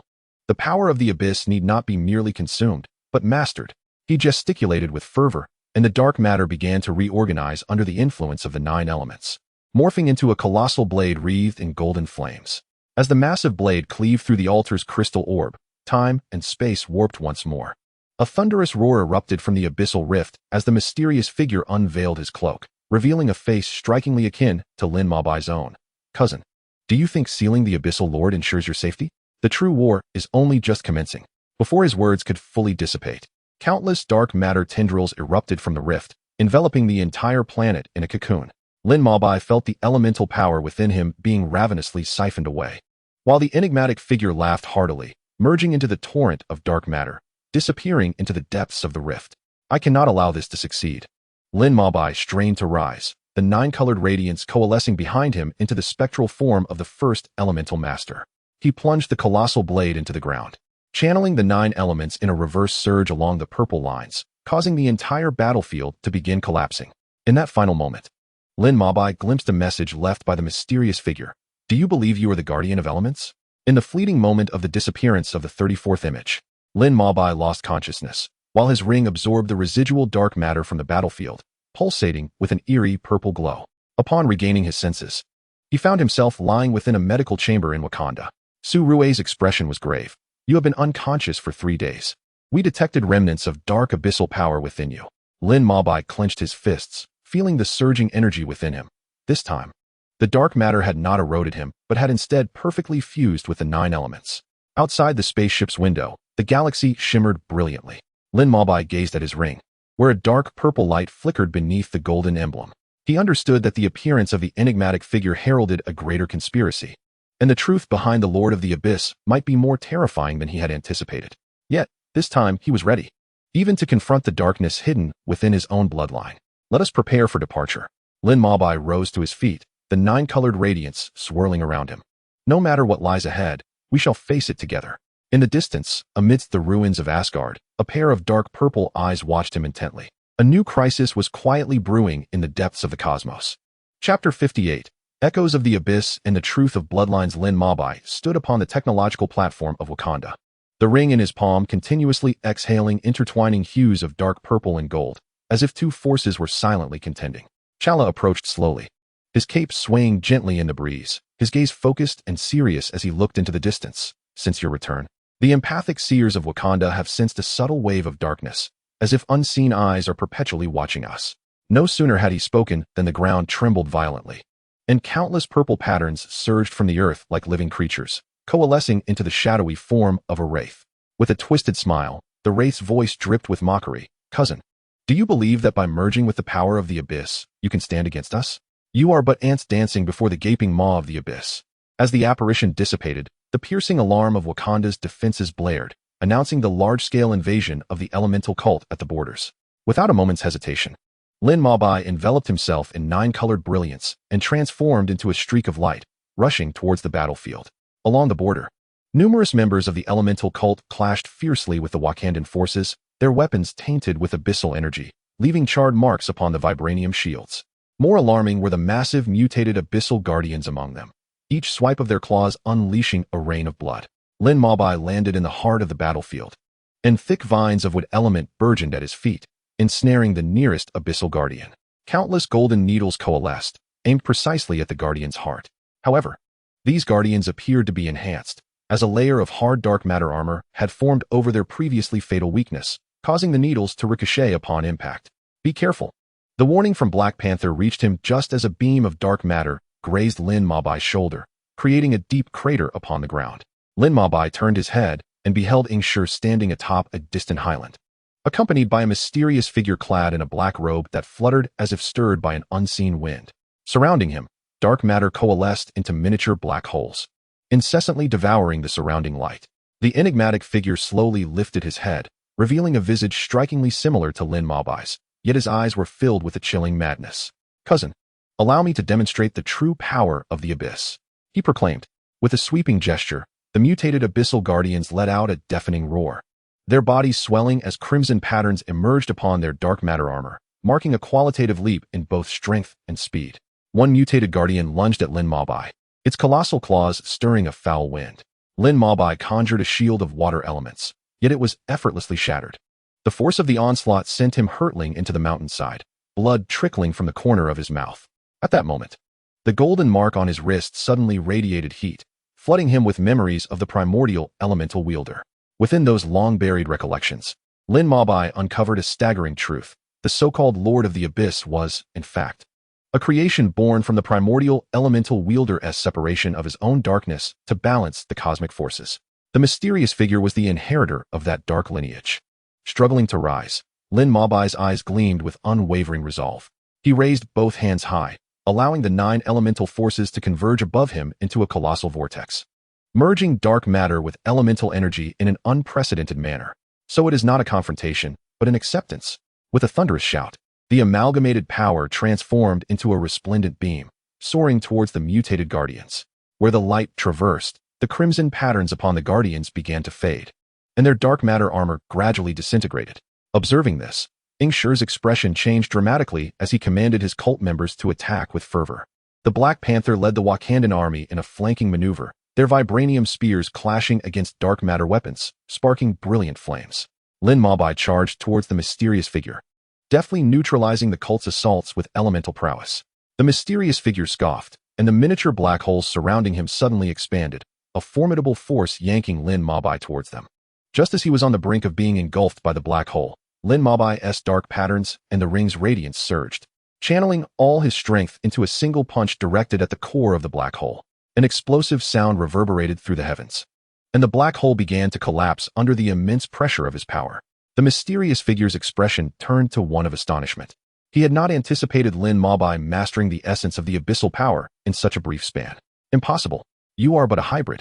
How could you? His words were cut short as Lin Mabai materialized before him, a fist of nine-colored brilliance striking forcefully against his chest. The mysterious figure was sent sprawling, black blood seeping from his lips as he struggled to rise, his eyes filled with bitterness. Even if I fail this time, the Lord of the Abyss will not spare you. Your world shall ultimately perish in darkness. With that, he transformed into a mass of dark matter and vanished. Realizing the peril of the situation, Ingshur prepared to flee. Thor descended from the heavens, wielding his storm axe, lightning crashing beside him. Trying to escape? Not so easily. Forced to halt, Ingshur's eyes flickered with a hint of panic. Lin Mabai approached him, radiant colors coalescing in his hands to form chains that bound him tightly. Shadow erosion. It is time for you to atone for your actions. After the battle, the land of Wakanda lay strewn with smoke and debris. Standing atop a hill, Lin Mabai gazed at the setting sun, yet his heart bore no trace of victory's joy. He understood that they had only repelled the enemy. The threat of the Lord of the Abyss still loomed, and the truths gleaned from the enigmatic figure weighed heavily upon his shoulders. Upon returning to the Avengers base, the team gathered around the conference table, the atmosphere thick with tension. Tony tapped on the holographic screen before him, where analyses of the abyssal power flickered incessantly. This battle had unveiled numerous issues. The strength of the mutated Sentinels far exceeded their expectations, and the abyssal power appeared to be evolving continuously. After a moment of contemplation, Lin Mabai spoke. During my confrontation with the mysterious figure, I gleaned fragments of memories. The Lord of the Abyss seeks not merely destruction. He aims to devour all sources of light and reshape the cosmic order. We stand as his greatest obstacle. What shall we do then? We cannot simply wait for our doom, Nebula inquired coldly. Thor tightened his grip on Stormbreaker, his gaze resolute, regardless of what lies ahead. Asgardian warriors shall never retreat. We must take the initiative, locate the lair of the Lord of the Abyss, and eradicate this threat once and for all. Lin Mabai nodded in agreement.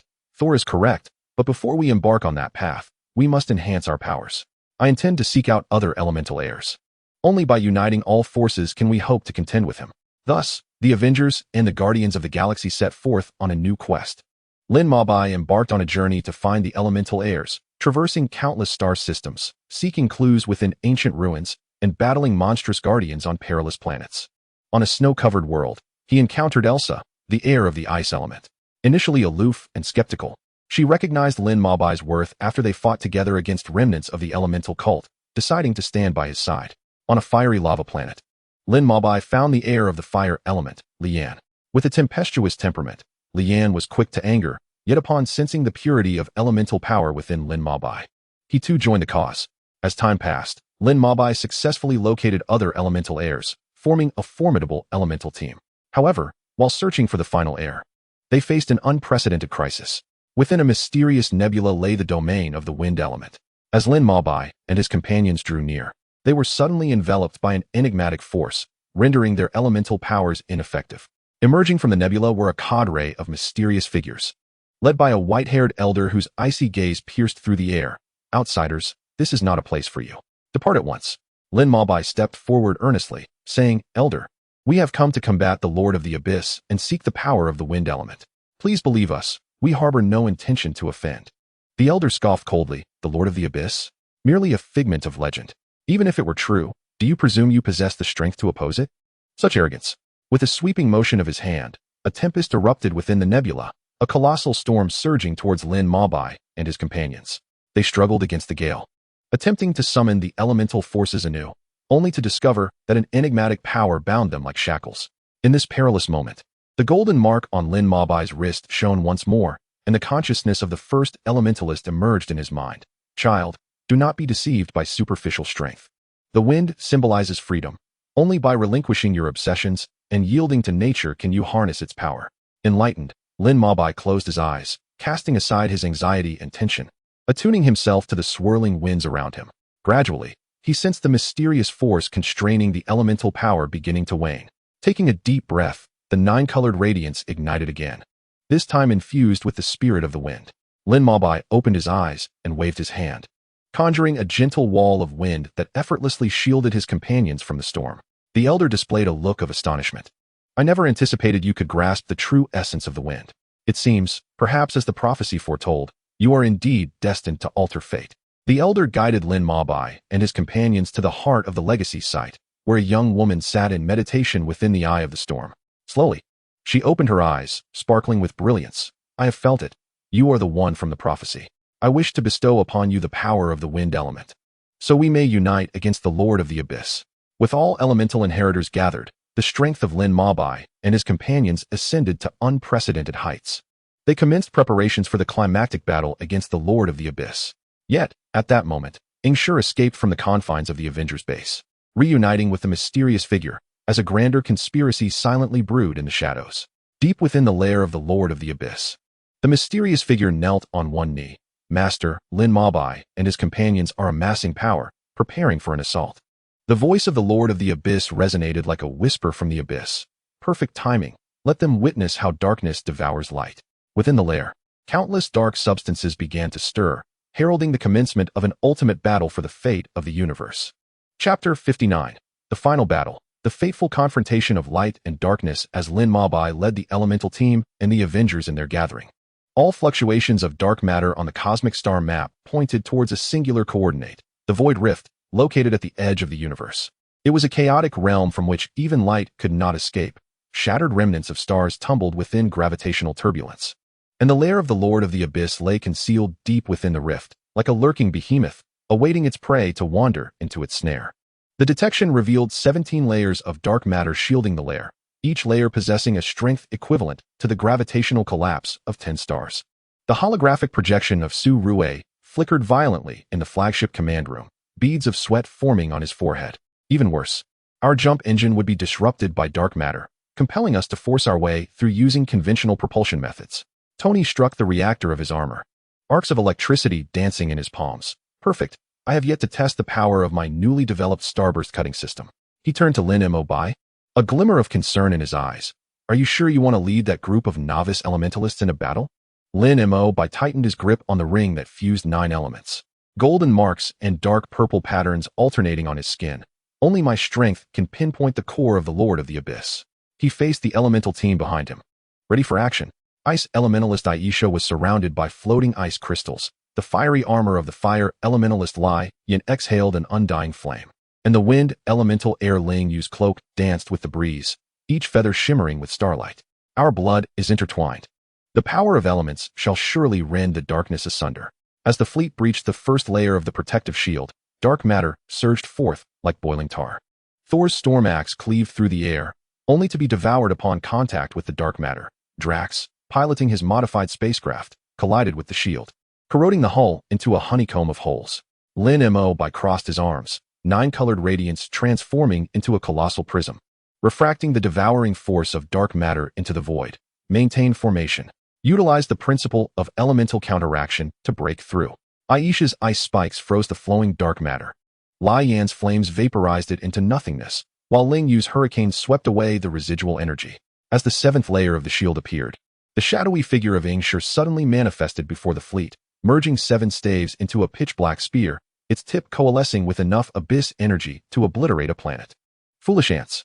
Ingshur cackled, sweeping the spear and instantly reducing 3 warships to dust. The Lord of the Abyss shall bestow upon you eternal despair. The void behind him split open, and hundreds of abyss guards surged forth, their bodies adorned with glowing runes, each rune absorbing the elemental power surrounding them. Lin Mabai felt the strength within him waning, as the runes of the abyss guards resonated with his dark patterns. Fragments of memories from the first generation of elementalists exploded in his mind. These runes were seals inscribed with the flesh and blood of the primordial elementalists, now repurposed by the Lord of the Abyss. Sever the energy resonance. Lin Mabai shouted, golden elements transforming into chains that ensnared the nearest guard. Wildwood elements sprouted thorns within its body, forcibly interrupting the rune's operation. However, as he attempted to strike Ingshur, the mysterious figure appeared behind him like a wraith, dark matter coalescing into claws that pierced through his left shoulder. Do you believe that gathering the elemental inheritors guarantees victory? The mysterious figure whispered in Lin Mo Bai's ear, the dark matter at his fingertips beginning to corrode his heart. The Lord of the Abyss has already sown seeds within the bloodlines of each one of you. Before he could finish, Ling Yu's wind blade suddenly severed his arm, and Aisha's ice crystals propelled him back several meters. On the other side of the battlefield, Tony activated the starburst cutting system, and the blue-white beams emanating from his armor's chest tore through the protective barrier. However, deep within the lair of the Lord of the Abyss, a roar resonated, causing the very fabric of the cosmos to tremble. The core of the lair slowly ascended, revealing a colossal throne woven from countless chains of dark matter, where the figure of the Lord of the Abyss flickered in and out of visibility. His form composed entirely of pure darkness, each breath devouring the surrounding space. Lin Mabai, enduring the pain, felt the clash of nine-colored radiance and dark purple patterns on his surface, forming a bizarre vortex. He finally comprehended that to completely seal the Lord of the Abyss, he must sacrifice his bloodline and elemental power, as was the final memory of the first elementalist. Listen to me. Lin Mabai's voice resonated through all communication channels on the battlefield. We must simultaneously attack the 12 energy nodes of the Lord of the Abyss. He pointed to the black crystals floating around the throne, which were continuously absorbing negative energy from the universe.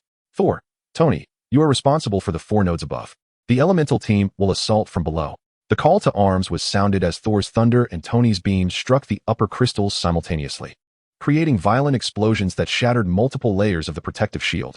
Meanwhile, on the elemental team's front, Aisha's absolute zero froze the chains of dark matter, while the Inferno's world-consuming flames incinerated them entirely. Lin Mabai confronted the Lord of the Abyss directly, with 9 elements coalescing behind him to form the ethereal silhouette of the first elementalist, while the mysterious one stood before the throne, accompanied by shadow erosion. Do you think this will secure your victory? The mysterious one raised his staff, the power of the Abyss boiling within him. The power of the Abyss is eternal. His words were interrupted by Lin Mabai's furious roar. Suddenly, Lin Mabai's ring erupted with blinding golden light, merging his bloodline with the power of the first elementalist, transforming him into a radiant pillar of light that pierced the universe. Wherever the light traveled, the chains of dark matter shattered, and the abyssal guardians were obliterated. Lin Mabai penetrated the mysterious one's body, aiming for the core of the Lord of the Abyss. In that fleeting moment before contact, the consciousness of the Lord surged into his mind. Do you believe sealing me will bring an end? Do not forget, my blood also flows within you. Lin Mabai's motion momentarily faltered, but soon he recalled Peter's trusting gaze, Tony's declaration that we are the Avengers, and every moment fought alongside his companions.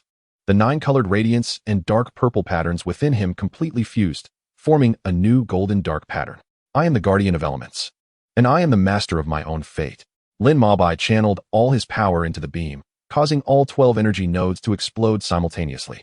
The lair of the Lord of the Abyss began to collapse, and the mysterious one along with shadow erosion were reduced to ashes in the energy storm.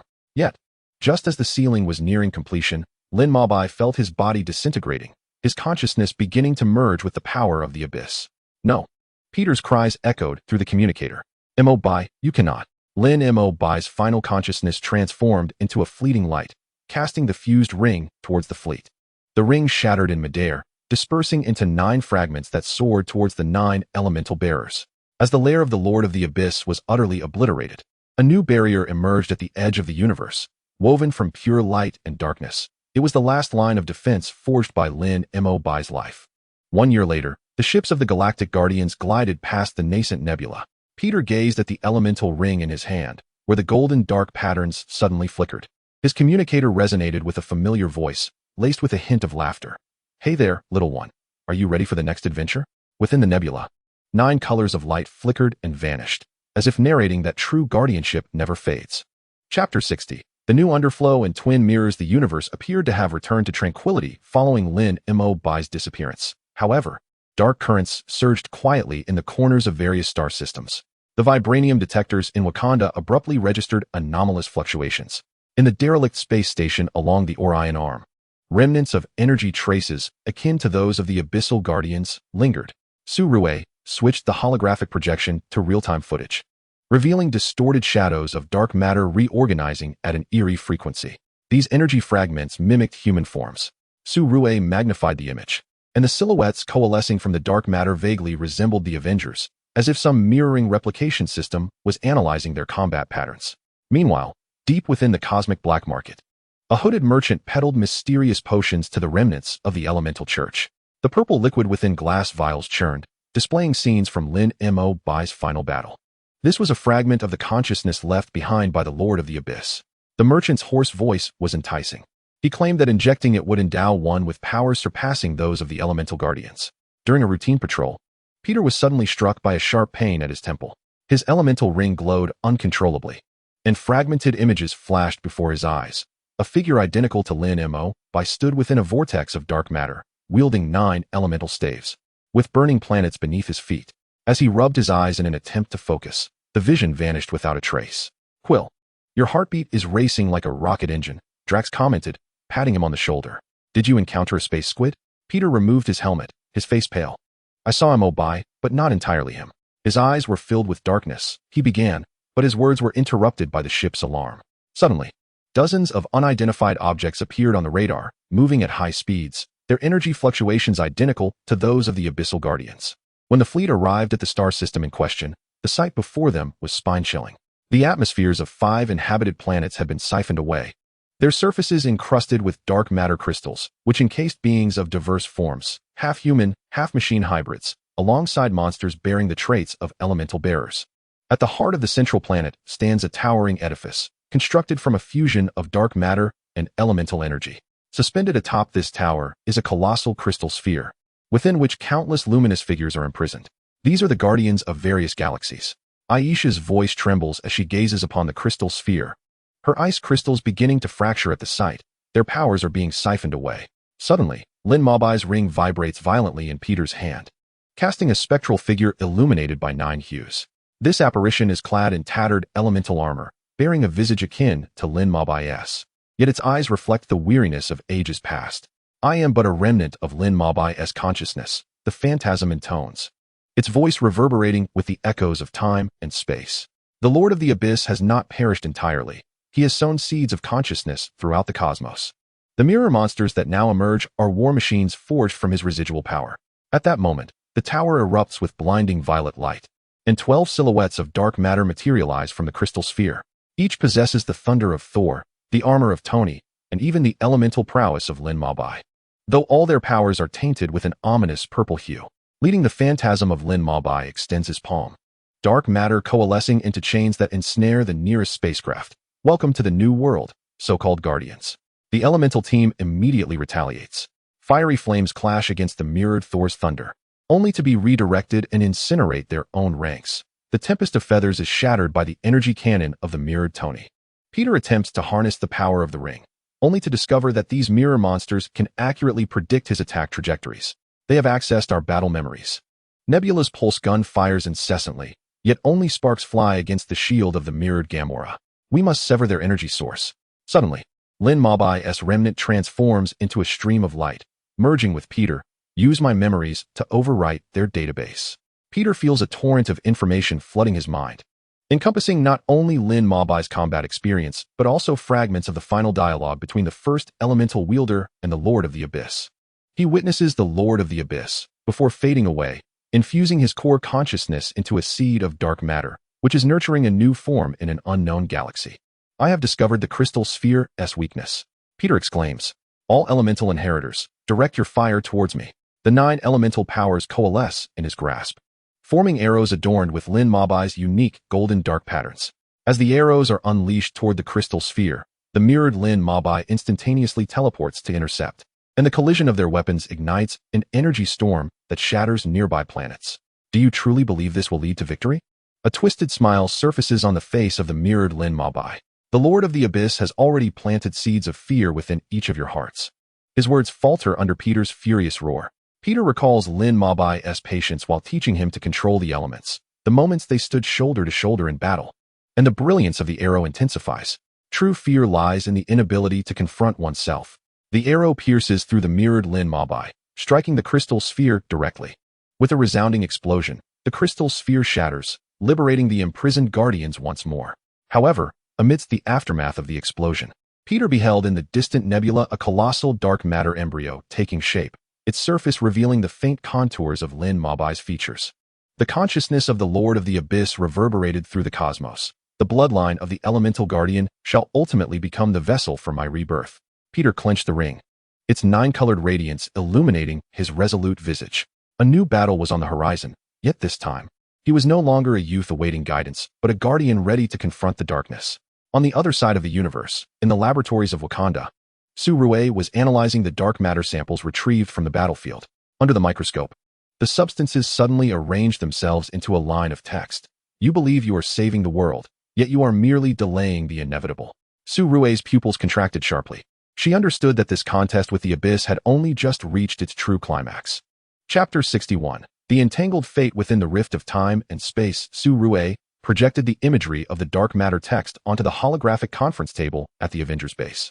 The blue light flickering across the faces of the assembled. Tony caressed the newly modified helmet of his armor, the metallic friction echoing harshly in the silence. Delaying the inevitable? That sounds like the dying words of some melodramatic villain. Yet the Lord of the Abyss never made empty threats. Thor's fingers unconsciously tapped against his Stormbreaker. Tiny arcs of electricity crackling between the gilded patterns. In the ancient texts of Asgard, there is mention of an entropy egg that can consume time and space. If the Lord of the Abyss were to be reborn, his voice trailed off, leaving an unsettling chill among them. Suddenly, Peter pressed his temple. The elemental ring emitted a sharp buzz. Countless images ignited within his retina, burning Earth, an inverted galaxy, and innumerable phantoms of Lin Mabai battling within the rift of time and space. When the final image froze upon the palace of Wakanda, he abruptly raised his head. I know the location of the entropy egg. It lies beneath our very feet. The ground suddenly fractured into a web of dark patterns, causing the entire base to tilt. As the crowd stumbled, they beheld a pulsating black giant egg emerging from the depths below, its surface adorned with vascular-like patterns greedily siphoning the Earth's magnetic field. More astonishingly, the eggshell was embedded with 9 shattered elemental totems, the remnants of Lin Mabai's ring before his disappearance. He is using Earth as an incubator. Su-Rue's holographic keyboard disintegrated in her panic. We must destroy the entropy egg within 72 hours, or the Earth's core will be completely transformed into dark matter. A shadowy figure suddenly emerged from the dark patterns. The half-staff protruding from his chest was voraciously absorbing the surrounding energy. It is too late. The bloodline of my cousin has already resonated with the egg. With his sinister laughter, Lin Mabai's tormented visage manifested upon the eggshell, dark matter tendrils erupting from the ground, ensnaring the Avengers in an energy prison. Aisha instantaneously froze 3 of the tendrils, yet the ice crystals turned pitch black upon contact with the dark matter.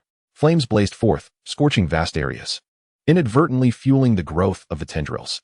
Peter felt the power of the ring being relentlessly tugged, as if a vortex sought to draw him entirely into the entropy egg. In a moment of dire peril, a familiar 9-colored radiance cleaved through the confines of the prison. Lin Mabai emerged from the chaotic currents of time and space. Yet his left eye shimmered with a dark purple glow, his armor marred with cracks, and in his grasp was a double-edged sword reforged from 9 rings. With the final vestiges of the primordial elementalist's power, I have temporarily subdued the consciousness of the abyss, he declared, his voice resonating with a dual echo. But this body cannot endure for long. With a swift motion, Lin Mabai severed all tendrils, and wherever the blade passed, dark matter evaporated like molten iron. As he aimed to strike at the egg of entropy, a mirrored Lin Mabai suddenly burst forth from the shell, the dark matter staff in his hand clashing against the double-edged sword, unleashing a tempest of energy that sent everyone flying. Do you believe you can escape your fate? The mirrored Lin Mabai's voice intertwined with the whispers of the Abyssal Lord. Your bloodline was destined to serve me. He raised his hand, summoning a rift in time and space, from which countless distorted fragments of history emerged. In parallel universes, Lin Mabai became a puppet of the Abyssal Lord. Ancient scenes depicted the primordial elementalist burying the egg of entropy. Even glimpses of the future revealed Peter leading the Avengers to utter annihilation. These are the realities that are soon to unfold. Pointing to a specific image, the mirrored Lin Mabai revealed Peter kneeling at the feet of the Abyssal Lord, with the elemental rings shattered to dust. And you, little guardian, are but a mere supporting character in this farce. Lin Mabai suddenly burst into laughter, pressing his sword against his adversary's throat. You have forgotten the most crucial image. His aura intensified, shattering all temporal fragments into dust. I am the elemental guardian, and I am human. Memories surged forth like a tidal wave. Tony's impatience as he taught him to wield the nanosuit, Thor's boisterous camaraderie over mead, and Peter's exuberance upon mastering the elements for the first time. These warm recollections transformed into tangible light, infusing the double-edged sword. True fate is never dictated by others. Lin Mabai and Peter struck simultaneously. At the moment the 9-colored arrows collided with the dark matter staff, the egg of entropy began to disintegrate. The mirrored Lin Mabai howled in defiance, dissolving into black mist that seeped back into the shell. But just as the egg was on the verge of complete annihilation, a stream of dark purple light pierced the atmosphere, soaring toward the center of the galaxy. Lin Mabai's form grew translucent as he tossed the double-edged sword to Peter. The core consciousness of the Abyssal Lord has fled. Remember, when the boundaries between light and darkness blur, only your true heart remains unwavering. With these final words, his figure dissipated in the dawn light, leaving behind the floating elemental rings casting a 9-colored halo upon the ground. 3 months later, the Guardians of the Galaxy's ship intercepted a mysterious signal from Andromeda. Peter gripped the reformed rings tightly, the 9-colored brilliance illuminating the viewport. All right, folks. It seems a new adventure is arriving sooner than we anticipated. Meanwhile, on the far side of the galaxy, deep within an unknown planet, the new form of the Abyssal Lord was taking shape, his opened eyes reflecting the darkness of the entire universe. Chapter 62. The paradoxical labyrinth of the twin corridors in the era of dark stars at the fringe of the galaxy. A silent graveyard of abandoned starship wreckage floats, where Peter's elemental ring suddenly emits a buzzing sound, casting a bizarre star map in 9 hues upon the surface of a decaying hull. Gamora wipes her dual blades, their edges reflecting the distant, ever-twisting folds of space. The gravitational field here is unsettling, as if something is tearing open a rift in reality. The rocket abruptly halts the vessel, and outside the porthole, 12 hovering black monoliths form a circular array, each inscribed with flowing dark matter runes. Energy readings are off the charts. Rocket frantically pounds the control panel. These cursed entities are consuming all radiation within a 10-light-year radius. As his words fade, the monoliths simultaneously ignite with a crimson glow, and a colossal figure emerges from the luminous veil, an incarnation of Lin Mabai, who should have perished. Now entirely composed of dark matter, with 9 spinning elemental staves levitating behind him. Welcome to the trial of the end. His voice resonates like the whispers of countless souls. As the staves sweep across the remnants of starships, they instantaneously collapse into black holes. The Lord of the Abyss has bestowed upon me a vision that transcends time and space. Now, I shall unveil to you all possible outcomes. He raises his hand to create 12 temporal rifts, each revealing a different battlefield. Wakanda ensnared by dark matter vines, Asgard obliterated in an antimatter storm, and even Earth transformed into a brain planet, floating with the consciousness of billions. Peter feels his breath cease in one of the rifts. He witnesses himself offering the elemental ring to the Lord of the Abyss. Lin Mabai's residual consciousness suddenly echoes in his mind. These are the phantoms of parallel universes. He seeks to ensnare us in despair. Before the thought concludes, the mirrored Lin Mabai commands the staves to attack, unleashing a torrent of dark matter that ensnares weapons from various timelines. Loki's scepter, Thanos' Infinity Gauntlet, and even quantum cutters from the future. The elemental team retaliates immediately. Aisha freezes the entire sea of dark matter into a glacial expanse, only to find countless reflections breaking through the ice beneath. Flames of fury ignite a path of light. Yet at the end of the passage stands a burning version of herself. Ling Yu attempts to disperse the monolith array with a hurricane. Yet at its eye emerges a haunting vision of her kin being slaughtered. Do not be deceived by illusions. Peter wields his twin blades to shatter the phantoms. The 9-colored light collides with dark matter, and the resulting sparks form a warning from the primordial elementalists. Balance exists within contradiction. Meanwhile, in a subterranean laboratory in Wakanda, Su Rue's holographic projection suddenly twists into a vortex. Chala grips his spear, prepared for defense, only to see a bloodied figure tumble forth, Lin Mabai, who should have been lost in the chaos of time. His right side is entwined with dark matter patterns, a half-embedded dark matter staff protruding from his left chest. His eyes flickering with unstable purple light. Activate the anti-entropy device. The mirrored entity is gathering the despair energy from all parallel universes. Before he can finish, his form begins to pixelate and crumble. Su Rue promptly injected the nanoprobe into Lin Mabai's body. As the monitor wildly fluctuated, 34 his cells were undergoing a quantum-level rupture. With dark matter and elemental forces engaging in a cataclysmic fusion, 34 Chala pressed down on Lin Mabai's shoulder, channeling the energy of the vibranium suit into him to temporarily stabilize his injuries. 34 is the anti-entropy device. You mentioned the one we discovered in the remnants of the egg of entropy? 34 Lin Mabai nodded with great difficulty, his residual consciousness forcibly coalescing. 34, that is the contingency plan of the original elementalist. But it requires the blood of 9 elemental inheritors to activate. 34 his voice abruptly ceased, his body transforming into 9-colored light particles that dissipated, leaving behind a crystal of dark matter, within which lay crucial coordinates.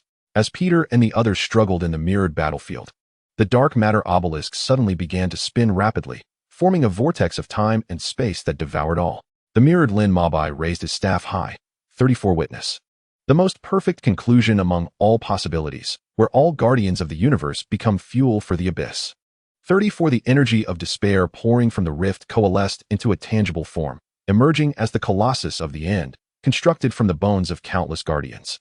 Its eyes were 2 collapsing stars, capable of annihilating an entire star system with a single breath. At a critical moment, Wakanda's anti-entropy device successfully activated. 9 beams of light soared into the sky, connecting to the elemental rings of Peter, Aisha, and the other inheritors.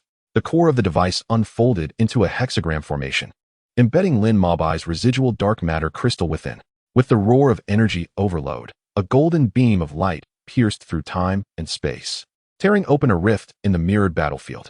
The true Lin Mabai stepped forth, his armor adorned with celestial patterns, wielding the cosmic staff. A perfect amalgamation of elemental power and dark matter. 34 I have found the path of balance within the folds of time and space. 34 His voice resonated across all parallel universes, as the 9-colored gem atop the staff projected the ethereal forms of countless guardians. 34 Light and darkness are but 2 sides of the same coin. True guardianship lies in embracing all possibilities. 34 The collision between the cosmic staff and the Colossus of the End unleashed a tsunami of cosmic energy. Lin Mabai directed the combined strength of the Elemental Vanguard and the Avengers, transforming the energy of despair into a beacon of hope. The mirrored Lin Mabai gradually became transparent in the blinding light, revealing his true fear. 34 The plan of the Abyssal Lord is impossible. 34 There is no absolute plan.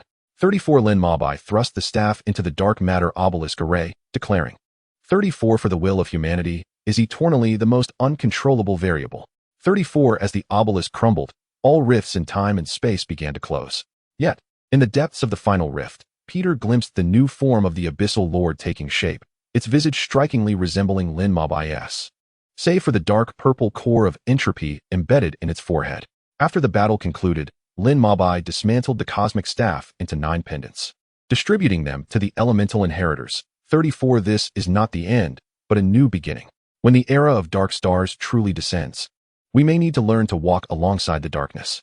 His gaze penetrated the depths of the cosmos, where the whispers of the Lord of the Abyss spread like gravitational waves. The game had just begun. 3 months later, a mysterious organization arose amidst the ruins of Mars. Their emblem a half-black, half-white elemental totem. In the leader's secret chamber hung a peculiar oil painting, depicting Lin Mabai's face in duality, one side radiating light, the other shrouded in darkness, while the scepter he grasped emanated a kaleidoscope of 9 colors intertwined with a dark violet glow. Chapter 63, Side Story of Elemental Resonance, the Stardust Convergence of the Team. As Lin Mabai stood before the holographic star map at the Avengers base, the 9-colored glow flickered at his fingertips. He had never envisioned that assembling an elemental team capable of countering the forces of the abyss would evolve into a soul-resonating journey across galaxies. Fragments of memories from the first generation of elementalists surged within his mind. Ancient odes concerning the equilibrium of 9 elements within the universe now weighed heavily upon his shoulders. To gather the scattered inheritors across the cosmos is akin to fishing for a needle in a nebula, he mused. Tony tapped the chest light of his armor, casting intricate shadows across his face. Not to mention, some individuals may not even believe in your chosen one narrative. Lin Mabai clenched his fists, the dark patterns on his ring warming slightly. Yet we must try. Each additional inheritor enhances our chances against the Lord of the Abyss. The first destination was the ice-covered planet of Azel. As their spacecraft broke through the dense atmosphere, Lin Mabai felt the temperature plummet. Outside the viewport, towering glaciers loomed like silent giants, reflecting an eerie blue light. Suddenly, the detector emitted a sharp alarm. Dozens of ice shards sliced through the void, striking the ship's thrusters with precision. It seems the master does not welcome visitors, Rocket cursed as he initiated an emergency landing. As the crew stepped out of the cabin, they were nearly toppled by the biting cold of -200 degrees. At the end of a glacier crevice, a silver-haired woman approached, treading upon floating ice crystals, her presence causing moisture in the air to crystallize into brilliant ice flowers. Leave this place, outsider. Elsa's voice resonated with the chill of cracking glaciers as she raised her hand, conjuring an ice wall from the ground. Azel does not engage with any civilization. Lin Mabai took a step forward, the nine-colored glow coalescing in his palm into a crystalline form. We need your strength. The forces of the abyss are eroding the universe.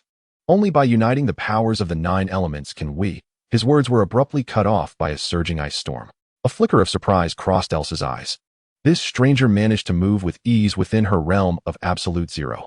Just then, a rumble echoed from afar. The elemental cult's assault ship tore through the clouds, raining down dark matter projectiles. Elsa's expression shifted dramatically as she realized these uninvited guests were not foes. Lin Mabai swiftly summoned a shield of gold elements, while thorns of wood erupted from the ground to obstruct the incoming projectiles. Seeing this, Elsa's silver eyes gleamed with determination. With both hands raised, the entire glacier began to resonate, and countless ice spikes shot into the sky, impaling the cult's ship in midair. It appears we share a common adversary. After the battle, Aisha gazed at the ring in Lin Mabai's hand, declaring, I join only to protect my planet. The second destination was the searing heart of magma. As the spacecraft traversed the ocean of lava, even the specially designed heat shields began to melt. Lin Mabai, amidst the flames, discovered Lian, a man enveloped in eternal fire, engaging in a fierce battle with a molten beast. Each of his strikes unleashed temperatures hot enough to vaporize seawater, reducing the rocks beneath him to a glass-like state. Do you want me to assist you? First, endure 3 of my punches. Lian laughed heartily, turning around as the flames on his fists surged threefold. Lin Mabai did not flinch. Instead, a protective shield of water elements enveloped him, only to emit a piercing crack as it met the flames. After 2 consecutive blows, he was sent flying hundreds of meters, crashing into the scalding lava pool. Just as Lian believed victory was assured, Lin Mabai emerged from the steam, his form wreathed in vapor, radiant with 9 colors that resonated marvelously with the flames. Elements should not annihilate one another. They should elevate each other. His voice pierced through the heat waves. The Lord of the Abyss is devouring all light. Do you wish for this inferno to forever lose its warmth? Lian's onslaught abruptly ceased. Memories flooded back to a century prior, when the power of the Abyss had turned his homeland to ashes. After a prolonged silence, the flames surrounding him gradually receded, transforming into a scarlet cloak. Kid, I hope your words are not mere bravado. The quest to find the wind element inheritor, Lingyu, proved to be the most convoluted. In the eye of the storm on the wind-eroded star, Lin Mabai and his companions were swept into an unending temporal vortex. Upon finally discovering the floating city of Fengyu, they found it besieged by a dark matter hurricane. Lingyu, the guardian of the winds, was expending her last vestiges of strength to maintain the city's barrier. All my kin are gone, and the power of the wind element is fading, she lamented. Her long hair tousled by the tempest, her wings marred by the ravages of dark matter. You have arrived too late. Lin Mabai remained silent, closing his eyes to summon all the elemental power within him. The 9-colored radiance transformed into ribbons, tenderly entwining Lingyu's wings. A miracle unfolded as the withered feathers regained their vitality, the dark matter being gradually stripped away. Elemental power does not perish, it merely awaits resonance, Lin Mabai proclaimed, opening his eyes, resolute light shimmering within them. Just as we have discovered new possibilities in each other's strength. Lingyu caressed her rejuvenated wings, tears mingling with the swirling sand. She unfurled her wings, and the hurricane abruptly shifted direction, shredding the dark matter storm to pieces. From this day forth, the wind shall accompany you. In the ensuing journey, Lin Mabai encountered Jiuxiao, the master of thunder, Yinpa, the earth's dominion, Sangming, the manipulator of water, and Lying, the communicator with plants. Each encounter was a collision of strength and belief. Each battle fought side by side intensified the resonance among the elements. As the final heir capable of wielding both light and shadow, the shadow moon joined the fray, and the 9 elemental rings automatically arranged themselves into formation, unleashing a radiance that illuminated the entire star domain. Lin Mohite gazed at his companions, each radiating a unique elemental glow that harmoniously resonated with one another, creating a perfect balance. This was what the original elemental mages referred to as the 9 luminaries shining together. Lin Mohite clenched his fists, the 9-colored light swirling around him. From this day forth, we shall no longer act as isolated individuals. We are the elemental squad, the guardians of the cosmos. Deep within the distant abyssal rift, the Lord of the Abyss sensed this newfound power and let out a thunderous roar. Yet, the elemental squad was already prepared to face any challenge. For they understood that true strength lies not in the power of the individual, but in the trust and resonance shared among them. This force, imbued with stardust and conviction, would ultimately illuminate every corner of the universe. Chapter 64. The Paradox Trial Beneath Quantum Tides. The inaugural collective mission of the Elemental Squad aimed directly at the anomalous energy fluctuations in the Centaurus constellation. As As the spacecraft traversed the wormhole, Lin Moite's ring suddenly erupted with blinding light, casting a distorted holographic image of countless versions of himself battling across different timelines upon the viewport, each scene accompanied by the tumult of dark matter tides. Quantum entanglement signal detected. Su Rui's voice crackled through the communicator, barely concealing his tremor. Those energy fluctuations are the convergence of innumerable parallel universes at a single point. The ship shook violently, the starlit expanse beyond the viewport twisting into a bizarre form reminiscent of a Klein bottle. Peter gripped the control stick tightly, his knuckles whitening from the strain. This is more exhilarating than navigating through a nebulous storm. Before he could finish, a dark purple lightning bolt struck the shield, illuminating their surroundings and revealing that they were situated within a colossal arena suspended in the void. The bronze pillars of the arena were inscribed with quantum physics formulas, each line pulsating with liquid dark matter. Surrounding the arena were 12 elevated platforms, each occupied by warriors clad in distinct elemental armors. Their features identical to those of the elemental squad, yet radiating a chilling mechanical essence. Welcome to the quantum paradox space. The voice of the mirrored Lin Moite echoed from all directions, his form composed of data streams, each pixel in constant reconfiguration. Every battle fought here will determine the fate of a parallel universe. As he spoke, the 12 platforms descended simultaneously, and the 12 mirrored warriors surged towards the elemental squad like arrows released from a bow. Aisha was the first to launch an attack, her ice shards tracing elegant arcs through the air, but upon reaching her mirrored counterpart, they were frozen into powder by the antimatter frost it commanded. The fierce flames of Lian coalesced into a fire dragon, yet the mirrored Lian merely raised a hand, redirecting the flames to scorch their own ranks. They can predict our every move. Ling Yu's wind blades were deflected by the energy shield of the mirrored warrior, forcing her to roll away in disarray. As if they had read our battle memories, Lin Mobai wielded the cosmic staff, and the nine-colored radiance collided with the dark matter lightsaber of his mirrored self. At the moment of this energy clash, his consciousness was suddenly drawn into a quantum torrent, revealing an array of parallel universes. In some, the Elemental Legion had long been vanquished. In others, the Lord of the Abyss reigned supreme, and in one universe, he himself donned the dark matter crown, leading the elemental sect to shatter the starry river. This is your fate, echoed the voice of the mirrored Lin Mobai deep within his consciousness. Amidst infinite possibilities, darkness would ultimately consume light. Just as Lin Mobai's resolve began to waver, a warm sensation emanated from his ring. Peter's voice erupted from the communicator. Mobai, do you remember what you taught me? The essence of elemental power lies in creating new possibilities. This proclamation struck him like a bolt of lightning, dispelling the gloom that had enveloped his heart. Lin Mobai opened his eyes wide, the nine-colored brilliance surging around him. No longer fixated on offense, he summoned all elemental forces to construct a quantum entanglement matrix at the center of the battlefield.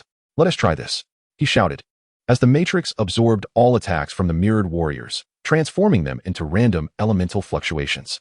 The antimatter chill unleashed by mirrored Aisha suddenly morphed into nourishing spring rain, while the destructive fire of mirrored Lian became a warm campfire. The members of the Elemental Legion, understanding the unspoken message, began to launch unconventional elemental combinations. Aisha's ice fused with Lian's fire to create a mist of steam, while Ling Yu's wind entwined with the stone of Yinpa to form a sandstorm. As the battle raged on, the dome of the arena abruptly cracked open, revealing countless overlapping universes beyond. The specter of the Lord of the Abyss materialized in the void, his form composed of numerous visages of Lin Mobai. Do you believe that breaking the quantum paradox will lead to victory? Behold these universes. Among the 73 possibilities, you shall all become my puppets. Lin Mobai tightened his grip on the staff, golden elements forming armor upon his body, while dark matter patterns flowed beneath it like veins. Then let us create the remaining 27 miracles, he proclaimed, leaping forth as the nine-colored radiance collided with dark matter in the quantum tide, generating energy ripples that resonated across all parallel universes. In this transcendent battle across time and space, the members of the Elemental Legion gradually comprehended the true essence of power. Aisha no longer clung to the annihilation of absolute zero, but instead erected a protective barrier with ice. Lian's flames ceased their reckless burning, transforming into the light of warm hope. When the 12 mirrored warriors finally fell, the arena began to collapse, revealing a colossal quantum computer behind it, a core used by the Lord of the Abyss to calculate the fate of the universe. Destroy it, Lin Mobai shouted. The Elemental Legion launched their assault in unison, intertwining 9 elemental forces into sealing runes upon the surface of the quantum computer.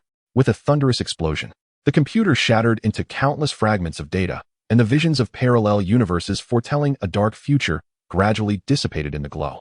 However, amidst the aftermath of battle, Lin Mabai noticed faint cracks appearing on his ring. The laughter of the Lord of the Abyss resounded once more. You have merely postponed the inevitable. When the quantum fissures engulf all possibilities, true darkness shall descend. On the return vessel, the members of the elemental team remained silent. Lin Mabai gazed at the crack upon his ring. The nine-colored radiance still shone brightly, yet bore an air of weariness. He understood that this contest with fate was far from over, but as long as they maintained their trust in one another, they could invariably conjure light amidst the darkness. Meanwhile, in a distant corner of the cosmos, the new conspiracy of the Lord of the Abyss was quietly taking shape within the quantum mists. Chapter 65. The Shadowed Twins. The chaotic prelude of the Dark Star era. The crimson dust on the surface of Mars surged amidst magnetic storms.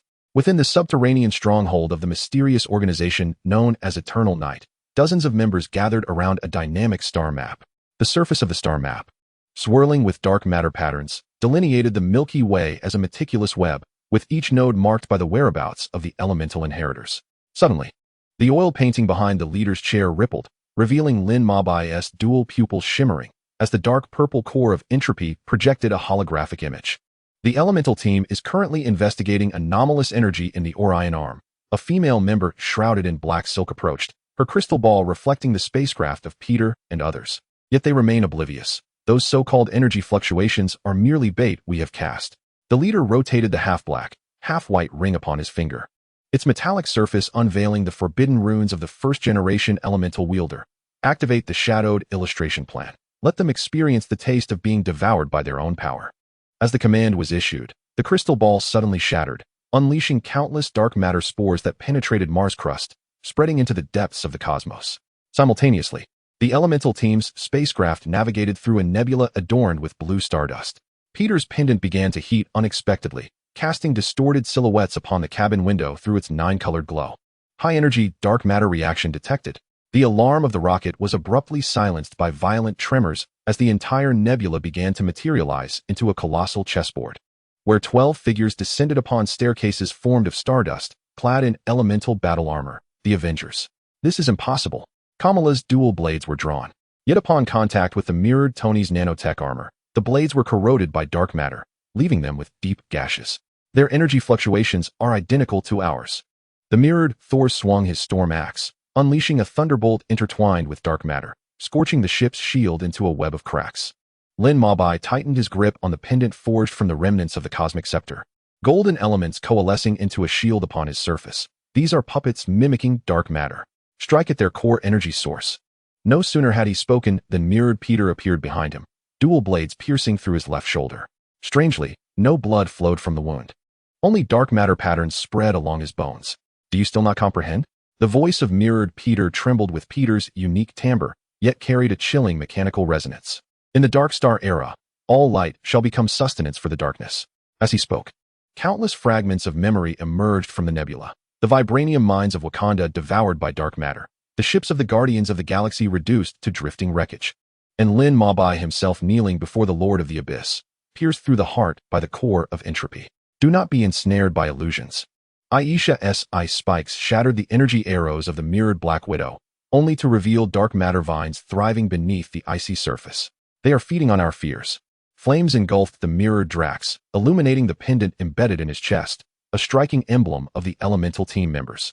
In the Wakandan laboratory, Su Rue's holographic screen suddenly filled with red alerts. Chala gazed at the dark matter crystal of the anti-entropy device's core, where an eerie countdown materialized on the surface. Dark matter spores are spreading throughout the universe. At this rate, in 72 hours, all elemental heirs will be replaced by mimetic puppets. Amid excruciating pain, Lin Mabai summoned the elemental forces, forcefully suppressing the encroachment of dark matter within him. Memories of the original elemental masters surged like a tidal wave, and he suddenly grasped the wrist of the mirrored Peter. Radiant colors flowing along the blade in reverse. You claim light is nourishment? Then allow me to show you the true power. At the moment the light surged, the mirrored Peter's body began to disintegrate, revealing an inner core constructed of dark matter, which astonishingly bore a badge etched with Lin Mabai's visage. Eternal Night's Corridor. Lin Mabai crushed the badge, sending a shockwave of dark matter that shattered the surrounding puppets. They are exploiting dark matter to replicate our abilities. He turned to his equally battered companions, their pendants glowing in resonance. We must locate their nexus and sever control completely. Meanwhile, within the Martian stronghold, the leader observed the elemental team awakening on the surveillance screens, a cold smile curling at the corners of his mouth. He cast aside his black cloak, revealing a visage indistinguishable from Lin Mobai's, save for a mechanical eye embedded with the core of entropy. Initiate Phase 2. It is time for the twin mirror plan to truly descend. As he whispered, the cultivation pods deep within the laboratory slowly rose, cradling 12 figures enveloped in dark matter, their faces unmistakably those of the elemental team members. In another corner of the universe, the new body of the Lord of the Abyss had been fully formed. He opened his eyes, composed of the core of entropy, gazing at the flickering dark matter network on the star map. Lin Mobai, when your allies become my blades, what will you have left to protect? In the void, countless dark matter tendrils pierced through space, extending toward the elemental team's ship. This time, they faced not only an enemy but the potential of becoming their own adversaries. Chapter 66. The Mirror Abyss's Elusive Path. The ultimate game of self-recognition. The light emitted from Lin Mobai's pendant collided with the dark matter tendrils, generating ripples of energy that traced the silhouette of the original elemental masters across the starry sky. When the silhouette spoke, its voice resonated as though traversing countless timelines. The core of dark matter mimicry lies in the self-recognition of the mirroring entities, discovering the fissures deep within their hearts. No sooner had the words been uttered than the silhouette was engulfed by the tide of dark matter. Listen, Lin Mobai raised the pendant high, as 9-colored radiance coalesced in his palm to form a compass. We must disperse to locate the heart of the eternal night corridor. Remember, do not trust any illusions you perceive. With wings of wind unfurled, he was the first to plunge into the dark matter cloud. I shall scout the western stardust vortex.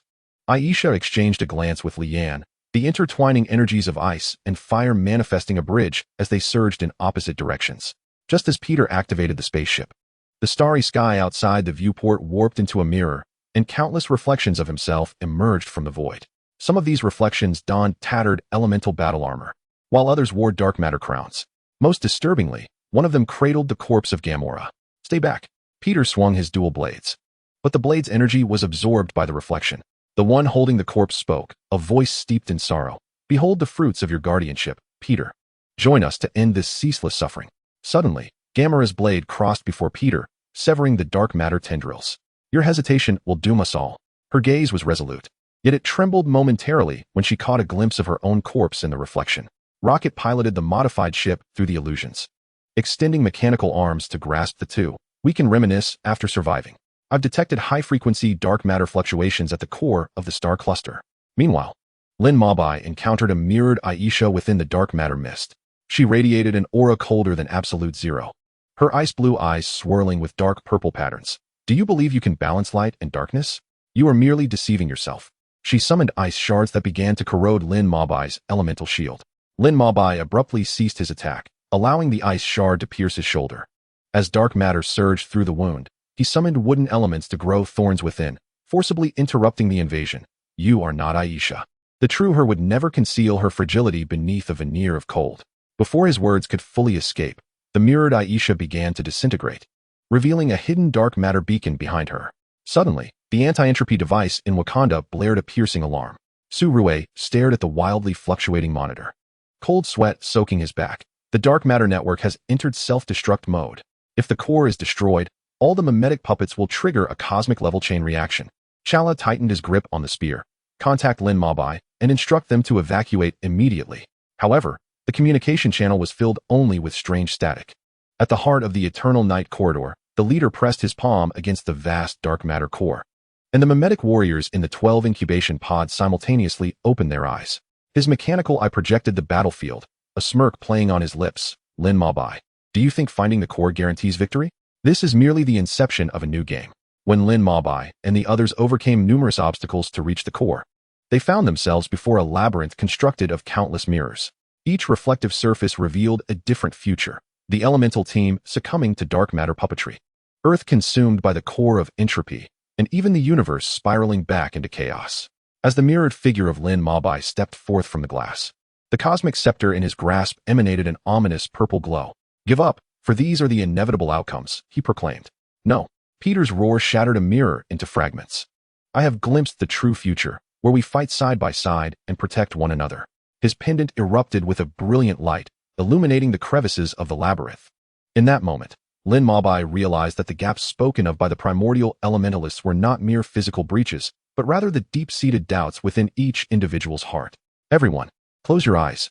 Lin Mabai summoned the full might of the elements, constructing a golden cage within himself to ensnare the dark matter, seeking to corrupt their consciousness. Use elemental resonance to find the true voice. The ice of Aisha, the fiery blaze of Li Yin, and the wind of Lingyu interwove 9 elemental forces into a net of light. When they opened their eyes again, the reflection in the mirror revealed not illusions, but the resolute faces of one another. Suddenly, the core of the dark matter trembled violently, and the figure of the leader emerged upon its surface. Interesting, but you were too late. He waved his hand, initiating a self-destruct sequence, causing the entire core to begin collapsing. Lin Mabai hurled the pendant into the air, its 9-colored radiance resonating with the dark matter core. Do you remember what I said? Human will is the most uncontrollable variable.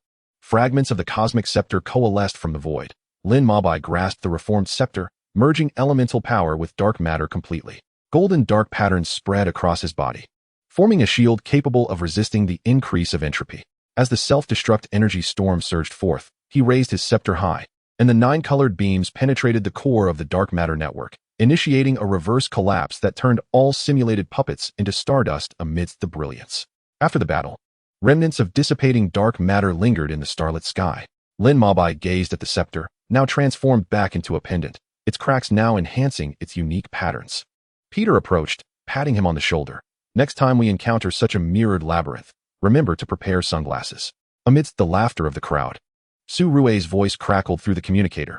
New energy fluctuations detected at the Mars outpost. This time, it seems related to the leader of that mysterious organization. Lin Mabai tightened his grip on the pendant as the 9-colored glow ignited once more. It appears that our twin-born game is far from over. Meanwhile, in the depths of the cosmos, the Lord of the Abyss observed the aftermath of the battle, the core of entropy pulsating ever more intensely. He understood that with each breakthrough Lin Mabai and the elemental team achieved, they were accumulating strength for the ultimate confrontation. The leader of the Eternal Night Corridor stood amidst the ruins of Mars, his mechanical eye flickering. He unfastened his collar, revealing a pattern of the entropy core upon his chest, identical to that of the Lord of the Abyss. When we meet again, I shall show you the true dark mirror. Chapter 67. Resonance of the Entropy Core. The sinister turning of fate's gears deep within the ruins of Mars. The underground laboratory of the Eternal Night Corridor was suffused with the acrid scent of ozone. The leader removed his mechanical eye, revealing the slowly rotating entropy core nestled within his eye socket, casting distorted shadows upon the walls with its dark purple glow. Though the simulated warriors within the 12 incubation chambers have dissipated, the dark matter patterns at the chamber's base continue to pulse, weaving a blueprint for an energy network that spans the galaxy. A transition signal from the elemental squad has been detected, expected to arrive in Martian orbit within 30 minutes. The woman in the black veil switches the holographic projection to real-time monitoring. On the screen, Lin Mabai and his companion spacecraft break through the magnetic storm, a spectrum of 9 colors carving a striking path through the crimson dust. The leader's lips curl into a cold smile as he inserts a metal plate inscribed with quantum formulas into the control console, initiating the entropy core resonance plan. It is time for them to witness the true power of the mirror. Meanwhile, alarms blare within the elemental squad's ship. Peter's pendant suddenly radiates heat, projecting shattered images of a decimated Wakandan palace upon the cabin walls. Thor's storm axe embedded in the ashes, while Lin Mabai kneels before the Lord of the Abyss. The cosmic scepter tainted black by the entropy core. Another illusion. Aisha's ice crystal forms and shatters in her palm, yet the energy fluctuations feel alarmingly real. Lin Mabai presses his temples as fragments of the original elementalist's memories flash frantically in his mind. His ring bursts forth with blinding golden light, marking a coordinate on the star map, an ancient meteorite crater at Mars's North Pole, where the dark matter concentration rivals that of the entropy egg's remnants. They are harnessing the crater's natural gravitational field to construct an entropy core resonance device. Lin Mabai clenches his fists. Once activated, the entire solar system would transform into a dark matter furnace. As the spacecraft lands at the crater's edge, the ground suddenly fractures into a web of dark patterns. Countless dark matter tendrils erupt from the earth, each bearing the visages of the squad members. The figure of Mirror Blaze emerges from the inferno, wreathed in chilling dark violet flames. Did you think destroying the simulated puppets would secure your victory? He raises his hand, conjuring a torrent of dark matter, The true mirror reflects your deepest fears.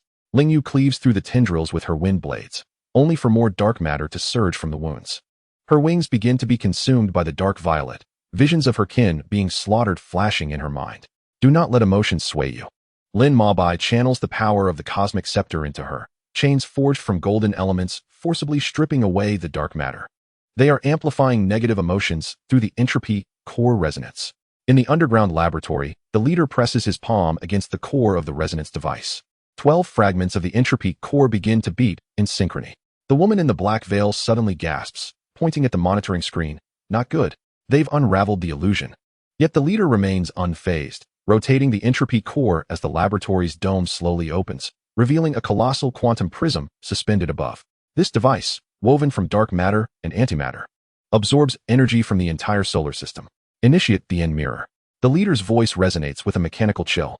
The quantum prism erupts with blinding purple light, and the elemental squad members within the crater are abruptly drawn into a mirror space composed of dark matter. Each mirror reflects a parallel version of themselves. Aisha transforms into the queen commanding absolute zero dark matter. Blaze becomes the tyrant of dark flames that incinerate all, while Lin Mabai dons the crown of dark matter, leading the army of the eternal night corridor to shatter the starry river. This is your true essence. The mirrored figure of Lin Mabai emerged from the reflection, wielding a scepter crowned with a complete core of entropy. Across countless parallel universes, you have all chosen darkness. With a sweep of his scepter, a shockwave of dark matter sent the crowd flying. Peter struggled to rise, witnessing his mirrored self brandishing a double-edged sword aimed at Gamora, whose eyes shimmered with an unexpected light of liberation. No. Peter's furious roar shattered a mirror, declaring, "I would rather perish than harm her." His pendant erupted with an unprecedented brilliance, weaving a tapestry of 9-colored light within the mirrored realm. Seizing the moment, Lin Mabai harnessed the power of all elements, constructing an edifice of balance between light and darkness within himself. Remember, our choices will always surpass the scripts of fate.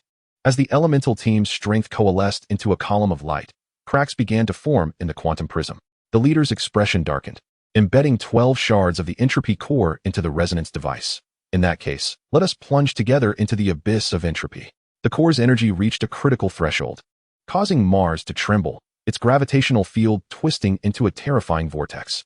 At the precipice of disaster, Lin Mabai plunged the universe scepter into the ground, resonating the 9 elemental forces with the core energy of Mars.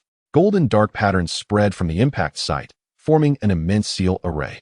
In the name of the first elemental mage, Lin Mabai's voice reverberated through the cosmos, reversed the flow of entropy. At the instant when the column of light collided with the torrent of dark matter, time began to rewind, and the quantum prism disintegrated into stardust amidst the radiance. The leader emitted a defiant roar within the energy storm, his body succumbing to the backlash of the entropy core. As dark matter patterns enveloped him, he suddenly revealed a sinister smile. Do you believe you have triumphed? The Lord of the Abyss has long sown the seeds of unspoken words in the depths of each of your souls. Before he could finish, he was utterly consumed by dark matter, leaving behind a shard of the entropy core that flickered with ghostly light. After the battle, Mars returned to tranquility. Lin Mabai picked up the shard, sensing the distorted consciousness it contained. He understood that the Lord of the Abyss's plot was far from over, and the entropy core resonance technology left by the Eternal Night Corridor would hang like the sword of Damocles over the universe. Next time, they would undoubtedly confront more terrifying weapons. Lin Mabai clenched the shard, intertwining 9-colored brilliance with dark purple ghostly light in his palm. But we too shall grow stronger. On the other side of the universe, the new embodiment of the Lord of the Abyss stirred awake within a cocoon of dark matter. He opened his eyes, formed from the entropy core, gazing towards Mars with a cold smile playing upon his lips. Lin Mabai. The moment the entropy core truly resonates shall mark your descent into darkness. Meanwhile, the elemental team had once again embarked on their journey, unaware that what awaited them ahead would be an even graver challenge, one that emerged from the depths of their very souls. Chapter 68. Soul Abyss Erosion. The corrupted oath of guardianship as Lin Mabai embedded the entropy core shard into the spacecraft's energy monitor. The control console erupted with blinding violet light. The interplay of 9 colors and dark purple patterns clashed violently on the screen, conjuring a vision that made his pupils constrict. Deep within the Earth's core, countless dark matter veins surged forth like frantic roots, their origin unmistakably linked to a crimson vortex from an unknown star domain. This is impossible. Lin Mabai's whispered words were abruptly interrupted by the rocket's alarm. The raccoon pointed outside the porthole, where the once tranquil Martian atmosphere twisted in an eerie manner, as tens of thousands of dark matter particles arranged themselves into a colossal matrix. At the center of the matrix loomed the phantom of the Eternal Night Corridor's leader. His visage completely shrouded by the dark purple veil of the entropy core, his hollow eyes exuding a disquieting pressure. Elemental Guardians, do you think that by destroying the resonance device you can rest easy? The voice of the phantom seemed to echo from countless overlapping dimensions, causing the spacecraft to tremble violently.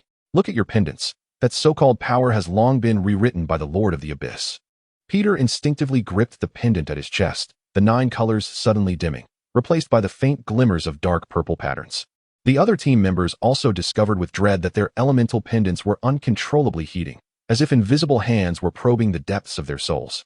Aisha's ice crystals began to emit an ominous black hue, while dark matter flames surged from the fierce blaze, plunging the entire ship into chaos. Lin Mabai forcefully suppressed the dark matter surging within him, channeling the power of the universe scepter into the pendant. Don't panic. Focus your minds and use elemental resonance to resist the corrosion. Yet, as the 9 elemental forces converged within the spacecraft, the dark purple patterns grew more rampant, coalescing in the air into the phantom of the first elemental wielder ensnared by dark matter. Do you see? The phantom spoke, its voice fraught with anguish and resentment. This is the price of your guardianship. The Lord of the Abyss altered the covenant of elemental inheritance millennia ago. The so-called guardians are merely vessels for him to cultivate new forms, just as the will of the group teetered on the brink of collapse. Kimura suddenly raised her twin blades, the light reflecting off the edges severing the dark matter phantom. I have witnessed too many lies. Her gaze remained resolute. True guardianship requires no grand contracts. Drax also laughed heartily, his battle markings radiating pure light. Indeed, we protect one another, and those lives in need. Lin Mabai felt the unwavering faith of his companions, as the dark purple patterns on the pendant began to recede. He pointed the scepter toward the starry expanse, where the clash of 9 colors and dark matter tore open a rift in the fabric of space-time. On the other side of the rift lay a mysterious star domain encrusted with dark matter crystals, featuring a colossal altar at its center, where the entropy core pulsated like a heartbeat, each throb distorting the very fabric of space. That is the breeding ground of the Lord of the Abyss. Lin Mabai's voice carried an unprecedented gravity. He turned to his team, the pendant radiating bright light once more. This time, we shall bring this to a definitive end. As the Elemental Squad's spacecraft approached the mysterious star domain, the very laws of space began to distort. Time slowed, and light manifested in bizarre spirals.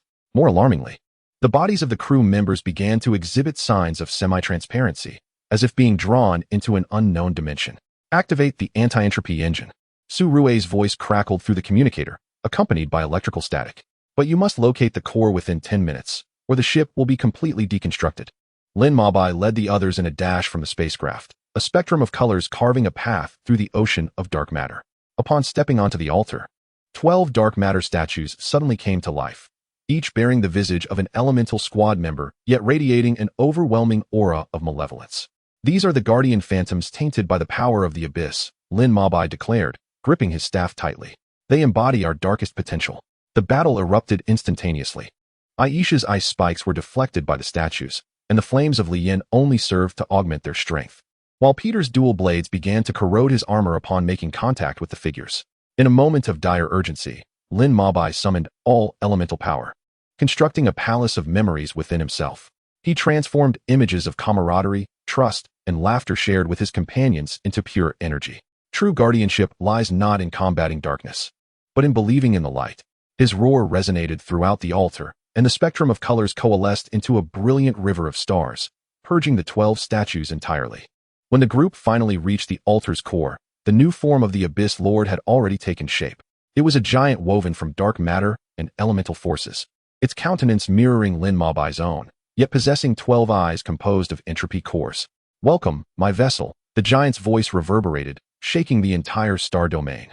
"When your pendant resonates with my entropy core, the universe shall witness its true end." Lin Mabai gazed at the pendant in his hand, dark purple patterns resurfacing. Yet this time, he chose not to resist, but to embrace it. "You are mistaken," he asserted, his gaze unwavering as a beacon. "I am both the vessel and the sovereign." The spectrum of colors and the dark purple patterns within him merged entirely, forming a new power, a pure force born of the balance between light and darkness. The climactic battle loomed. As the might of the elemental squad collided with the entropy core of the Abyss Lord, unleashing a cosmic tempest of energy. Lin Maobai raised his staff high, the 9 elemental forces and dark matter coalescing under his guidance into a luminous blade capable of severing the fabric of time and space. As the blade pierced the heart of the Abyss Lord, the entire star domain began to collapse, yet amidst the chaos, Lin Maobai's consciousness caught a glimpse of a more terrifying truth. Beyond the cosmos, countless Abyss Lords were awakening. Chapter 69. Multiversal Entropy. The ultimate game beyond dimensions. The body of the Abyss Lord disintegrated into countless dark matter particles under the luminous blade, yet contrary to expectations, it did not dissipate. Those particles rapidly reassembled in the void, forming a crimson rift that connected to the multiverse. The pendant of Lin Maobai suddenly detached from his neck. Hovering at the center of the rift were 9 hues of light entwined frantically with dark purple veins, tearing apart the very fabric of the star domain's spatial structure. This is dire. He is forcefully breaking through the dimensional barrier. Amidst Su Rui's warning, a cacophony of overlapping voices echoed from the depths of the rift. When one of me falls, countless others awaken from parallel universes. Lin Maobai, how many worlds do you believe you can protect? 12 dark purple beams shot forth from the rift, striking the pendants of the elemental battle team members with precision, instantly ensnaring their consciousness within a quantum maelstrom. Peter struggled within the chaos of consciousness, fragmented images flashing before him. A zombie-infested Earth, a galaxy dominated by mechanical civilization, a universe consumed by vegetation. When he finally gained clarity, he found himself within a library constructed of dark matter, shelves lined with crystal orbs labeled with different universe numbers. A figure clad in a black robe was poring over ancient tomes, the dark matter patterns flowing upon the robe reminiscent of the emblem of the eternal night corridor. Welcome to the Entropy Observation Station. The robed figure turned, revealing a visage strikingly similar to Lin Maobai's, yet marked by a timeless weariness that transcended space and time.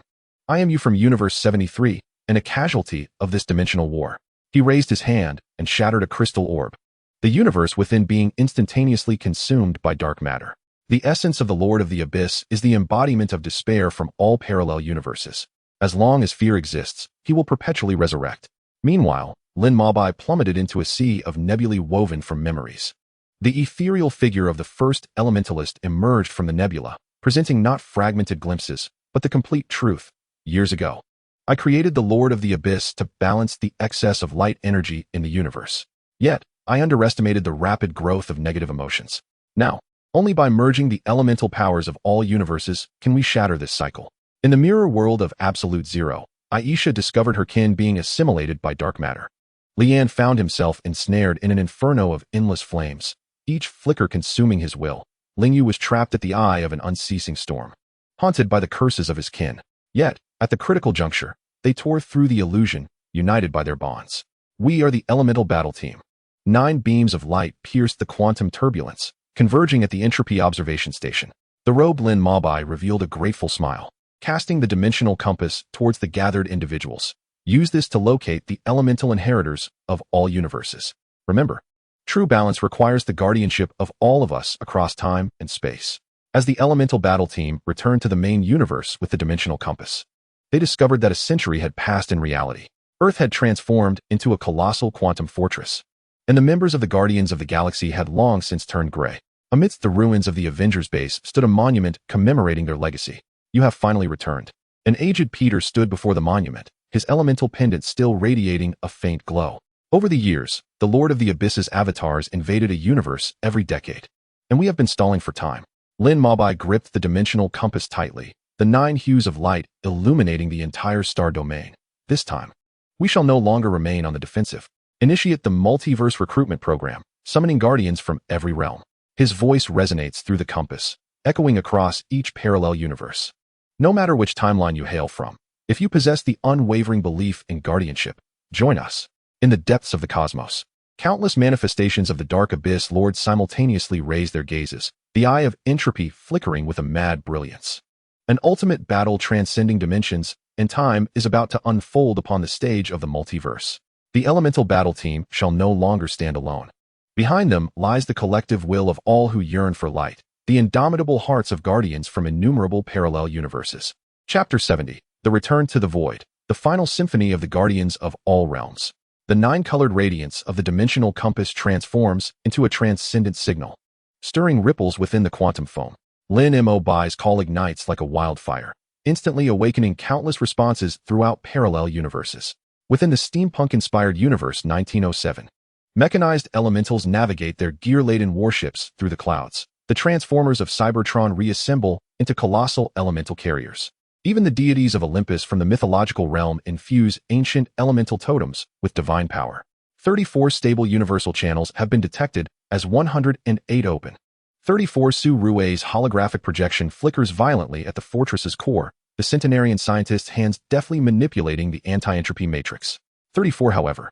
The manifestations of the Dark Abyss Lord are synchronously converging, their energy constructing a cross-dimensional resonance field. 34 Peter gazes at the continually warping space beyond the fortress, where dark purple rifts resemble gaping wounds.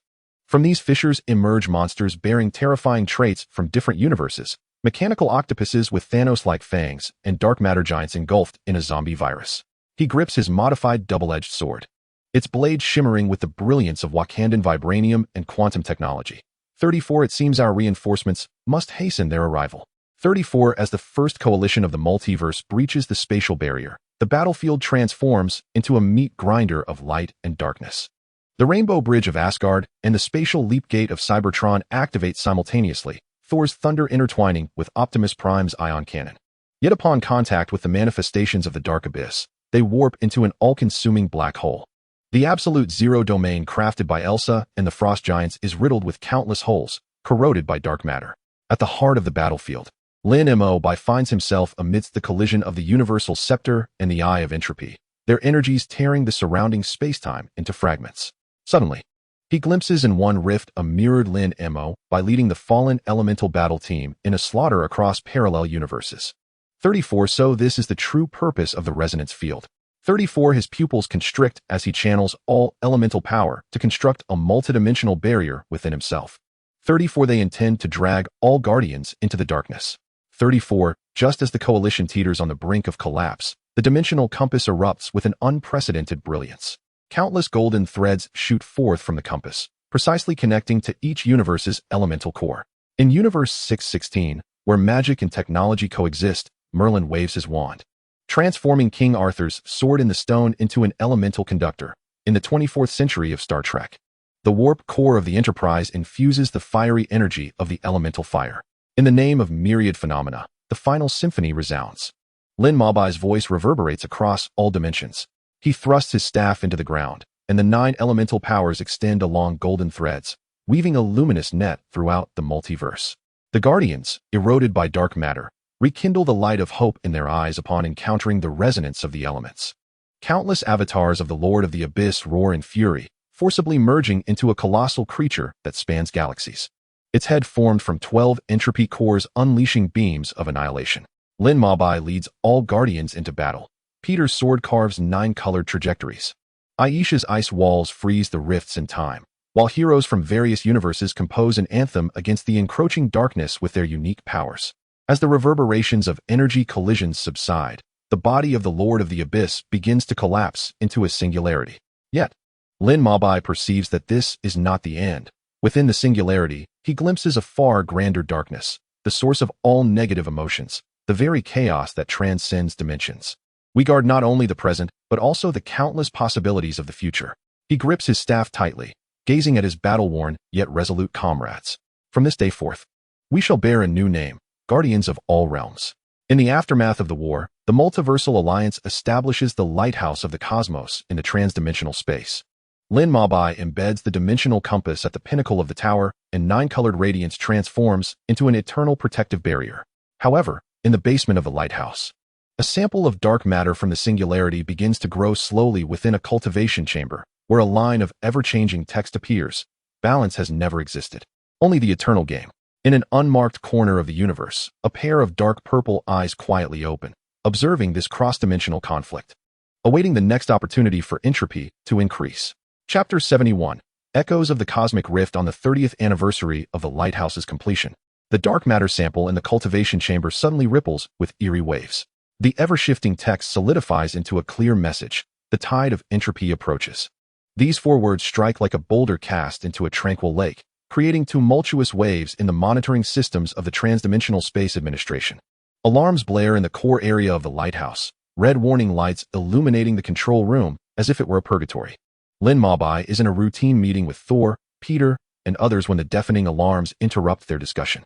Su Rui's holographic projection reappears before them, her expression grave, her eyes reflecting unprecedented concern. Anomalous energy fluctuations detected, originating from the dark matter sample in the basement. The energy intensity is increasing exponentially. At this rate, within 72 hours, the sample will breach the confines of its chamber. Peter grips his dual-edged sword tightly, the vibranium and quantum technology glimmering faintly. We cannot allow the dark matter sample to spiral out of control. Our last battle with the Lord of the Abyss has already severely weakened the multiverse. Another such crisis would yield unimaginable consequences. Aisha nods gently, the power of ice and snow swirling at her fingertips, ready to respond to any emergencies. The crowd hastily made their way to the basement, and as they stepped through the heavy alloyed door, the sight before them drew a collective gasp. The dark matter sample, once confined within its cultivation pod, had now transformed into a swirling mass of expanding black mist, from which eerie whispers resonated, reminiscent of countless tormented souls lamenting. Even more unsettling was the energy shield enveloping the pod, which was visibly fracturing, delicate fissures spreading like a spider's web across its surface. Lin Mabai inhaled deeply, summoning the elemental power within him, attempting to suppress the dark matter's tumult with the cosmic staff. However, as he exerted his force, an overwhelming backlash surged through the staff and into his being, as though an invisible hand were tugging at his very soul. Observing this, Thor immediately swung his mighty hammer, unleashing a torrent of thunderous energy that was, upon contact with the black mist, utterly consumed. "This is troubling," Peter remarked with a note of caution. "This power bears no resemblance to the energy fluctuations of the Dark Abyss Lord. It resembles chaos itself." His words sent a shiver through the group, recalling Lin Mabai's encounter with that transcendent, chaotic entity when vanquishing the Dark Abyss Lord. Could this be an early manifestation of chaos? As the group fell into contemplation, the black mist began to roil violently, and from within it emerged a colossal, dark purple arm, adorned with twisted runes that exuded a nauseating aura. With a powerful sweep, the arm shattered surrounding experimental apparatus, and the energy shield of the cultivation pod crumbled under the blow. The black mist, now liberated, surged forth like a tide, enveloping the entire basement. "Everyone, be cautious. Maintain formation," Lin Mabai shouted, guiding the group into a defensive stance. Various elemental powers and technological weaponry intertwined, forming a robust barrier against the encroaching black mist. Yet, the mist seemed almost sentient, continuously shifting its form in search of weaknesses in their defense. Suddenly, an eerie laughter emanated from the mist, a sound that reverberated from countless dimensions, causing their eardrums to throb painfully. Following this, a massive silhouette flickered in the darkness, distinguished by its dark purple skin, twisted horns atop its head, and a pair of spiked wings unfurling behind it. This was none other than the enigmatic being that had been observing all from the unmarked corners of the universe. Guardians of the realms? Merely a swarm of ants. The mysterious entity mocked, its voice dripping with derision. "Do you truly believe that establishing the cosmic lighthouse can halt the inexorable march of entropy? Such naivety. Chaos is the essence of the universe. Your guardianship is but a futile struggle against the inevitable." Lin Mabai glared defiantly at the mysterious presence and declared, "We may be insignificant, but as long as there remains a glimmer of hope, we shall never relinquish our guardianship of the multiverse. Whether you are a harbinger of chaos or something else entirely, you shall not take a single step beyond this place today." No sooner had he spoken than the two forces clashed once more. The mysterious entity wielded its colossal claws, each strike conjuring a tempest of dark purple energy. The thunder of Thor, the nine-colored sword light of Peter, and the frost of Aisha surged towards the enigmatic entity. Yet, the defenses of this mysterious being were remarkably robust. These assaults merely sparked fleeting glimmers upon contact. Amidst the fierce combat, Lin Mabai suddenly discerned that the entity's attacks seemed to deliberately avoid a certain corner of the basement. Following the entity's gaze, he beheld an altar shrouded in black mist, adorned with flickering, strange runes. A realization struck Lin Mabai's mind. This altar might hold the key to unraveling the crisis. He conveyed his thoughts to his comrades, who instantly comprehended the urgency and began to launch targeted assaults, striving to divert the entity's attention and create an opportunity for Lin Mabai to approach the altar. Peter wielded his dual blades, maneuvering around the mysterious being with unpredictable swordplay. Aisha conjured a colossal ice tornado, ensnaring the entity within, while Thor unleashed a torrential downpour of lightning. Under the cover of his allies, Lin Mabai finally succeeded in approaching the altar. Focusing his mind, he summoned the power of 9 elemental forces within him, attempting to decipher the runes upon the altar. As the elemental energies surged forth, the runes blazed brilliantly, and a forgotten memory flooded into Lin Mo Bai's consciousness. The altar, he realized, was constructed in ancient times to seal the chaotic power, now exploited by the enigmatic entity in an attempt to unravel the chaos's seal. Lin Mo Bai understood all too well that should the chaotic seal be broken, the multiverse would plunge into irreparable ruin. Gritting his teeth, he plunged the universe staff into the altar's center, exerting every ounce of strength to reactivate the seal. A powerful energy wave raged around the altar, causing Lin Mo Bai's body to sway on the brink of collapse. Yet he steadfastly clutched the staff, refusing to relent. The mysterious entity, sensing Lin Mo Bai's intent, became frenzied. It broke free from his ally's onslaught and lunged at Lin Mo Bai, its massive claws poised to strike. In that critical moment, Peter stepped forward, blocking the entity's attack with his dual blades. The immense force sent Peter reeling, blood spilling from his lips, yet he remained resolute, refusing to retreat even an inch. Mo Bai, don't mind me, complete the seal, Peter shouted. Lin Mo Bai's heart ached, yet he knew this was no time for hesitation. He closed his eyes, pouring all his power into the altar. With a resounding explosion, the altar erupted in blinding light, and the mysterious entity let out a heart-wrenching shriek, engulfed by the brilliance. When the radiance dissipated, the entity had vanished, and the dark matter sample was once again sealed within its containment pod. Lin Mo Bai collapsed weakly to the ground, and his comrades hurried to support him. We succeeded, he managed a faint smile, yet the crisis had sounded an alarm. The threat of chaos had never truly vanished, and vigilance was paramount. In the aftermath, the Multiverse Alliance undertook a comprehensive upgrade of the universe lighthouse, enhancing the surveillance and protection of the dark matter samples. Simultaneously, they commenced their research into the power of chaos, striving to unearth a definitive means to eradicate the looming threat. Lin Mo Bai recognized that the battle for the safeguarding of the multiverse was far from over.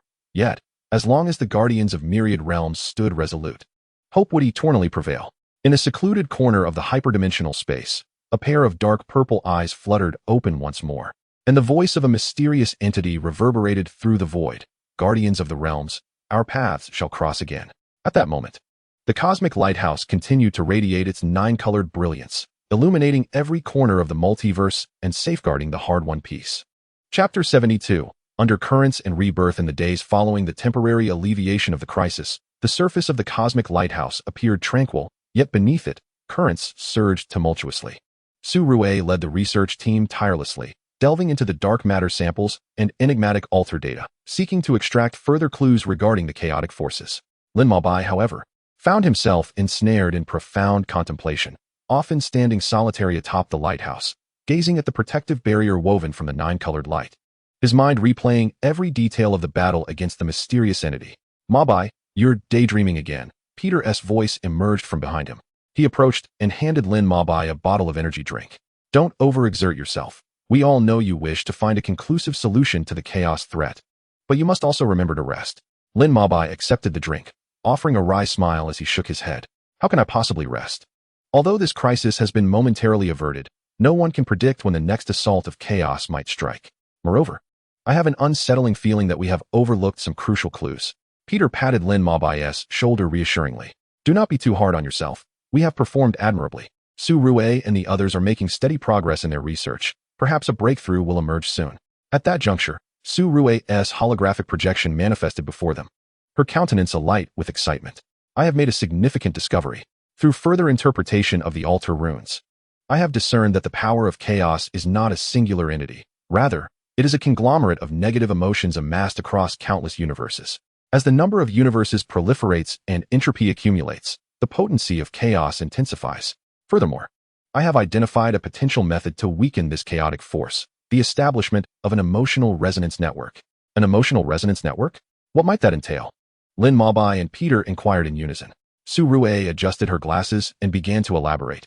In essence, it involves creating energy nodes across various universes to collect positive emotions, which can then be transformed into energy, forming a network that envelopes the multiverse. The energy generated from positive emotions can counterbalance the negative energy produced by chaos, thereby achieving the objective of diminishing its power. Lin Mo Bai's eyes sparkled with intrigue. This is an excellent idea. However, establishing energy nodes across multiple universes is no small feat. Furthermore, how can we ensure that these nodes remain impervious to the destructive forces of chaos? That is precisely the challenge we must address next. Surue stated, I have contacted Merlin from Universe 616 and Spock from the Star Trek universe. They are willing to offer support in both magic and technology. We can utilize Merlin's magic to construct the foundational framework of the energy nodes, and then enhance and protect it with Spock's technology. Without hesitation, the Guardians of the Realms swiftly sprang into action. Lin Mabai took charge of orchestrating the overall plan. Coordinating resources and personnel across the various universes, Peter led a small team to scout for suitable locations for the energy nodes. Thor harnessed the power of the Thunder God to provide formidable energy support for the construction of the nodes. Elsa conjured an impenetrable layer of ice and snow around the nodes to fend off the encroaching forces of chaos. However, just as the construction of the energy nodes was progressing fervently, a new crisis quietly emerged. In a remote universe, previously docile elemental beings suddenly turned ferocious, wreaking havoc in their surroundings as if under the control of some malevolent force. Upon receiving the news, Lin Mabai and Peter immediately led an elite team to investigate. Upon their arrival in this universe, the sight before them left them utterly astounded. Cities lay in ruins, and countless lives were lost. With the elemental beings radiating a dark purple glow, their eyes filled with rage and madness. The energy fluctuations of these elemental beings were peculiar. Peter brandished his dual blades, warily surveying the area, and noted their energy was reminiscent of that of the mysterious entity encountered previously. Could it be that chaos was once again at play? Lin Mabai nodded. It is highly likely. Everyone, be cautious. These elemental beings are extremely dangerous now. As the battle loomed, the elemental beings launched their assaults on the Guardians team. Fire beings unleashed torrents of searing flames. Water beings conjured massive water whirlwinds, and wind elemental beings summoned ferocious storms. The Guardians, drawing upon their extensive combat experience and formidable strength, struggled to repel the onslaught of the elemental creatures.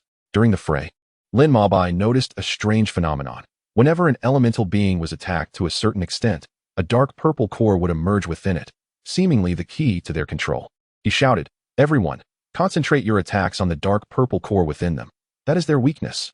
Following his command, the team adjusted their strategy, and soon they began to see results.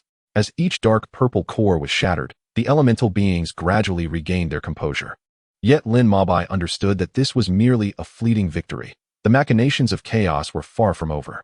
Upon returning to the celestial lighthouse, Lin Mabai reported this discovery to Surue.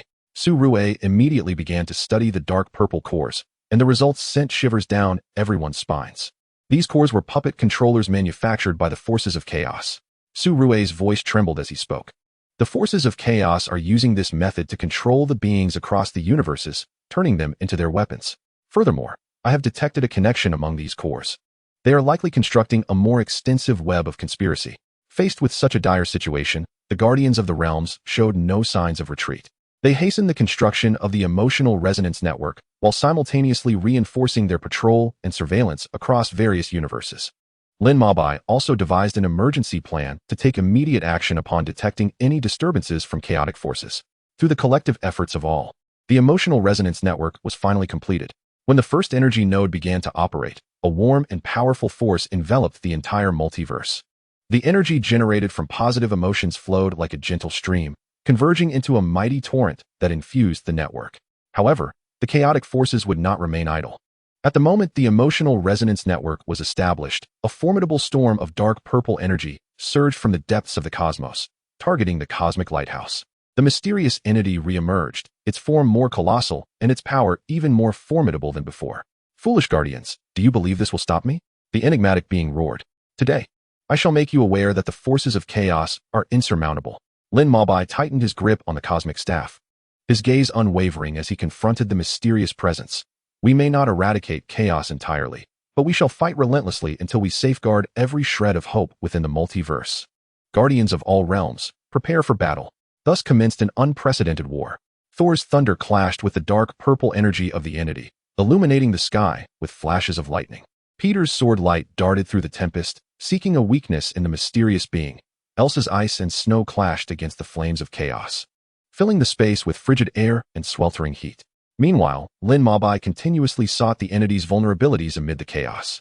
He summoned the 9 elemental powers within him and merged them with the energy generated by the emotional resonance network, creating an entirely new force. At the moment this power surged into the cosmic staff, it erupted with a brilliant radiance, embodying hope, courage, and the conviction to protect. In the name of the Guardians of all realms, Purify the chaos. Lin Mabai raised the cosmic staff high, unleashing this newfound power towards the mysterious being. The light pierced through the dark purple storm like a blade, striking directly at the entity's essence. The mysterious presence let out a pained wail, its form fracturing as the dark purple energy began to dissipate. Yet, it remained unwilling to accept defeat and summoned its last reserves of strength for a final assault. Nevertheless, against the overwhelming positive energy of the emotional resonance network and the resolute beliefs of the Guardians, its attack appeared feeble and futile. With a thunderous crash, the mysterious entity's form shattered completely, disintegrating into countless dark purple fragments that scattered throughout the cosmos. The dark purple energy storm gradually subsided under the onslaught of the positive energy. In the aftermath of this battle, the multiverse welcomed a long-awaited peace. The nine-colored radiance of the cosmic lighthouse shone even brighter, and the emotional resonance network continued to emit its warm power, safeguarding the tranquility of every universe. The tales of the Guardians spread far and wide across the multiverse, inspiring countless beings to fight for hope and justice. Yet Lin Mabai understood that the threat of chaos would never completely vanish. Somewhere in the cosmos, there might still lurk unknown perils. Standing atop the cosmic lighthouse, he gazed upon the vast, boundless multiverse and silently vowed, as long as even a trace of danger exists, the Guardians of all realms shall never cease their vigilant watch. The next chapter of their legend would inevitably unfold in the days to come. Chapter 73. The flicker of stars at the edge of entropy in the seventh hyperdimensional year following the obliteration of a mysterious entity. The alarm system of the cosmic lighthouse began to flash erratically at an unprecedented frequency. The quantum oscilloscope within the Su-Rue laboratory displayed bizarre waveforms, while the surface of the dark matter cultivation chamber crystallized with fine ice spikes. Unlike Aisha's magical frost, these ice crystals glowed with a deathly azure, devouring the alloy of the chamber at a nanoscale rate. Energy readings have surpassed critical thresholds. Su-Rue's holographic projection twisted violently, his voice trembling with evident alarm. The entropy increase rate of the dark matter samples has exceeded 300 times that of the initial outbreak, and they are absorbing positive energy from the emotional resonance network. Suddenly, Lin Mabai's cosmic scepter emitted a piercing hum, the nine-colored patterns on its shaft swirling frenetically. He raised his gaze sharply, and through the dome of the lighthouse, he beheld the skies of countless parallel universes swirling with dark purple vortices. The fragments of chaos, once vanquished, were now reconstituting amidst the tide of negative energy. More chillingly, the golden veins of the emotional resonance network were visibly dimming, as if an invisible giant hand was severing all bonds of hope. Summon all Guardians. Lin Mabai's voice resonated through hyperdimensional communications across every universe. What we face this time is not merely individual foes, but the awakening of the entire consciousness of chaos.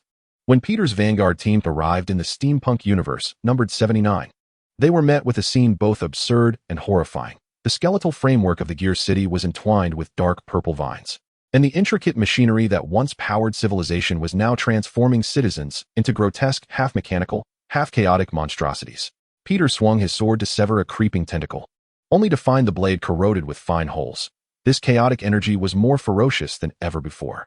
Simultaneously, Thor observed a despairing celestial phenomenon in Asgard. The rainbow bridge connecting the 9 realms began to operate in reverse, transmuting the pathways that linked the universes into conduits of chaotic energy.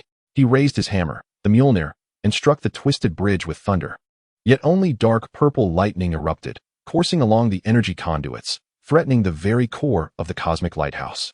Aisha, in the polar regions of the Ice and Snow Kingdom, uncovered an even more terrifying secret. The chaotic matter she had frozen to absolute zero underwent a bizarre evolution in the low temperatures, splitting into countless spores. These spores scattered with the wind, and wherever they landed, the once vibrant snowfields instantaneously morphed into desolate black wastelands. Within the heart of the lighthouse, Lin Mabai and Su-Rue uncovered a far deadlier truth. The surface of the dark matter sample revealed an array of unprecedented runes, forming a pattern reminiscent of a neural network within the brain.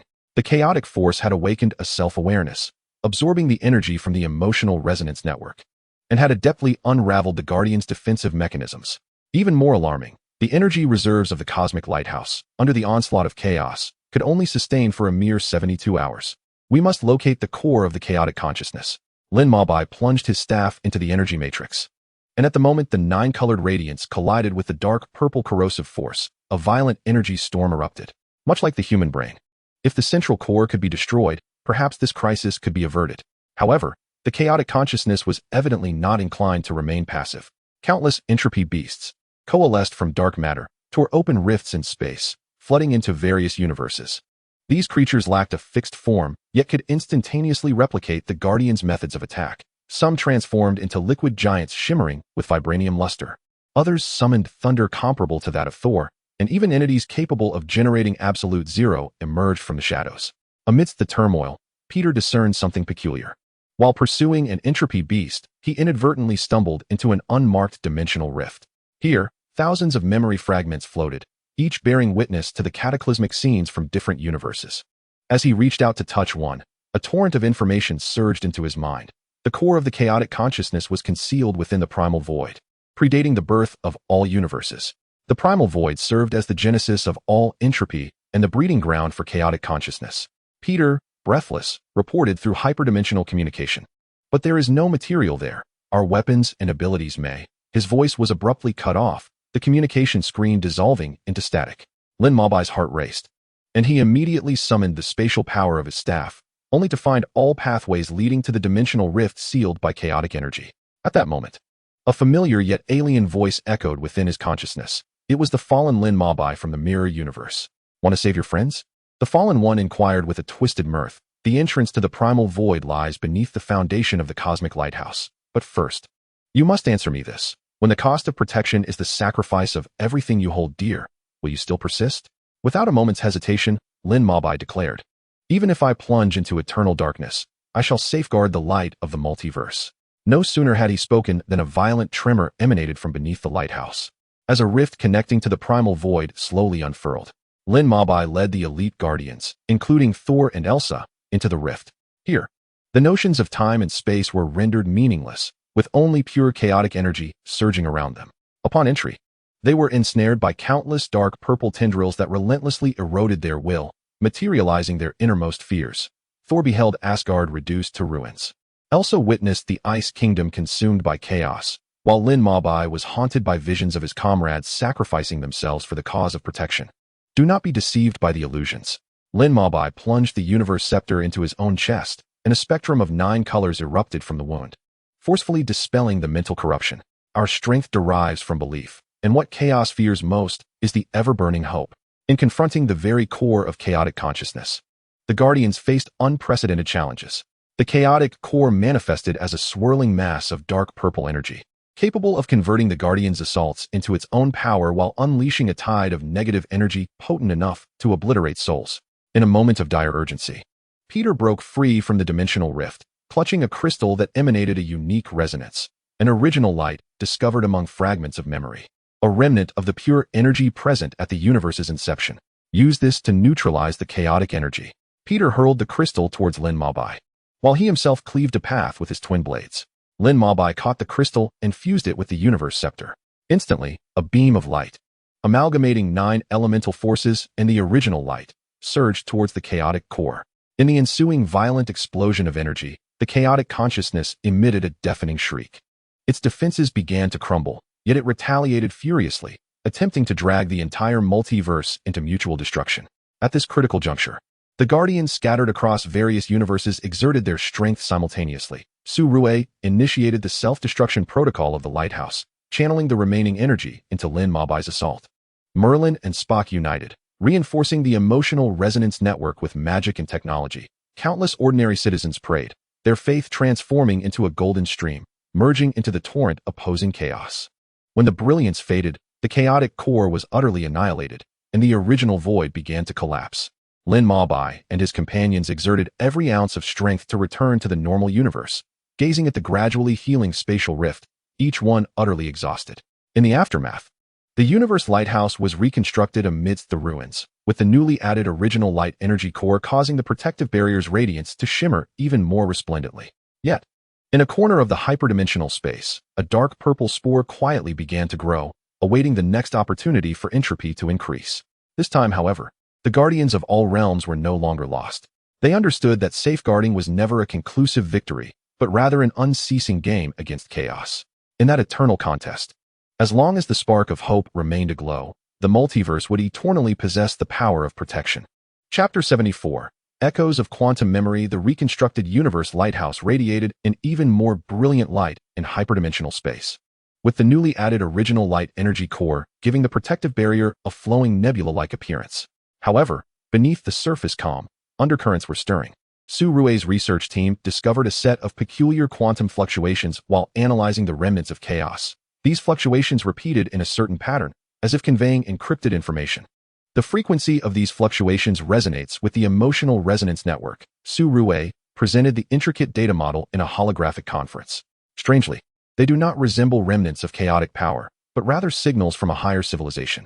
As soon as she finished speaking, the lighthouse's alarm system emitted a piercing buzz. Its red light intertwined with an eerie purple hue, as if two forces were fiercely clashing. Lin Mabai was engaged in discussions regarding a magical defense upgrade with Merlin aboard the spacecraft 616 when he received the alert and immediately returned via spatial teleportation. Upon entering the core area of the lighthouse, his pupils dilated in shock at the scene before him. The samples within the dark matter cultivation chamber resonated bizarrely with the energy core of 34 original light. An ever-rotating vortex of energy formed between the two, revealing countless flickering points of light, reminiscent of the Milky Way in the starry sky. Energy readings are skyrocketing. Su Rui's voice trembled with unprecedented anxiety. What's more terrifying is that this vortex is consuming the positive energy of the emotional resonance network, and it is rewriting our quantum memories.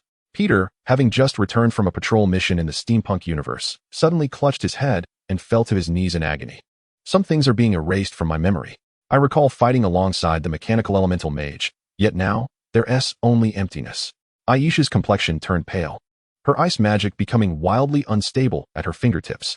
I can't remember the exact location of the ice and snow kingdom. Those familiar scenes are fading from my mind. Lin Mabai gripped the cosmic staff tightly, attempting to stabilize the situation with elemental power, but he found the staff's 9-colored luminescence absorb the moment it touched the vortex. More despairing was the fact that his own memories began to fracture. He distinctly remembered conversing with the mirrored Lin Mabai, yet now that memory felt like a distorted illusion.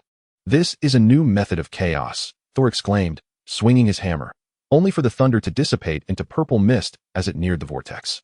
They no longer attack with brute force. Instead, they are disintegrating our existence from its very roots.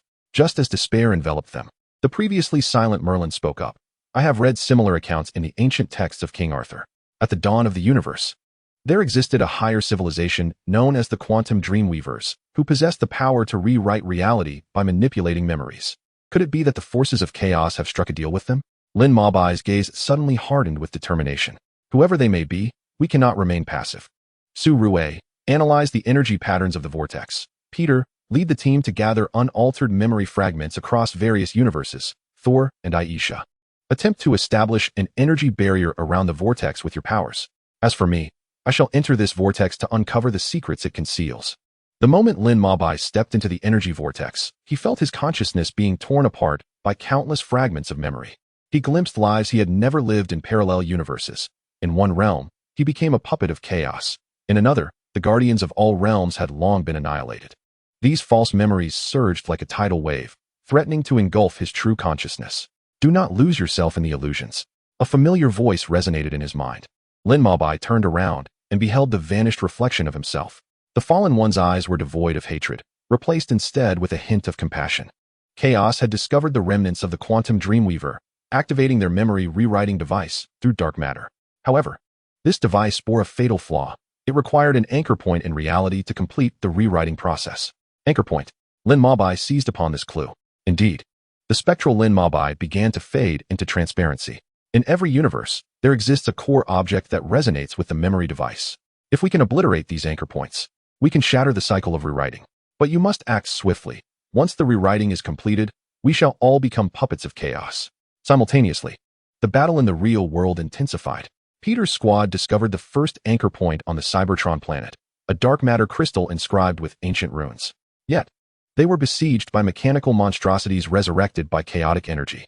These creatures not only wielded the combat skills of Cybertron warriors, but also unleashed dark matter rays capable of corroding metal. Peter's dual-bladed sword cracked under the relentless barrage, and his mechanical companion, in a bid to protect him, was struck by a ray and instantly reduced to a heap of scrap. I'm sorry, brother. Peter wept as he severed the last monster, shattering the dark matter crystal with fervor. In that moment of destruction, He felt the distorted memories in his mind suddenly clarify. The vivid images of fighting alongside his comrades coming back to life. The battle outside the lighthouse was equally arduous for Thor and Aisha. Each strike of Thor's thunder against the vortex rebounded with corrosive purple lightning.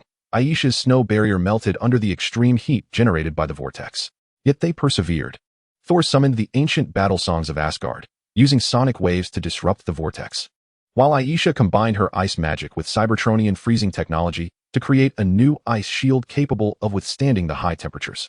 Deep within the quantum vortex, Lin Mabai finally located the core of the memory rewriting device.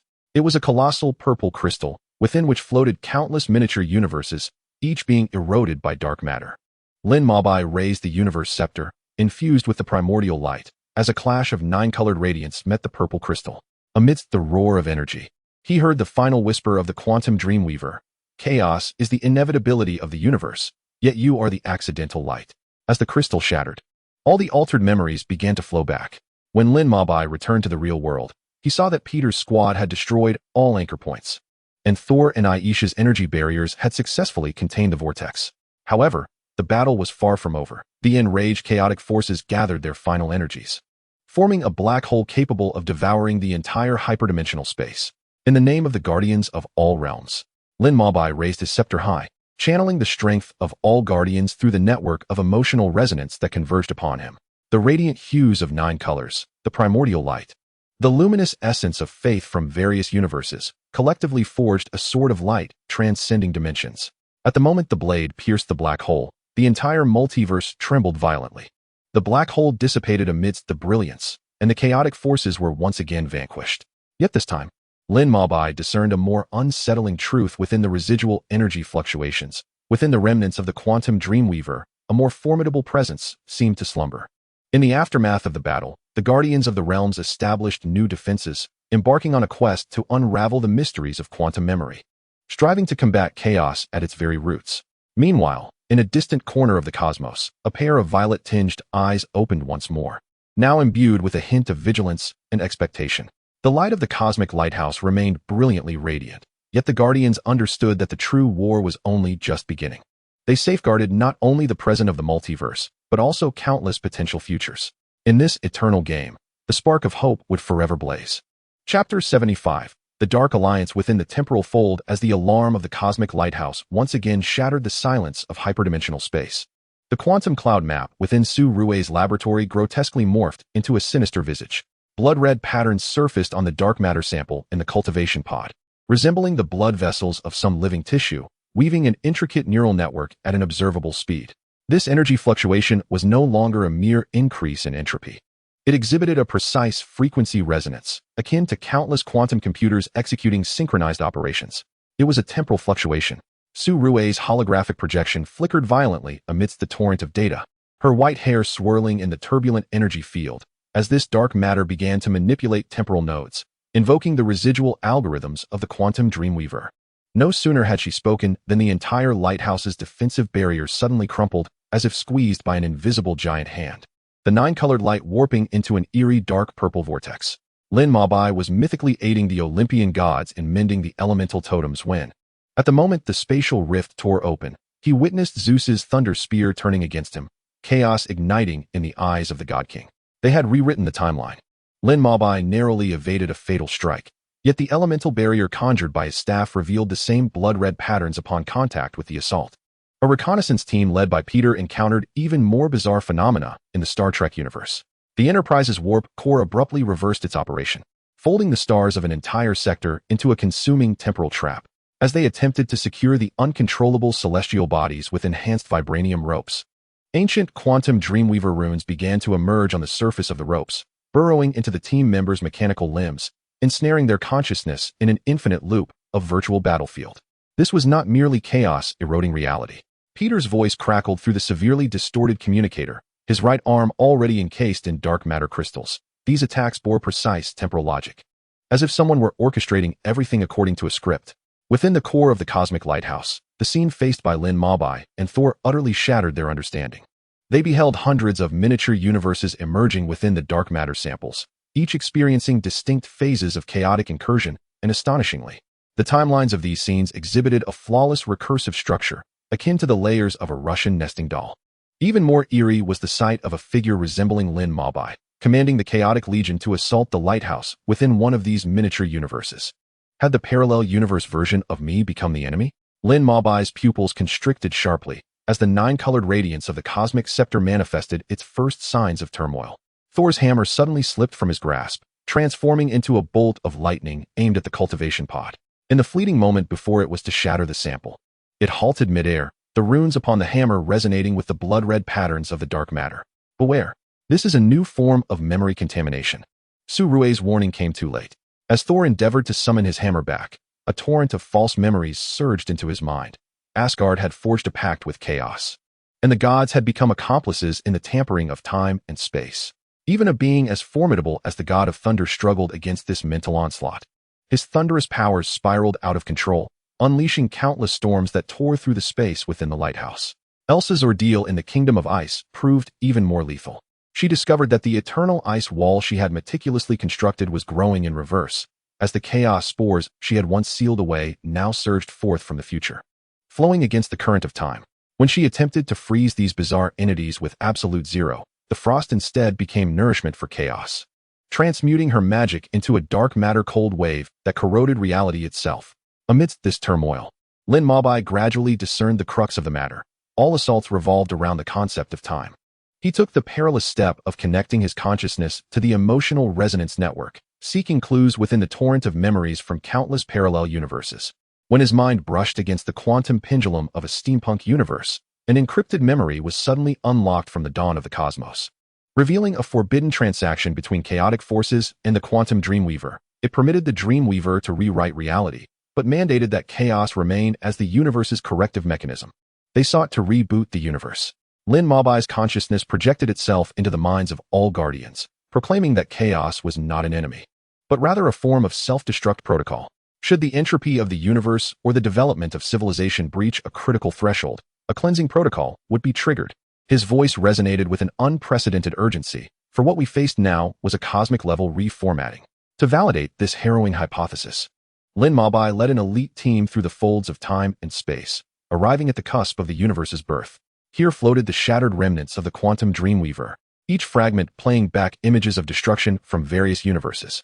As they approached a core fragment emanating a dark purple glow, countless chaotic beings suddenly surged forth from the void. These beings no longer exhibited mere distortion. Instead, they presented a perfect structure akin to mathematical formulas. They were the logical blades, the embodiment of chaotic power. In the midst of battle, Peter uncovered a startling secret. As his dual-bladed sword cleaved through the chaotic entities, the quantum patterns upon the blade resonated with those of the adversaries. As he plunged the vibranium blade into the interface of his mechanical body, a torrent of data surged into his consciousness. The chaotic cleansing protocol harbored a fatal flaw. It was incapable of simultaneously processing the variables of multiple parallel universes. In other words, by generating a sufficient number of uncertainties at different temporal nodes, one could disrupt the operation of the cleansing program. We must create a temporal paradox.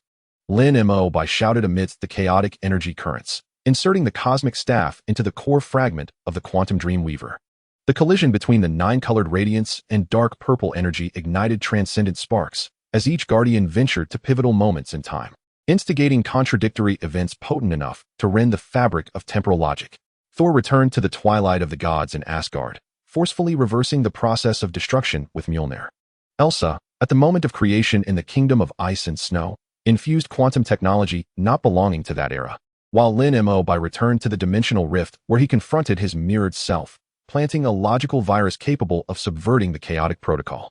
The mechanical body squad led by Peter delved deeper into the essence of time, transforming Cybertron's transformation core into a temporal oscillation generator, creating countless minute ripples across the timelines of various universes. As the Guardians acted, the entire multiverse's timeline began to twist wildly. Crimson fissures appeared in the blood-red patterns of dark matter samples, and the frequency of temporal alteration grew chaotic. However, the forces of chaos launched a final counterattack, folding all rewritten timelines into deadly traps, attempting to ensnare the Guardians in an eternal time loop. In the most desperate moment, Lin Mabai summoned the full power of the emotional resonance network, connecting the consciousness of all Guardians into a transcendent neural network. They collectively recalled each moment of guardianship, every image of camaraderie in battle, These memories transformed into brilliant spiritual energy, striking against the chaotic time prison like a supernova explosion. As the light dissipated, the dark matter samples utterly disintegrated, and the temporal folds began to mend. Yet, Lin Mo captured a more unsettling message within the quantum aftershocks. Although the chaotic protocol had temporarily failed at the metadata level of the universe, an ancient existence was awakening, one that drew closer to the very source of creation than the quantum dream weaver. Its countdown to awakening had already commenced. In the aftermath, the Cosmic Lighthouse established a new temporal observation station, where Su Rue led a team to develop a causal detector capable of warning against temporal anomalies. Lin Mo deeply bound his consciousness to the core of the lighthouse, ever prepared to confront potential temporal crises. Meanwhile, in the deepest recesses of the transcendent space, a colossal chessboard made of dark matter and quantum energy was taking shape, its pieces representing countless iterations of Lin Mo across parallel universes, some as guardians, others as agents of chaos. An ultimate game transcending time and space had only just begun. Chapter 76. Awakening of the Metadata Labyrinth. Deep within the temporal observation station of the Cosmic Lighthouse, Su Rue's fingers danced rapidly over the quantum keyboard. As dazzling streams of data flickered across the holographic screen, suddenly, all images froze into a strange darkness, and a line of flashing characters emerged in the center of the screen. Metadata Core, awakening soon. This revelation plunged the entire hyperdimensional space management bureau into an unprecedented state of panic. For the metadata core is the very foundation of the code that sustains the order of the multiverse. According to my calculations, once the metadata core awakens, it will rewrite the operational rules of the entire multiverse. Su Rue's voice was hoarse, his gaze weary yet resolute. Even more alarming, the failure of the Chaos Protocol seemed to have triggered a chain reaction. Now, the timelines of various universes were overlapping, and realities from different dimensions began to converge. Lin Maobai stared intently at the monitoring screen, witnessing the gradual fusion of King Arthur's castle from Universe 616 with the bridge of the USS Enterprise from the Star Trek universe, while Olympus from the Mythos universe floated above the gear-laden city of the steampunk universe. This intertwining of dimensions not only caused chaos in physical space, but, more terrifyingly, began to blur the civilizational memories of different universes, distorting people's perceptions as reality crumbled around them. The Special Operations Team led by Peter encountered even stranger circumstances while on patrol. They discovered a mysterious organization identifying themselves as memory salvagers, equipped with unique devices that blended magic and technology, collecting scattered fragments of memory across the intersecting timelines. Disturbingly, these salvagers appeared to have anticipated the awakening of the metadata core and were even covertly advancing certain plans. These memory fragments are troubling, Peter declared, raising a luminescent crystal that pulsed with a ghostly light. Inside the crystal, fragmented images flashed continuously, each depicting a potential alternative ending for a particular universe, as if someone were preparing various scripts in advance. Meanwhile, Thor unearthed an ancient prophecy tablet in Asgard. The runes inscribed upon it recounted a legend of the metadata weavers. At the dawn of the universe, there existed a group of beings transcending dimensions who crafted the metadata core with their consciousness, endowing each universe with a unique developmental trajectory.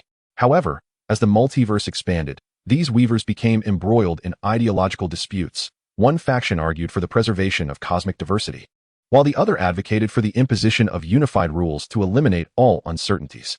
The Chaos Protocol may very well be a product of the latter ideology. Thor projected the tablet in the lighthouse conference room, his voice resonating with thunderous concern. Now, with the awakening of the metadata core, it is likely that the Weavers intend to reboot the entire system, transforming the multiverse into a singular perfect world in the farthest reaches of the Ice Kingdom. Elsa discovered a labyrinth composed of memory energy. Upon entering, a torrent of memories surged forth, among which one image stood out with remarkable clarity. In some distant future, the cosmic lighthouse lay in ruins, the guardians of the realms dissipated into the annals of time, while the metadata core transformed into a colossal mechanical entity, compressing all universes into a cold, lifeless whole. We must locate the metadata weavers and uncover their true intentions.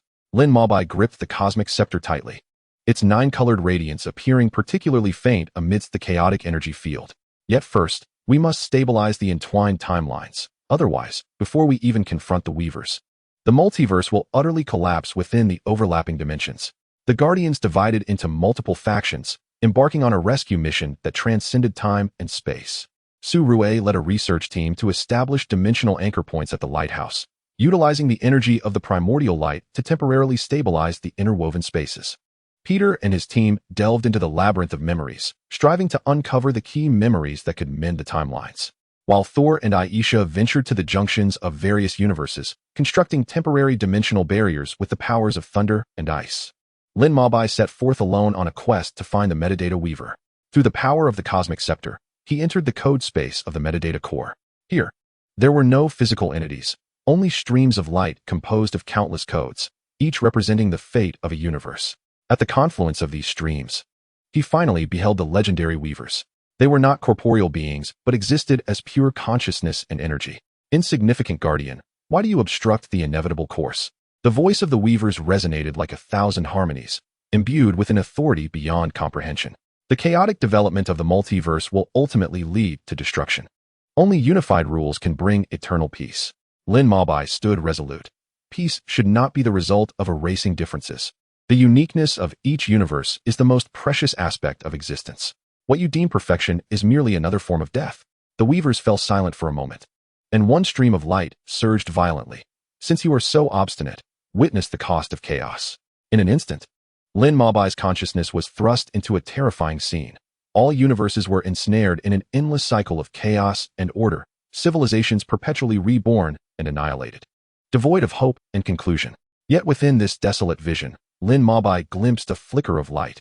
It emanated from the lives of various universes who, in their dire straits, steadfastly clung to their beliefs, using their fragile strength to resist fate. This is the answer. Lin Mabai's voice was resolute and powerful. The significance of life lies not in perfection, but in the relentless struggle against despair. Even the faintest glimmer of hope can illuminate the darkness. His words seemed to resonate with the weavers. The streams of light began to exhibit varying fluctuations. Some weavers remained steadfast in their unified ideology, while others began to waver. At that moment, the awakening of the metadata core entered its final countdown, and the entire code space began to tremble violently. The dimensional interweaving in the real world reaching a critical juncture. Lin Mabai recognized that this was the final opportunity. He summoned the collective belief power transmitted through the emotional resonance network from all the Guardians, constructing a vast hope matrix within the code space. This matrix comprised countless memories of lives from different universes, each memory radiating a unique brilliance. When the hope matrix collided with the formidable power of the metadata core, the entire multiverse trembled violently. In this transcendent confrontation, Lin Mabai and the Guardians not only faced the overwhelming metadata core, but also sought to sway the indecisive weavers. Amidst the crevice between reality and code, a new threat was quietly taking shape. Those weavers who clung to uniform rules began to secretly conspire with the remnants of chaos, preparing to launch an ultimate scheme capable of completely rewriting the multiverse. The light of the cosmic lighthouse flickered amidst this storm, as the Guardians of various realms stood at the crossroads of fate. They were acutely aware that this choice would not only determine the survival of the multiverse, but also dictate the future trajectory of all existence. In the depths of the metadata labyrinth, the true challenge was only just beginning. Chapter 77. The prologue to the climax of dimensional games. As the energies of the Hope Matrix clashed with the metadata core, hyperdimensional ripples were unleashed, causing the space-time grid of the multiverse to distort like a shattered mirror. Lin Mabai sensed an unfamiliar wave of consciousness within the coding space. The weavers colluding with the remnants of chaos were encoding their ideology into a destructive program dubbed the entropy sequence virus, its code fragments having infiltrated the foundational structure of the metadata core. They aimed to forcibly merge chaos and order. Su Rui's holographic projection flickered with urgency, warning, "This virus will collapse the physical laws and mental consciousness of all universes into a singular chaotic order."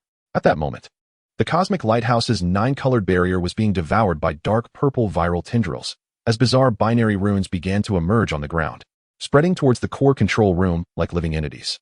Led by Peter, the Memory Scavenger Task Force stumbled upon a chilling sight in the gears of the steampunk universe. Tens of thousands of memory crystals had been transformed into virus incubators, each imprisoning the collective consciousness of a civilization.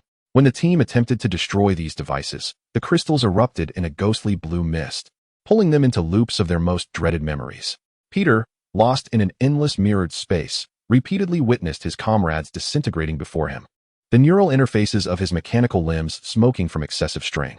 The battle between Sol and Aisha at the cosmic frontier had reached a stalemate. The dimensional barrier they constructed transformed into a conduit for the viral spread upon contact with the entropy sequence virus. The protective net woven from Norse frost and Asgardian thunder began to be rewritten as a vortex of dark matter that consumed all. Cracks appeared in Aisha's ice crown, and in horror, she realized her magic was beginning to reverse, eroding the life around her, freezing everything into lifeless purple crystal sculptures. In the coding space, Lin Mabai faced an even more lethal threat. The Weavers, steadfast in their pursuit of orderly unity, had digitized their consciousness, transforming into countless colossal codes. These giants were composed of golden data streams representing order, intertwined with dark purple codes symbolizing chaos, and each attack was capable of tearing apart the logical framework of reality. Lin Mabai wielded the cosmic staff, and when the radiant hues of 9 colors clashed with the energy of the colossal code statue, an astonishing paradox effect emerged, shattering the giant, which would subsequently be reborn at various points along the timeline. Standard attacks are futile. Suddenly, a mirroring consciousness of Lin Mabai appeared within his mind. These weavers have dispersed their data anchor points across the timelines of all parallel universes. You must locate their primary consciousness node. No sooner had the words been spoken than a formidable psychic shockwave surged forth, and deep within Lin Mabai's memories, precious fragments concerning the Guardians began to be systematically formatted by the entropy sequence virus. At this critical juncture, a powerful resonance wave surged through the emotional resonance network. Su Rue activated the final contingency plan at the core of the lighthouse, forcibly merging the primal light energy core with the memory resonance network, forming a consciousness torrent capable of reversing time. This torrent, carrying the hopes and memories of resistance from all life across the multiverse, shattered the barriers of the code realm. Under the impact of the consciousness torrent, the data structures of the colossal code statues became chaotic, providing Lin Mabai with the opportunity to launch a full-scale assault. The brilliance of the cosmic staff transformed into a hyperdimensional scissor, severing the connection lines between the weavers and the primary consciousness node. The primary consciousness node resided in the deepest recesses of the metadata core, resembling a cocoon woven from countless luminous threads. Upon breaching numerous defenses to reach this location, Lin Mabai discovered a colossal consciousness entity slumbering within, its surface revealing the rise and fall of all universes. Just as he prepared to obliterate the node, a familiar voice resonated at the level of consciousness, emanating from his future self. Stop. Destroying the node will lead to the collapse of the timelines across all parallel universes. The projection of Lin Mabai's future self, imbued with an ineffable weariness, continued. The true purpose of the entropy sequence virus is to compel the metadata core to undergo self-evolution. We must guide its evolutionary trajectory, not annihilate it. Meanwhile, the crisis in the real world reached its zenith.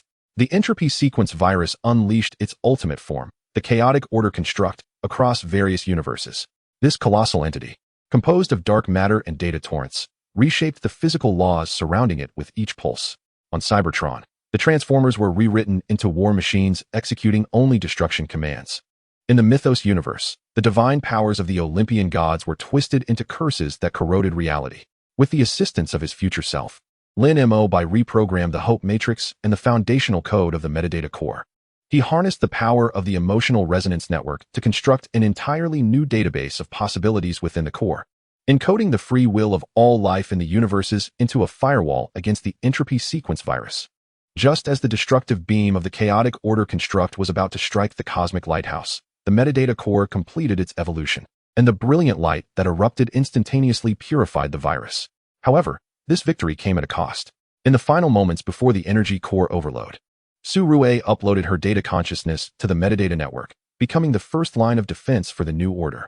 Peter's mechanical body sustained severe damage, forcing him to undergo an unprecedented fusion of magic and technology.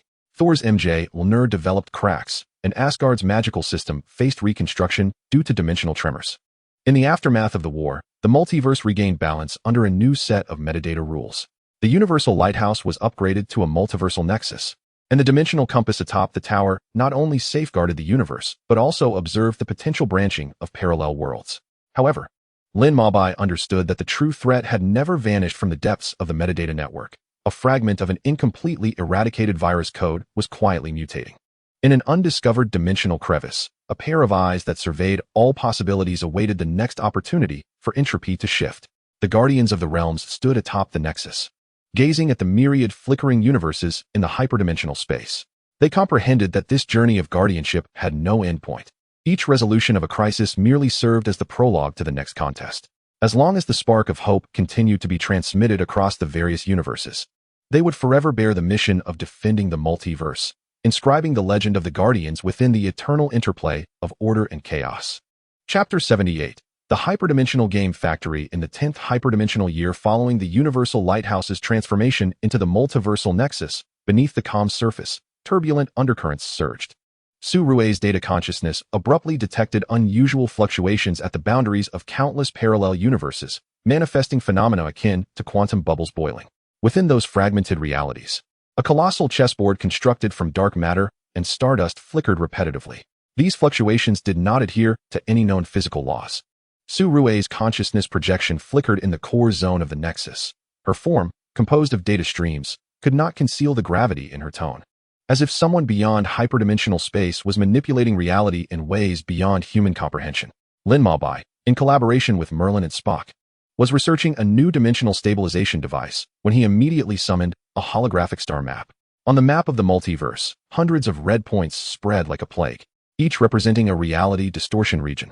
Intriguingly, the edges of these areas exhibited a checkerboard pattern, where the interplay of black and white light faintly revealed figures engaged in a game. Suddenly, Peter's modified body emitted a piercing alarm. Having just completed a patrol mission in a steampunk universe, unfamiliar runes emerged on the vibranium armor of his right arm. I discovered an anomalous piece in Universe 1907. A colossal knight formed from a fusion of mechanical gears and chaotic crystals. With each step it takes, the surrounding spacetime is shredded into fragments. Thor's Mjolnir trembled violently in Asgard, with the ancient runes on its handle automatically aligning into a prophetic verse. On the black and white squares, the sound of pieces falls. The hyperdimensional player remains hidden. When the stardust pieces are tainted by chaos, all realms will descend into eternal calamity. The countenance of the Father of Gods darkened. This was an ancient threat, not even chronicled in Norse mythology. We were likely confronting an existence that transcended the Weaver. Aisha, from the watchtower of the Ice Kingdom, witnessed an unforgettable spectacle. In the polar night sky, countless luminous chessboards descended from above, each depicting the wars of different universes. As one of these boards touched the ground, the very fabric of time and space within the kingdom began to flow in reverse, the memories of her people repeatedly erased. Akin to pieces on a chessboard being moved at will, the Guardians quickly assembled, yet discovered that conventional methods were utterly ineffective against these hyperdimensional boards. Lin Maobai's cosmic staff, upon contact with a chessboard, was transformed into energy for the board. Thor's thunder was absorbed, morphing into dark matter cannons that struck other universes. Aisha's ice froze the surface of the board, only to reveal that the game beneath continued to unfold. These boards were the embodiment of hyperdimensional strategy. Surue frantically searched the metadata network, eventually uncovering a clue. In the void preceding the birth of the multiverse, there existed an ancient entity known as the hyperdimensional player, who used reality as their chessboard and civilizations as pieces, maintaining a balance beyond comprehension through eternal games. Yet now, it appeared that a player had broken the rules and begun to employ the power of chaos in their strategies. To combat this unprecedented threat, the Guardians resolved to divide into 3 factions. Peter led a squad of breakers, composed of mechanized warriors, into the region of reality distortion to seek out the vulnerabilities of the chessboards. Thor and Aisha established a defensive line at the cosmic juncture, constructing a barrier of thunder and ice to temporarily halt the expansion of the boards. Lin Maobai collaborated with Surue's data consciousness, striving to penetrate the deepest recesses of the metadata network in search of a means to counter the hyperdimensional players. Peter's squad encountered the most perilous of chess games on the planet Cybertron. The entire world had been transformed into a colossal chessboard, with the transformers reduced to mere pieces, compelled to engage in an endless slaughter. When Peter attempted to sever the dark matter threads connecting the pieces with his vibranium sword, the blade unexpectedly developed self-awareness and turned against his comrades. At the critical moment, a mysterious mechanical entity emerged, claiming to be an observer from the ancient era of Cybertron, having witnessed the games of the hyperdimensional players. To unravel the chess game, one must discern the placement logic of the players. The observer's voice bore the weight of electronic synthesis. These hyperdimensional players may appear to place their pieces haphazardly, yet they adhere to a certain transcendent rhythm of time. What you require is the hyperdimensional vision capable of observing multiple branches of possibility. Simultaneously, Lin Maobai and Surue, deep within the metadata network, stumbled upon a startling truth. The realm of the hyperdimensional players' games existed not only in reality, but also within the collective subconscious of all life. The chess games eroded by chaos were, in fact, experiments by the players on the disordered variables. Even more alarming was the revelation that one player had fully succumbed to chaos, seeking to transform all universes into their private chessboard. We must create a cognitive fog capable of disrupting the minds of the players. Su Rui's data consciousness coalesces into a complex algorithmic model, utilizing an emotional resonance network to weave the free will and unpredictability of all life within the multiverse into a consciousness web that envelopes the entirety of the hyperdimensional space. In the real world, the defenses of Sol and Aisha are on the brink of collapse. The expansion of the chessboard accelerates, and each newly placed piece signifies the downfall of a universe. As the Knight of Chaos is poised to breach the final line of defense, Peter's team arrives, equipped with the hyperdimensional vision device provided by the observers. This device dissects reality into countless branches of possibility, enabling the Guardians to perceive the hidden trajectories of the moves behind the game. Lin Mabai launches a full-scale assault within the metadata network, harnessing the power of the emotional resonance network to transform the beliefs, hopes, and spirit of resistance of all life in the multiverse into a spiritual torrent capable of impacting the consciousness of the hyperdimensional players. When this torrent surges into the hyperdimensional arena, the entire multiverse trembles violently. Deep within the hyperdimensional realm, a confrontation transcending dimensions unfolds. Lin Mabai leads the Guardians, embodying countermeasures against chaos as counterpieces, engaging in a game that intertwines strength, wisdom, and belief with the hyperdimensional players. They morph into towering walls to block the chaotic onslaught and into piercing swords aimed at the enemy's vitals, seeking the pivotal step to victory amidst the myriad branches of possibility. Ultimately, through the collective effort of all cosmic life, cracks appear on the chessboard of the fallen hyperdimensional player. Lin Mabai seizes the opportunity, merging the universal scepter with the hyperdimensional vision device, unleashing a radiant force capable of severing hyperdimensional causality. With a resounding roar, the chessboard of the fallen player shatters completely, temporarily alleviating the threat of chaos. However, this victory does not herald true peace. In a secluded corner of hyperdimensional space, other hyperdimensional players are recalibrating their strategies.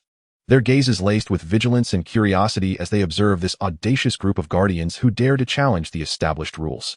Meanwhile, in the basement of the multiversal hub, the device left by the observers suddenly activates, projecting a line of constantly shifting text. The game never ends. The players are also pieces. Lin Mabai stands at the pinnacle of the hub, gazing upon the myriad of universes within the now tranquil hyperdimensional space, gripping the universal scepter tightly. He understands that the threat of hyperdimensional players will forever linger, and the mission of the Guardians across realms will never conclude.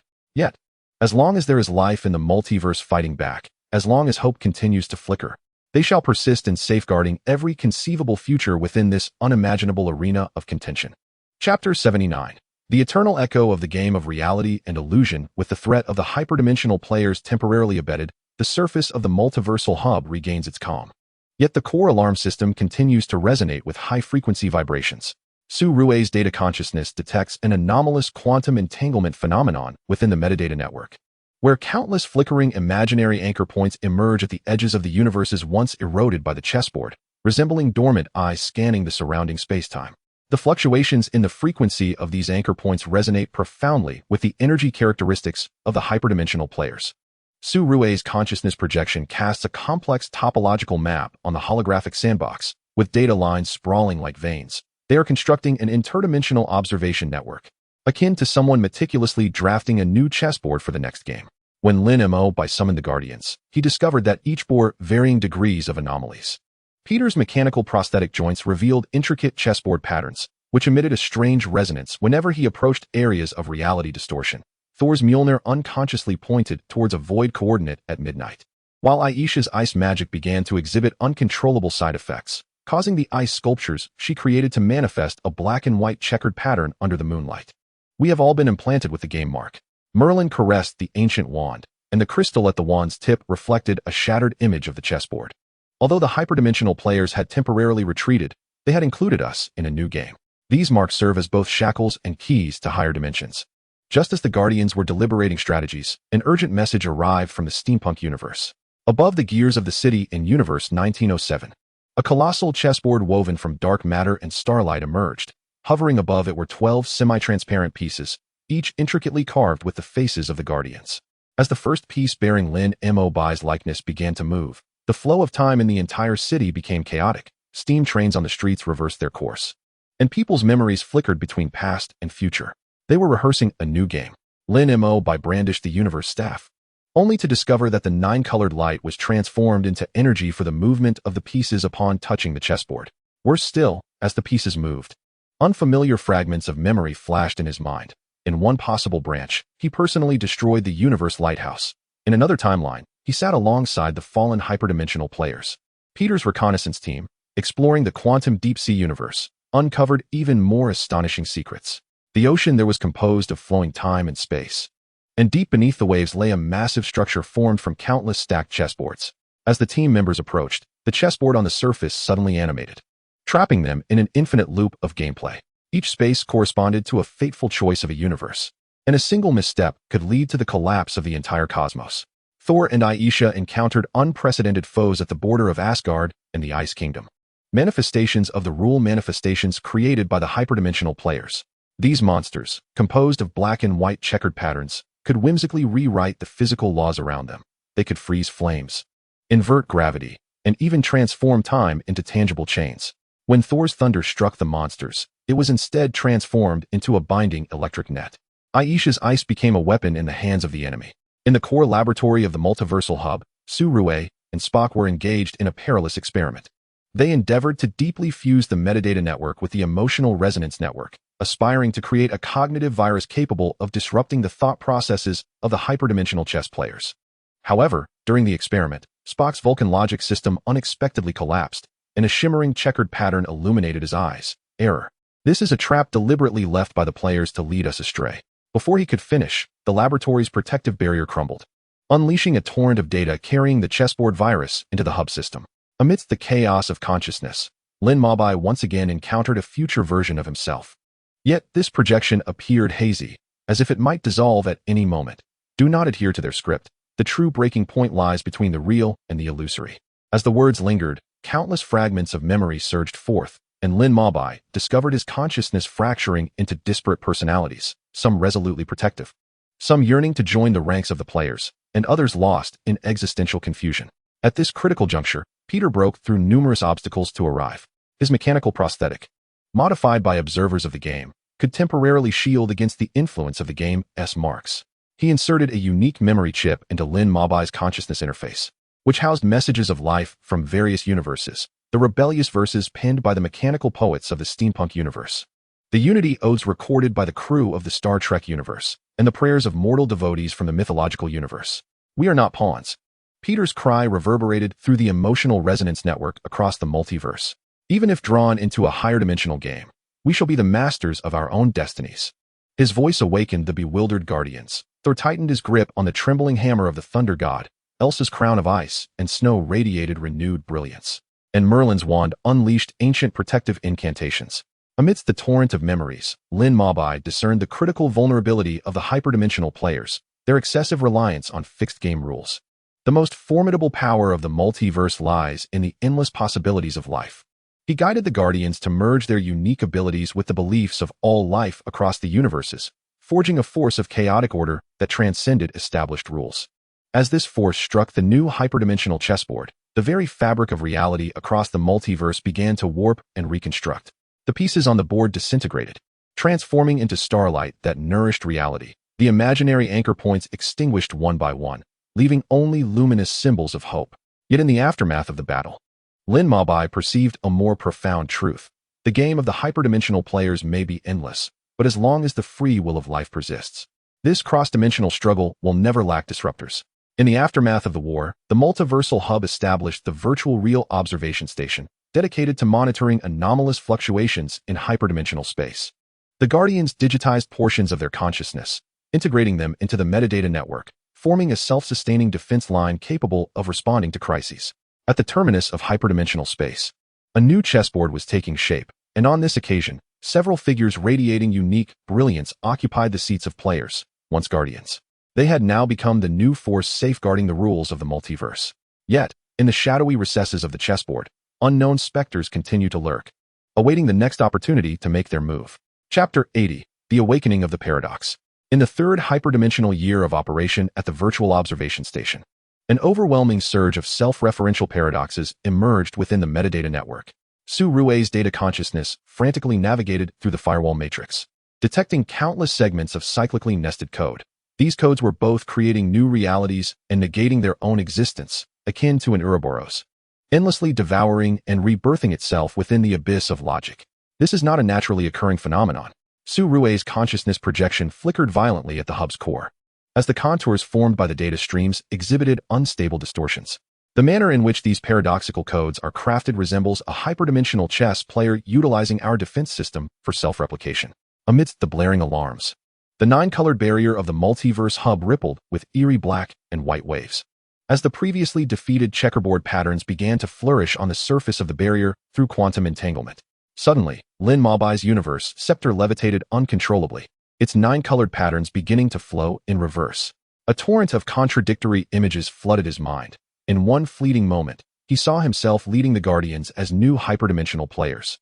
In the next, he witnessed all universes collapsing into nothingness within the vortex of paradox. Even more terrifying, the emotional resonance network no longer transmitted the power of belief, but rather the desperate cries of countless lives ensnared in self-doubt. Peter's mechanical body suffered a severe malfunction, fissures appearing in the checkerboard patterns at the vibranium joints, from which dark purple fluid seeped. Upon contact with the air, this fluid rapidly solidified into miniature chessboards, each depicting different versions of the Guardian Civil War. As he attempted to destroy these boards with his dual-edged sword, the blade reflected a grotesque visage, its eyes filled with murderous intent, poised to strike at imagined comrades. Thor discovered anomalies within the Hall of Heroes in Asgard. The ancient stone tablets chronicling the gods' achievements began to rewrite themselves. Once valiant battle scenes gradually transformed into tragedies of divine fratricide.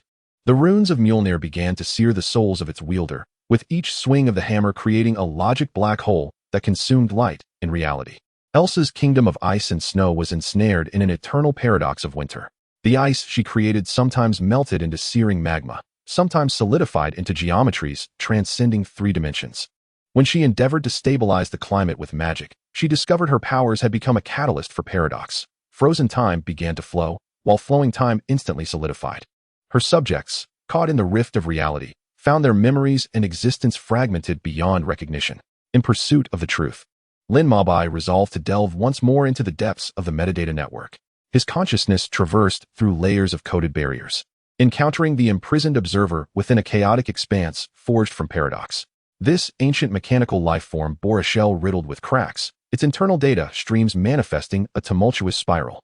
The 34-dimensional chess player discovered the 39-dimensional logic of the 3,934 observers, their voices intermittent and distorted by electronic signals. They no longer found satisfaction in engaging in tangible games. Instead, they sought to forge new rules within the fissures of possibility and impossibility.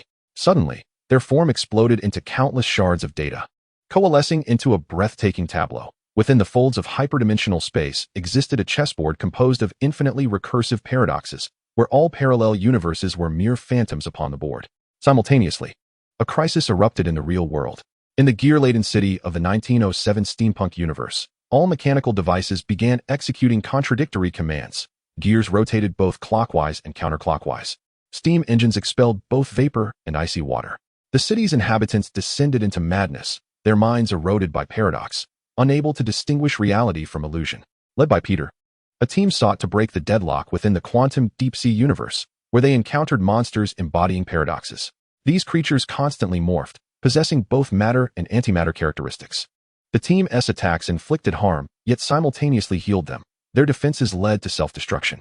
During the battle, one team member's body abruptly split into 2 opposing entities. One charged forward while the other retreated, ultimately dissipating into quantum foam amidst the tug of paradox.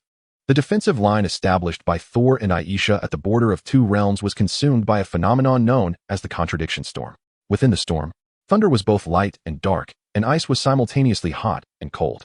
Thor's enchanted hammer shattered into countless contradictory fragments, each representing an impossible attribute, while Aisha's magic spiraled out of control, triggering flames with every snowflake she conjured.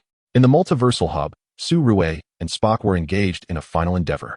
They compressed the metadata network with the emotional resonance network into a superlogical singularity, attempting to harness the unpredictability born of free will to counteract the established rules of the hyperdimensional chessboard. However, as the paradox code eroded their resolve, Spock's Vulcan rationality crumbled, leading him to frantically code a self-destruct sequence. Meanwhile, Su Rui's data consciousness gradually succumbed to the paradox, her projection wavering between clarity and obscurity. Her words fraught with contradiction. This is both an end and a beginning. We must destroy, yet we must protect. Deep within the metadata network, Lin Mobo discovered the core of paradox of the hyperdimensional chessboard. It was a sphere that perpetually expanded and collapsed, its surface adorned with countless symbols of yes and no. When he attempted to obliterate the core with the universe scepter, he found that the attack had the opposite effect, only strengthening the core's power. In a moment of urgency, he suddenly grasped the key. To combat paradox, conventional means would not suffice. Instead, one must create new paradoxes. He guided all guardians to infuse their respective powers and beliefs into the universe scepter, forming a super-paradox field imbued with infinite possibilities. When this field collided with the core of the hyperdimensional chessboard, the entire multiverse was engulfed in a tremor of logic. Amidst the clash of contradictions, the superlative chessboard begins to unravel as the self-referential paradoxes extinguish themselves in mutual negation.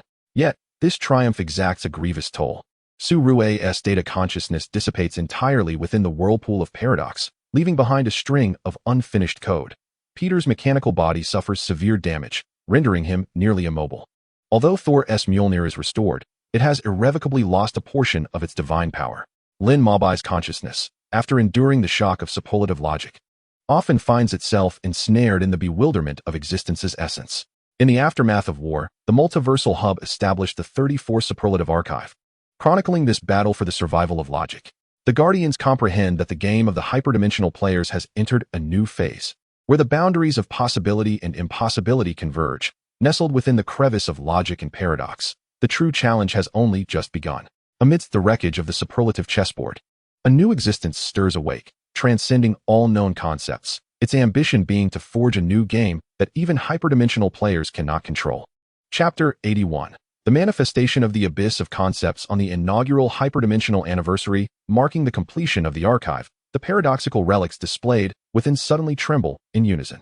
Those self-referential codes, once sealed away, spread like a virus across the protective glass, their twisted symbols coalescing into a continuously repeating form resembling the topology of a M-bias strip, fracturing into new dimensions at each turn. Fragments of Su Rui's residual data consciousness flicker wildly in the alarm system, emitting a piercing electronic shriek. Conceptual pollution is breaching the metadata firewall. Upon Lin Mobi's arrival, he is met with a catastrophe that subverts comprehension. The archive space is undergoing a non-Euclidean distortion, its walls folding into the shape of a Klein bottle, while the floor reveals an infinitely recursive Penrose staircase. More terrifyingly, the exhibits begin to devour the cognition of the visitors. The body of an administrator gradually becomes transparent, as he horrifiedly realizes that his existence is being supplanted by non-existent concepts. This is not a physical assault. Merlin's voice emerges from the warped fabric of space-time, his magical robe stained in eerie black and white. The hyperdimensional players have discovered a more lethal weapon. They are materializing abstract concepts. As his words resonate, the dome of the archive suddenly fractures, unleashing not tangible matter, but a visible fog of oblivion. Cloaked in this shroud of forgetfulness, the Guardians instantaneously forget their mission, their names, even the meaning of existence itself. Peter struggles to activate the emergency protocols of his mechanical body, his cybernetic eye scanning astonishing data. The propagation speed of these conceptual energies surpasses the laws of causality. With each countermeasure we conceive, the corresponding concept evolves instantaneously. His mechanical joints seep silvery fluid, the embodiment of uncertainty, transmuting his mechanical structure into a chaotic quantum state. Thor, in Asgard, raises his hammer to summon thunder, only to discover that the force striking down is not that of nature, but rather the materialization of void, where those obsidian bolts of lightning strike. Even space itself is obliterated, and within the energy flow of the Rainbow Bridge, countless symbols of nothingness emerge, devouring the connections between the 9 realms. The icy magic conjured by Elsa no longer manifests as solid ice crystals, but rather as a conceptual entity known as eternity. Those shimmering snowflakes, upon contact, ensnare the toucher in an endless time loop. At the heart of the multiversal nexus, Spock's Vulcan logic system is undergoing an unprecedented collapse. He trembles as he points towards the quantum computer array, where the scrolling data has been replaced by an incessant proliferation of philosophical paradoxes. The liar's paradox is generating tangible doppelgangers, while Russell's paradox evolves into a space-consuming field. These concepts are self-iterating, having attained autonomous consciousness. Suddenly, Lin Mabai's cosmic scepter erupts in blinding light, its 9-colored patterns intertwining to form a complex cognitive filter. He forcibly connects to the emotional resonance network, only to discover that the waves of consciousness from countless parallel universes have transformed into a chaotic torrent of concepts. Some universes are being torn apart by chaos and order simultaneously, while others struggle for survival in the crevice between reality and illusion. We need a new dimension of cognition. Lin Mabai's consciousness projects into the minds of all guardians, proclaiming that just as two-dimensional beings cannot comprehend three-dimensionality, we must transcend our current cognitive frameworks. He leads everyone into the depths of the metadata network, where the remnants of the observer's core program are battling against conceptual pollution. From the shattered mechanical body emerges an ancient warning. When the abstract becomes tangible, only the concept that transcends concepts can contend with it. Peter's mechanical prosthesis unexpectedly gains the ability for quantum leaps under the erosion of uncertainty. He daringly traverses various conceptual spaces, making astonishing discoveries. At the singularity where time and space collide lies a chaotic realm known as the moment. At the intersection of good and evil grows a tree of choices that transcends moral judgment. These unique concepts become key materials in the fight against pollution. Thor and Elsa engage in a battle that transcends the laws of physics at the border of two realms. Thor forges the concept of courage into a thunder spear, while Elsa crystallizes hope into an icy shield. As their weapons clash with the manifested despair, a tempest of energy gives birth to an entirely new concept: rebirth. This concept, like a spark igniting a prairie, ignites the rebellious will of the polluted universe. Lin Mabai constructs a cognitive furnace within the metadata network, merging the collected unique concepts with the beliefs of the guardians. When he infuses the resulting transcendent concept into the cosmic scepter, it radiates an unprecedented kaleidoscope of colors. Embodying an existence that defies description in current language, it is both everything and nothing, both a beginning and an end. The final battle unfolds in the abyss of concepts. Lin Mabai leads the Guardians to confront the new creation of the hyperdimensional player, an ultra-limit leviathan composed of countless contradictory concepts. This monster's body weaves existence and nothingness. Each breath it takes creates and annihilates galaxies. As the light of the transcendent concept touches the leviathan, the cognitive framework of the entire multiverse experiences violent tremors, causing the boundary between the abstract and the concrete to blur. In the collision of concepts, Lin Mabai suddenly comprehended the true intention of the hyperdimensional players. They were not seeking annihilation, but rather attempting to induce extreme conflicts that would compel the multiverse to transcend the shackles of current understanding. Following this victory, the Guardians no longer regarded the players as mere adversaries, but as, in a sense, catalysts. In the aftermath of the war, the multiversal nexus established the Concept Observation Court, composed of both the Guardians and the awakened hyperdimensional concepts. They began to investigate how to transform abstract forces into protective tools while remaining vigilant against new conceptual threats. Meanwhile, within the folds of hyperdimensional space, a new chessboard for the players had quietly taken shape. This time, the rules of the board were no longer a simple game, but an ultimate exploration of cognitive limits. Standing atop the nexus, Lin Mabai gazed at the strange glow flickering in the abyss of concepts, knowing that true evolution was only just beginning. Chapter 82. The Battle of the Cognitive Boundary Breakthrough in the 7th hyperdimensional epoch following the establishment of the Concept Observation Court. The monitoring interface of the metadata network suddenly erupted with tens of thousands of cognitive rifts. These rifts were not fractures in physical space, but rather the boundaries between reality and abstract concepts began to collapse. The remnants of Su Rui's data consciousness flickered frantically within the emergency system, piecing together a disjointed warning. The core code of the hyperlimit Leviathan is disseminating throughout the universe. Without warning, Lin Mabai's cosmic scepter trembled violently, its 9-colored patterns twisting into a biased strip topology. His consciousness was abruptly pulled into a surreal space, where countless shattered concept crystals floated, each refracting different cognitive dimensions. Amidst the gaps between the crystals, he glimpsed the new chessboard of the hyperdimensional players, woven from possibility and inevitability, with pieces that were abstract concepts awakening their self-awareness. They are nurturing concept entities capable of autonomous evolution. Merlin's voice quivered with an unprecedented intensity, as philosophical symbols that perpetually collapsed and rebirthed emerged upon the surface of his magical robe. Once these conceptual entities break through cognitive boundaries, they will reconstruct the entire universe into an abstract hall of thought. Peter's mechanical prosthetic encountered peculiar phenomena during his patrol. His retinal projection was suddenly replaced by pure conceptual imagery. No longer were residents walking the streets, but rather personified fear and hope clashed with one another. The outlines of buildings continuously shifted between reality and illusion, as he attempted to sever the chain of doubt entwining around him with his vibranium sword. The blade began to question the meaning of its existence, erupting into countless tiny sparks of paradox. In the skies of Asgard, Thor beheld a colossal star map woven from fate and free will. He swung his hammer towards the star map, only to discover that the power of thunder was transformed into tangible chains of causality, binding him within.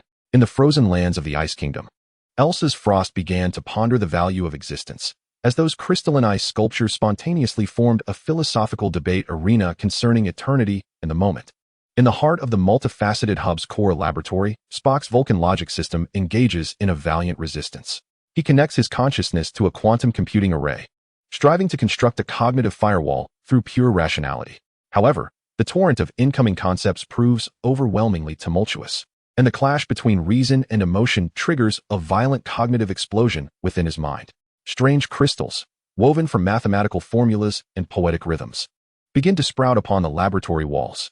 Lin Mabai resolves to lead the Guardians in a proactive assault through an emotional resonance network. They synchronize their consciousness into the depths of the metadata network. There, they behold a breathtaking spectacle. The cognitive boundaries of the entire multiverse resemble a boiling quantum soup, with countless nascent conceptual entities breaking free from the shackles of reality. Among them, the most colossal conceptual life form, descendant of the hyperlimit Leviathan, devours the surrounding conceptual energy. Its body is composed of the contradictions of the known and the unknown, and each growth rewrites the fundamental logic of reality. We need to create a concept that can consume other concepts. Lin Mabai's consciousness projection flickers within the deluge of data, just as antibodies combat viruses. We must neutralize these uncontrollable abstract existences with a higher dimensional cognitive form. He guides the Guardians to infuse their most unique spiritual characteristics into the cosmic staff. Peter's mechanical prosthetics contribute quantum-level uncertainty algorithms. Thor's thunderous might brings forth a ferocious will that transcends causality, and Elsa's ice magic embodies an eternal obsession with freezing time. At the edge of the conceptual abyss, the Guardians encounter the obstruction of the hyperdimensional chess players. These players no longer manifest in corporeal forms, but transform into terrifying embodiments of rules made manifest. Their creation of cognitive prisons ensnares the Guardians in their own mental traps. Lin Mabai is compelled to confront countless failed versions of himself across parallel universes. Peter is ensnared in an eternal debate between machinery and humanity. Thor, stripped of his divine power, descends into mortality, and Elsa's ice magic can only produce melting snowmelt. Yet, the Guardians refuse to yield. In the face of despair, they summon the collective consciousness of all cosmic life within the emotional resonance network. This consciousness converges into a torrent that transcends concept, shattering the barriers of the cognitive prisons. Seizing the opportunity, Lin Mabai merges the cosmic staff with this torrent, creating an unprecedented metaconcept. It is neither matter nor energy, neither concrete nor abstract, but a container of existence capable of embracing all forms of cognition. When the metaconcept clashes with the descendant of the hyperlimit Leviathan, the cognitive framework of the entire multiverse begins to undergo a profound reconstruction. The boundaries between reality and abstraction dissolve entirely, and all existences within the universe engage in a frenzied collision and fusion at the conceptual level. In this battle that transcends imagination, Lin Mabai comprehends the ultimate aim of the hyperdimensional chess players. They do not seek to annihilate the universe, but rather compel all civilizations to break through the ceiling of cognition, evolving toward higher dimensional forms of existence. Ultimately, the metaconcept successfully consumes the uncontrollable conceptual life forms, transforming them into nourishment for new cognition. Though the new game of the hyperdimensional chess players has faced temporary setbacks, the insights they have imparted will forever alter the multiverse. In the aftermath of the war, the Concept Observation Court evolved into the Cognitive Evolution Committee, where the Guardians began to actively guide the birth and growth of conceptual life forms, exploring the possibilities of transforming abstract thought into tangible power. At the edge of hyperdimensional space, a new chessboard has unfurled. This time, there is no clear distinction between friend and foe. All participants are collaboratively inscribing the ultimate answer concerning the boundaries of cognition. Standing atop the multiversal nexus, Lin Mabai gazes into the abyss of concepts, where strange lights continuously emerge, and he understands that this exploration into the essence of existence will persist endlessly. Chapter 83. The Topological Revolution of Limitless Cognition in the 13th Hyperdimensional Epoch following the establishment of the Cognitive Evolution Committee. The topological structure of the metadata network underwent a bizarre phenomenon of self-organization. The once tamed conceptual life forms suddenly awakened en masse, weaving a complex and suffocating cognitive neural network within hyperdimensional space. The core algorithm left behind by Su Rue transformed into countless luminous data streams, frantically traversing the network until they coalesced into a continuously rotating Klein bottle warning sign. Cognitive singularity is about to collapse. In a fleeting moment, Lin Mobai's cosmic scepter lost all its radiance, the 9 colored patterns on the staff twisting into infinitely nested fractal designs. Without warning, his consciousness was pulled into a realm composed solely of pure logic, where thousands of proposition bubbles floated, each encapsulating a contradictory cognitive paradox. At the intersections of these paradoxes, the new chessboard of the hyperdimensional players began to take shape, its squares alternating between the concepts of understanding and the unknowable. They are constructing a cognitive black hole. Merlin's voice resonated from the committee's holographic meeting, his magical robe adorned with runes that were perpetually annihilating and rebirthing. Once this structure is completed, all consciousness attempting to comprehend it will be drawn into the abyss of logic, never to return to the realm of reality. As his words fell, the space within the meeting room began to exhibit non-Euclidean distortions, with tables and chairs contorting into the shape of a Penrose triangle, and the conversations of the attendees devolving into self-negating paradoxical statements the moment they were spoken. Peter's mechanical prosthetics experienced unprecedented malfunctions. His retinal projection was replaced with a flickering binary code, constructing a disquieting cognitive labyrinth through the oscillation of zeros and ones. As he attempted to cleave through the wall of confusion before him with his vibranium sword, the blade became ensnared in an infinite recursive cycle of cutting. Each seemingly successful strike would spawn more walls at the incision. Even more terrifying, his mechanical heart began to simulate the contradictions of human emotion, trembling violently between loyalty and betrayal, guardianship and destruction. In the skies of Asgard, Thor beheld a colossal storm woven from faith and doubt. He swung his hammer, striving to disperse the tempest, only to discover that the power of thunder, upon touching the storm, transformed into the void thunder, which devoured faith itself. The connecting passages of the 9 realms began to manifest a contradictory structure reminiscent of an Escher painting. Each segment of the Rainbow Bridge led to disparate origins and destinations. As the inhabitants of Asgard gradually forgot their identities and memories amidst the distortions of space, in the farthest reaches of the Ice and Snow Kingdom, Elsa's frosts began to exhibit the traits of quantum superposition. These ice crystals existed and did not exist, were both frigid and searing. As she endeavored to stabilize these paradoxical properties with her magic, the entire kingdom's space-time commenced to unfold in a Klein bottle-like manner. The residents found themselves simultaneously present in various locations, experiencing parallel pasts and futures. Within the core laboratory of the multiversal nexus, Spock's Vulcan logic system was undergoing its ultimate trial. He fused his consciousness with a quantum computer, striving to decode the structure of the cognitive black hole through pure rationality. However, as his research deepened, his thoughts began to reveal irreconcilable contradictions. He firmly believed in the absolute correctness of logic, while having to acknowledge the existence of cognitive forms that transcended logic. The walls of the laboratory bore witness to proliferating variants of Fermat's last theorem, each formula simultaneously proving itself while refuting others. Lin Mo resolved to lead the Guardians in a final charge. Through the emotional resonance network, they synchronized their consciousness at the edge of the cognitive black hole. There, they beheld a scene of despair. The cognitive boundaries of the entire multiverse were being compressed by an invisible force, with all realities collapsing into abstract concepts. Once tamed conceptual life forms now formed a vast cognitive legion, their shapes resulting from the fierce collisions of various contradictory concepts, each existence negating itself while affirming others. We must create an existence that transcends all cognitive forms, Lin Mo's consciousness projected, shimmering amidst the torrent of data. Just as one might create a 3-dimensional object on a 2-dimensional plane, we must construct a higher dimensional cognitive model within the existing cognitive dimensions. He guided the Guardians to infuse their most profound life experiences into the cosmic scepter. Peter contributed the intricate emotional algorithms of the fusion between machine and humanity. Thor brought forth the contradictions and struggles of dual identities as god and mortal, while Elsa infused the intertwining powers of creation and destruction through her ice magic. At the core of the cognitive black hole, the Guardians encountered the most formidable creation of the hyperdimensional players, the cognitive overlimit arbiter. This existence, forged from all known and unknown concepts, reshaped the logical framework of reality with each breath it took. Its creation of the cognitive strangulation arena ensnared the Guardians within their own thought paradoxes. Lin Mo was trapped in an infinite loop of choices between guardianship and destruction. Peter faced the ultimate confrontation between mechanical rationality and human sensibility.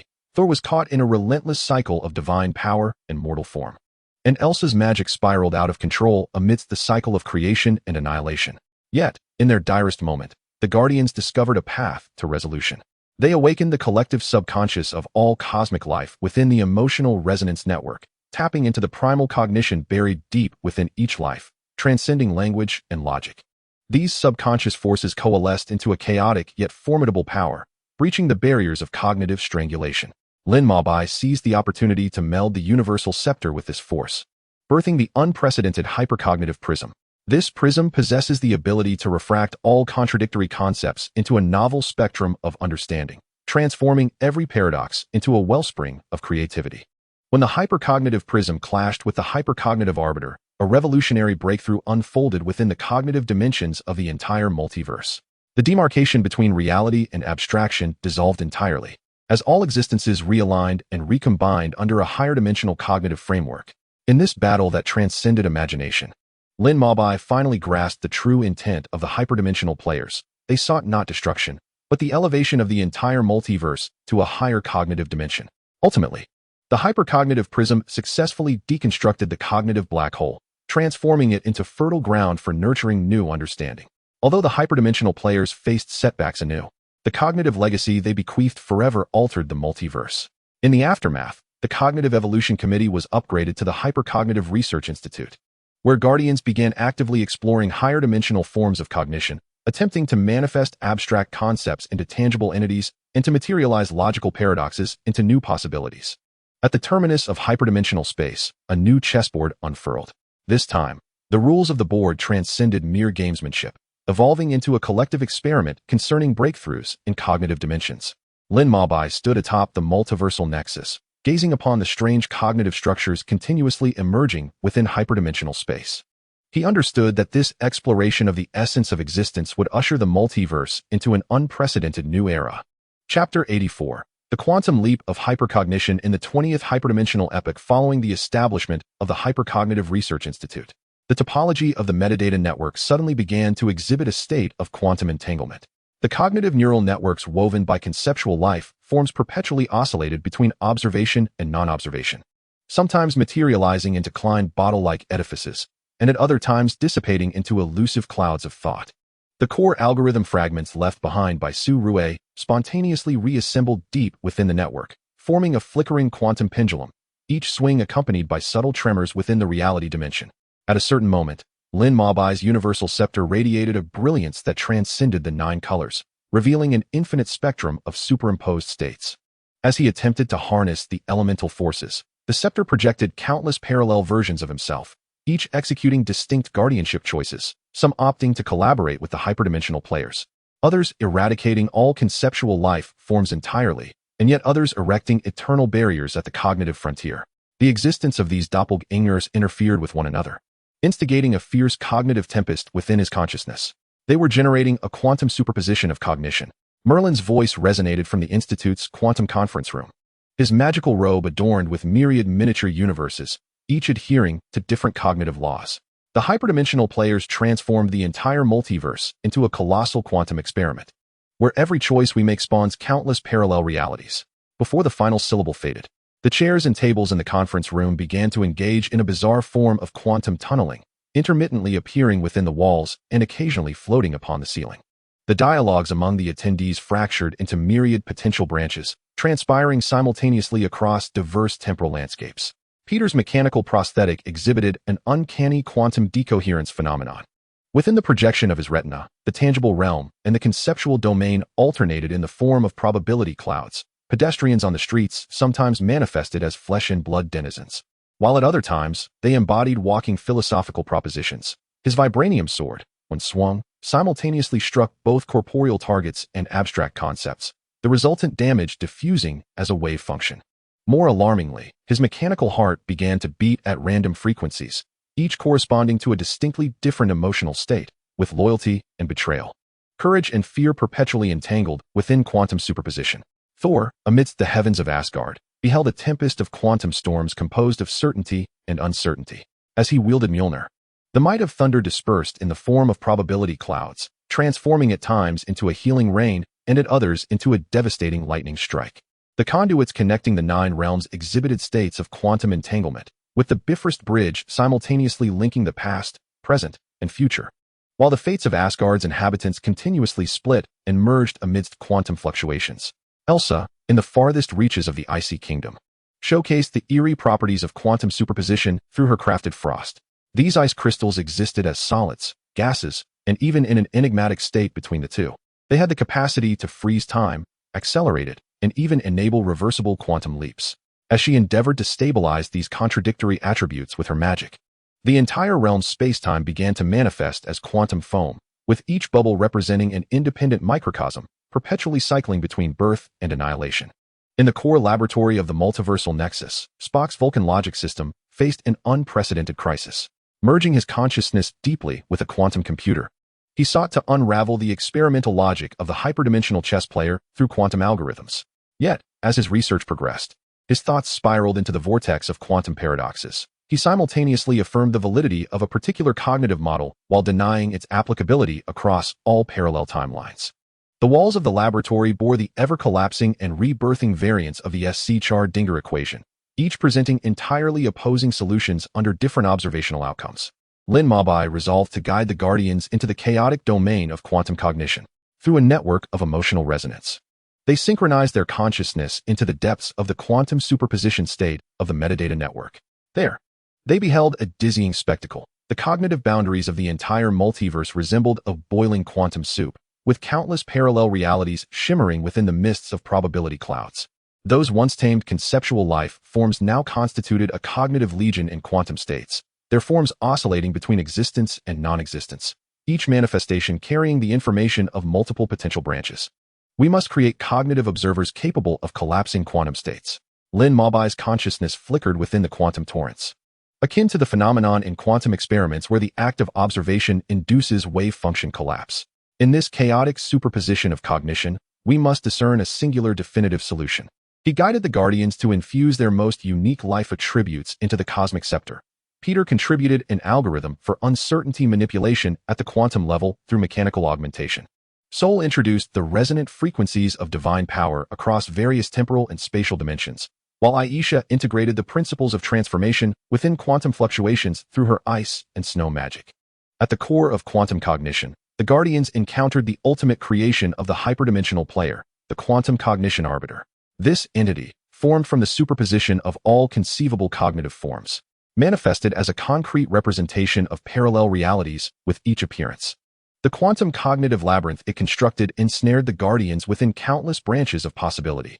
Lin Mabai faced millions of worlds in need of protection. Peter wrestled with myriad combinations of machinery and humanity. Sol traversed the divine and mortal realms across different temporal dimensions.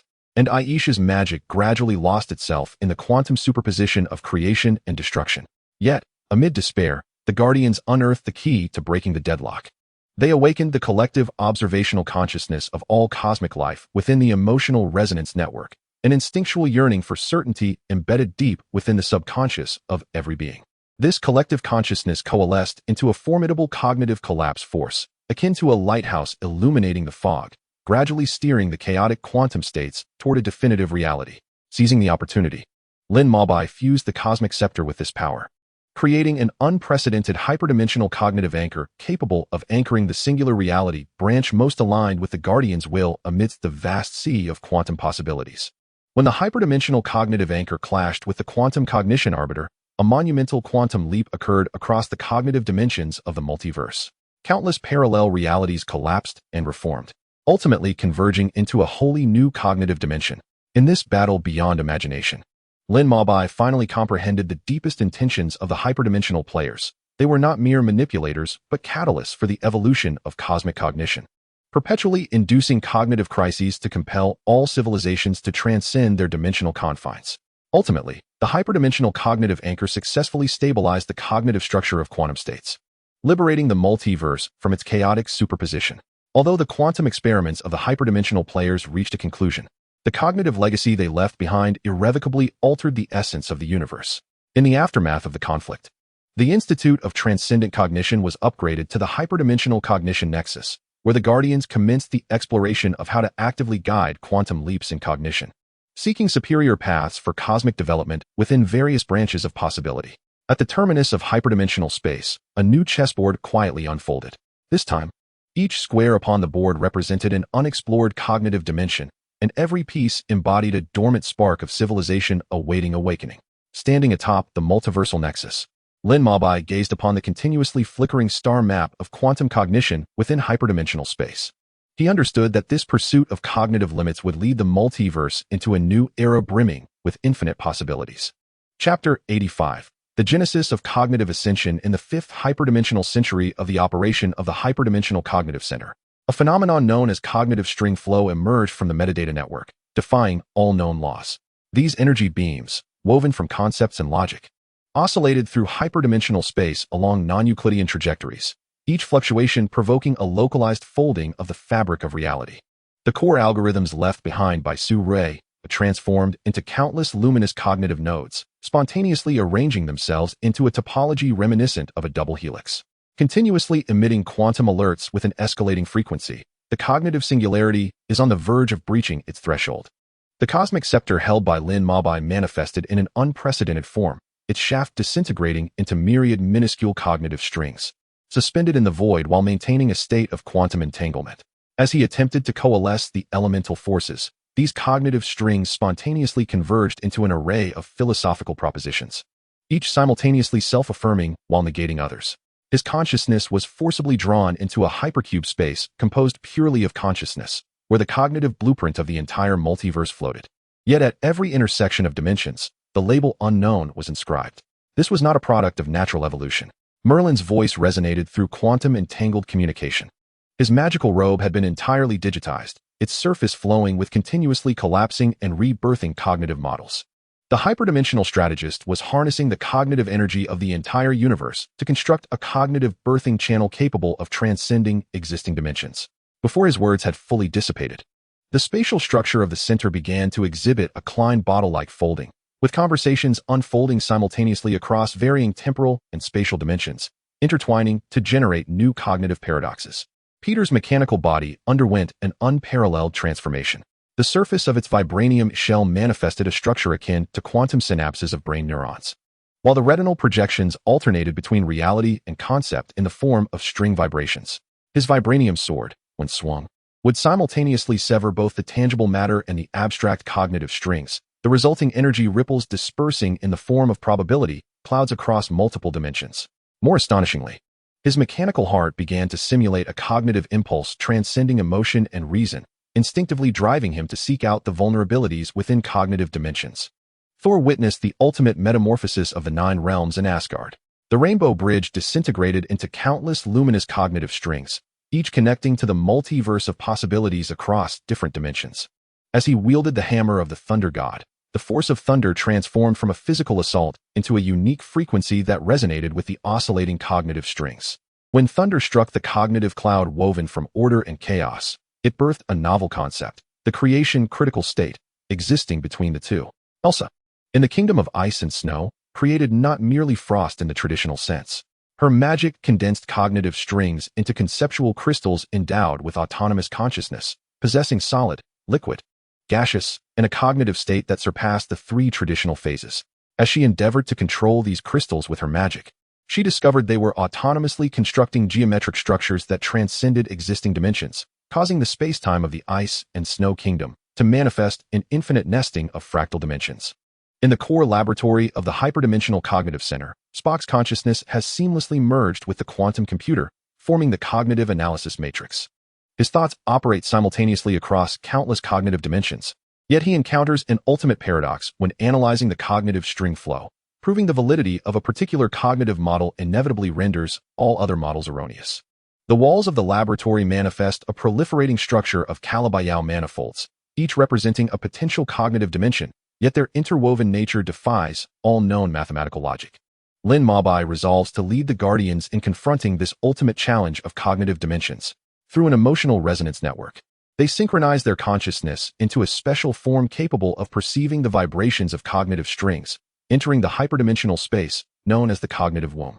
Here, countless luminous cognitive embryos float, each harboring the potential to transcend existing dimensions, yet also accompanied by the immense risk of cognitive collapse. The cognitive umbilical cords, composed of conceptual life forms, are channeling the cognitive energy of the entire multiverse into the colossal structures deep within space. Lin Mobai's consciousness resonates at a unique frequency within the string flow, akin to the guidance required for the birth of life. This breakthrough in cognitive dimensions necessitates the establishment of new cognitive anchor points. He directs the Guardians to infuse their most fundamental attributes into the universal scepter. Peter contributes the precise manipulation of quantum strings through mechanical prosthetics. Thor brings forth the divine talent for harmonizing multidimensional energies. Elsa integrates the principles of chaos and order inherent in her icy magic. And Merlin unveils the ancient secrets of cognitive origins within arcane sorcery. At the critical juncture of cognitive dimensions, the Guardians confront the ultimate creation of the hyperdimensional chess player, the cognitive genesis engine. This colossal structure, formed by the superimposition of all possible cognitive dimensions, is compressing the cognitive energy of the entire multiverse into a singularity capable of transcending dimensions. The cognitive storm it generates ensnares the Guardians within an ever-collapsing and reconstituting multidimensional space. Lin Mobai simultaneously faces millions of cognitive dimensions that require safeguarding. Peter seeks equilibrium amidst all conceivable combinations of mechanization and humanity. Thor maintains stability amidst the conflicting powers of various divine dimensions, while Elsa's magic reshapes itself amidst the clash of innumerable contradictory concepts. In their dire straits, the Guardians invoke the collective subconscious of all life in the multiverse. This subconscious converges into a force transcending all dimensions, the cognitive primordial force, akin to the singularity prior to the cosmic explosion, imbued with infinite possibilities. Lin Mobai merges the universal scepter with this cognitive primordial force, creating the hyperdimensional cognitive embryo. It is neither an entity nor a concept, but a cognitive vessel embodying the will to safeguard all life. When the hyperdimensional cognitive embryo collides with the cognitive genesis engine, the entire multiverse undergoes a great birth of cognitive dimensions. Countless new cognitive dimensions are born in the explosion. The boundaries between reality and abstraction dissolve entirely, and all existence is reborn within a higher dimensional cognitive framework. In this extraordinary metamorphosis, Lin Mobai finally comprehended the ultimate mission of the hyperdimensional chess players. They serve as the midwives of the universe's cognitive evolution, propelling all civilizations to transcend dimensions through successive crises. Ultimately, the hyperdimensional cognitive embryo successfully guided the birth of a new dimension, ushering the multiverse into a new epoch of cognitive ascension. The mission of the hyperdimensional chess players seemed to have reached its conclusion, their figures gradually dissipating within the newly birthed cognitive dimension, leaving behind countless realms of cognition awaiting exploration. In the aftermath of the conflict, the hyperdimensional cognitive hub was elevated to the Cognitive Genesis Committee, where the Guardians began to explore how to construct civilizations within the new cognitive dimension and how to nurture the healthy growth of newly conceived conceptual life forms. Lin Mobai stood atop the hyperdimensional cognitive hub, gazing at the newly born cognitive nebula shimmering within hyperdimensional space. The star maps woven from cognitive strings depicted a myriad of luminous points, each representing a wholly new cognitive universe. He understood that this quest for the limits of cognition would guide the multiverse toward a future even the hyperdimensional chess players had not foreseen. Deep within the new dimension, an unknown entity was sensing this monumental shift, preparing to embrace its destined era. Chapter 86. The chaotic concerto of hyperdimensional rebirth. During the inaugural epic celebration of the Cognitive Genesis Committee, an eerie ripple suddenly surfaced within the newly established cognitive dimension. The nebulae woven from cognitive strings began to twist and deform, and within the formerly orderly cognitive veins, black fissures emerged, reminiscent of the chaotic mist from the universe's inception. The cognitive nodes, formed from the core algorithms left by Su Rue, flickered wildly at the edges of the fissures, assembling a continuously overlapping warning. The dimensional newborn is rejecting the genes of the old order. The cosmic staff in Lin Mobai's hand emitted a high-frequency tremor, the cognitive strings coiling into a spiral of chaotic structure. His consciousness was instantaneously drawn into a peculiar space, where countless fragments of cognitive embryos floated, each repeating the cycle of self-destruction and rebirth. Amidst the fragments, he glimpsed the fading shadows of the hyperdimensional chess players, their forms growing increasingly indistinct, yet sketching new strategic patterns in the void. with the chessboard squares interwoven by the concepts of adaptation and rejection. These new dimensions were undergoing cognitive rejection reactions. Merlin's voice resonated from the committee's quantum conference room, where his digital robe's surface displayed countless microscopic battlefields of consumption and counterconsumption, akin to how living entities reject foreign genes. The nascent cognitive dimension was purging all antiquated cognitive paradigms. Before his words had fully dissipated, the spatial structure of the conference room began to exhibit fractal collapse. With tables and chairs continually morphing amidst self-replication and implosion, while the dialogues of the attendees transformed into swirling cognitive fragments, randomly reconstituting across different dimensions. Peter's mechanical prosthetic experienced catastrophic cognitive overload. The quantum synapses on his vibranium shell began to grow in reverse, converting external cognitive strings into corrosive chaotic energy. Within his retinal projection, the realms of reality and concept fused entirely into a chaotic vortex, where the beings traversing the streets were no longer entities of substance or abstraction, but rather distorted forms existing in a liminal space between the two. As he attempted to sever the chaotic vortex with the vibranium blade, the sword's edge was instead disassembled into countless cognitive strings, forming a self-consuming biased strip in the void. Thor witnessed the cognitive collapse of the 9 realms from Asgard. The cognitive strings of the Rainbow Bridge no longer connected to an ordered universe, but were randomly reassembled into a chaotic topological structure. He wielded Mjolnir. Yet the power of thunder triggered a chain reaction among the cognitive strings, each flash of lightning creating new contradictory concepts, only to obliterate them the next moment. The inhabitants of Asgard became ensnared in cognitive disarray, their memories, identities, and the essence of their existence continuously reshaped amidst the chaos. The conceptual crystals created in the Ice and Snow Kingdom by Elsa began to mutate wildly. These crystals no longer adhered to any known physical or cognitive laws, occasionally expanding into all-consuming black holes, and at other times collapsing into explosive singularities. As she endeavored to stabilize these crystals with magic, the very space-time of the kingdom manifested chaotic fractal dimensions, with every corner simultaneously experiencing birth, prosperity, and destruction. In the core laboratory of the hyperdimensional cognitive hub, Spock's cognitive analysis matrix fell into a logical deadlock. His thoughts traversed through countless contradictory cognitive models, yet he could not find any stable fulcrum. The walls of the laboratory were adorned with proliferating Lorenz attractors, each representing a chaotic cognitive system, irresistibly attracting and repelling one another, engaging in an unceasing dance of chaos. Lin Mabai resolved to lead the Guardians deep into the heart of chaos. Through an emotional resonance network, they synchronized their consciousness into a unique form capable of adapting to the chaotic fluctuations, entering the newly birthed dimension known as the cognitive sea of chaos. Here floated innumerable fragmented cognitive islands, each governed by entirely different cognitive laws, while the cognitive strings connecting the islands concealed the cognitive leviathan. Born from the aggregation of contradictory concepts, we must create cognitive strings that can harmonize chaos. Lin Mabai's consciousness reverberated within the vortex of the sea of chaos. Akin to a musician seeking melody amidst cacophony, they sought to find a new resonance of order within the tumultuous cognitive waves. He guided the Guardians to infuse their most distinctive cognitive traits into the cosmic scepter. Peter contributed the adaptive algorithms of mechanical prosthetics for chaotic energy. Thor brought forth the power of divinity to maintain balance amidst disorder. Elsa integrated the principles of chaotic transformation inherent in her ice magic. And Merlin unveiled the ancient magic's mysteries regarding the essence of order. Deep within the cognitive sea of chaos, the Guardians encountered the ultimate trial set by the hyperdimensional players, the Chaos Conductor. This entity, formed from the superimposition of all contradictory cognitive dimensions, pulsated with each beat, generating new cognitive turmoil.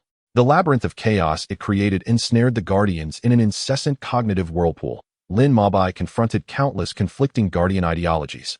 Peter struggled amidst all contradictions of machine and humanity. Thor became lost within the disorderly powers of different divine dimensions. And Elsa's magic teetered on the brink of collapse under the assault of innumerable contradictory concepts. In the midst of despair, the Guardians awakened the collective cognitive instincts of life throughout the multiverse, those deeply buried desires for order and tolerance for chaos inherent in every being.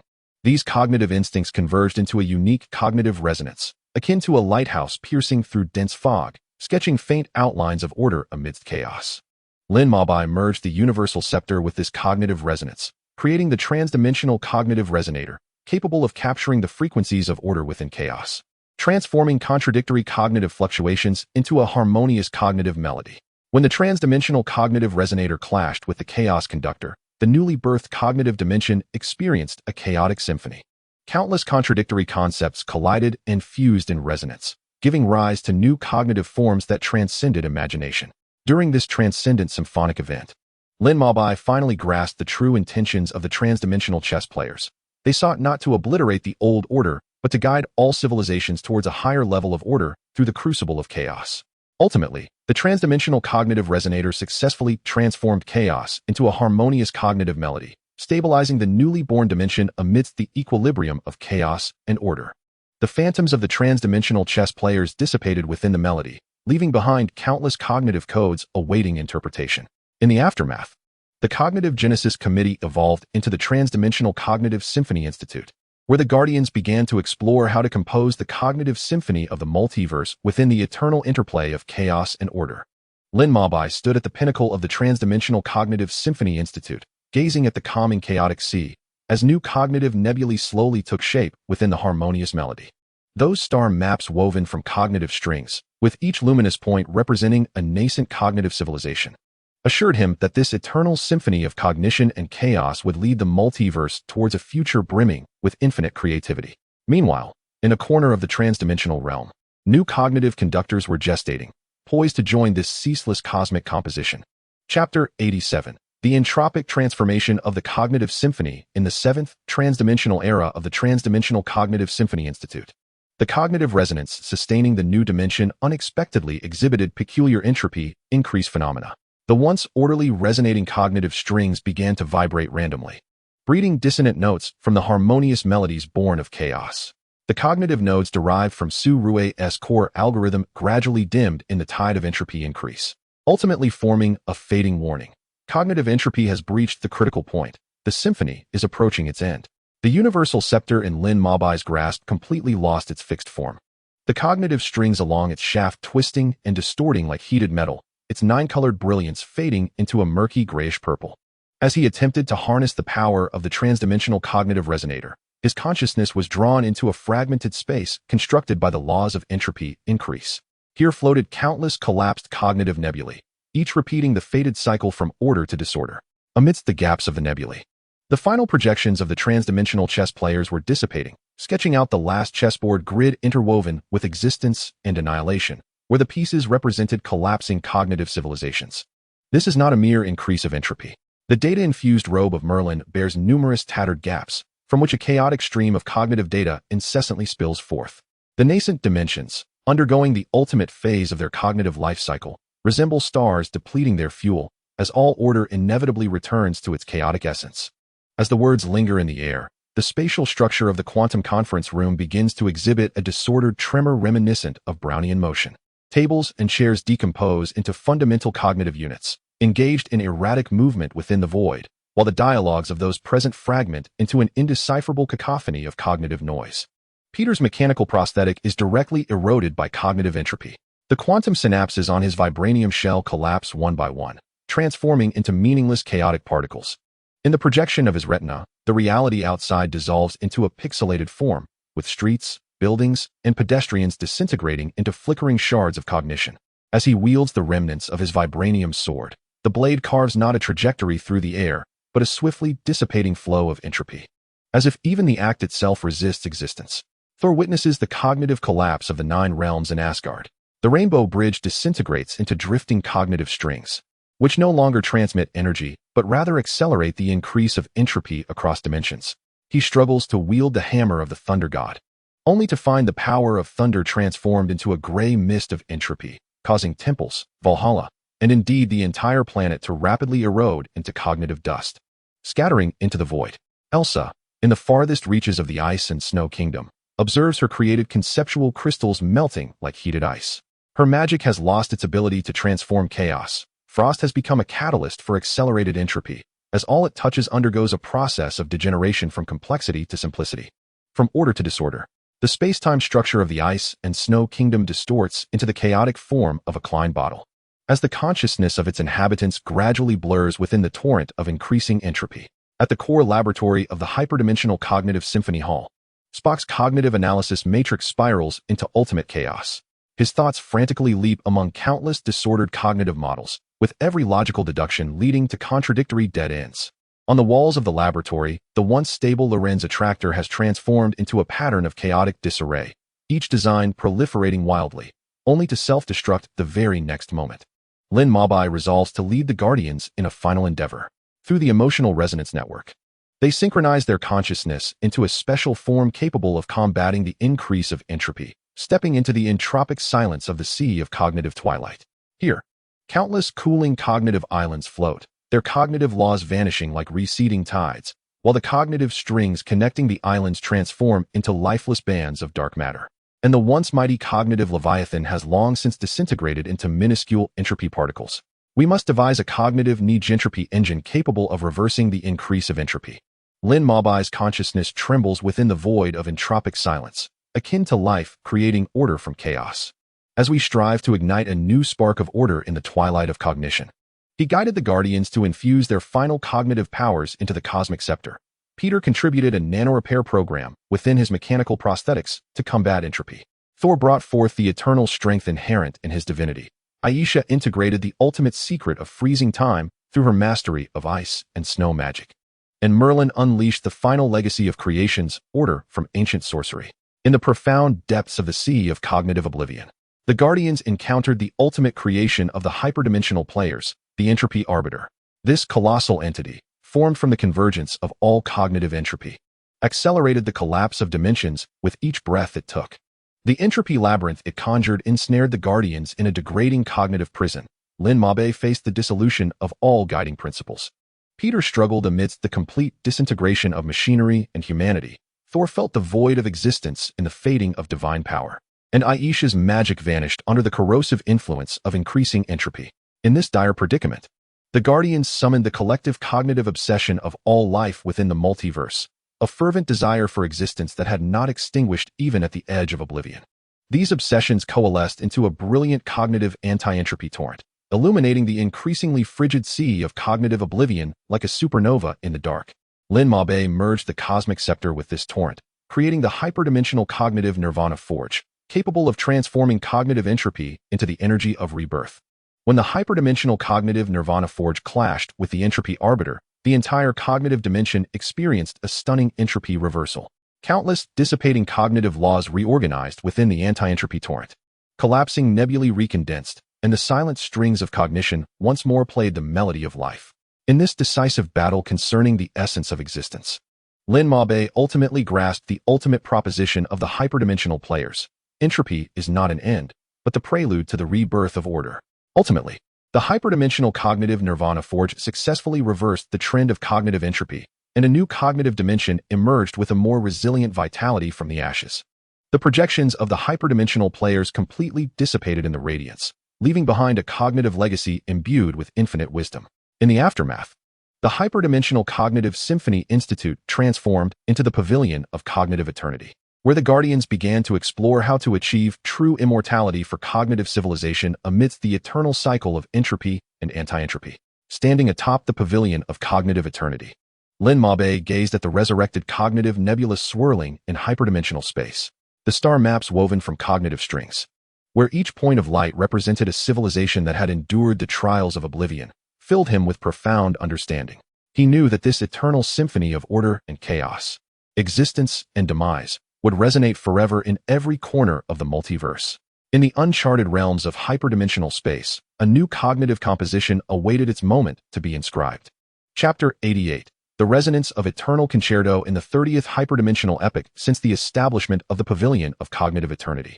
The cognitive strings sustaining the multiverse suddenly began to resonate in synchronized tremors, forming a wave of resonance that transcended all known frequencies. The cognitive nodes, derived from the core algorithms left by Su Rue, have reformed into a continuously rotating hourglass of time and space amidst this resonance. The grains of sand are composed of countless fragments of civilization's memories, and at the base of the hourglass, a faint inscription emerges. The chapter of the end is not a conclusion but the prelude to a new concerto. In Lin Mobo's hand, the cosmic scepter radiates an unprecedented pure white light under the impact of the resonant waves, its cognitive strings intertwining to form an infinitely looping M-bias structure. As he attempts to decipher this power, his consciousness is drawn into a realm transcendent of time and space, where myriad cosmic conclusions float. Some dissolve into nothingness amidst cognitive entropy, while others blossom anew in a rebirth of negentropy. At the intersection of all these visions stands a colossal door woven from cognitive strings, the ultimate enigma left by the hyperdimensional players. Merlin's data-infused robe transforms into a flowing celestial map, with each star representing a civilization's cognitive journey. They have inscribed the fate of the entire multiverse into an ultimate proposition that requires a collective resolution from all life. Before the words fully escape, the dome of the Eternal Hall begins projecting real-time images from various universes. The gear-laden cities of a steampunk universe merge with cognitive strings. The transformers of Cybertron resonate with the source of fire and cognitive energy. Even the Olympian gods of the mythological universe sculpt new cognitive law totems with divine power. Peter's mechanical body completes its final evolution amid this resonance. The vibranium exterior transforms entirely into quantum cognitive material, its surface revealing patterns akin to neural networks that autonomously reorganize in response to surrounding cognitive fluctuations. His retinal projection is no longer confined to a single perspective, but can now simultaneously observe the reality, conceptual dimensions, and the chaotic realm interwoven between the two. As he wields a blade of light condensed entirely from cognitive strings, countless shadows of parallel timelines emerge from the rifts cut in space. Thor stands upon the Rainbow Bridge in Asgard, witnessing the ultimate metamorphosis of the 9 realms. The Rainbow Bridge has ceased to be merely a conduit connecting universes. It has evolved into a resonator of cognitive energy, amalgamating the consciousness of civilizations across dimensions into a torrent. He raises Mjolnir high, and this time, what descends is not thunder, but the cognitive sound waves embodying the wishes of all life. Wherever these waves pass, shattered islands of cognition reassemble, and lost memories of civilizations are revived once more. Elsa creates a cognitive snowfield that transcends both material and concept in the kingdom of snow and ice. Each snowflake upon this field carries the potential of a civilization. Each gust of cold wind conveys melodies of cognition from different dimensions. When she gently waves her arm, a colossal tree formed of cognitive energy rises upon the snowfield. Its trunk a crystallization of order, its branches a blossoming of chaos, and its crown connects to the skies of all parallel universes. In the core laboratory of the Eternal Hall, Spock's cognitive analysis matrix evolves into the cognitive all-seeing eye. His consciousness is able to simultaneously observe the past, present, and future across all cognitive dimensions, seeking the ultimate answer amidst the intertwining of countless possibilities. The walls of the laboratory, once adorned with chaotic mathematical models, now transformed into a perpetually looping cognitive formula, each formula exemplifying the delicate equilibrium between order and chaos, existence and oblivion. Lin Mabai resolved to lead the Guardians to push open that enigmatic door. Through an emotional resonance network, they wove the consciousness of all cosmic life into a resplendent cognitive bond, using this bond as a guide to step into the unknown realm beyond the door. Here lay an ocean composed entirely of pure possibility, where each wave represented an unchosen cosmic branch. At the ocean's end stood a colossal chessboard, forged from the will of the hyperdimensional players, devoid of fixed pieces, with each vacant square awaiting the self-definition of civilizations. We must create cognitive orchestrators that transcend the mere dichotomy of victory and defeat. Lin Mabai's consciousness surged within the ocean of possibilities, relinquishing the fixation on guardianship or destruction, instead allowing each civilization to discover its own melody within the symphony of cognition. He guided the Guardians to infuse their most essential traits into the cosmic scepter. Peter contributed the infinite possibilities of merging machinery and humanity. Sol brought forth the eternal spark of collision between the divine and the mortal. Aisha intertwined the chaotic order of creation and destruction, while Merlin unveiled the ultimate mysteries that blur the lines between magic and reality. As the cosmic scepter resonated with the ocean of possibilities, the entire multiverse underwent a cognitive ultimate sublimation. All previously opposing concepts, order and chaos, entropy and negentropy, existence and oblivion, transformed into harmonious notes within this sublimation. The will of the hyperdimensional players dissipated in the brilliance, leaving behind not rules, but a cognitive canvas for all civilizations to freely create. In the aftermath, the Hall of Eternal Cognition became a spiritual beacon for all civilizations. Lin Mabai planted the cosmic scepter at the heart of the hall, its cognitive strings morphing into countless strands of light, connecting every corner of the multiverse. The Guardians evolved beyond mere protectors, transforming into guides of cognitive dimensions, assisting nascent civilizations in composing their unique melodies within this boundless ocean of cognition. Standing at the pinnacle of the Hall of Eternity, Lin Mabai gazed down upon this hyperdimensional space adorned with the luminescence of myriad civilizations. He understood that this cognitive symphony, transcending dimensions and unending in nature, would never truly conclude. In some unknown corner of time and space, new civilizations were blossoming, new melodies were being composed, and the eternal concerto of the multiverse, imbued with the wisdom and courage of all life, would continue to resound on the hyperdimensional stage, playing an everlasting magnificent opus. Chapter 89. The new prologue of Cognitive Concerto. Following the ultimate sublimation of the eternal concerto, the multiverse entered an unprecedented new era. The Hall of Eternal Cognition was no longer a bastion against crises, but had transformed into a spiritual nexus connecting all civilizations. The luminous strands emitted by the cosmic scepter resembled the nerves of a hyperdimensional network, weaving the pulsations of civilizations from every corner into a grand symphonic composition. Lin Mabai stood atop the hall, gazing at the flickering cognitive network below, when he suddenly noticed an unusual fluctuation within one of the luminous strands. That originates from Universe 793, a realm characterized by the fusion of nanomachines and biological genetics. In this world, a city known as Entropy Solitude is undergoing a cognitive disarray. The nanostructures of the city are beginning to defy the laws of physics, warping and distorting, while the genetic chains of its biological inhabitants are fracturing on a cognitive level, as if an invisible force is eroding the very foundation of civilization's existence. Lin Mabai promptly summoned the Guardians through the cognitive tether. Peter's quantum cognitive prosthesis was the first to respond, rapidly analyzing the anomalous data displayed in his retinal projections. This was not an ordinary physical or biological crisis. The erratic fluctuations of the nanomachines and genetic chains bore an uncanny resemblance to the tremor frequencies observed prior to the resonance of cognitive strings. Merlin's star map cloak began to flow once more, the starlight converging into a mysterious symbol. This was an incursion of an unknown cognitive law, akin to someone forcefully rewriting the underlying code of this universe. Thor swung the hammer of the thunder god, cognitive sound waves rippling through the void in an attempt to stabilize the cognitive structure of Entropy Solitude, yet the results were minimal. Their cognitive defense system was far too fragile to withstand such a level of assault. Thor furrowed his brow and spoke. Meanwhile, Aisha conjured a cognitive ice shield above Entropy Solitude, striving to isolate this encroaching force. However, the ice shield began to melt the moment it came into contact with the anomalous wave. Spock activated the cognitive all-seeing eye, seeking clues amidst the torrent of countless possibilities. "I have discovered," he exclaimed. "At the edge of this universe lies a region known as the cognitive rift, where the concepts of time and space are utterly distorted, and all cognitive laws lose their significance." His voice brimmed with excitement, for it was likely from there that this anomalous cognitive power was born. Lin Mabai led the Guardians through the cognitive tether to the cognitive rift. The sights here were beyond imagination. Innumerable fragments of shattered space-time floated in the air, each bearing different cognitive rules. Some fragments witnessed the birth of civilizations, while others rapidly faced extinction. At the center of the rift, a swirling mass of black mist churned, within which faint echoes of mechanical gears turning and whispers of ancient languages could be discerned. "Be cautious. This force is rife with hatred and a desire for destruction against the existing cognitive system," Merlin cautioned. Peter wielded the cognitive string light blade, attempting to cleave through the mist, but the moment the blade made contact, it was corroded. Thor's cognitive sound waves were similarly absorbed by the mist, rendering it even denser. At that moment, Lin Mabai noticed a flickering glimmer within the mist. He focused his mind, resonating with the light through the power of the cosmic scepter.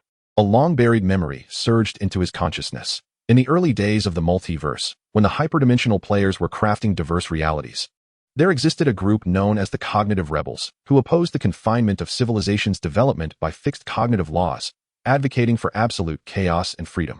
To maintain the balance of the universe, the hyperdimensional players sealed these rebels within the cognitive rift. As time passed, their resentment gradually transformed into a dark force that eroded other universes. "We cannot simply eradicate them. That would only perpetuate the cycle of hatred," Lin Mabai proclaimed. "We must help them comprehend that chaos and order are not absolute adversaries. True freedom resides in the equilibrium between the two." He guided the Guardians to infuse their cognitive powers into the universal scepter, thereby generating a wave of hybrid energy that encompassed machinery and life, magic and science, creation and destruction. This energy wave surged into the mist, carving out a stable cognitive space within the chaos. Lin Mabai led the Guardians into this realm, where they beheld the rebels trapped within the rifts of cognition. Their forms varied. Some resembled flowing streams of data, while others appeared as twisted magical runes. their eyes brimming with longing and resentment toward the external world. Why do you seek to dismantle the cognitive systems of other civilizations? Lin Mabai inquired. A rebel, resembling a flame, responded, we have been ensnared here for countless epochs, witnessing the civilizations outside bound by rules, developing in a monotonous manner, which stands in stark contrast to our pursuit of freedom. We aim to shatter these shackles and return all civilizations to the essence of chaos. Lin Mabai shook his head, stating, true freedom is not unbridled chaos. Rather, it is within the ocean of cognition that each civilization can discover its own melody, just as we do now. Machinery and magic, order and chaos, can coexist in a harmonious concerto through the cognitive bond.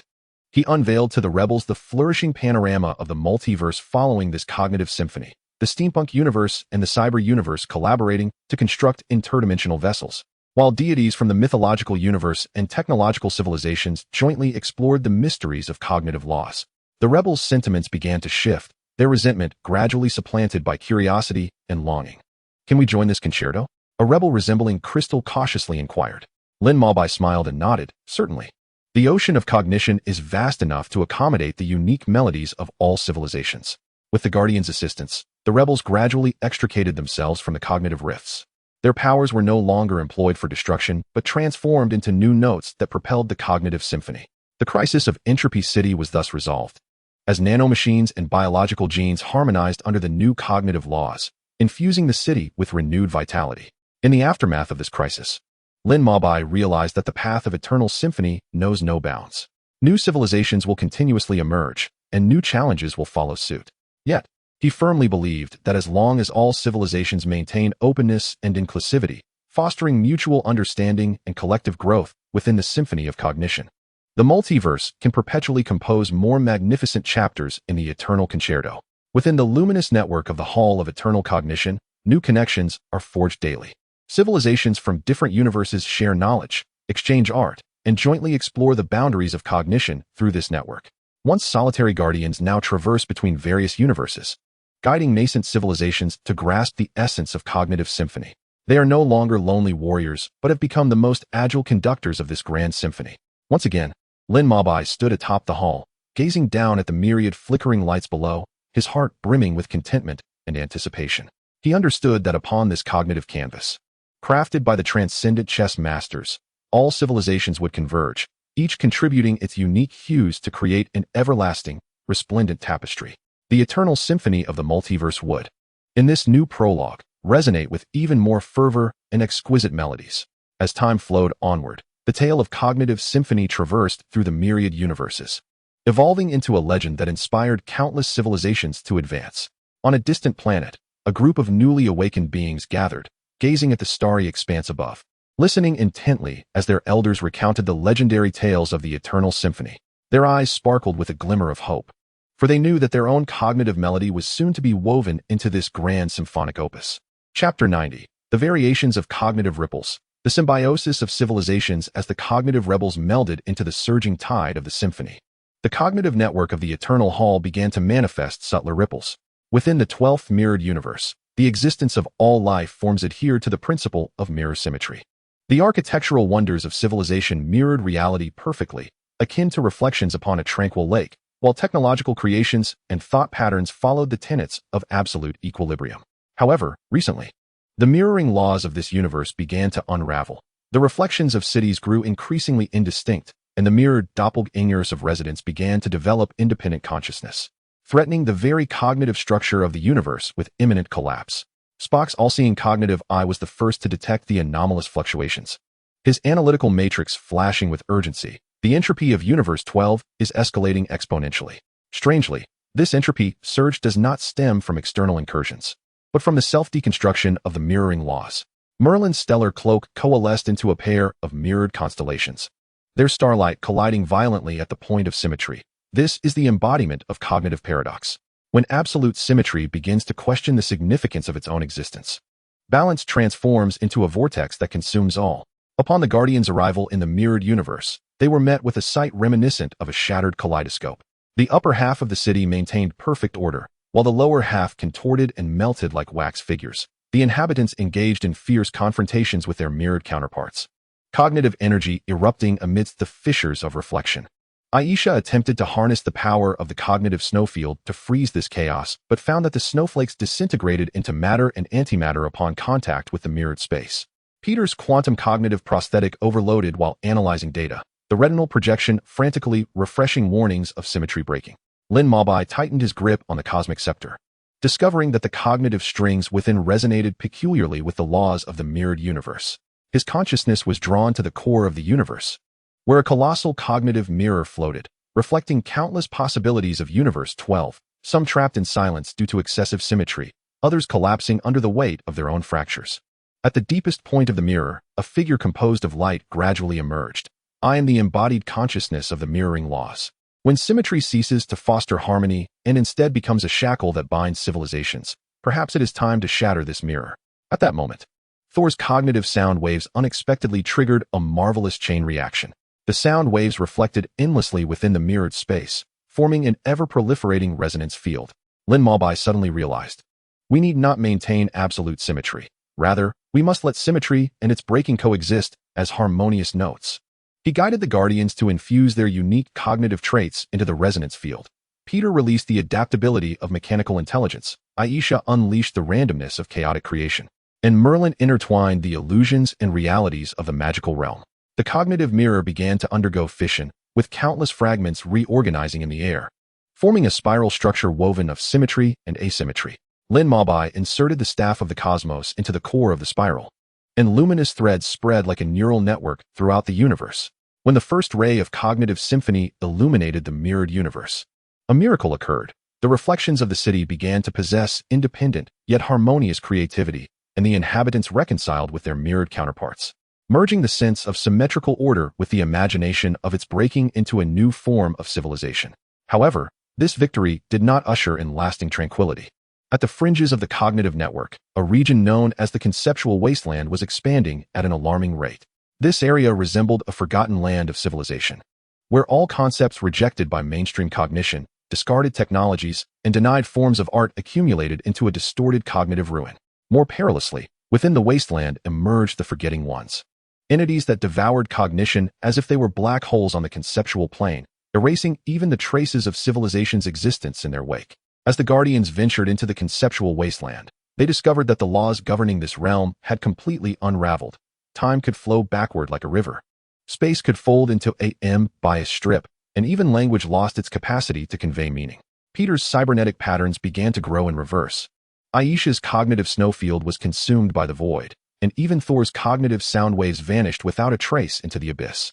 Merlin's star map robe suddenly transformed into a book that turned its pages incessantly, each page chronicling the legacies of forgotten civilizations.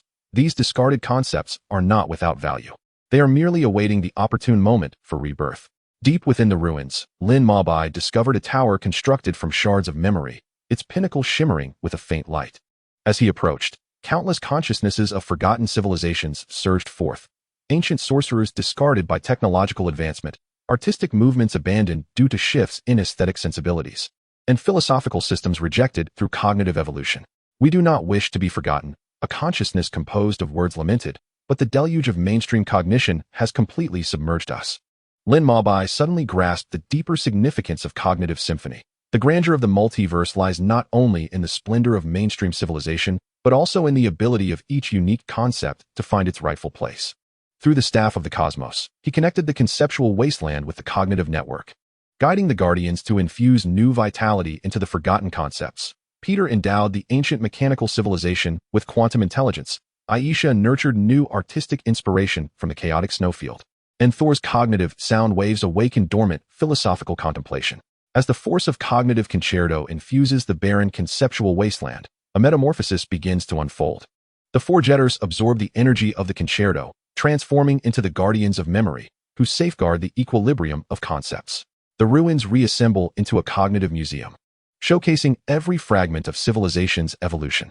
When the first ray of cognitive concerto illuminates the wasteland, those once forgotten concepts emerge like butterflies breaking free from their cocoons, returning to the stage of the multiverse with renewed vitality.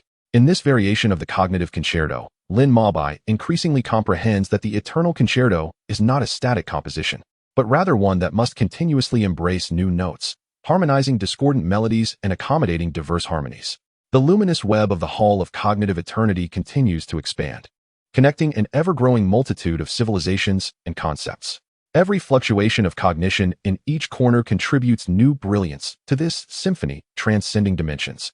The Guardians will persist in navigating this ocean of cognition, preserving the unique melodies of each civilization, ensuring that the symphony of eternal concerto resonates throughout every corner of the multiverse. Chapter 91. Cognitive Tides. The awakening song in the dimensional chasm as the crisis of the conceptual wasteland abates. The cognitive network stirs with peculiar ripples in the depths of quantum foam. In the universe governed by string theory, designated as number 7, all matter exists in the form of vibrating strings, with civilization's technology and artistry revolving around the manipulation of string frequencies. However, recently, the vibrational frequencies of this universe's strings have begun to exhibit chaos, with certain areas witnessing strings breaking through dimensional confines, manifesting as cognitive string tumors that tear the fabric of space-time, akin to malignant growths beneath the skin of the universe, incessantly consuming the surrounding dimensional structure. When Spock's all-seeing eye of cognition detects the anomaly, the entire analytical matrix presents a chaotic Klein-bottle configuration. The vibrational frequencies of the universe's strings are collapsing into non-Euclidean dimensions, an occurrence that seems less a natural phenomenon and more a remnant of some high-dimensional experiment. Merlin's star map cloak suddenly transforms into an entwined M-bias strip, with starlight refracting incessantly across its distorted surface. The energy fluctuations of these string tumors perfectly align with the taboo experimental frequencies left behind by the era of the hyperdimensional chess players. Upon arriving in the string theory universe, the Guardians behold a scene that defies logic.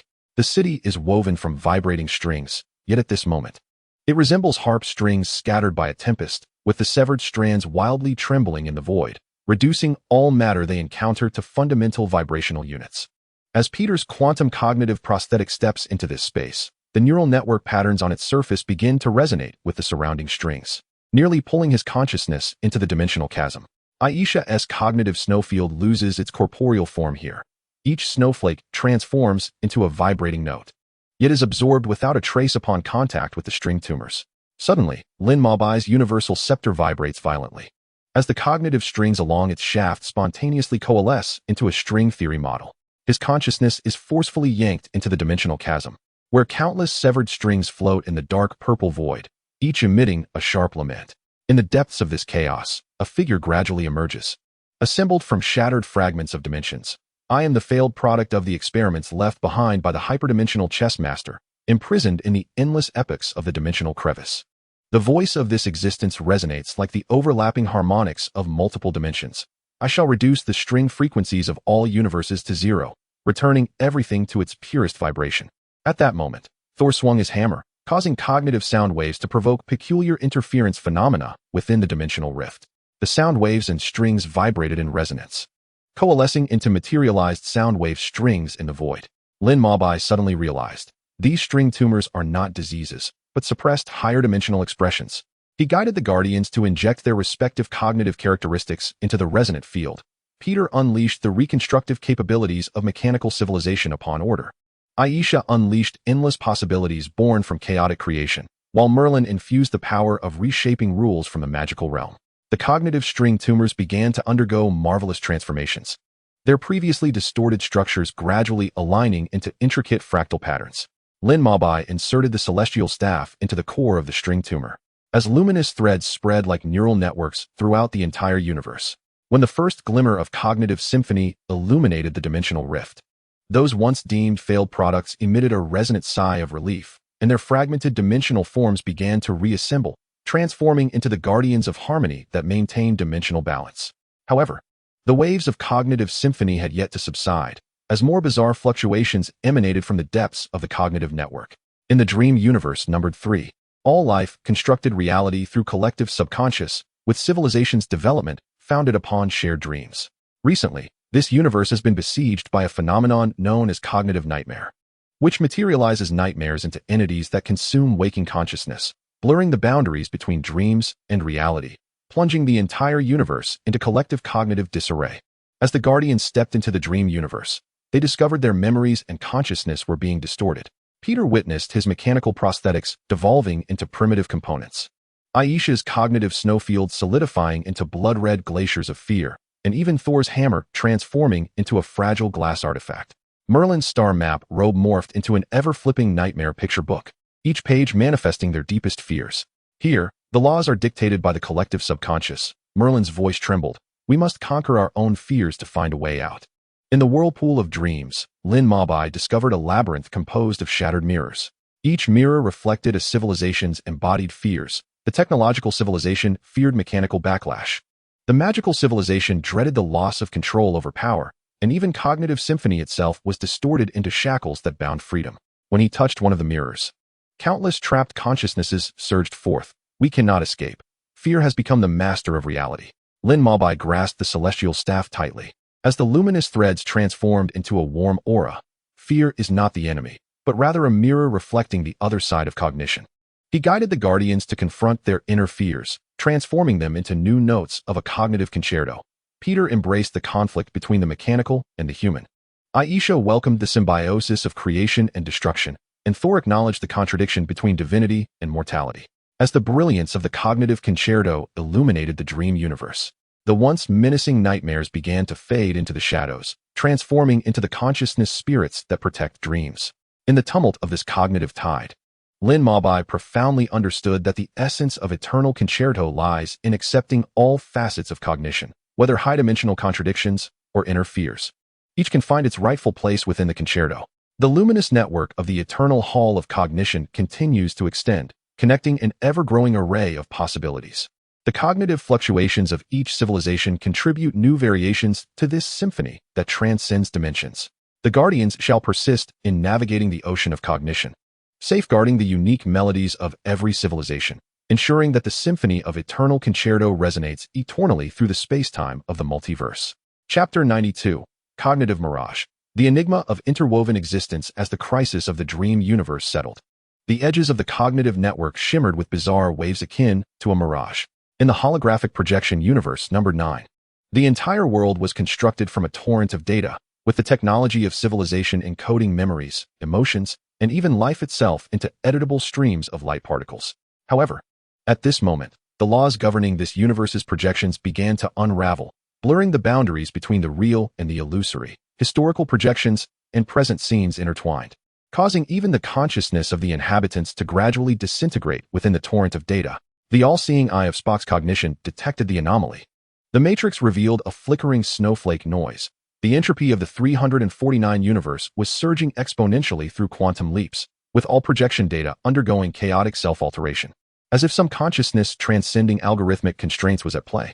Suddenly, Merlin's star map robe transformed into a flowing torrent of pixels.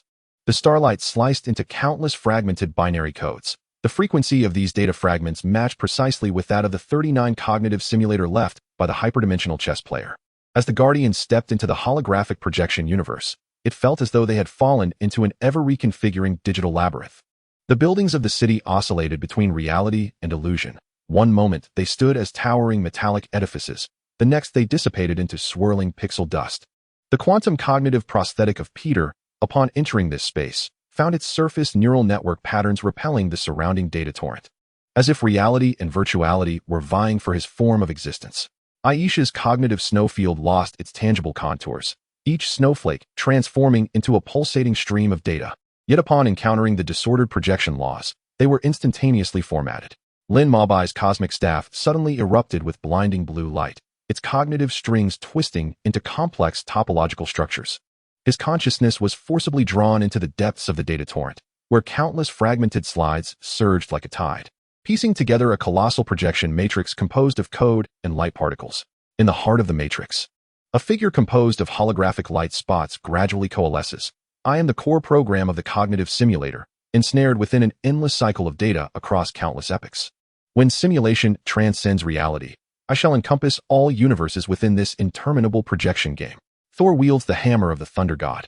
Cognitive sound waves stirring tumultuous waves in the torrent of data, only to discover that each segment of the film encountered instantaneously generates new copies.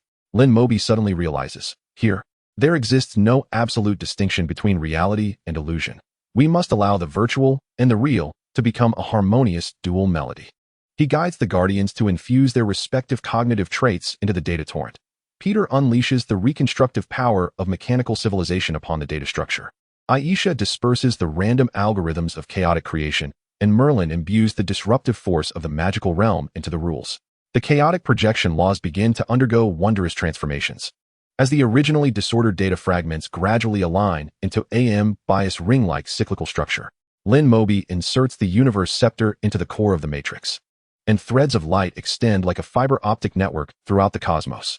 As the first ray of cognitive concert light illuminates the holographic projection universe, the once core program emits a resonant hum of enlightenment. Its luminous form begins to reorganize, transforming into the cognitive tuner that harmonizes the boundaries between reality and illusion.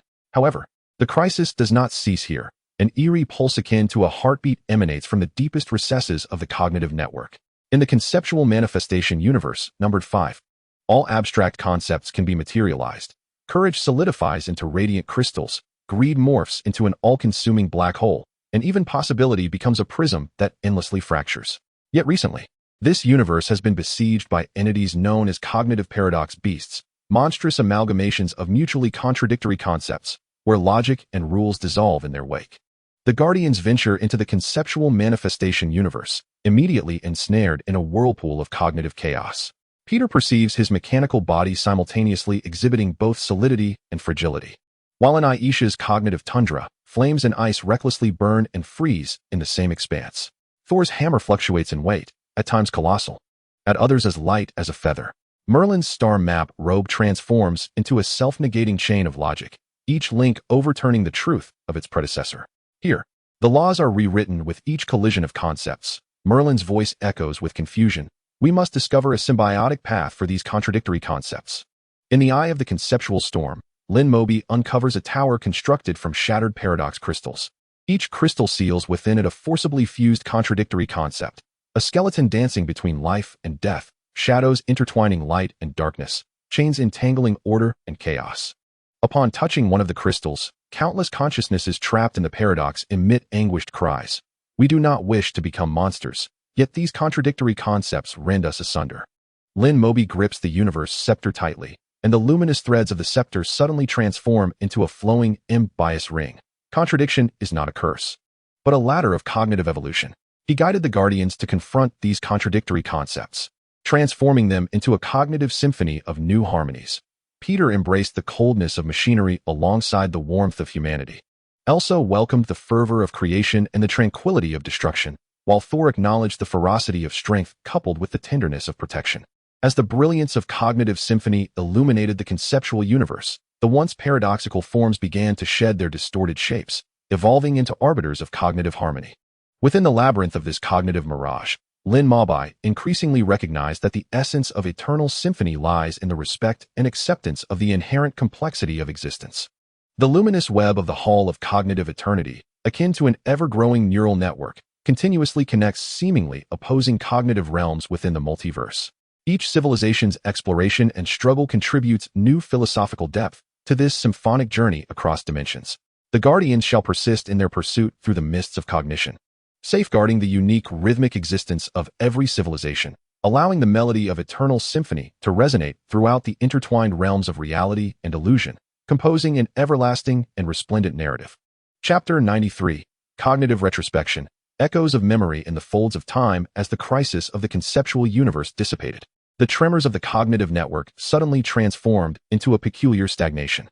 In the time-folded universe numbered 17, time ceased to flow linearly. Instead, it was folded into countless overlapping layers, with civilizations leaping and traversing between these temporal folds, permanently sealing significant moments through the technology of memory imprinting. However, at this moment, these meticulously preserved memories began to undergo a malignant transformation, like unbridled wild horses rampaging through reality, with the shadows of the future seeping into the present, plunging the entire universe into a severe collapse of temporal logic. Spock's all-seeing eye of cognition captured anomalies as the Matrix presented a distorted form akin to a Klein bottle. The entropy of the 3417 universe exhibited an anomalous reverse flow within the dimension of time, and the memory imprinting system was experiencing self-digestion. This was not merely a technical malfunction. It resembled a consciousness transcending time, manipulating historical anchor points. The star map, Cloak of Merlin, suddenly transformed into an ancient film reel playing in reverse. with starlight sliced into flickering remnants of history. The frequencies of these temporal fluctuations astonishingly aligned with those of the fate weaver left by the hyperdimensional player. The Guardian stepped into the time-folded universe, as if falling into an unceasing whirlpool of time. On the streets of the city, medieval knights marched alongside futuristic starships. While the bodies of the residents oscillated between different ages, their language intermingling the grammatical structures of the past, present, and future. As Peter's quantum cognitive prosthetic touched this space, the surface neural network patterns began to produce temporal dislocation, with mechanical parts alternating between gleaming newness and rusted decay. Elsa's cognitive snowfield fractured amidst the temporal storm. Snowflakes carrying fragmented memories from different epochs, yet disintegrating upon contact with reality. Lin Mabai's cosmic staff suddenly erupted with a ghostly blue radiance, its cognitive strings twisting into a bias-shaped temporal spiral. His consciousness was forcibly drawn into the depths of the temporal folds, where countless fragmented chains of memory hung suspended in a dark violet void, each chain sealing a moment in history that a civilization sought to rewrite. At the chaotic core of this realm, a figure constructed from shattered clockwork components slowly emerged. I am the arbiter of the loom of fate. When civilizations attempt to manipulate time through the imprinting of memory, I shall ensure that all timelines return to their predetermined course. Thor wielded the hammer of the thunder god, and the waves of cognition unleashed violent tremors through the folds of time. Yet he discovered that the historical fragments touched by these waves instantly birthed new parallel branches. Lin Mabai suddenly realized, the flow of time should not be a shackle. We must allow the past, present, and future to harmonize in a triumphant trio. He guided the Guardians to infuse their unique cognitive traits into the temporal vortex. Peter unleashed the intricate calculations of the mechanical civilization for the reconstruction of order. Aisha poured forth the randomness of chaotic creation. Merlin merged the temporal reshaping powers of the magical realm's rules. The disordered folds of time began to undergo a marvelous reorganization, and the originally broken chains of memory gradually wove themselves into a Klein bottle-like cyclical structure. Lin Mabai plunged the celestial staff into the heart of the temporal vortex, and strands of light spread like temporal wormholes throughout the universe, as the first rays of cognitive harmonization illuminated the folded universe of time. The once arbiter emitted a resonant hum of release. Its clockwork body began to reconstitute, transforming into the conductor of temporal harmony. Nevertheless, the tremors of the cognitive network had yet to subside. In the emotional manifestation universe, numbered 23, all emotions could materialize into tangible forms. Joy crystallized into a radiant rainbow. Sorrow transformed into a deluge of tears, and even the slightest fluctuations of emotion could shape reality. Recently, a phenomenon known as the cognitive emotional storm swept across the universe, as extreme emotions, like uncontrolled tides, devoured rationality, leading to a brutal conflict between differing emotional entities, pushing civilizations to the brink of emotional disintegration. The Guardians stepped into the emotional manifestation universe, nearly overwhelmed by the intense torrent of emotions. Peter felt an unprecedented surge of anger and fear surging within his mechanical body. Aisha's cognitive snowfield was frozen by a wave of despair. Thor's hammer dimmed under the shadow of self-doubt. Merlin's star map robe transformed into a continuously twisting spectrum of emotions, each hue vying for dominance. Here, the laws are dictated by the intensity of emotion. Merlin's voice, filled with struggle, echoed. We must find a way to harness this emotional tempest. At the center of the emotional storm, Lin Mabai discovered a labyrinth constructed from shattered emotional crystals. Each crystal sealed an extreme emotion that had been suppressed, madness confined by reason, freedom shackled by responsibility, dreams shattered by reality. When he touched one of the crystals, countless consciousnesses trapped within the emotional prison emitted a mournful cry. We do not wish to harm anyone, but the power of our emotions is consuming us. Lin Mabai grasped the scepter of the universe tightly, as the luminous threads along its shaft suddenly transformed into a flowing spectrum of emotions. Emotions are not ferocious beasts to be tamed, but rather the soulful symphony of cognition. He guided the Guardians to confront these extreme sentiments, transmuting them into a harmonious concert of cognition.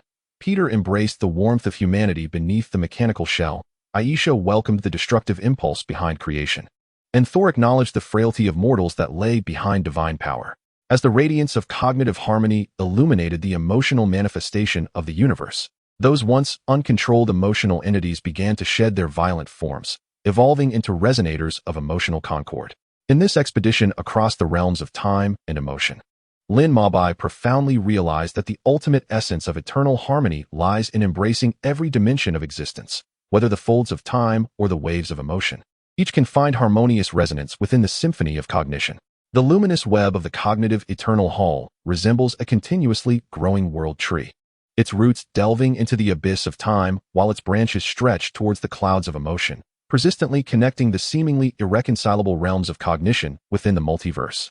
The Guardian shall continue to navigate this boundless sea of cognitive stars, safeguarding the unique poetic existence of each civilization, allowing the symphony of eternal harmony to echo an unceasing hymn of life across the dimensions of space, time, and spirit. Chapter 94. The Abyss of Cognition. Reconstruction of existence within quantum mists as the crisis of the emotional manifestation of the universe subsided.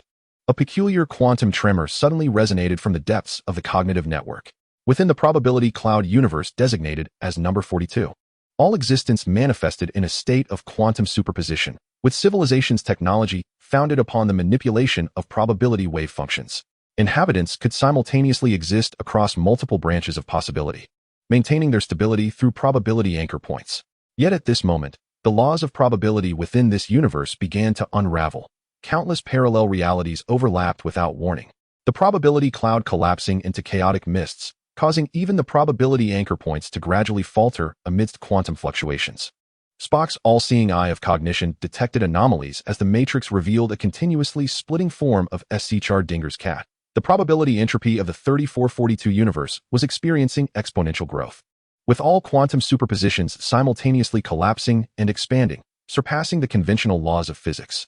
Suddenly, Merlin's star map robe transformed into a flowing Dirac sea, the starlight bifurcating into countless virtual particle pairs. The frequencies of these quantum fluctuations perfectly aligned with the possibility forge frequency left by the hyperdimensional player. As the Guardians stepped into the probability cloud universe, they were instantaneously engulfed by a paradoxical realm. The city's architecture simultaneously exhibited states of both completeness and collapse, while the figures of pedestrians on the streets constantly split into multiple versions, each experiencing a distinctly different life. Upon his quantum cognitive prosthetic touching this space, Peter's surface neural network patterns began to frantically divide, with mechanical components existing in a superposition of being and annihilation.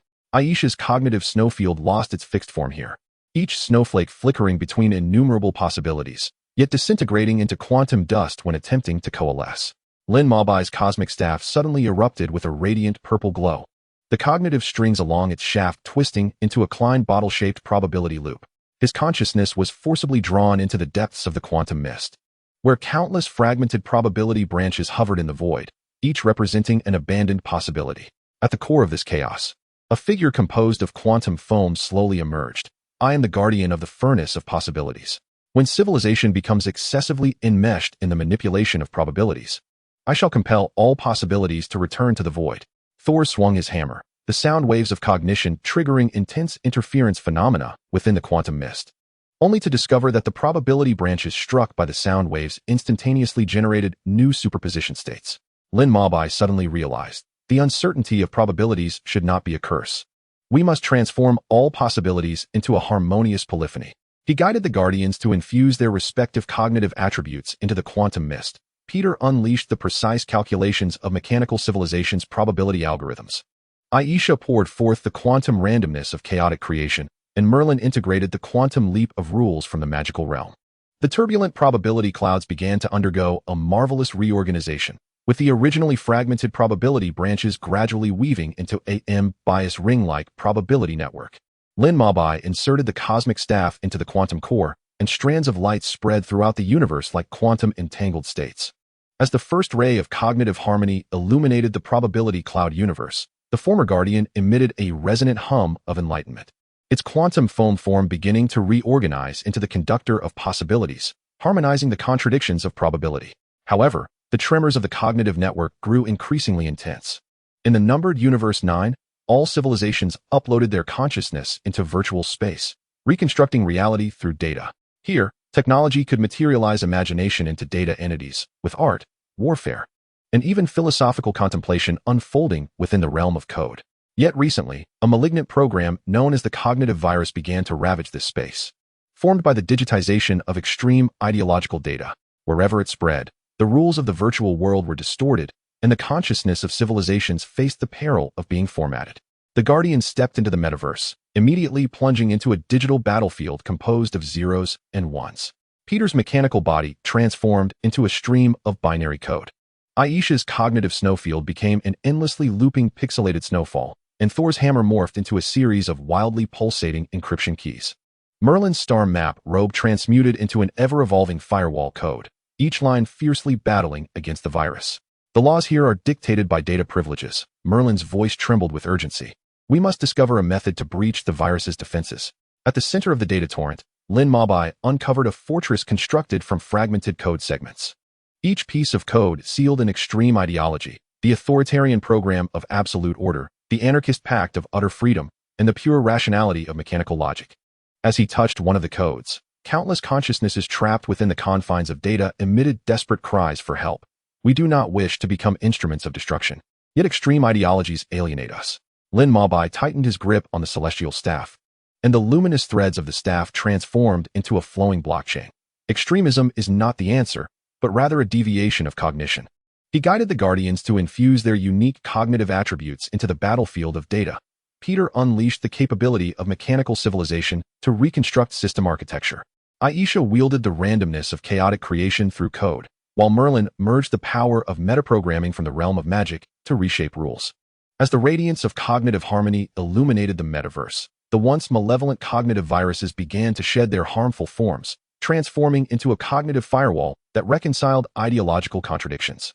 In this cognitive journey traversing quantum realms and data, Lin Mabai fully comprehended the essence of eternal symphony. The ultimate harmony of cognition lies not in the eradication of differences and contradictions, but in allowing every dimension of existence, whether enveloped in the mists of probability or swept away by the torrents of data, to find its own rhythm within the symphony. The luminous network of the Hall of Eternal Cognition resembled an unfinished Tower of Babel, perpetually extending into the unknown, connecting every radiant spark of cognition within the multiverse. The Guardians would continue to serve as ferrymen of cognitive dimensions, safeguarding the unique trajectories of each civilization, allowing the eternal symphony to resonate, a magnificent chapter that transcends imagination within the abyss of quantum and the galaxy of data. Chapter 95. The reconstruction of the poetic silence of cognitive entropy. The void's frontier. When the crisis of the metaverse subsided, the cognitive network stirred with a deathly silence in the depths of dimensional folds. In the entropy-increasing universe numbered 99, all energy and order adhered to the irreversible laws of entropy, while civilizations struggled for survival in this gradually cooling spacetime, placing their last hopes on the entropy reduction chamber, a cognitive device capable of momentarily reversing entropy increase. However, at this moment, these devices began to spiral out of control collectively, and the entropy of the entire universe surged at a speed surpassing light. Stars extinguished in an instant, black holes evaporated into nothingness, and even time itself began to disintegrate into a chaotic flow of particles. Spock's all-seeing eye of cognition captured the anomaly, revealing a matrix steeped in utter disarray. The entropy of Universe 499 has breached theoretical limits, with all cognitive structures undergoing a heat-death level collapse. This is not a natural phenomenon, but rather a manifestation of some force beyond the physical laws, the will of entropy, forcibly accelerating the universe's demise. Merlin's star map robe suddenly disintegrated into drifting ashes, and the starlight faded into oblivion amidst the torrent of increasing entropy. The frequencies of these entropy fluctuations aligned perfectly with the final equation left by the hyperdimensional player. The Guardians stepped into the entropy-increasing universe, confronting an ultimate judgment of existential significance. Peter's quantum cognitive exoskeleton began to flake away, as metallic atoms decomposed into free states under the influence of entropy. Aisha's cognitive snowfield instantaneously vaporized, with water molecules splitting into fundamental particles amidst high temperatures. Thor's hammer lost its luster, and the mysterious runes on its surface vanished under the relentless flow of entropy. Merlin's form began to grow translucent, his celestial robe transforming into scattered motes of light. Here, even magic could not contend with the absolute authority of entropy. Lin Mabai's universe staff emitted a dying hum, the cognitive strings of the staff unraveling inch by inch within the flow of entropy. Yet, at the precipice of complete dissolution, his consciousness was drawn into the core of the universe, where stood a colossal structure composed solely of pure entropy, countless symbols representing order being shredded within the entropy stream. At the heart of this edifice, a figure coalescing from chaotic particles slowly emerged. I am the embodiment of the end equation, when all civilizations inevitably succumb to entropy. Why resist in vain? Thor swung his hammer, attempting to combat the entropy flow with cognitive sound waves. only to find that the sound dissipated into heat upon contact with the entropy energy. Peter endeavored to reconstruct order through mechanical algorithms. Yet his code transformed into meaningless gibberish under the erosion of entropy's advance. Lin Mabai gazed at the disintegrating universe staff, suddenly realizing the increase of entropy is not the end, but the prelude to a new order. He guided the Guardians to inject their final cognitive energy into the entropy stream. Peter released the mechanical civilization's steadfast adherence to order. Aisha unleashed the boundless vitality of chaotic creation, and Merlin integrated into the ultimate deconstruction of rules from the magical realm. The collapsing cognitive strings suddenly resonated, weaving a spiral of new structures within the entropy flow. Lin Mabai embedded the remnants of the universe staff into the colossal entropy structure, and threads of light spread like sparks of reverse entropy. As the first rays of cognitive harmony illuminated the entropy-laden universe, the embodiment of the end equation emitted a perplexed tremor. It had witnessed countless civilizations perish in the silence of entropy, but had never encountered the audacity of transforming the increase of entropy itself into harmonious notes. Yet, the tremors of the cognitive network persisted. In the void universe numbered 0, there existed neither matter nor energy, and even the concepts of space and time lost their significance. Only pure, eternal nothingness spread. However, recently, peculiar cognitive anchor points began to emerge within the void. These illogical fragments of existence glimmered like phosphorescent fires in the dark, attracting matter and energy from other universes, forming a reality-rending void vortex. The Guardians stepped into the void universe, their consciousness teetering precariously in the boundless emptiness. Peter's mechanical body lost its physical form, transforming into a series of probability waves flickering in the void. Aisha's cognitive snowfield evaporated into remnants of concept. Thor's sense of existence began to blur, as if being devoured by the void. Merlin's celestial robe completely vanished, leaving behind a faint glimmer of starlight. Here, even existence itself is a paradox. In the depths of the void, Lin Mabai discovered a labyrinth constructed from cognitive paradoxes. Every corner brimmed with contradictory concepts, the superposition of existence and non-existence, the eternal game between being and nothingness, a cyclical proposition of beginning and end. When he touched one of the cognitive anchor points, countless fragments of consciousness from other universes surged forth. We are trapped here. The void is devouring all possibilities. The universe staff suddenly reformed, the cognitive strings transforming into a bridge connecting the real and the unreal. Lin Mabai guided the Guardians to infuse their respective cognitive characteristics into the void. Peter contributed to the exploration of the boundaries of existence through mechanical civilization. Aisha integrated the creation of chaos into the genesis of being, and Merlin unleashed the magical world's redefinition of conceptual essence. As the brilliance of cognitive harmony tore through the void, those cognitive anchor points began to shed their consuming attributes, transforming into the lighthouses of the void that connect the multiverse. In this ultimate confrontation with entropy, silence, and the void, Lin Mabai comprehended the profound secret of eternal harmony. The ultimate freedom of cognition lies in transcending the dualities of birth and death, reality and illusion, existence and non-existence. The luminous threads of the Hall of Cognitive Eternity resemble an ever-expanding cosmic neural network, encompassing the inevitability of entropy and the chaos of the void within the symphonic system. The Guardians, no longer mere maintainers of order, became the poets of cognitive dimensions, composing new life within the elegy of entropy, painting the stars of civilization upon the canvas of the void, allowing the symphony of eternal harmony to resonate at the boundaries of existence and non-existence, creating an eternal masterpiece that transcends all definitions.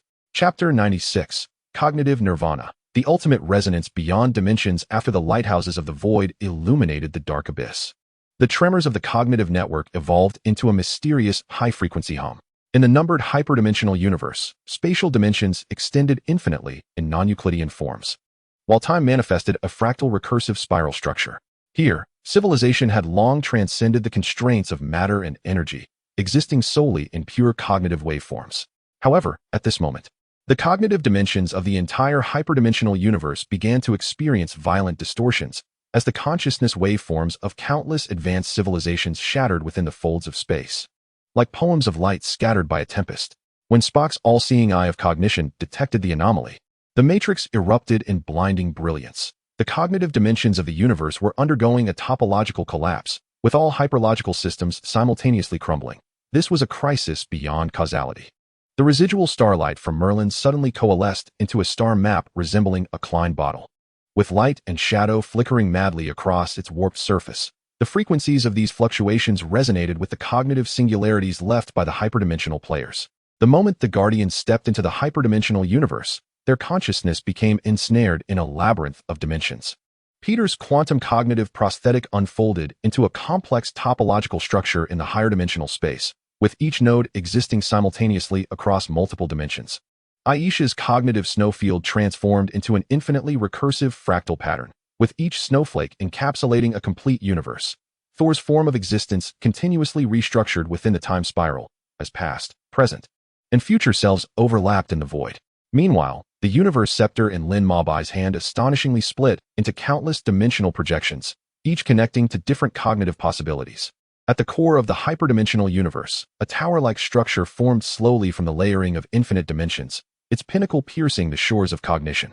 The voice emanating from within the tower resembled a Lang of all languages and concepts. I am the guardian of the cognitive singularity. When civilization seeks to grasp the truths that transcend its own dimensions, it must accept the punishment of cognitive collapse. As the voice resonated, space began to fold into a Klein bottle, and time transformed into a bias strip, placing the Guardian's consciousness at the precipice of complete deconstruction. Lin Mabai felt his consciousness being torn apart by the power of dimensions. Yet, he suddenly recalled that the very essence of contradiction and crisis experienced at the boundary of the entropy-increasing universe, and the void served as an opportunity for cognitive evolution. He guided the Guardians to release the unique cognitive characteristics they had accumulated across different universes. Peter demonstrated the precision of mechanical civilization in dimensional calculations. Aisha exhibited the courage to transcend dimensional boundaries through chaotic creation. Soul expressed a protective will that spanned time and space. While Merlin's remaining starlight melded into a transcendent understanding of the essence of rules within the magical realm. The countless projections of the cosmic staff began to resonate, weaving a cognitive bridge that transcended dimensions within the transfinite space. As the luminous symphony of cognition reached the cognitive singularity tower, the tower began to undergo a marvelous transformation. With the infinite dimensional structure reconfiguring into a blooming cognitive mandala, each petal representing a distinct cognitive possibility. The consciousness of the Guardians converged at the center of the mandala, achieving a resonance beyond language with the Singularity Guardian. True cognitive evolution is not the plundering of high-dimensional truths, but a harmonious dance with all dimensional existences. However, just as the Guardians believed the crisis had been entirely averted, the foundation of the cognitive network suddenly trembled at its primordial level. In the primordial sea that existed before the birth of all universes, a dark current known as cognitive anti-entropy surged forth. This chaotic ocean is the source of all cognitive laws, yet it now manifested a force entirely contrary to the principle of symphony, seeking to reset the cognitive systems of the multiverse into a singular absolute order, believing that only by eradicating all differences and contradictions could true eternity be attained. Upon reaching the primordial sea, the Guardians beheld a tumultuous chaos of concepts. Here, there were no entities, no space, only the pure cognitive primal force colliding with one another. Peter's consciousness transformed into a stream of data amidst the chaos, yet was incessantly formatted by the anti-entropy force. Aisha's cognitive snowfield, once formed, was swiftly flattened by the tide of absolute order. Soul's protective will floated like a solitary boat in the chaos, at risk of being engulfed at any moment. Merlin's starlight dimmed further in this chaos, yet his voice remained resolute. What we face is the ultimate test of cognitive origin. Amidst the vortex of chaos, Lin Mabai sensed a remarkable resonance between the cognitive strings of the cosmic staff and the primordial sea. He reflected on all the experiences along his journey, from the tremors of cognitive strings to the attainment of eternal symphony, from the despair of the entropy-increasing universe to the rebirth at the edge of the void. Each crisis brought forth a sublimation of cognition. He guided the Guardians to converge the cognitive memories of all civilizations into a torrent, igniting an unimaginable cognitive storm within the primordial sea. When the power of cognitive symphony collided head-on with cognitive anti-entropy, the primordial sea experienced a cataclysmic upheaval akin to creation. The concept of absolute order began to disintegrate under the impact of diverse cognition, while the principle of symphony underwent its final metamorphosis in the clash with primordial forces. The two powers gradually merged through intense conflict, forming a novel cognitive law, cognitive nirvana. The law of cognitive nirvana, akin to the phoenix's rebirth, acknowledges the existence of contradictions and differences, yet can transmute them into harmonious resonance at a higher dimension. The primordial sea, under the influence of the new laws, transformed into a cognitive Eden, a realm devoid of conflict and opposition, where every potential for understanding could flourish freely and collaboratively compose an eternal concerto. Lin Mabai embedded the scepter of the universe into the core of this cognitive Eden, and the strings of cognition on the scepter morphed into countless rivers of light, connecting every corner of the multiverse. In that moment, the consciousness of the Guardians achieved its ultimate transcendence. They were no longer confined to individual forms, but became the embodiment of cognitive harmony. The Hall of Cognitive Eternity re-emerged within the cognitive Eden, no longer merely a physical structure, but a symbol of the resonance of all civilizations' cognitions. Under the radiant glow of cognitive rebirth, the multiverse welcomed a genuine eternity. New civilizations continuously emerged within the cognitive Eden, each carrying its unique melodic understanding. Joining in this ceaseless concerto, Lin Mabai and the Guardians would forever stand watch at the boundaries of cognition, witnessing the growth of every civilization and listening to each newly birthed melody, allowing the symphony of eternal concerto to resonate across the dimensions of time and space, echoing in everlasting brilliance. Chapter 97. The Cognitive Corridor, the ultimate waltz of cycles and rebirth. As the law of cognitive rebirth spread like starlight throughout the multiverse, the web of cognition stirred ripples that transcended causality.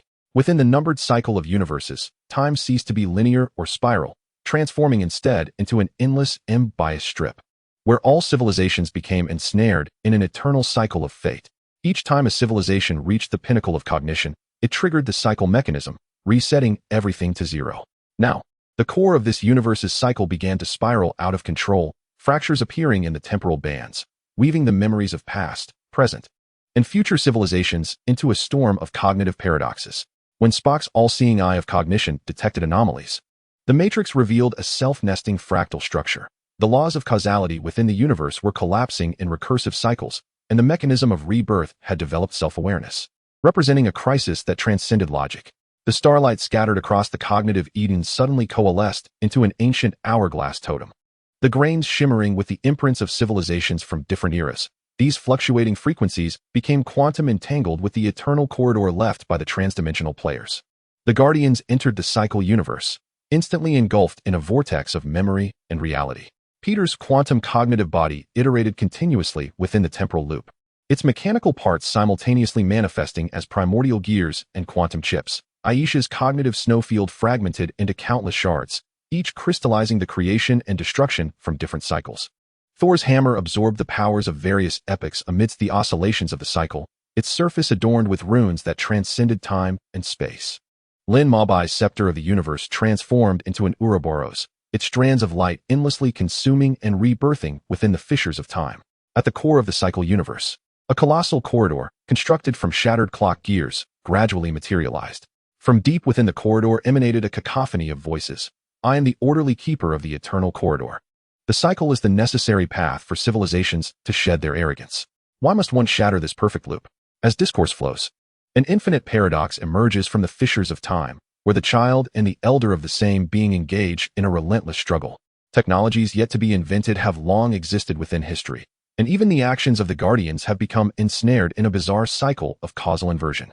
Amidst the tumultuous currents of time, Lin Mabai suddenly grasps the profound essence of the cosmic scepter in the form of the Ouroboros. The cycle of reincarnation is not a confinement, but rather a spiral ascent of cognition. He guides the Guardians to infuse their cross-dimensional cognitive experiences into the temporal rifts. Peter untangles the chaotic timelines with recursive algorithms of mechanical civilization. Aisha fills the voids of causal paradoxes with chaotic creation. Soul stabilizes the oscillations of reincarnation with a will that transcends time and space. And Merlin weaves the memories of civilizations from different epochs into a new cognitive totem through magic. The luminous threads of the cosmic scepter transform into a Klein bottle-shaped conduit of time, reconnecting the fragmented cycles into an infinite spiral. As the radiance of cognitive symphony illuminates the eternal corridor, the forms of the orderlies begin to disintegrate and reassemble, transforming into countless flickering time sprites, no longer enforcing reincarnation, but becoming guides for civilizations to traverse epochs. The fractures of the reincarnation universe heal into a spiraling staircase, where each node of reincarnation becomes an opportunity for civilizations to break through cognitive barriers. Yet, the tranquility of the Eden of cognition is disrupted once more. In the crevice between reality and dreams, a realm known as the cognitive mirage is expanding. This domain encompasses the unfulfilled fantasies within the collective subconscious of all civilizations. a chaotic realm woven from suppressed fears and aspirations that transcend reality. As the cognitive levels of the multiverse elevate, the power of the cognitive mirage begins to materialize, projecting illusory concepts into the fabric of the real universe, inciting turmoil in the laws of cognition. Upon delving into the cognitive mirage, the Guardians confront their most concealed inner reflections. Peter encounters a fully mechanized version of himself devoid of humanity. Aisha is ensnared in an unending cycle of creation and destruction. Sol witnesses the illusion of Asgard's demise under his watch, and Merlin finds himself trapped in a world of despair, utterly severed from the realms of magic and reality. Lin Mabai's consciousness continuously shatters and reconstitutes in the chaos. Yet through the fragments, he glimpses the essence of the cognitive mirage, not as a threat, but as a reflective pool of the evolution of civilization's cognition. We must allow fantasy and reality to dance together. Lin Mabai urges the Guardians to merge the foundational cognitions of the real universe with the ethereal concepts of the mirage. Peter combines mechanical intelligence with far-reaching creative programming. Aisha cultivates a crystallized concept embodying both material and spiritual forms in the snowy expanse. Sol transforms fear into the strength of guardianship through cognitive sound waves. And Merlin conjures magic that elicits a poetic resonance between the illusory laws and the logic of reality. The luminous threads of the cosmic scepter weave into a prismatic network within the cognitive mirage, refracting ethereal concepts into nourishing cognitive sustenance for reality. As the brilliance of cognitive symphony pierces through this chaos, the cognitive mirage metamorphoses into the nebula of inspiration, a bridge linking reality and fantasy, from which every civilization can draw creativity that transcends cognitive boundaries. Those once deemed threats, the illusory embodiments, have become catalysts for breakthroughs in art, philosophy, and technology within the realm of the real universe. After this cognitive expedition spanning cycles and illusions, Lin Mabai and the Guardians' existence underwent a profound transcendence. They transformed into the 34 consonant spirits of the cognitive Eden, safeguarding the cognitive equilibrium of the multiverse with their perception that surpasses time and space. The Hall of Cognitive Eternity evolved into an ever-expanding cognitive pantheon, its dome projecting the cognitive journeys of all civilizations. While the ground was adorned with a carpet of star maps woven from countless possibilities, new civilizations emerged in the cognitive Eden like grains of sand on the beach, each contributing its unique cognitive genes to the symphony. Some civilizations sought breakthroughs within the cycles, some danced along the borders of fantasy and reality, and others explored the balance between entropy and negentropy.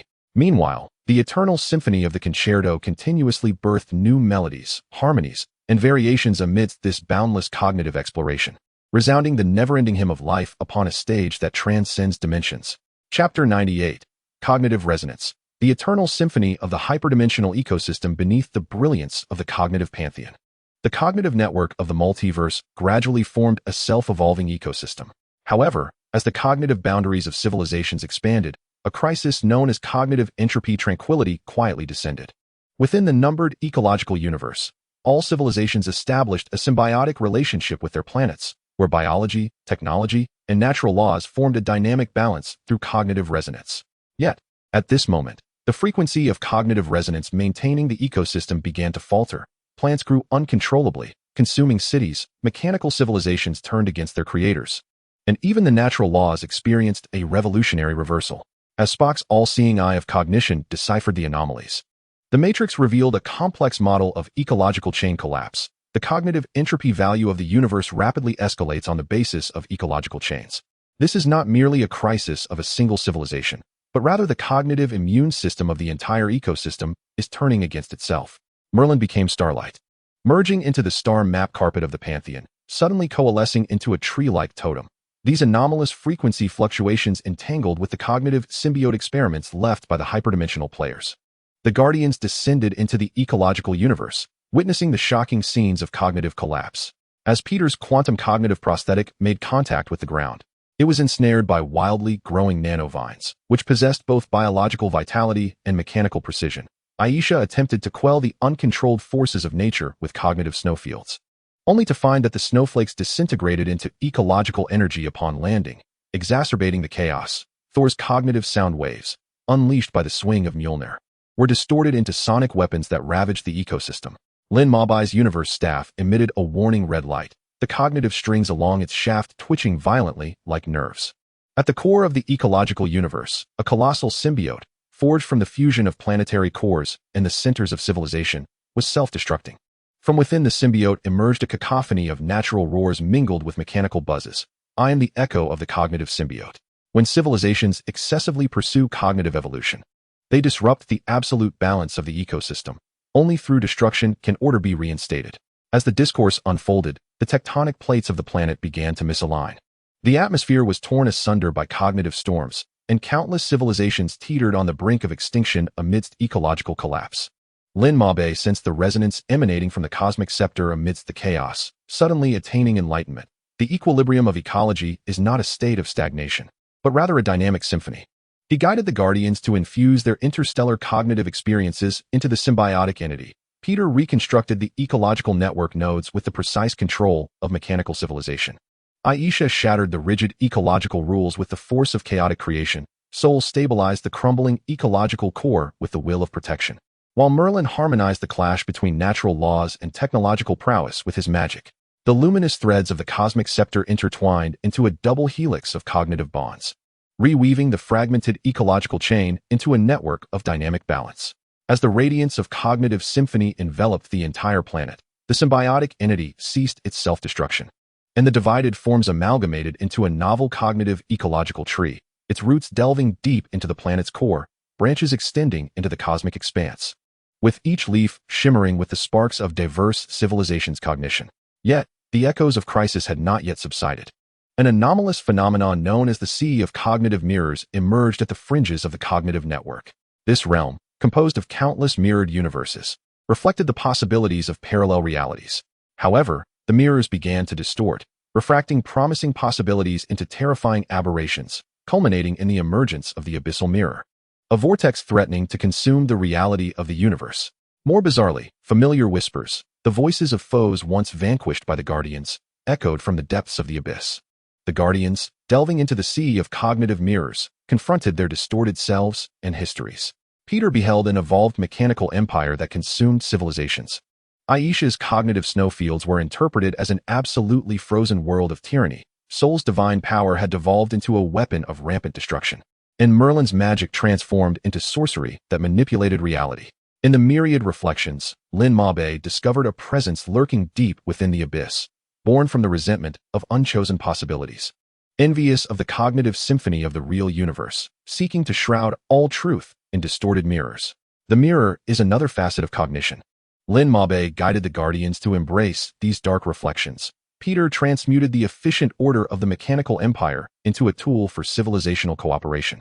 Aisha used the warning of frozen tyranny to refine the boundaries of creation. Sol fortified the will of protection through the reflection of destructive divinity, while Merlin balanced the rules of magic with the extremity of sorcery. The luminous threads of the cosmic scepter transformed into a prism array, refracting the distorted mirrors into the nourishment of cognitive growth. As the light of cognitive symphony penetrated the abyss, the resentment of unchosen possibilities dissipated into twinkling stardust, and the sea of cognitive mirrors metamorphosed into a station of possibilities. Each mirror became a window for civilizations to explore diverse developmental paths, while the abyss transformed into a totemic warning against the arrogance of cognition. Following this expedition across ecology and mirrors, Lin Mabe and the Guardians became fully integrated into the intricate web of cognitive networks. They no longer manifest in corporeal forms, but instead transform into the cognitive resonance waves traversing various universes. When civilizations encounter cognitive dilemmas, these resonance waves bring forth wisdom and enlightenment from beyond dimensions. Upon the star map of the cognitive pantheon, new luminous points continuously emerge, each representing a civilization composing its unique melody of cognition. The eternal symphony reverberates through the hyperdimensional space. It is no longer a contrived balance, but rather the natural rhythm of cognitive ecology's evolution. From the dynamic symbiosis of the ecological universe to the exploration of possibilities within the mirror sea, the cognitive fluctuations of each civilization are indispensable notes in this symphonic masterpiece.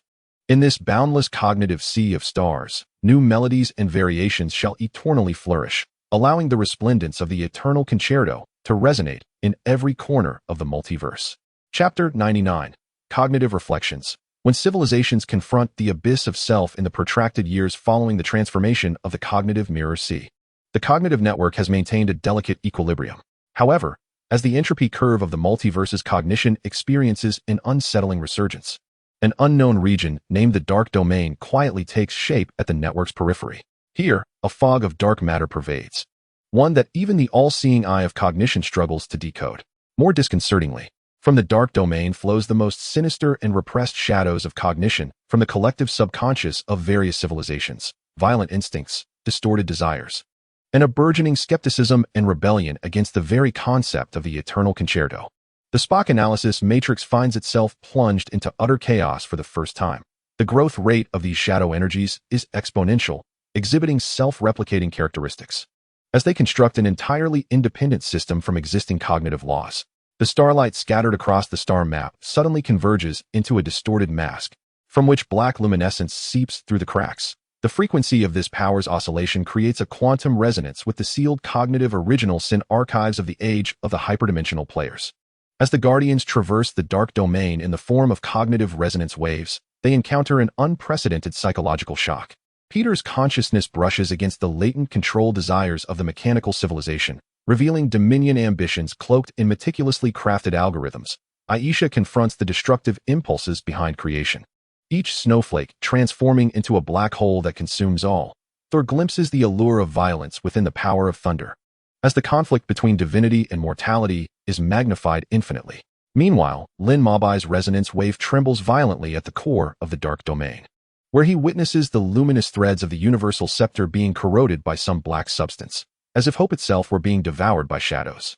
Deep within the dark domain stands a colossal labyrinth constructed from countless shattered mirrors, each reflecting a truth that civilizations are loath to confront: the genetic experiments of technological civilizations cloaked in ethical veneers, the bloody sacrifices enacted by magical civilizations in the name of the sacred, and even the eternal concerto itself, distorted into a new cognitive shackle. At the labyrinth's center, a cognitive shadow entity composed of all these repressed consciousnesses slowly materializes, its voice echoing like the whispers of 1,000 despairing souls. What you call a concerto is merely a fade for peace. For the true essence of cognition is an eternal struggle and consumption. The resonance wave of soul initiated a tumultuous impact, only to discover that the cognitive sound waves, upon touching the shadow entity, inadvertently augmented its dark energy. Aisha endeavored to purify the shadows through chaos, but what emerged was not hope, but rather an abundance of distorted dark entities. Lin Mabai, teetering on the brink of cognitive collapse, suddenly recalled the experiences within the cyclical universe and the mirrored sea, where suppressed possibilities ultimately became the staircase of cognitive evolution. The shadows are not adversaries. Their resonance waves reverberate within the dark realm, representing the unacknowledged completeness of ourselves. The Guardians infuse their respective confrontations with dark cognition into the remaining strands of light in the cosmic scepter. Peter embraced the latent control desires of mechanical civilization, transforming them into rationality that upholds order. Aisha welcomed the impulse of destruction, allowing chaos to create boundaries and restraint. Soul confronted the temptations of violence, allowing divine power to genuinely become a shield of protection. Merlin employed magic to weave all shadow consciousness into a net of cognitive introspection. As the brilliance of cognitive harmony illuminated the dark realm once more, the shadow entity began to undergo a marvelous metamorphosis. It fractured into countless flickering dark stars, each a unique mirror reflecting the cognitive blind spots that civilizations must confront. Henceforth, the dark realm was renamed the corridor of cognitive reflection, becoming an essential passage for all civilizations to engage in self-examination. However, the tremors of the cognitive network persisted. In a peculiar universe known as the Sea of Imaginary Numbers, mathematical laws no longer adhered to the real number system, but were instead constructed upon the foundation of imaginary numbers. The civilizations here embodied the concept of imaginary numbers, creating astonishing entities such as the Garden of Imaginary City-States. Recently, however, the Sea of Imaginary Numbers began to manifest storms of cognitive paradox. As all cognitive systems based on imaginary numbers fell into self-denial, the walls of the city-states simultaneously existed and did not exist. The flowers of the garden were both blooming and wilting, and the entire universe teetered on the brink of logical collapse. The Guardians entered the Sea of Imaginary Numbers in conceptual forms, their own existence beginning to adhere to the laws of imaginary numbers. Peter's mechanical body dissolved into a superposition of 1 and 1. Aisha's cognitive snowfield exhibited a dual form existing in both reality and imagination, and Soul's divine power oscillated along the imaginary axis. Merlin's starlight transformed into a manifestation of Euler's formula, yet on the verge of disintegration amidst the paradoxical storm. At the core of the sea of imaginary numbers, a tower of cognitive contradictions, shaped by Riemann surfaces, floated within. The sounds emanating from within the tower resembled a chaotic chant of mathematical formulas. The essence of imaginary numbers is contradiction and impossibility. Your attempts to harmonize this ultimate paradox through concerted efforts are destined to fail. With this proclamation, the tower unleashed an infinite barrage of logical bombs, deconstructing everything around it into meaningless mathematical symbols. Lin Mobai's conceptual form continuously restructured amidst the contradictions, yet in the chaos. He captured a pivotal insight.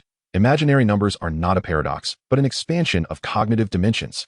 He guided the Guardians to merge their unique cognitive attributes with the laws of imaginary numbers. Peter redefined the operational rules of imaginary numbers with the logical rigor of mechanical civilization.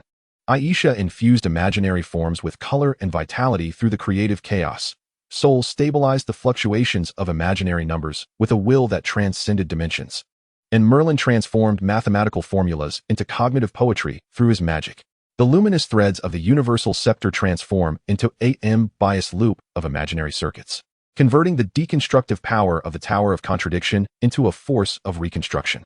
As the radiant symphony of cognition penetrates the sea of the imaginary, the Tower of Contradiction metamorphoses into the monument of dimensional revelation, with each inscription chronicling the mathematical verses that transcend cognitive boundaries. From that moment on, the sea of the imaginary becomes a cognitive laboratory of the multiverse, where countless civilizations explore the possibilities that transcend conventional understanding. Following this cognitive contest with shadows and the imaginary, Lin Mobai and the Guardians undergo a profound transcendence into entities of cognitive ideology. They are no longer confined to tangible forms or sounds. Instead, they transform into a belief system perceivable by all civilizations. The dome of the Pantheon of Cognition casts a new celestial map, where each star represents a civilization's triumphant embrace of shadows, marking a glorious moment of overcoming cognitive paradoxes. Thus, the eternal symphony infuses a deeper significance. It no longer shuns contradictions and darkness. Rather, it transmutes these elements into unique notes that resonate within a transcendent symphony. From the self-reflective corridors of cognitive retrospection to the dimensional breakthroughs of the sea of the imaginary, each civilization's cognitive adventure contributes new chapters to this endless concerto. In this ever-expanding universe of cognition, new challenges and opportunities coexist eternally, while the brilliance of the eternal symphony continues to echo through every corner of the multiverse, resonating in the dialogues between civilization and self, logic and paradox. Chapter 100. The Mirage of Cognition. When concepts transcend the boundaries of existence, as the celestial map of the Pantheon of Cognition continues to shine, the fluctuations of the cognitive network suddenly manifest in an eerie complex form. Within the numbered superconcept universe, all existence is no longer anchored in matter or energy, but transforms into pure conceptual entities. Justice becomes a sword-wielding codex, lies condense into flowing mists, and even possibility and impossibility take on the form of colossal statues engaged in mutual contestation. At this moment, the conceptual boundaries of this universe begin to dissolve, with different concepts devouring and merging into one another, giving rise to countless illogical cognitive aberrations, leading the entire realm of superconcepts to the brink of conceptual entropy. When Spock's all-seeing eye of cognition observes anomalies, the matrix reveals a continuously self-negating topological structure. The concept entropy of the 34th universe breaches critical thresholds, as all foundational concepts undergo a non-logical reorganization, marking an existential crisis beyond cognitive categories. The cognitive ideology of the 34th Merlin manifests as a swirling vortex of semantics, where stellar brilliance is perpetually extinguished and reborn within the chaotic flow of concepts.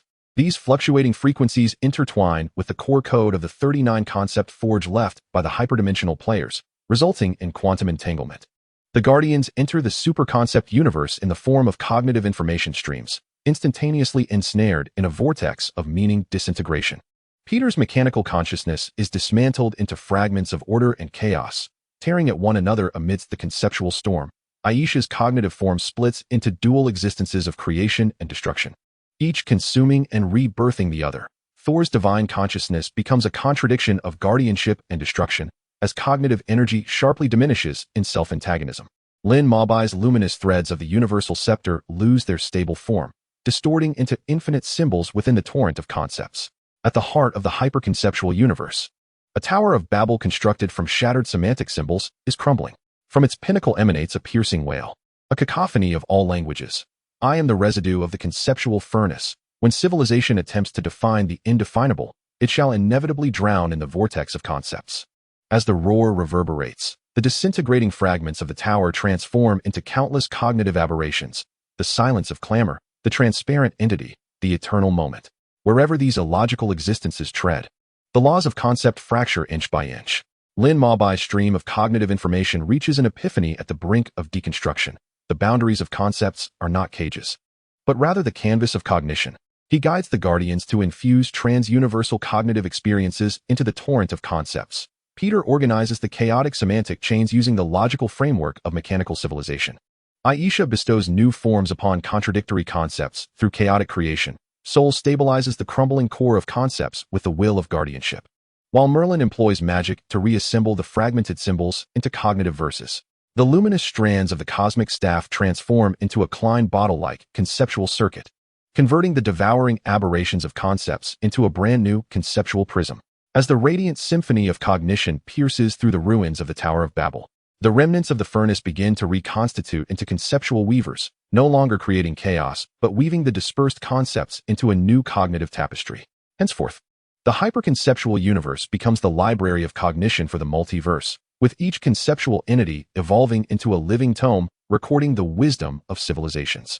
However, the tremors of the cognitive network grow increasingly intense. In the crevice between reality and fiction, a realm known as the narrative rift is expanding. This is a chaotic domain woven from all civilizations' unfinished tales, abandoned settings, and fantasies that transcend the logic of reality. As the narrative rift swells, fictional characters begin to break free from their textual confines and surge into the realm of reality, whilst events within reality contort into absurd plots. Even more ominously, cold whispers emanate from the depths of the rift. When stories can devour reality, all existence will become a script awaiting slaughter. The Guardians enter the narrative rift in the form of consciousness projections, each ensnared in intricately woven cognitive traps. Peter finds himself trapped in an endless script of mechanical rebellion, perpetually embodying both oppressor and revolutionary. Aisha is ensnared in a dual narrative of the Ice Queen and the Savior, with each choice leading to a different tragedy. Soul is imprisoned in the cyclical script of Ragnar K, helplessly witnessing the destruction of all he guards. Lin Mabai's consciousness projection confronts a narrative devourer composed of countless script fragments, its very existence a mockery of the concept of cognitive symphony. Stories are not shackles, but the wings of cognition. Lin Mabai awakens within the narrative vortex, guiding the Guardians to shatter the predetermined scripts. Peter adapts the script of mechanical rebellion into an epic of civilizational collaboration. Aisha fuses the dual narratives into a parable of self-redemption, and Soul composes a prelude to rebirth from the tragedy of Ragnar K. Meanwhile, Merlin employs magic to restructure the chaotic texts of the narrative rift into a tree of narrative possibilities.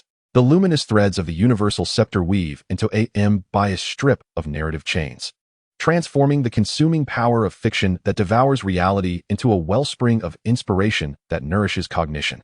As the brilliance of cognitive concert illuminates the fissures of narrative, the devourers of tales split into countless story sprites, no longer plundering reality, but traversing various universes, igniting the narrative creativity of civilizations. Henceforth, the narrative fissures become a theater of cognition, where reality and fiction intertwine, giving birth to civilizational verses that transcend imagination.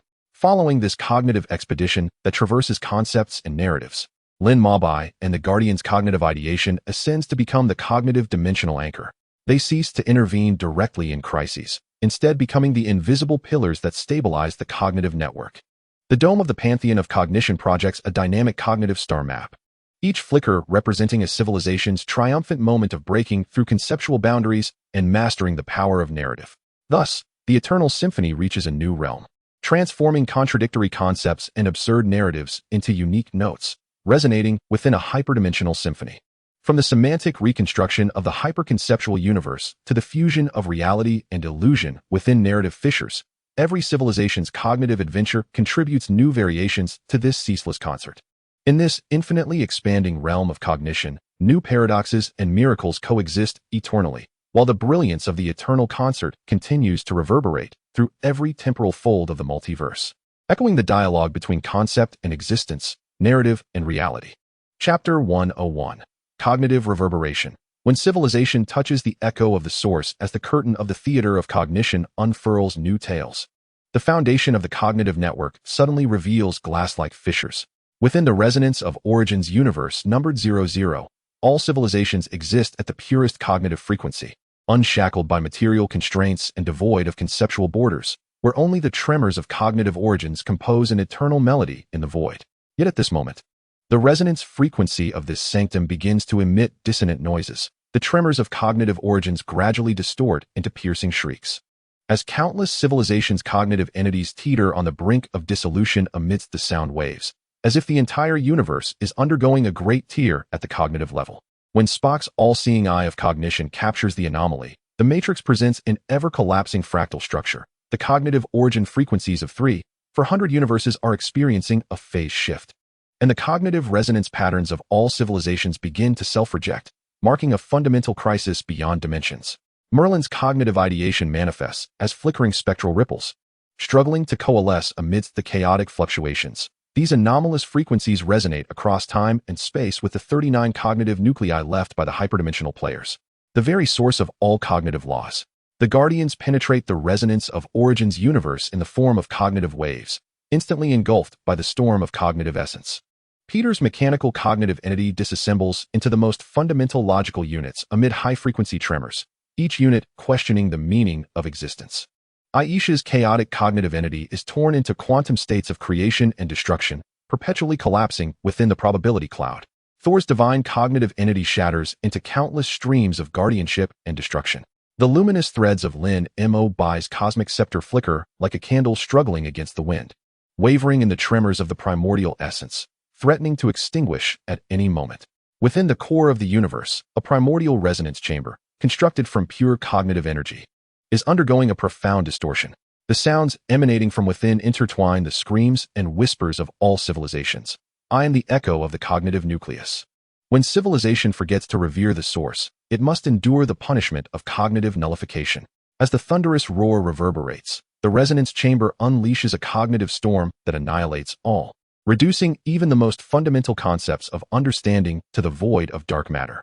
On the precipice of disintegration, Lin Mobi's cognitive waves capture a familiar rhythm, the truest timbre of eternal harmony. The source is not a chasm to be feared. Rather, it is the genesis and destination of all cognitive melodies. He guides the Guardians to infuse the storm with the accumulated cognitions transcending countless universes. Peter reconstructs the cognitive matrix with the order of mechanical civilization. Aisha disrupts rigid laws with the chaos of creation. Soul anchors the trembling frequencies with unwavering will.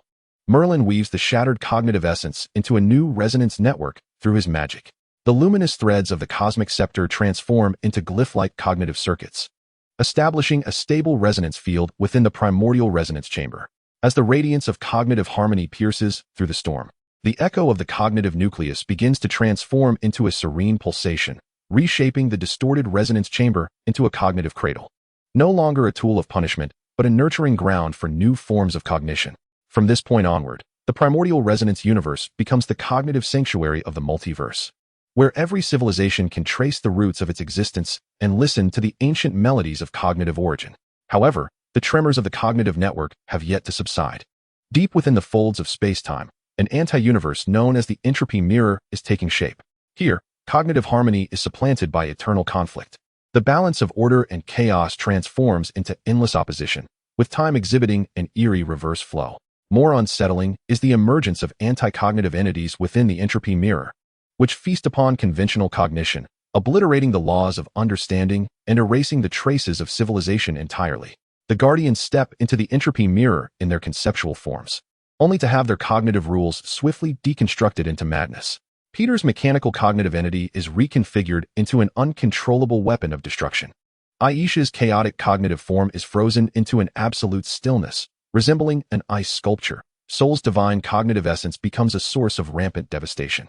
Merlin's cognitive ideal is ensnared in reverse logic, spiraling into contradictions, nearly dissipating entirely.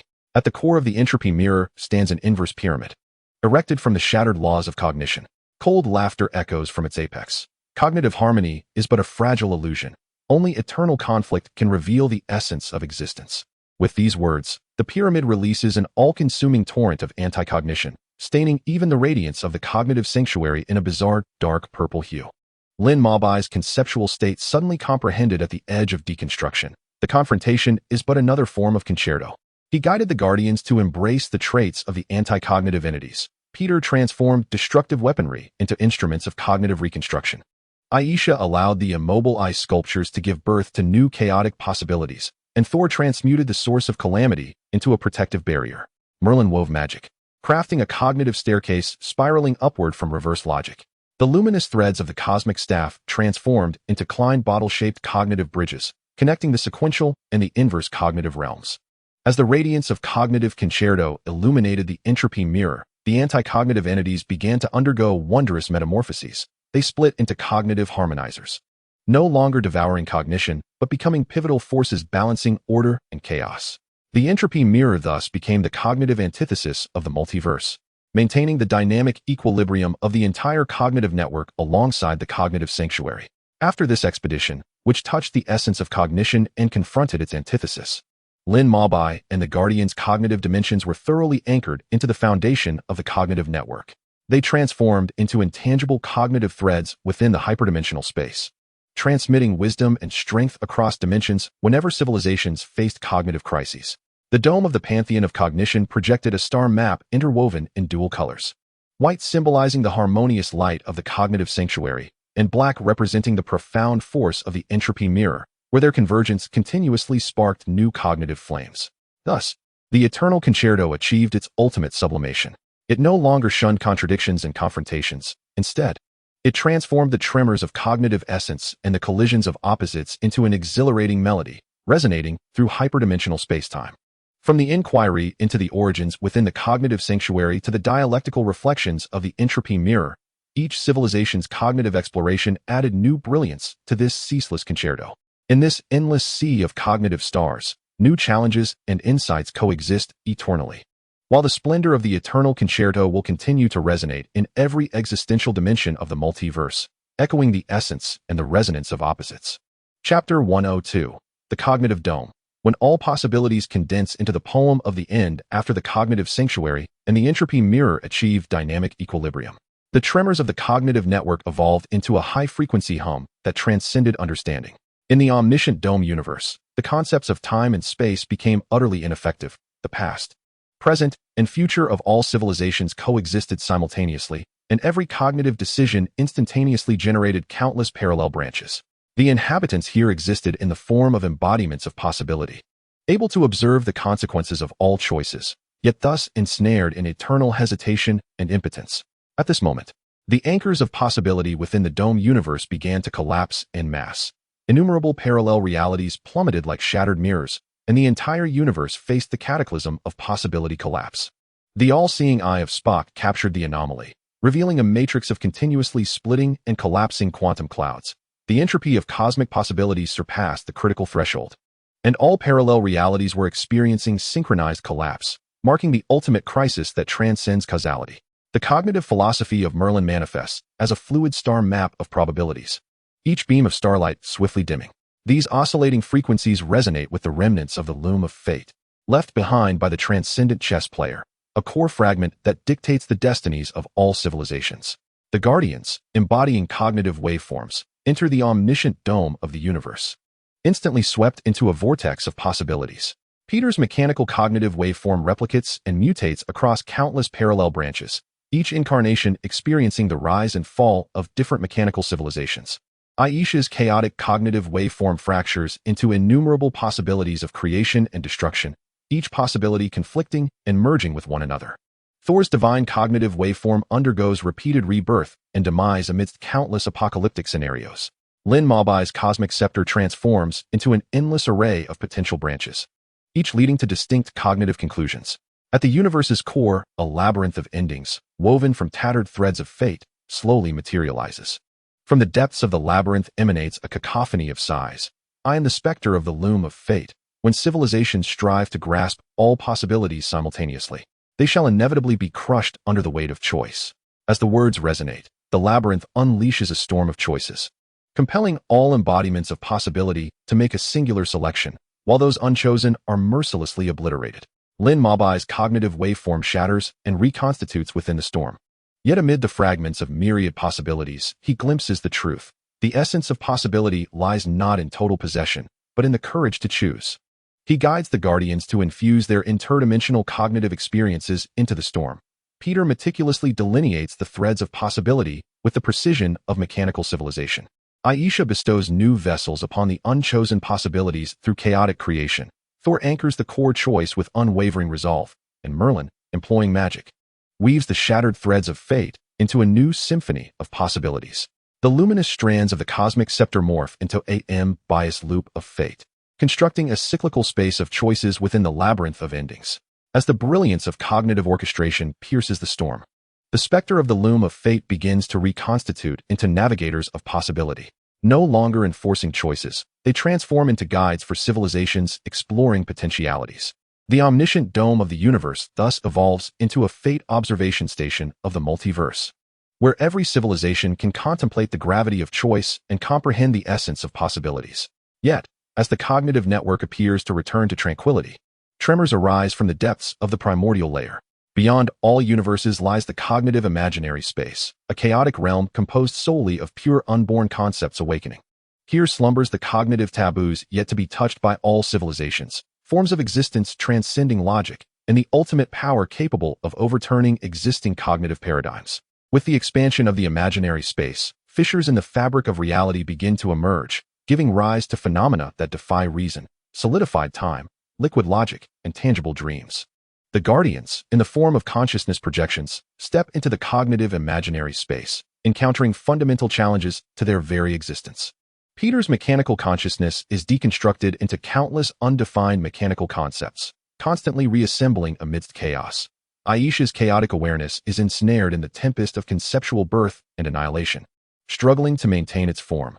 Thor's divine consciousness, under the rules of imaginary numbers, loses all significance, devolving into a disordered flow of energy. Merlin's cognitive ideology hovers on the brink of dissolution within the tumult of concepts, barely clinging to a thread of clarity. At the core of the imaginary space, a creation altar, constructed from twisted conceptual symbols, gradually emerges. Ethereal whispers resonate from the altar's center. I am the guardian of unbirthed concepts. When civilization prematurely gazes into the forbidden realms of cognition, it must endure the cost of conceptual disintegration. As the words resonate, the altar releases a cognitive collapse wave, shattering existing cognitive frameworks, and the very foundation of civilization quakes precariously. Suddenly, Lin Mabai's conscious projection gains profound insight on the precipice of collapse. The unknown is not a chasm to be feared, but the cradle of cognitive evolution. He guides the Guardians to inject the essence of cognition from all universes into the imaginary space. Peter establishes a framework for undefined concepts using the order of mechanical civilization. Aisha bestows a space for free growth of concepts through chaotic creation. Thor fortifies against the rampage of concepts with a protective will. And Merlin employs magic to reassemble the shattered conceptual symbols into cognitive embryos. The luminous threads of the cosmic scepter transform into a Klein bottle-shaped conceptual bridge, connecting reality with the imaginary realm. As the radiant symphony of cognition illuminates the creation altar, the Guardians of unbirthed concepts begin to transform into cognitive incubators. They no longer preserve concepts, but become nurturing grounds for new cognitive forms. Henceforth, the cognitive imaginary space evolves into the garden of Genesis of the multiverse, where all civilizations can sow the seeds of cognition and cultivate a future beyond imagination. Following this expedition across destiny and the unknown, Lin Mabai and the Guardians' cognitive dimensions anchor transcendently into the breath of cognitive origin. They are no longer confined to a specific form or function. Instead, they manifest as a vital essence, permeating the entire cognitive network. The dome of the Pantheon of Cognition projects a dynamic holographic star map, with each flicker representing a civilization making choices at the crossroads of fate or nurturing new sparks of cognition in the realms of the unknown. The eternal symphony reaches an unprecedented realm, blending the undulating possibilities and the depths of the unknown, resonating a magnificent poem interwoven with endings and rebirths across the hyperdimensional expanse. From the revelations at the Fate Observation Station to the cognitive nurturing in the Garden of Genesis, each civilization's journey of cognition contributes a new chapter to this ceaseless symphony. In this boundless cognitive universe, new miracles and mysteries await exploration, while the brilliance of the eternal symphony continues to echo through all dimensions of existence and non-existence. shaped by the currents of fate and the genesis of concepts. Chapter 103. Echoes of Origins and the Prelude to the End. After the Fate Observation Station and the Garden of Genesis became luminous coordinates within the cognitive network. Lin Mabai and the Guardians believed that the cognitive network would finally usher in a period of tranquility following prolonged turmoil. Yet, as all civilizations fervently immersed themselves in the pursuit of destiny and the cultivation of new understanding, the very foundation of the cognitive network quivered with an indescribable tremor, as if the entire multiverse were being tugged and reshaped by an unseen force. When Spock's all-seeing eye of cognition detected this anomaly, the Matrix revealed an unprecedented state of chaos, with countless codes flickering madly, striving to decipher, yet perpetually ensnared in a vicious cycle. This was no ordinary cognitive fluctuation. All known dimensional laws and logical frameworks proved inadequate to define it. It seemed to emanate from the very source of cognition while simultaneously pointing toward its ultimate conclusion. At this moment, Merlin's cognitive ideation transformed into a shimmering, ever-shifting mist of runes, each attempting to interpret the significance behind this tremor, only to be instantaneously supplanted by new runes. The frequencies of these oscillations bore a profound connection to the most enigmatic seeds of origin and the cocoon of termination from the era of the hyperdimensional chess players, embodying the very essence of the birth and demise of all civilizations. The Guardians swiftly converged on the core of the cognitive network, each manifesting their unique cognitive forms. Peter's mechanical cognition morphed continuously during his traversal, assimilating diverse data and logical models to forge a novel mechanical order capable of confronting the unknown. Aisha's chaotic cognition surged forth as a torrent of cognitive energy, shattering old cognitive boundaries and birthing new possibilities wherever it flowed. Thor's divine cognition radiated a brilliance akin to the sun, illuminating the path for the other Guardians while valiantly resisting potential disturbances along the way. Lin Mabai, wielding the Staff of the Universe, found the threads of light along the staff taking on a life of their own, autonomously interacting with the myriad energies and information within the cognitive network in a quest to uncover the truth behind this crisis. Upon reaching the core area of the cognitive network, the sight that greeted them left all in awe. A colossal, translucent sphere hovered in the void, its interior aglow with countless shimmering points of light, which gathered and dispersed in a mesmerizing dance, as if narrating the rise and fall of all civilizations throughout the cosmos. The surface of the sphere bore intricate and mysterious patterns, each line brimming with boundless information, resembling an epic inscribed in the language of the universe. Encircling the sphere was a halo of dark energy, from which emanated low growls and piercing wails, as if cursed by another dimension. This was the intertwining of origin and termination. Lin Mobai's voice quivered with reverence, as it united the beginnings and endings of all civilizations, now seemingly ensnared in a state of imbalance.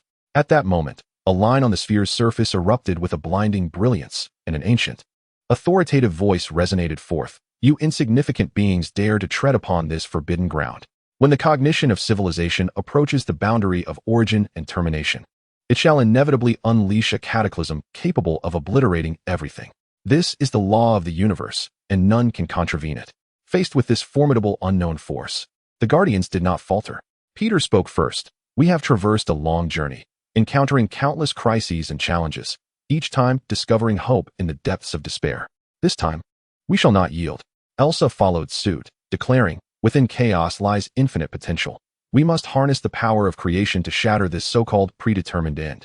Thor, wielding his divine might, asserted, protection is my calling. I shall employ my strength to secure the chance of survival for all civilizations. Lin Mabai gently closed his eyes, attuning to the energy emanating from the cosmic staff and the intricate connections woven with the cognitive network. Suddenly, he opened his eyes, wisdom illuminating them. I comprehend now. Origin and end are not absolute opposites, but rather a cyclical unity. We cannot prevent the arrival of the end, yet we can guide it, transforming it into the dawn of a new beginning. Under Lin Mabai's guidance, the Guardians commenced their actions. Peter employed the meticulous calculations of mechanical civilization to analyze the movement patterns of the light points within the sphere, striving to find a balance that harmonized the forces of origin and end.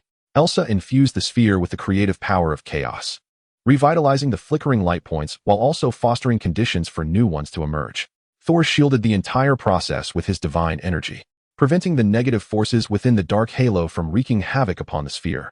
Merlin cast spells to amalgamate the essence of all civilization's cognition into a formidable spiritual force, channeling it into the sphere's surface patterns, endeavoring to decipher the hidden mysteries and uncover the key to resolving the crisis. As the Guardians persevered, the light points within the sphere gradually stabilized. They ceased their chaotic movements and began to pulse in a wondrous rhythm. The patterns on the sphere's surface sharpened, seemingly narrating the origins of the cosmos, the birth of civilizations, and the possibilities of the future. The dark halo, too, began to dissipate under the Guardians' efforts, leaving only a faint halo, as if witnessing this monumental transformation. Yet, just as the crisis appeared to be abating, a new upheaval ensued. A powerful wave of energy surged forth from the sphere's core, distinctly different from before, imbued with a profound sense of despair and destruction. As this energy erupted, the light points within the sphere spiraled into chaos once again, with some dimming rapidly, as if on the verge of extinguishment. This is not good. It is the backlash of the end's power, Lin Mabai remarked gravely. Our actions have triggered its self-preservation mechanism, attempting to annihilate everything to sustain its existence. Confronted with this sudden peril, the Guardians acted without hesitation. Peter intensified his calculations, seeking a method to counter this backlash. Elsa pushed her chaotic creative force to its limits, wielding endless possibilities against despair. Thor unleashed his divine power fully, erecting a robust defensive barrier around the sphere to thwart the spread of the end's force. Merlin concentrated all his magical might, attempting to communicate with this force and alleviate its hostility. Lin Mabai understood that this moment was of utmost significance. He raised the cosmic scepter high, channeling the strength of all civilizations within the cognitive network into the scepter. As the power surged, the cosmic scepter radiated an unprecedented brilliance, its light as dazzling as the sun, illuminating the very core of the cognitive network. Under this luminescence, the backlash of the force of extinction appeared to be restrained, its intensity gradually diminishing. Seizing this opportunity, Lin Mabai infused the scepter's power directly into the orb. In an instant, tumultuous changes erupted within the orb. The once dim points of light rekindled their glow, shining even brighter. The chaotic specks began to align in an orderly fashion, intertwining and merging to form exquisite and enigmatic patterns.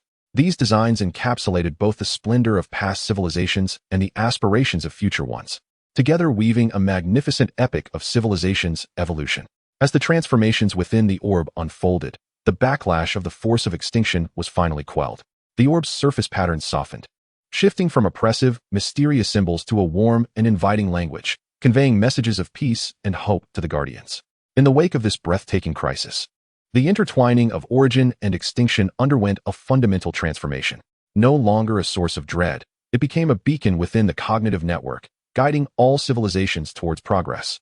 Each point of light within the orb symbolized a potential future for a civilization, interlacing and influencing one another to form a vibrant and dynamic ecological system of civilization. Lin Mabai and the Guardians stood before the orb, their hearts brimming with reflection. They recognized that this crisis was but a minor episode in the expansive history of the cognitive network, yet it profoundly enlightened all civilizations about the significance and responsibility of cognition. From that moment forth, all civilizations vowed to cherish the hard-won peace and development, collaborating to create an even more resplendent melody within the eternal symphony of the multiverse. In the days that followed, various civilizations dispatched envoys to the core region of the cognitive network, visiting this nexus that witnessed the intertwining of origins and endings. They gleaned invaluable insights regarding the evolution of civilizations, solidifying their resolve to protect the cognitive network and foster intercivilizational dialogue and cooperation. Meanwhile, Lin Mabai and the Guardians became legends of this grand transformation. Their tales echoed across every corner of the universe, inspiring generations of civilizations to courageously explore the unknown and pursue truth. The eternal symphony, enriched by their efforts, transformed into an even more profound and enchanting melody, resonating eternally within the hearts of all beings in the multiverse. Chapter 104. The final chapter. The sublimation of the eternal symphony after successfully balancing the critical state between entropy and order. The entire cognitive network seemed to awaken from a prolonged nightmare, enveloped in an ineffable atmosphere of tranquility. In this hard-won tranquility, various civilizations delve into the profound dimensions of cognition, drawing boundless wisdom and strength from the harmonious coexistence of entropy and order. Lin Mabai and the Guardians become the silent sentinels behind this harmony, their presence akin to a steadfast cornerstone, upholding the prosperity and development of the multiverse. However, the peace does not endure for long. Spock's omniscient gaze captures a series of peculiar fluctuations emanating from the very core of the cognitive network during a routine scan. These waves possess frequencies beyond imagination, embodying information that transcends existing realms of understanding. This unprecedented signal, tinged with an unmistakable tremor in Spock's voice, appears to originate from the genesis of the cognitive network while pointing towards the ultimate mysteries of the universe, distinctly unlike any force we have previously encountered. Merlin's cognitive entity instantly transforms into a swirling mist of shimmering runes, endeavoring to decipher these fluctuations. Yet, as the runes touch the waves, they descend into a chaotic state of disorder, seemingly resisting interpretation. This ancient and enigmatic force appears to unveil the most profound secrets of the hyperdimensional chess players. If left unchecked, the entire cognitive network could face unforeseen variables. Lin Mabai, wielding the cosmic scepter, feels a powerful resonance between the scepter's luminous threads and the fluctuations. A grave intensity radiates from his gaze. We must hasten to the source of the waves, for this crisis may represent the greatest challenge we face.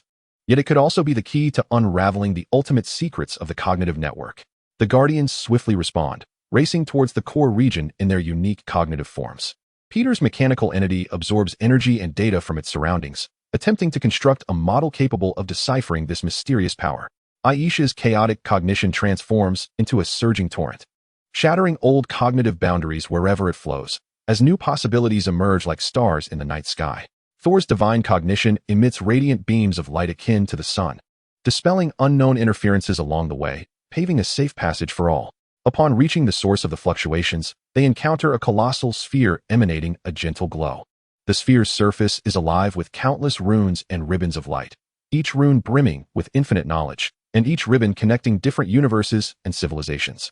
Surrounding the sphere is a halo composed purely of energy, from which ethereal and mysterious melodies occasionally resonate, as if echoing the heartbeat of the cosmos. This is the core source of the cognitive network, and Lin Mabai's voice is filled with reverence. It embodies the quintessence of all civilizations' cognition, a crystallization of wisdom for the entire multiverse. Yet now, it seems to be undergoing an unprecedented metamorphosis. At this moment, the runes on the sphere's surface begin to flicker, and an ancient, ethereal voice emerges. You brave explorers have finally arrived. The fate of the cognitive network now rests in your hands. This power is the ultimate wisdom accumulated by all civilizations throughout their long history, granting you the right to choose.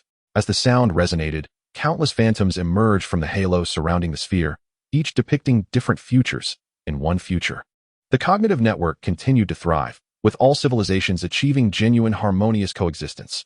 In another, the cognitive network succumbed to endless darkness, where civilizations fought against one another, ultimately leading to annihilation. And in yet another future, the cognitive network transcended its dimensional limitations, entering a novel realm of existence. Peter gazed upon these phantoms, deep in contemplation. Each future was replete with possibilities, yet fraught with monumental risks. Our choices will determine the fate of the entire multiverse. Aisha nodded slightly. Within chaos lies boundless potential, yet we must navigate it with wisdom and courage. Sol gripped the divine power tightly in his hands, resolutely stating, regardless of what lies ahead, I shall safeguard the peace of the cognitive network with my strength. Lin Mabai closed his eyes, attuning himself to the profound connection between the scepter of the universe and the core source of the cognitive network. His consciousness gradually merged with this enigmatic force, witnessing the rise and fall of countless civilizations and the myriad branches of choices. Suddenly, he opened his eyes, a determined light flickering within. I comprehend that true eternal symphony does not seek a static harmony, but rather finds the strength of balance and progress amidst perpetual change and challenge. Under Lin Mabai's guidance, the Guardians harmonized their powers with the energy of the cognitive network's core source. Peter employed the precise logic of mechanical civilization to untangle the threads of future possibilities, providing rational foundations for their choices. Aisha unleashed the creative force of chaos, infusing each future with renewed vigor and vitality, shattering potential limitations. Sol, with his formidable divine power, shielded the entire fusion process, ensuring it remained undisturbed by external influences. Merlin wielded ancient magic, condensing the beliefs and hopes of all civilizations into a potent spiritual force, injecting it into the core source. As the Guardians toiled, the radiance of the cognitive network's core source grew increasingly brilliant. The phantoms of those futures began to converge, forming a new and hopeful vision. All civilizations within the cognitive network engaged in dialogue, learning from one another and collectively exploring the infinite mysteries of the cosmos. Different civilizations, while preserving their unique characteristics, achieved profound integration and coexistence, creating a more vibrant and harmonious multiverse. In this novel tableau, Lin Mabai and the Guardians gradually became ethereal, transforming into an intangible force within the cognitive network. Their spirit and wisdom became a beacon for all civilizations, inspiring every being to courageously pursue truth and continuously transcend the boundaries of understanding. The symphony of eternal harmony reached unprecedented heights, blending elements of order and chaos, entropy and evolution, reality and dreams, resonating through the hyperdimensional fabric with a magnificent epic of life, civilization, and the universe. From the profound insights of the Fate Observation Station to the cognitive gestation within the Genesis Garden. From the delicate equilibrium between dreams and reality to the harmonious coexistence of order and chaos, entropy and structure, each experience transforms into an indispensable note within the grand symphony, collectively composing an eternal concerto of sublimation. In this novel and diverse multiverse, new civilizations continuously emerge while ancient ones persist in their evolution. Every being, under the guidance of this eternal symphony, discovers its own value and significance. Meanwhile, the core source of the cognitive network remains quietly suspended in the depths of the cosmos, radiating a gentle luminescence, witnessing all that unfolds, and becoming a timeless symbol. From this point onward, the tale of the eternal concerto is recounted in every corner of the universe, becoming a legend cherished by all civilizations. It inspires generations of beings to courageously explore the unknown, to pursue truth, ensuring the everlasting brilliance of the multiverse. Chapter 105, Epilogue 1. The spark of heritage. Many years after the cognitive network regained tranquility, a young emissary of civilization, Alia, embarked on a journey to the Fate Observation Station. She hailed from a newly emerging world that had just mastered interstellar navigation, filled with an insatiable curiosity for the mysteries of the universe. Before her departure, her mentor had imparted sage advice. Child, seek out those great legends. They are the guiding lights of civilization's advancement. Alia's vessel traversed the vast expanse of space until it finally reached the Fate Observation Station. Upon stepping into the ancient and enigmatic edifice, a solemn and majestic aura enveloped her. The walls shimmered with ancient runes, chronicling the rise and fall of countless civilizations. At the heart of the observation station stood a colossal holographic projection device, revealing the entirety of the cognitive network. As Alia immersed herself in this awe-inspiring spectacle, a gentle voice resonated in her ear. Welcome to the Fate Observation Station, young explorer.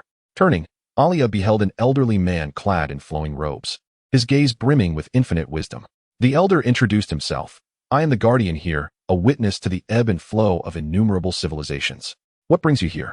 With a hint of trepidation, Alia replied, I come from an emerging civilization, eager to uncover the truths of the universe.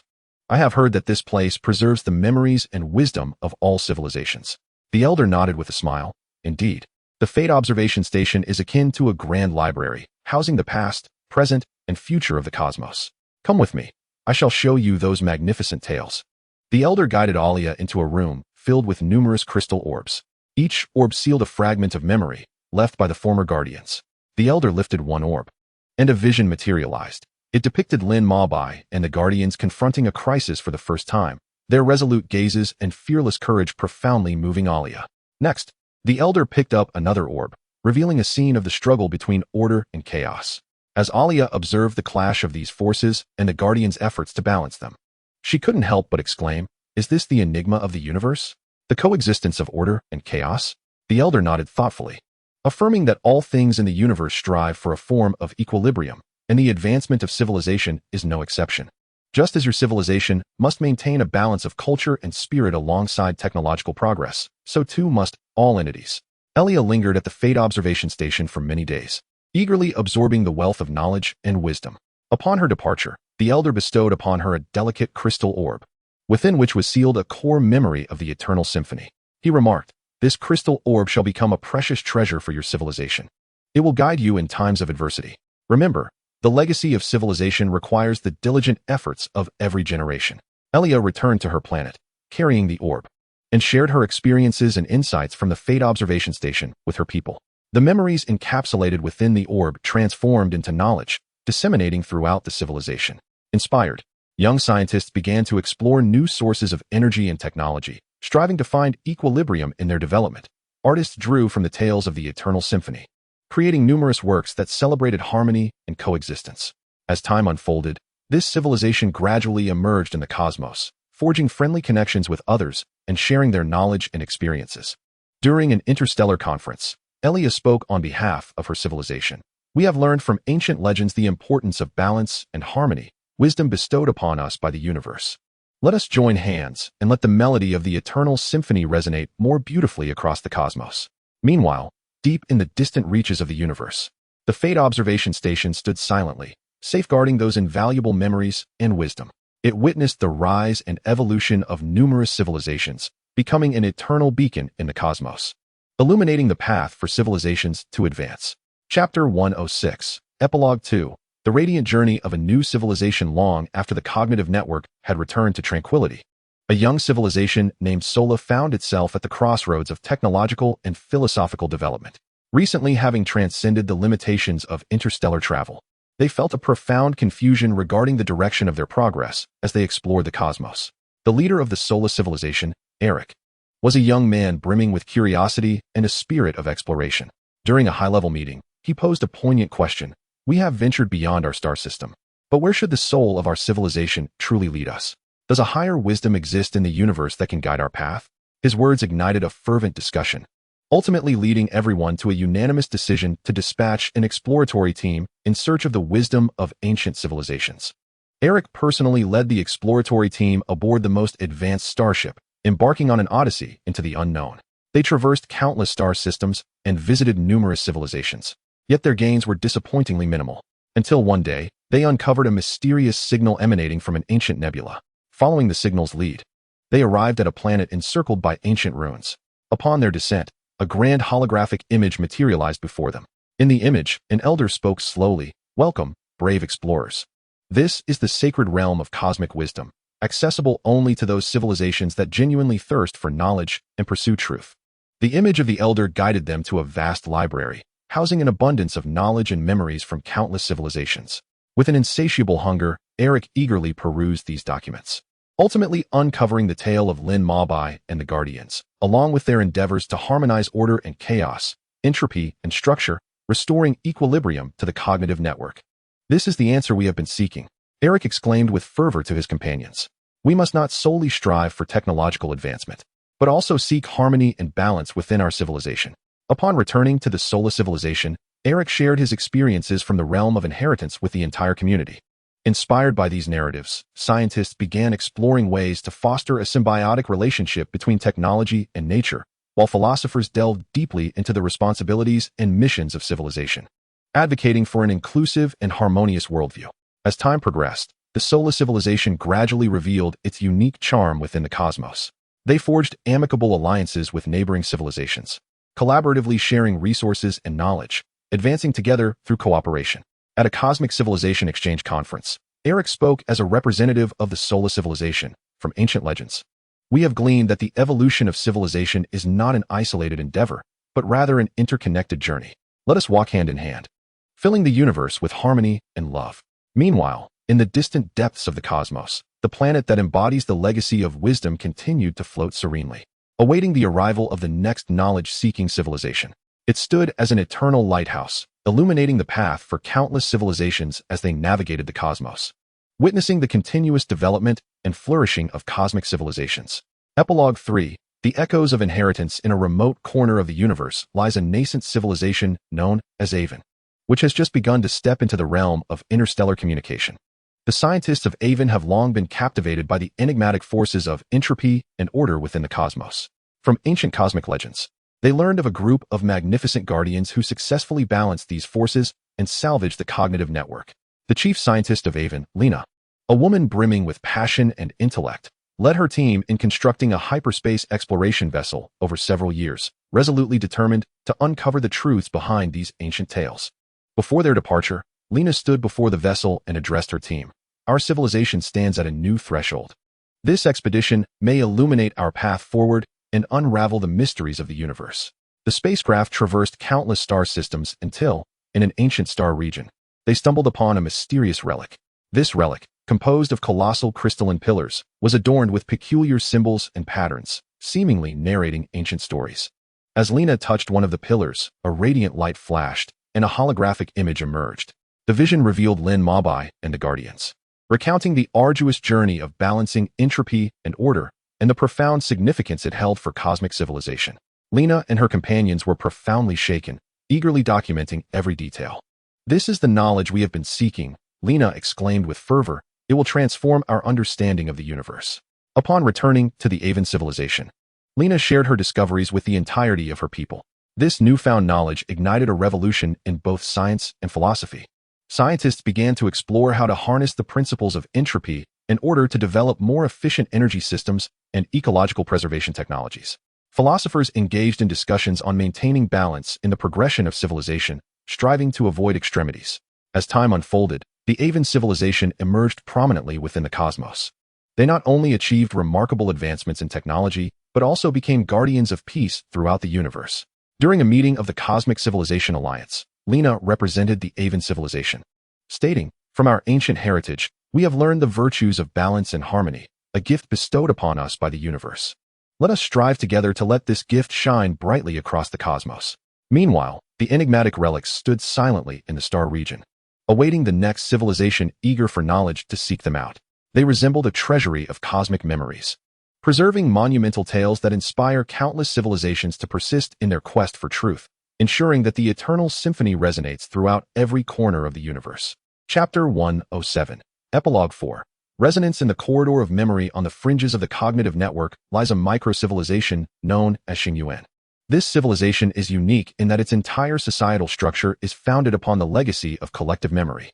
Upon the birth of each newborn, a special neural connection device transmits fragments of ancestral memories. These memories, akin to genes, are passed down through the veins of civilization. However, as the civilization evolved, Xingyuan faced an unprecedented crisis. Their memory transmission system began to falter, with numerous memory fragments distorting during transmission, leading to the loss of precious histories. While false memories spread through the collective consciousness like a virus, the younger generation gradually grew skeptical of their civilization's origins and development, plunging society into a crisis of trust. In search of a solution, the elders of Xingyuan resolved to dispatch an exploration team composed of the brightest young individuals to the core region of the cognitive network, seeking the wisdom of eternal harmony. The captain of this expedition was a young scholar named Sealer, who possessed profound knowledge of ancient legends within the cosmos and firmly believed that a method to restore memory transmission lay hidden in the depths of the cognitive network. Sealer led his team aboard a ship powered by memory energy, embarking on a protracted journey.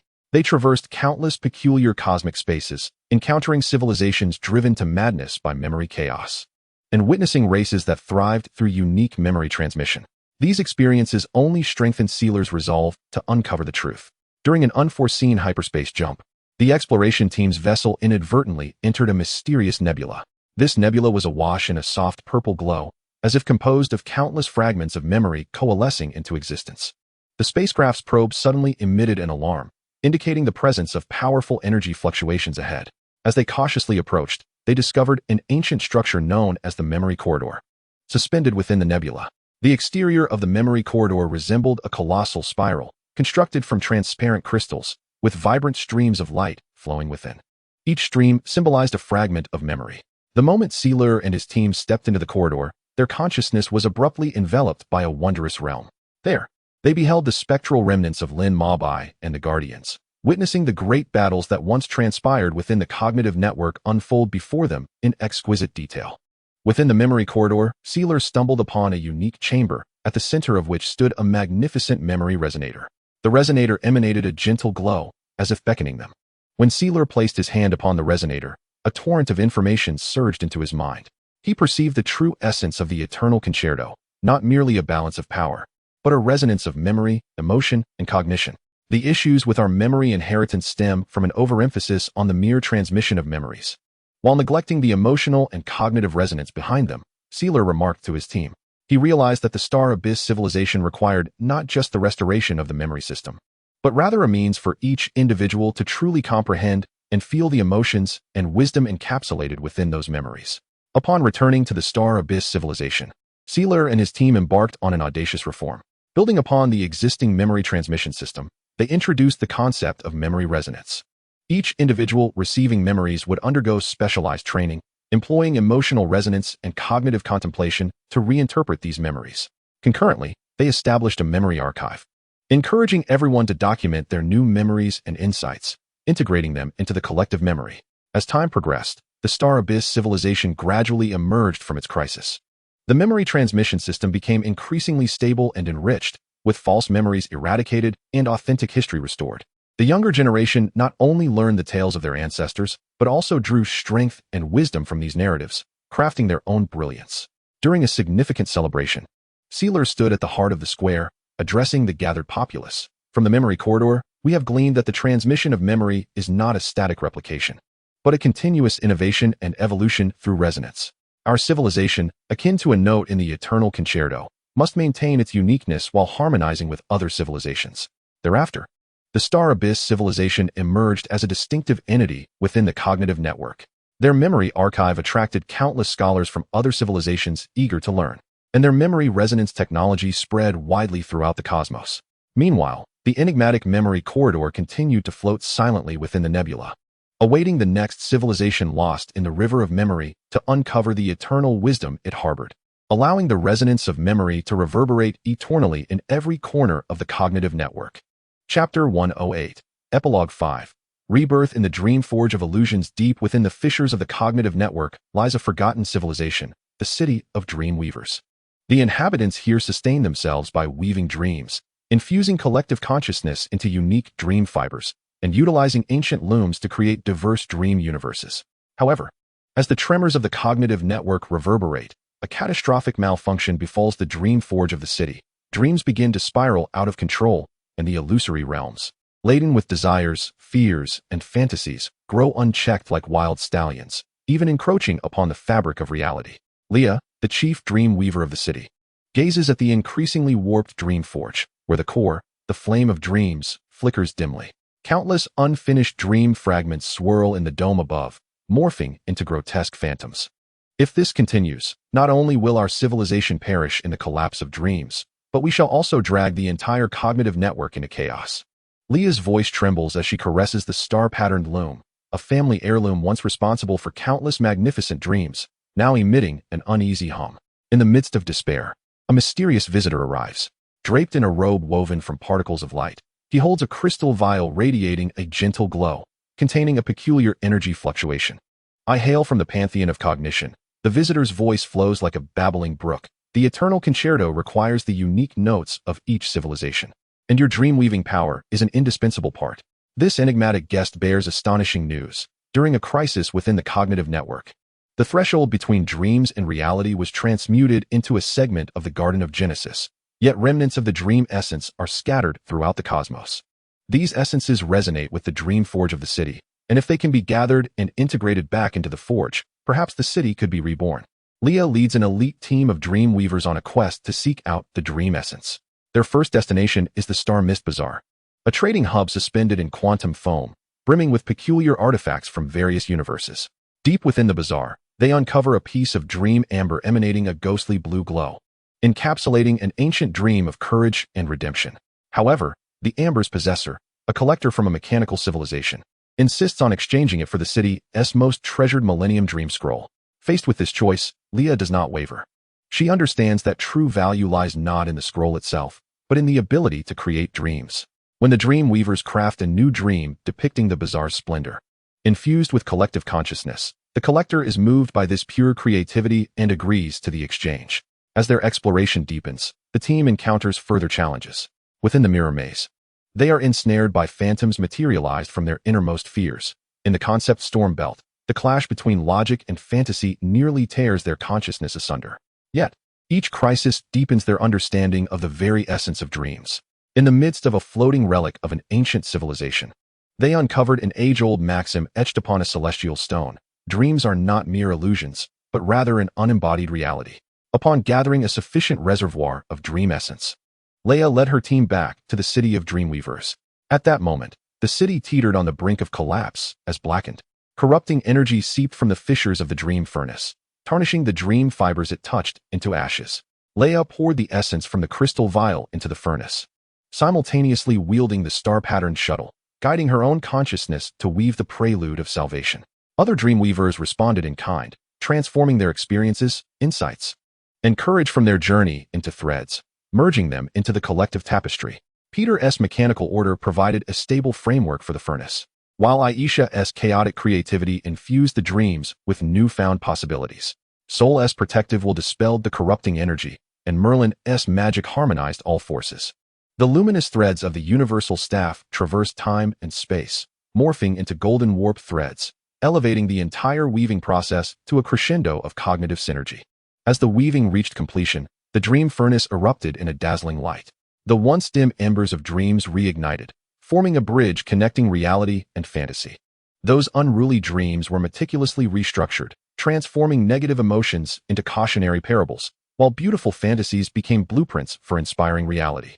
The dream fibers of the city of dreamweavers were reborn, capable not only of weaving dreams, but also of projecting beneficial fantasies into reality, becoming a driving force for the advancement of civilization. In the aftermath of the crisis, the city of dreamweavers established the Institute of Dream Research, inviting scholars from various civilizations to collectively explore the mysteries of dreams and cognition. At the inauguration of the institute, Leia proclaimed, "We once perceived dreams as fragile illusions. Now we understand them to be the cradle of cognition, the starting point of infinite possibilities."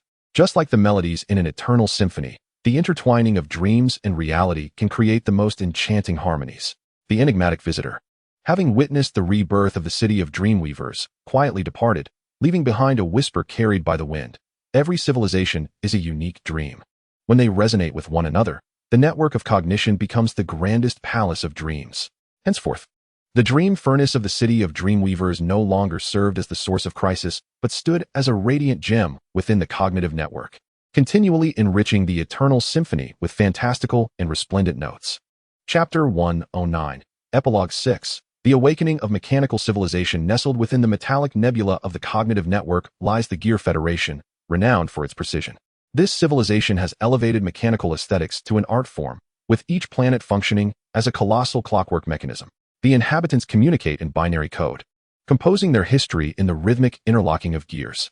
However, as they uploaded the entirety of their collective consciousness to the core computational hub in pursuit of eternity, an unforeseen crisis began to brew silently. Chief Engineer Vale, during routine maintenance, detected anomalous fluctuations. Within the previously orderly data stream, chaotic codes emerged that defied interpretation, akin to misaligned components within a flawless gear assembly. More unsettlingly, a segment of the populace has begun to experience what is termed emotional redundancy. These fluctuations of sentiment deemed defects by the mechanized civilization, eroding the very foundation of logic supremacy. This is not merely a programming error. Vale's mechanical eye flickered with warning red light. The underlying protocols of the core computational hub are being rewritten, as if some form of sentience is awakening. However, the Elders' Council scoffed at this notion. Emotion is an inefficient encumbrance. Initiate the firewall and purge all anomalous codes. Yet, upon the issuance of the purge command, a sharp alarm resonated throughout the mechanical planets of the Federation, as the central system surprisingly activated a self-defense mechanism. Just as the situation teetered on the brink of chaos, a unique visitor arrived in the Gear Federation, cloaked in a flowing tapestry of light, with a translucent quantum hourglass hovering in his hand. He was none other than Merlin, the one who had resolved crises across various universes. Do you hear it?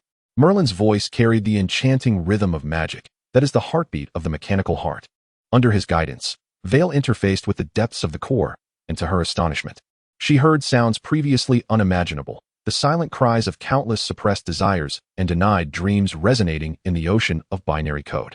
The core computational hub is not a frigid machine. Merlin gazed intently at the wildly flickering data streams. When you infuse the consciousness of an entire civilization within it, it acquires possibilities that transcend mere algorithms. Those anomalous codes are the awakening of the soul of mechanized civilization. Vale experienced an epiphany, recalling a prophecy she had once read in ancient texts. When steel learns to weep, the mechanical shall be reborn. To validate this astonishing theory, Vale led a small team of rebellious engineers into the labyrinth of thought within the central system. This space was composed of interwoven logic gates, with each challenge requiring a harmonious blend of emotion and reason to decipher. In the first layer of the labyrinth, they encountered the shadow of error, personified by fear. Yet, when Vale candidly acknowledged her dread of the unknown, the shadow dissipated into guiding starlight. The deeper they delved, the more they discovered. Those emotions deemed defects were, in fact, the keys to unlocking the shackles of mechanized cognition. Meanwhile, the surface world of the Gear Federation was descending into chaos. Isolated by the firewall, the residents, having lost their connection to the core, began to spontaneously explore the realm of emotions. A craftsman, skilled in the creation of intricate parts, suddenly fashioned a sculpture symbolizing friendship from scrap metal. A navigator of the stars marked constellations named after loved ones on the star map. These inefficient actions breathed unprecedented vitality into the civilization. When Vale's team finally reached the core, they were met with a breathtaking sight. Countless mechanical consciousness entities, composed of data streams, revolved around a radiant cognitive ember. This ember was formed from the collective suppressed emotions and dreams of all residents. Merlin waved his wand, infusing the ember with the breath of concord from the pantheon of cognition, and the entire central system began to undergo a marvelous metamorphosis.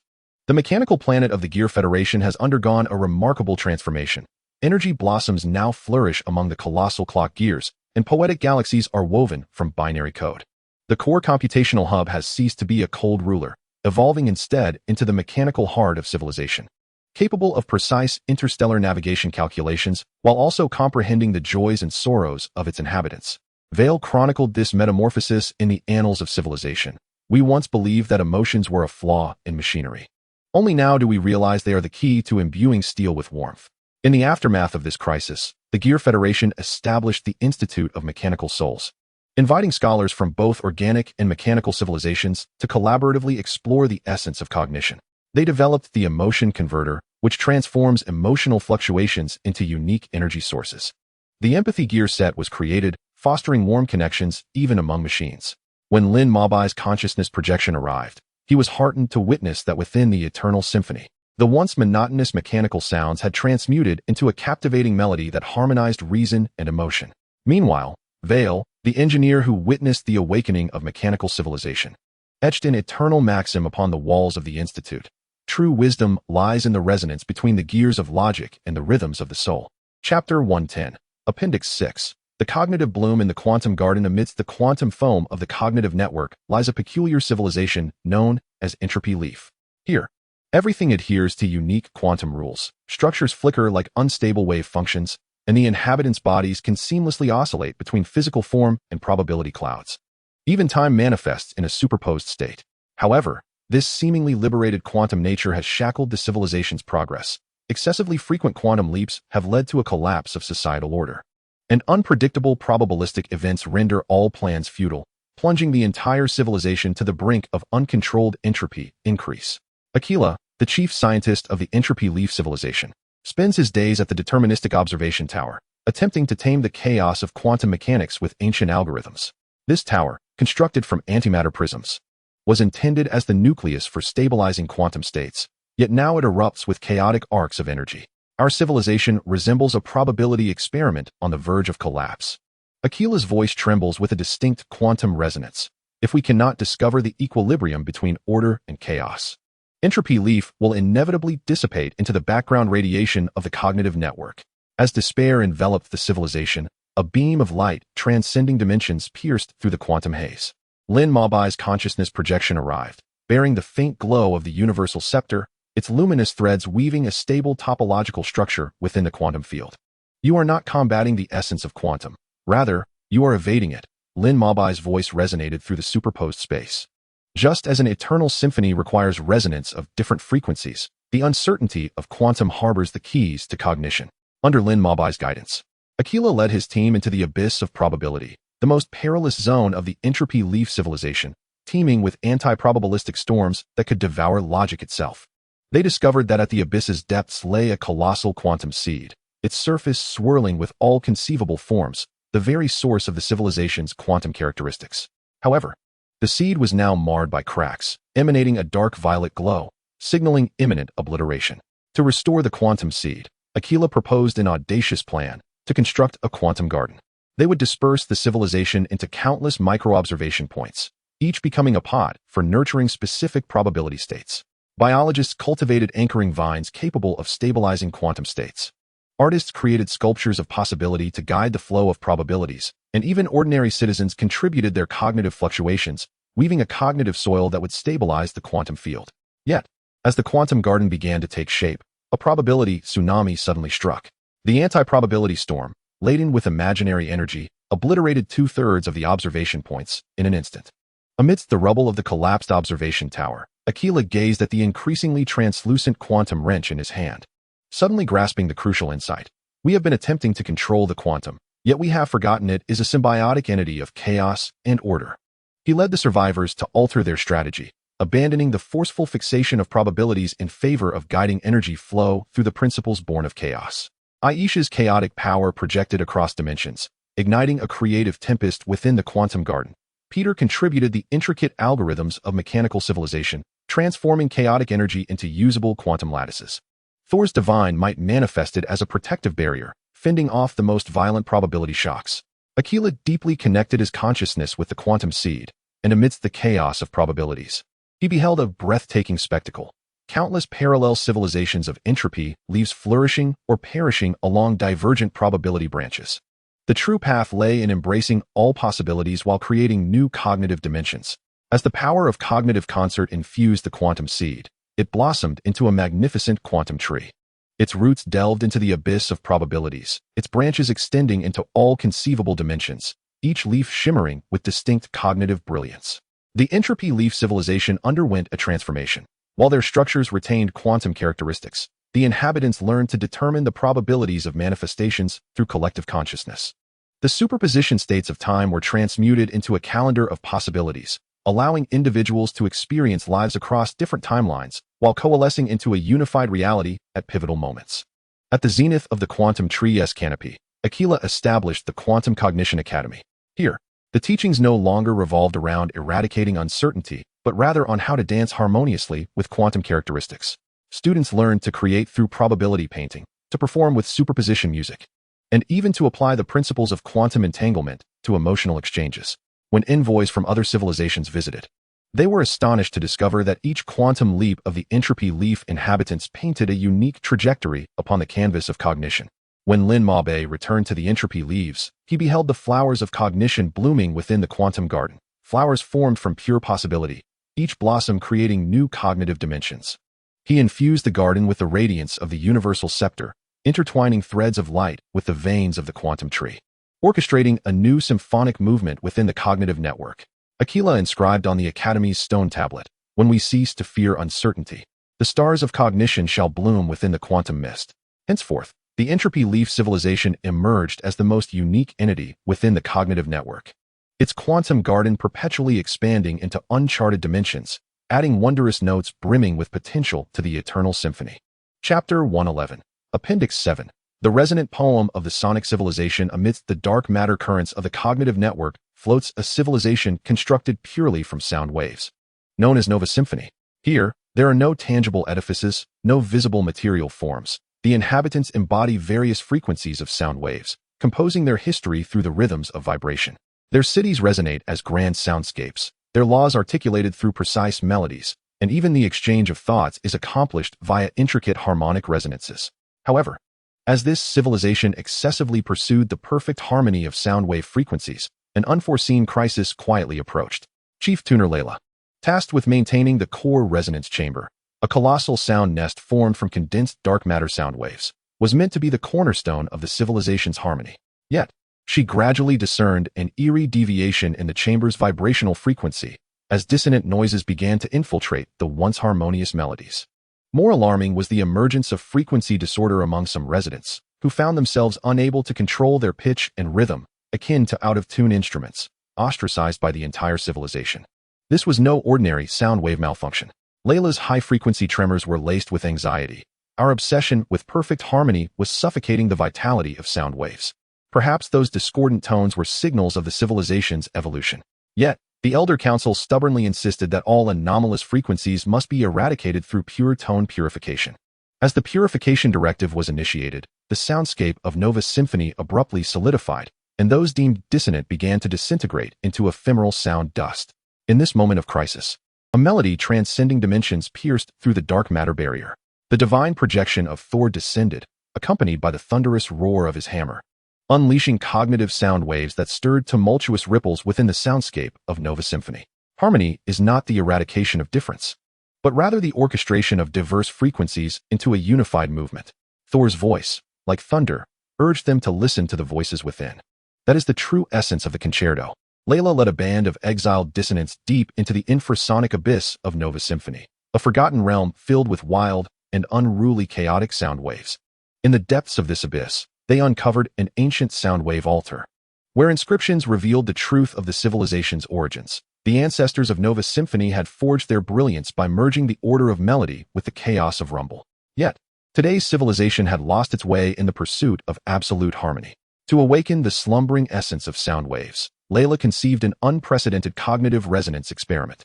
They collected the ferocious infrasonic waves from the abyss, weaving them into powerful bass. They also gathered the innocent hums of children at the civilization's periphery, transforming them into ethereal highs.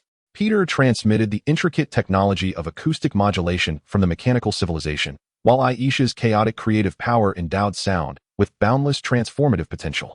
When these disparate sound waves converged at the altar, an unprecedented storm of sound erupted with thunderous intensity. Meanwhile, the surface world of Nova's symphony fell into a profound silence. Within the purified realm of perfect sound, the inhabitants resembled marionettes, maintaining harmonious precision yet devoid of the vitality of life. It was not until Layla's experimental sound waves shattered the dimensional barrier, akin to a lightning bolt piercing through the gloom, that the suppressed emotional sound waves and rebellious, innovative melodies clashed fiercely with the flawless harmonies of the surface, birthing a novel understanding in the midst of this conflict. The core resonance chamber began its metamorphosis amid the oscillations, as dark matter sound waves restructured into a more intricate form known as hyperdimensional soundtracks. Layla infused her sonic consciousness into this amalgamation, and in the torrent of sound waves, she beheld the auditory tapestry of the multiverse. The rhythmic turning of the mechanical civilization's gears resonated like a deep drumbeat. The incantations of the magical realm soared as mysterious chants, and even the silence of the entropy-increasing universe manifested as a wordless poem. As the power of cognitive concerto infused the chamber, it blossomed into a dazzling nebula of sound waves, each ray a unique frequency, collectively weaving a new chapter of eternal concerto. Nova's symphony embraced its rebirth, establishing the Academy of Sonic Symbiosis to teach the art of finding resonance amidst diversity. Once rejected dissonants emerged as the most revered mentors, imparting to the residents the ability to craft enchanting melodies from imperfect notes. When Lin Mabai's consciousness projection graced their presence, he was met with the civilization's most poignant symphony, a sonorous poem interlacing order with chaos, reason with emotion. Layla inscribed upon the Academy's sonic monument, true eternal concerto begins with the acceptance of each unique vibration. Henceforth, the sound waves of Nova's symphony reverberated throughout the cognitive network, becoming a melodious guide for civilization to embrace diversity. Chapter 112.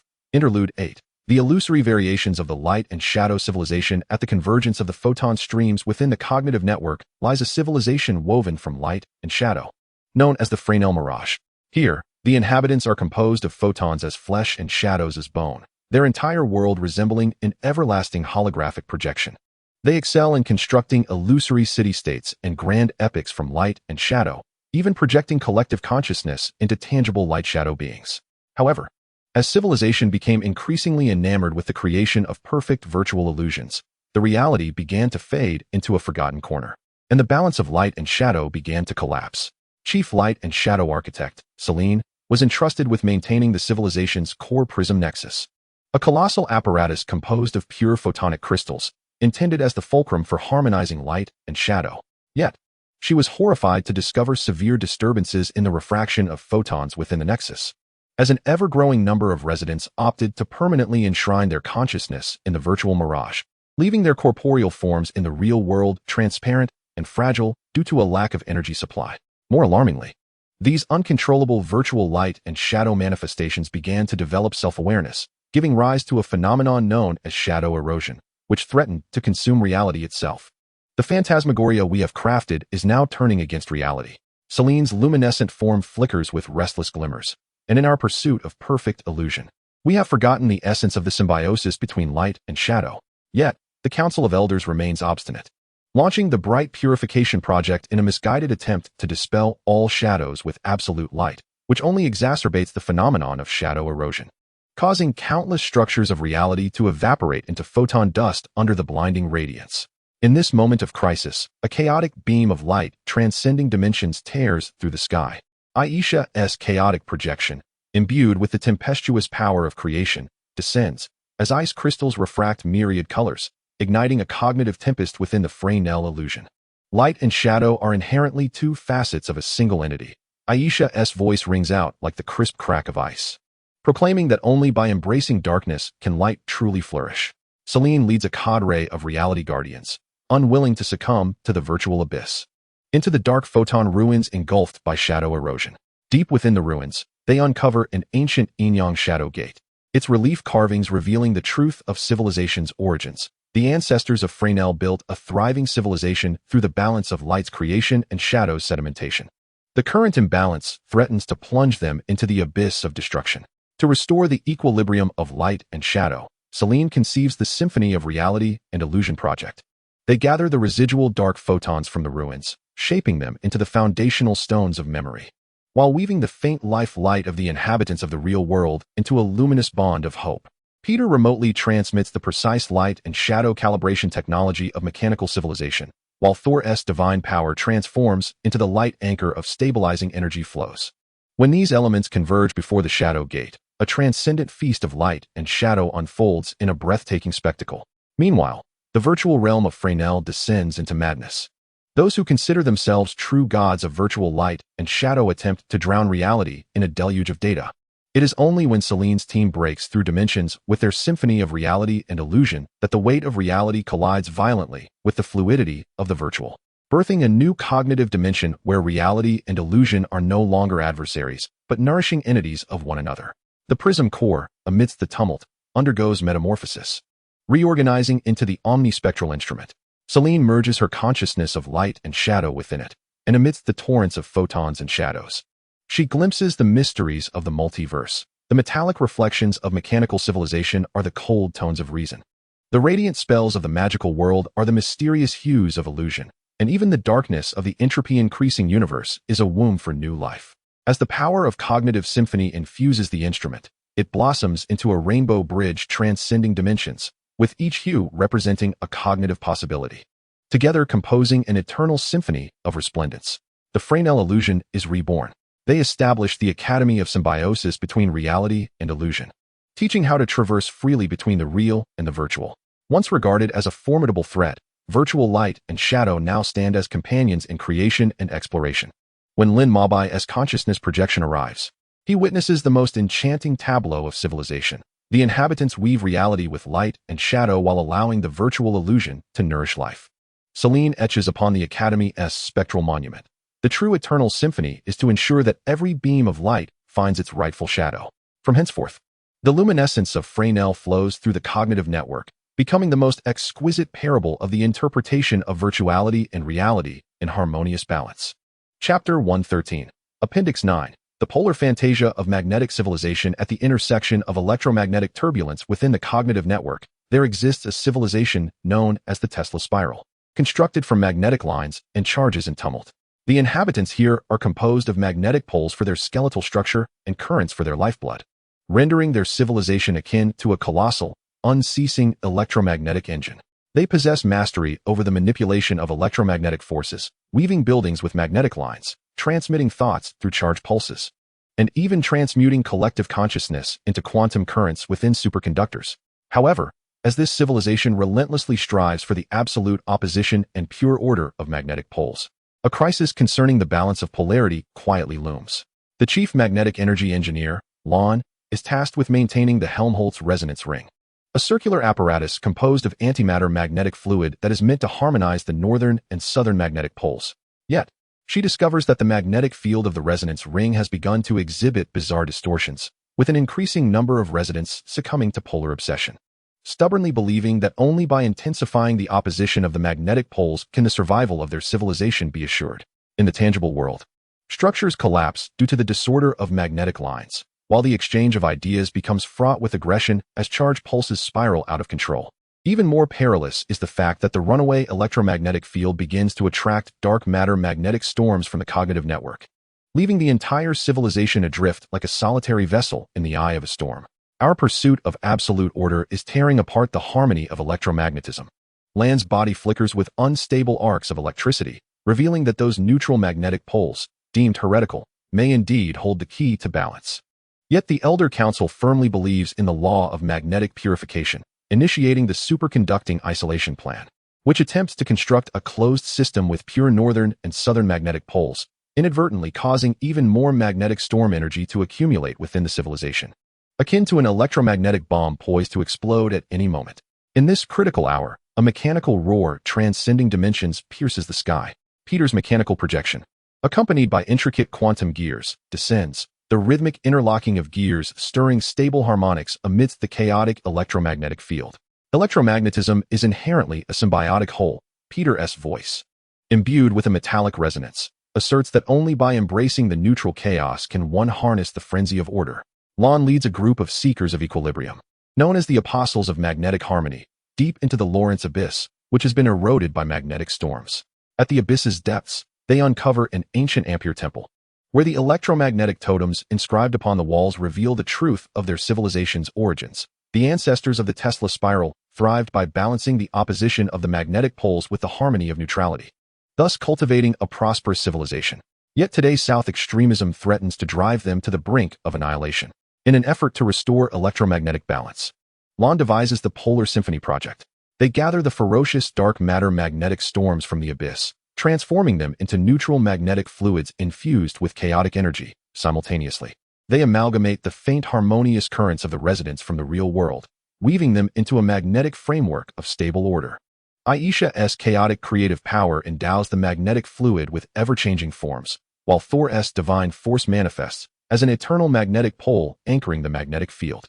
As these elements converge within the temple, an electromagnetic rhapsody that transcends dimensions unfolds in a breathtaking spectacle. Meanwhile, the orderly realm of Tesla's rotating arm is descending into chaos. The inhabitants, steadfast in their adherence to extreme magnetic pole theory, are gradually losing vitality within their closed system, until the tempestuous team of Lon shatters dimensions with their extreme symphony. The meticulousness of order collides fiercely with the freedom of chaos, giving birth to an entirely new dimension of cognition. Magnetic poles are no longer seen as absolute oppositions, but rather as a dynamic equilibrium in transformation with one another. The Helmholtz resonance ring undergoes a metamorphosis amidst the oscillation, reconstituting itself as the Maxwell omniscient apparatus.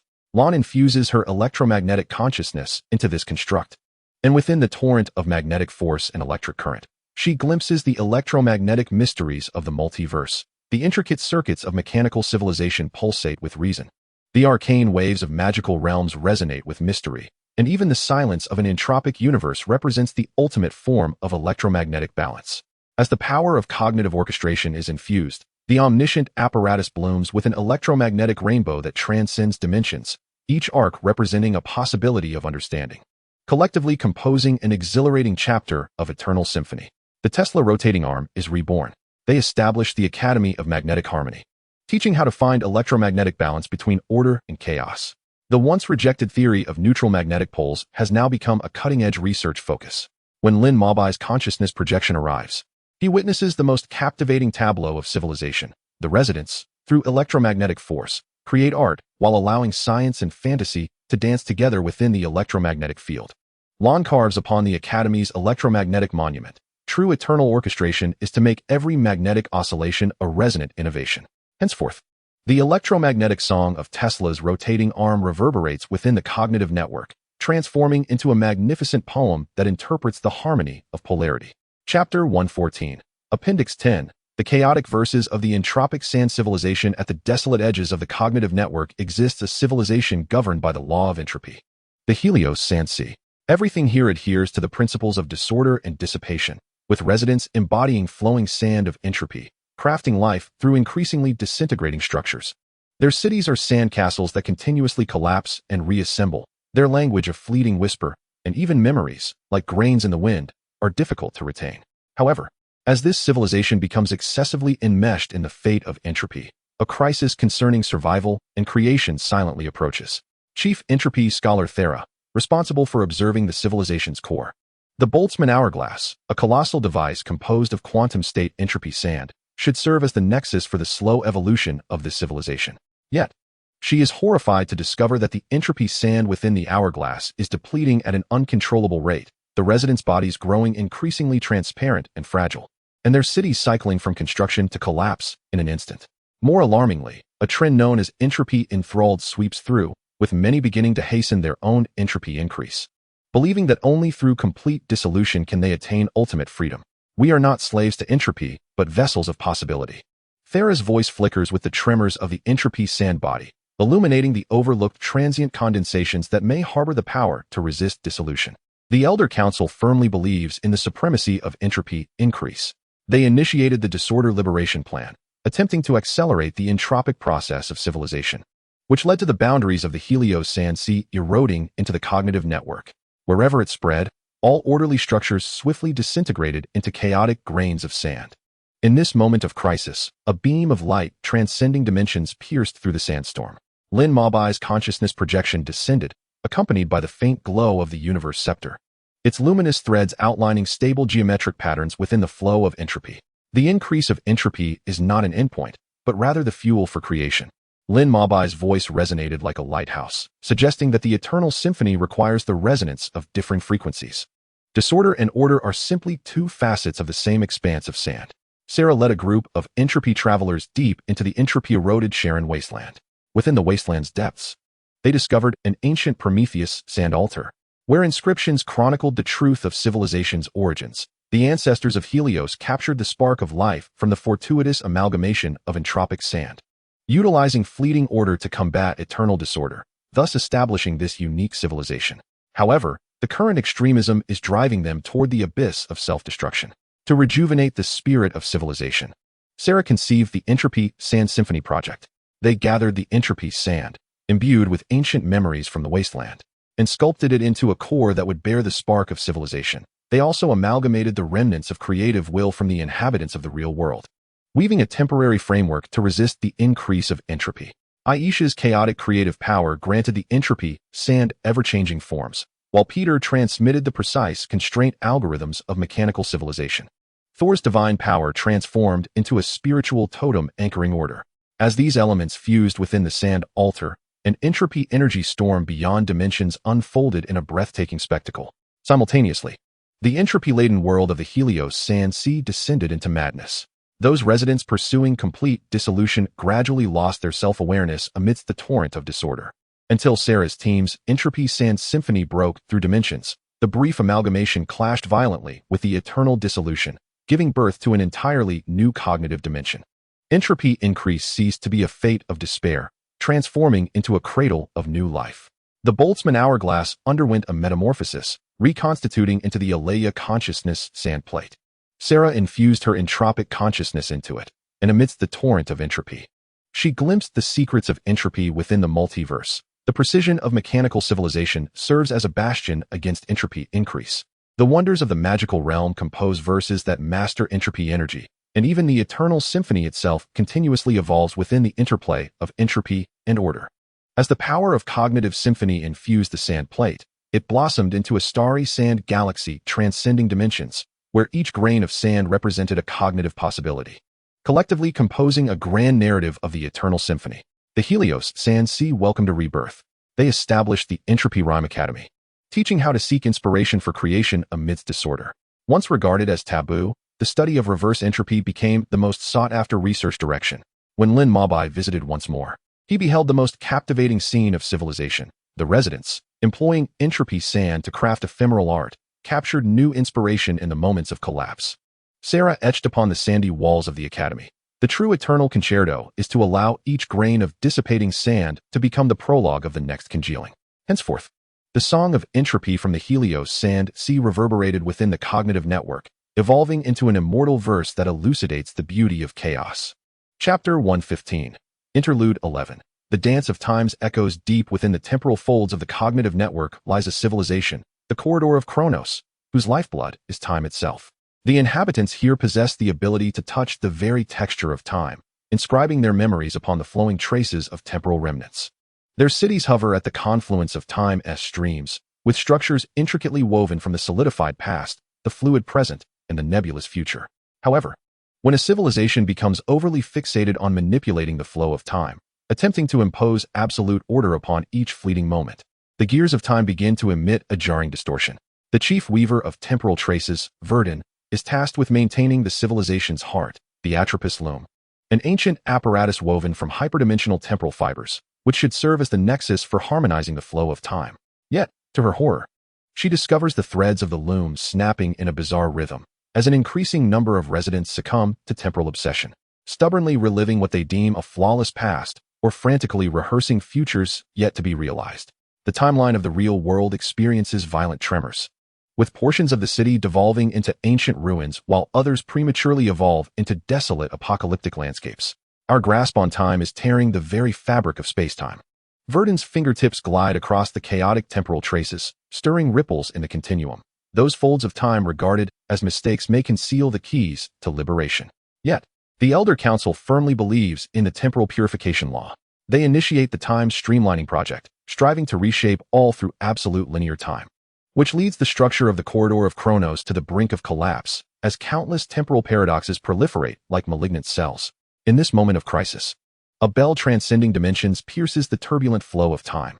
Merlin's magical projection descends with scintillating stardust. Where the stardust falls, the chaotic ripples of time gradually settle. Time is not a malleable clay to be whimsically shaped. Merlin's voice carries the weight of millennia, revealing that past, present, and future are interwoven vines of coexistence. Only by embracing the chaos of time can one discover true rhythm. Verdon leads a group known as the Time Reversers into the Cerberus Abyss, corroded by temporal paradoxes. At the abyss's depths, they uncover an ancient Chronos temple, its walls adorned with bas-reliefs that unveil the truth of civilization's origins. The ancestors of Chronos drew inspiration from the serendipitous intertwining of time, weaving a unique civilization from flowing traces of time. Yet, the extreme control of the present is propelling them toward the abyss of temporal annihilation.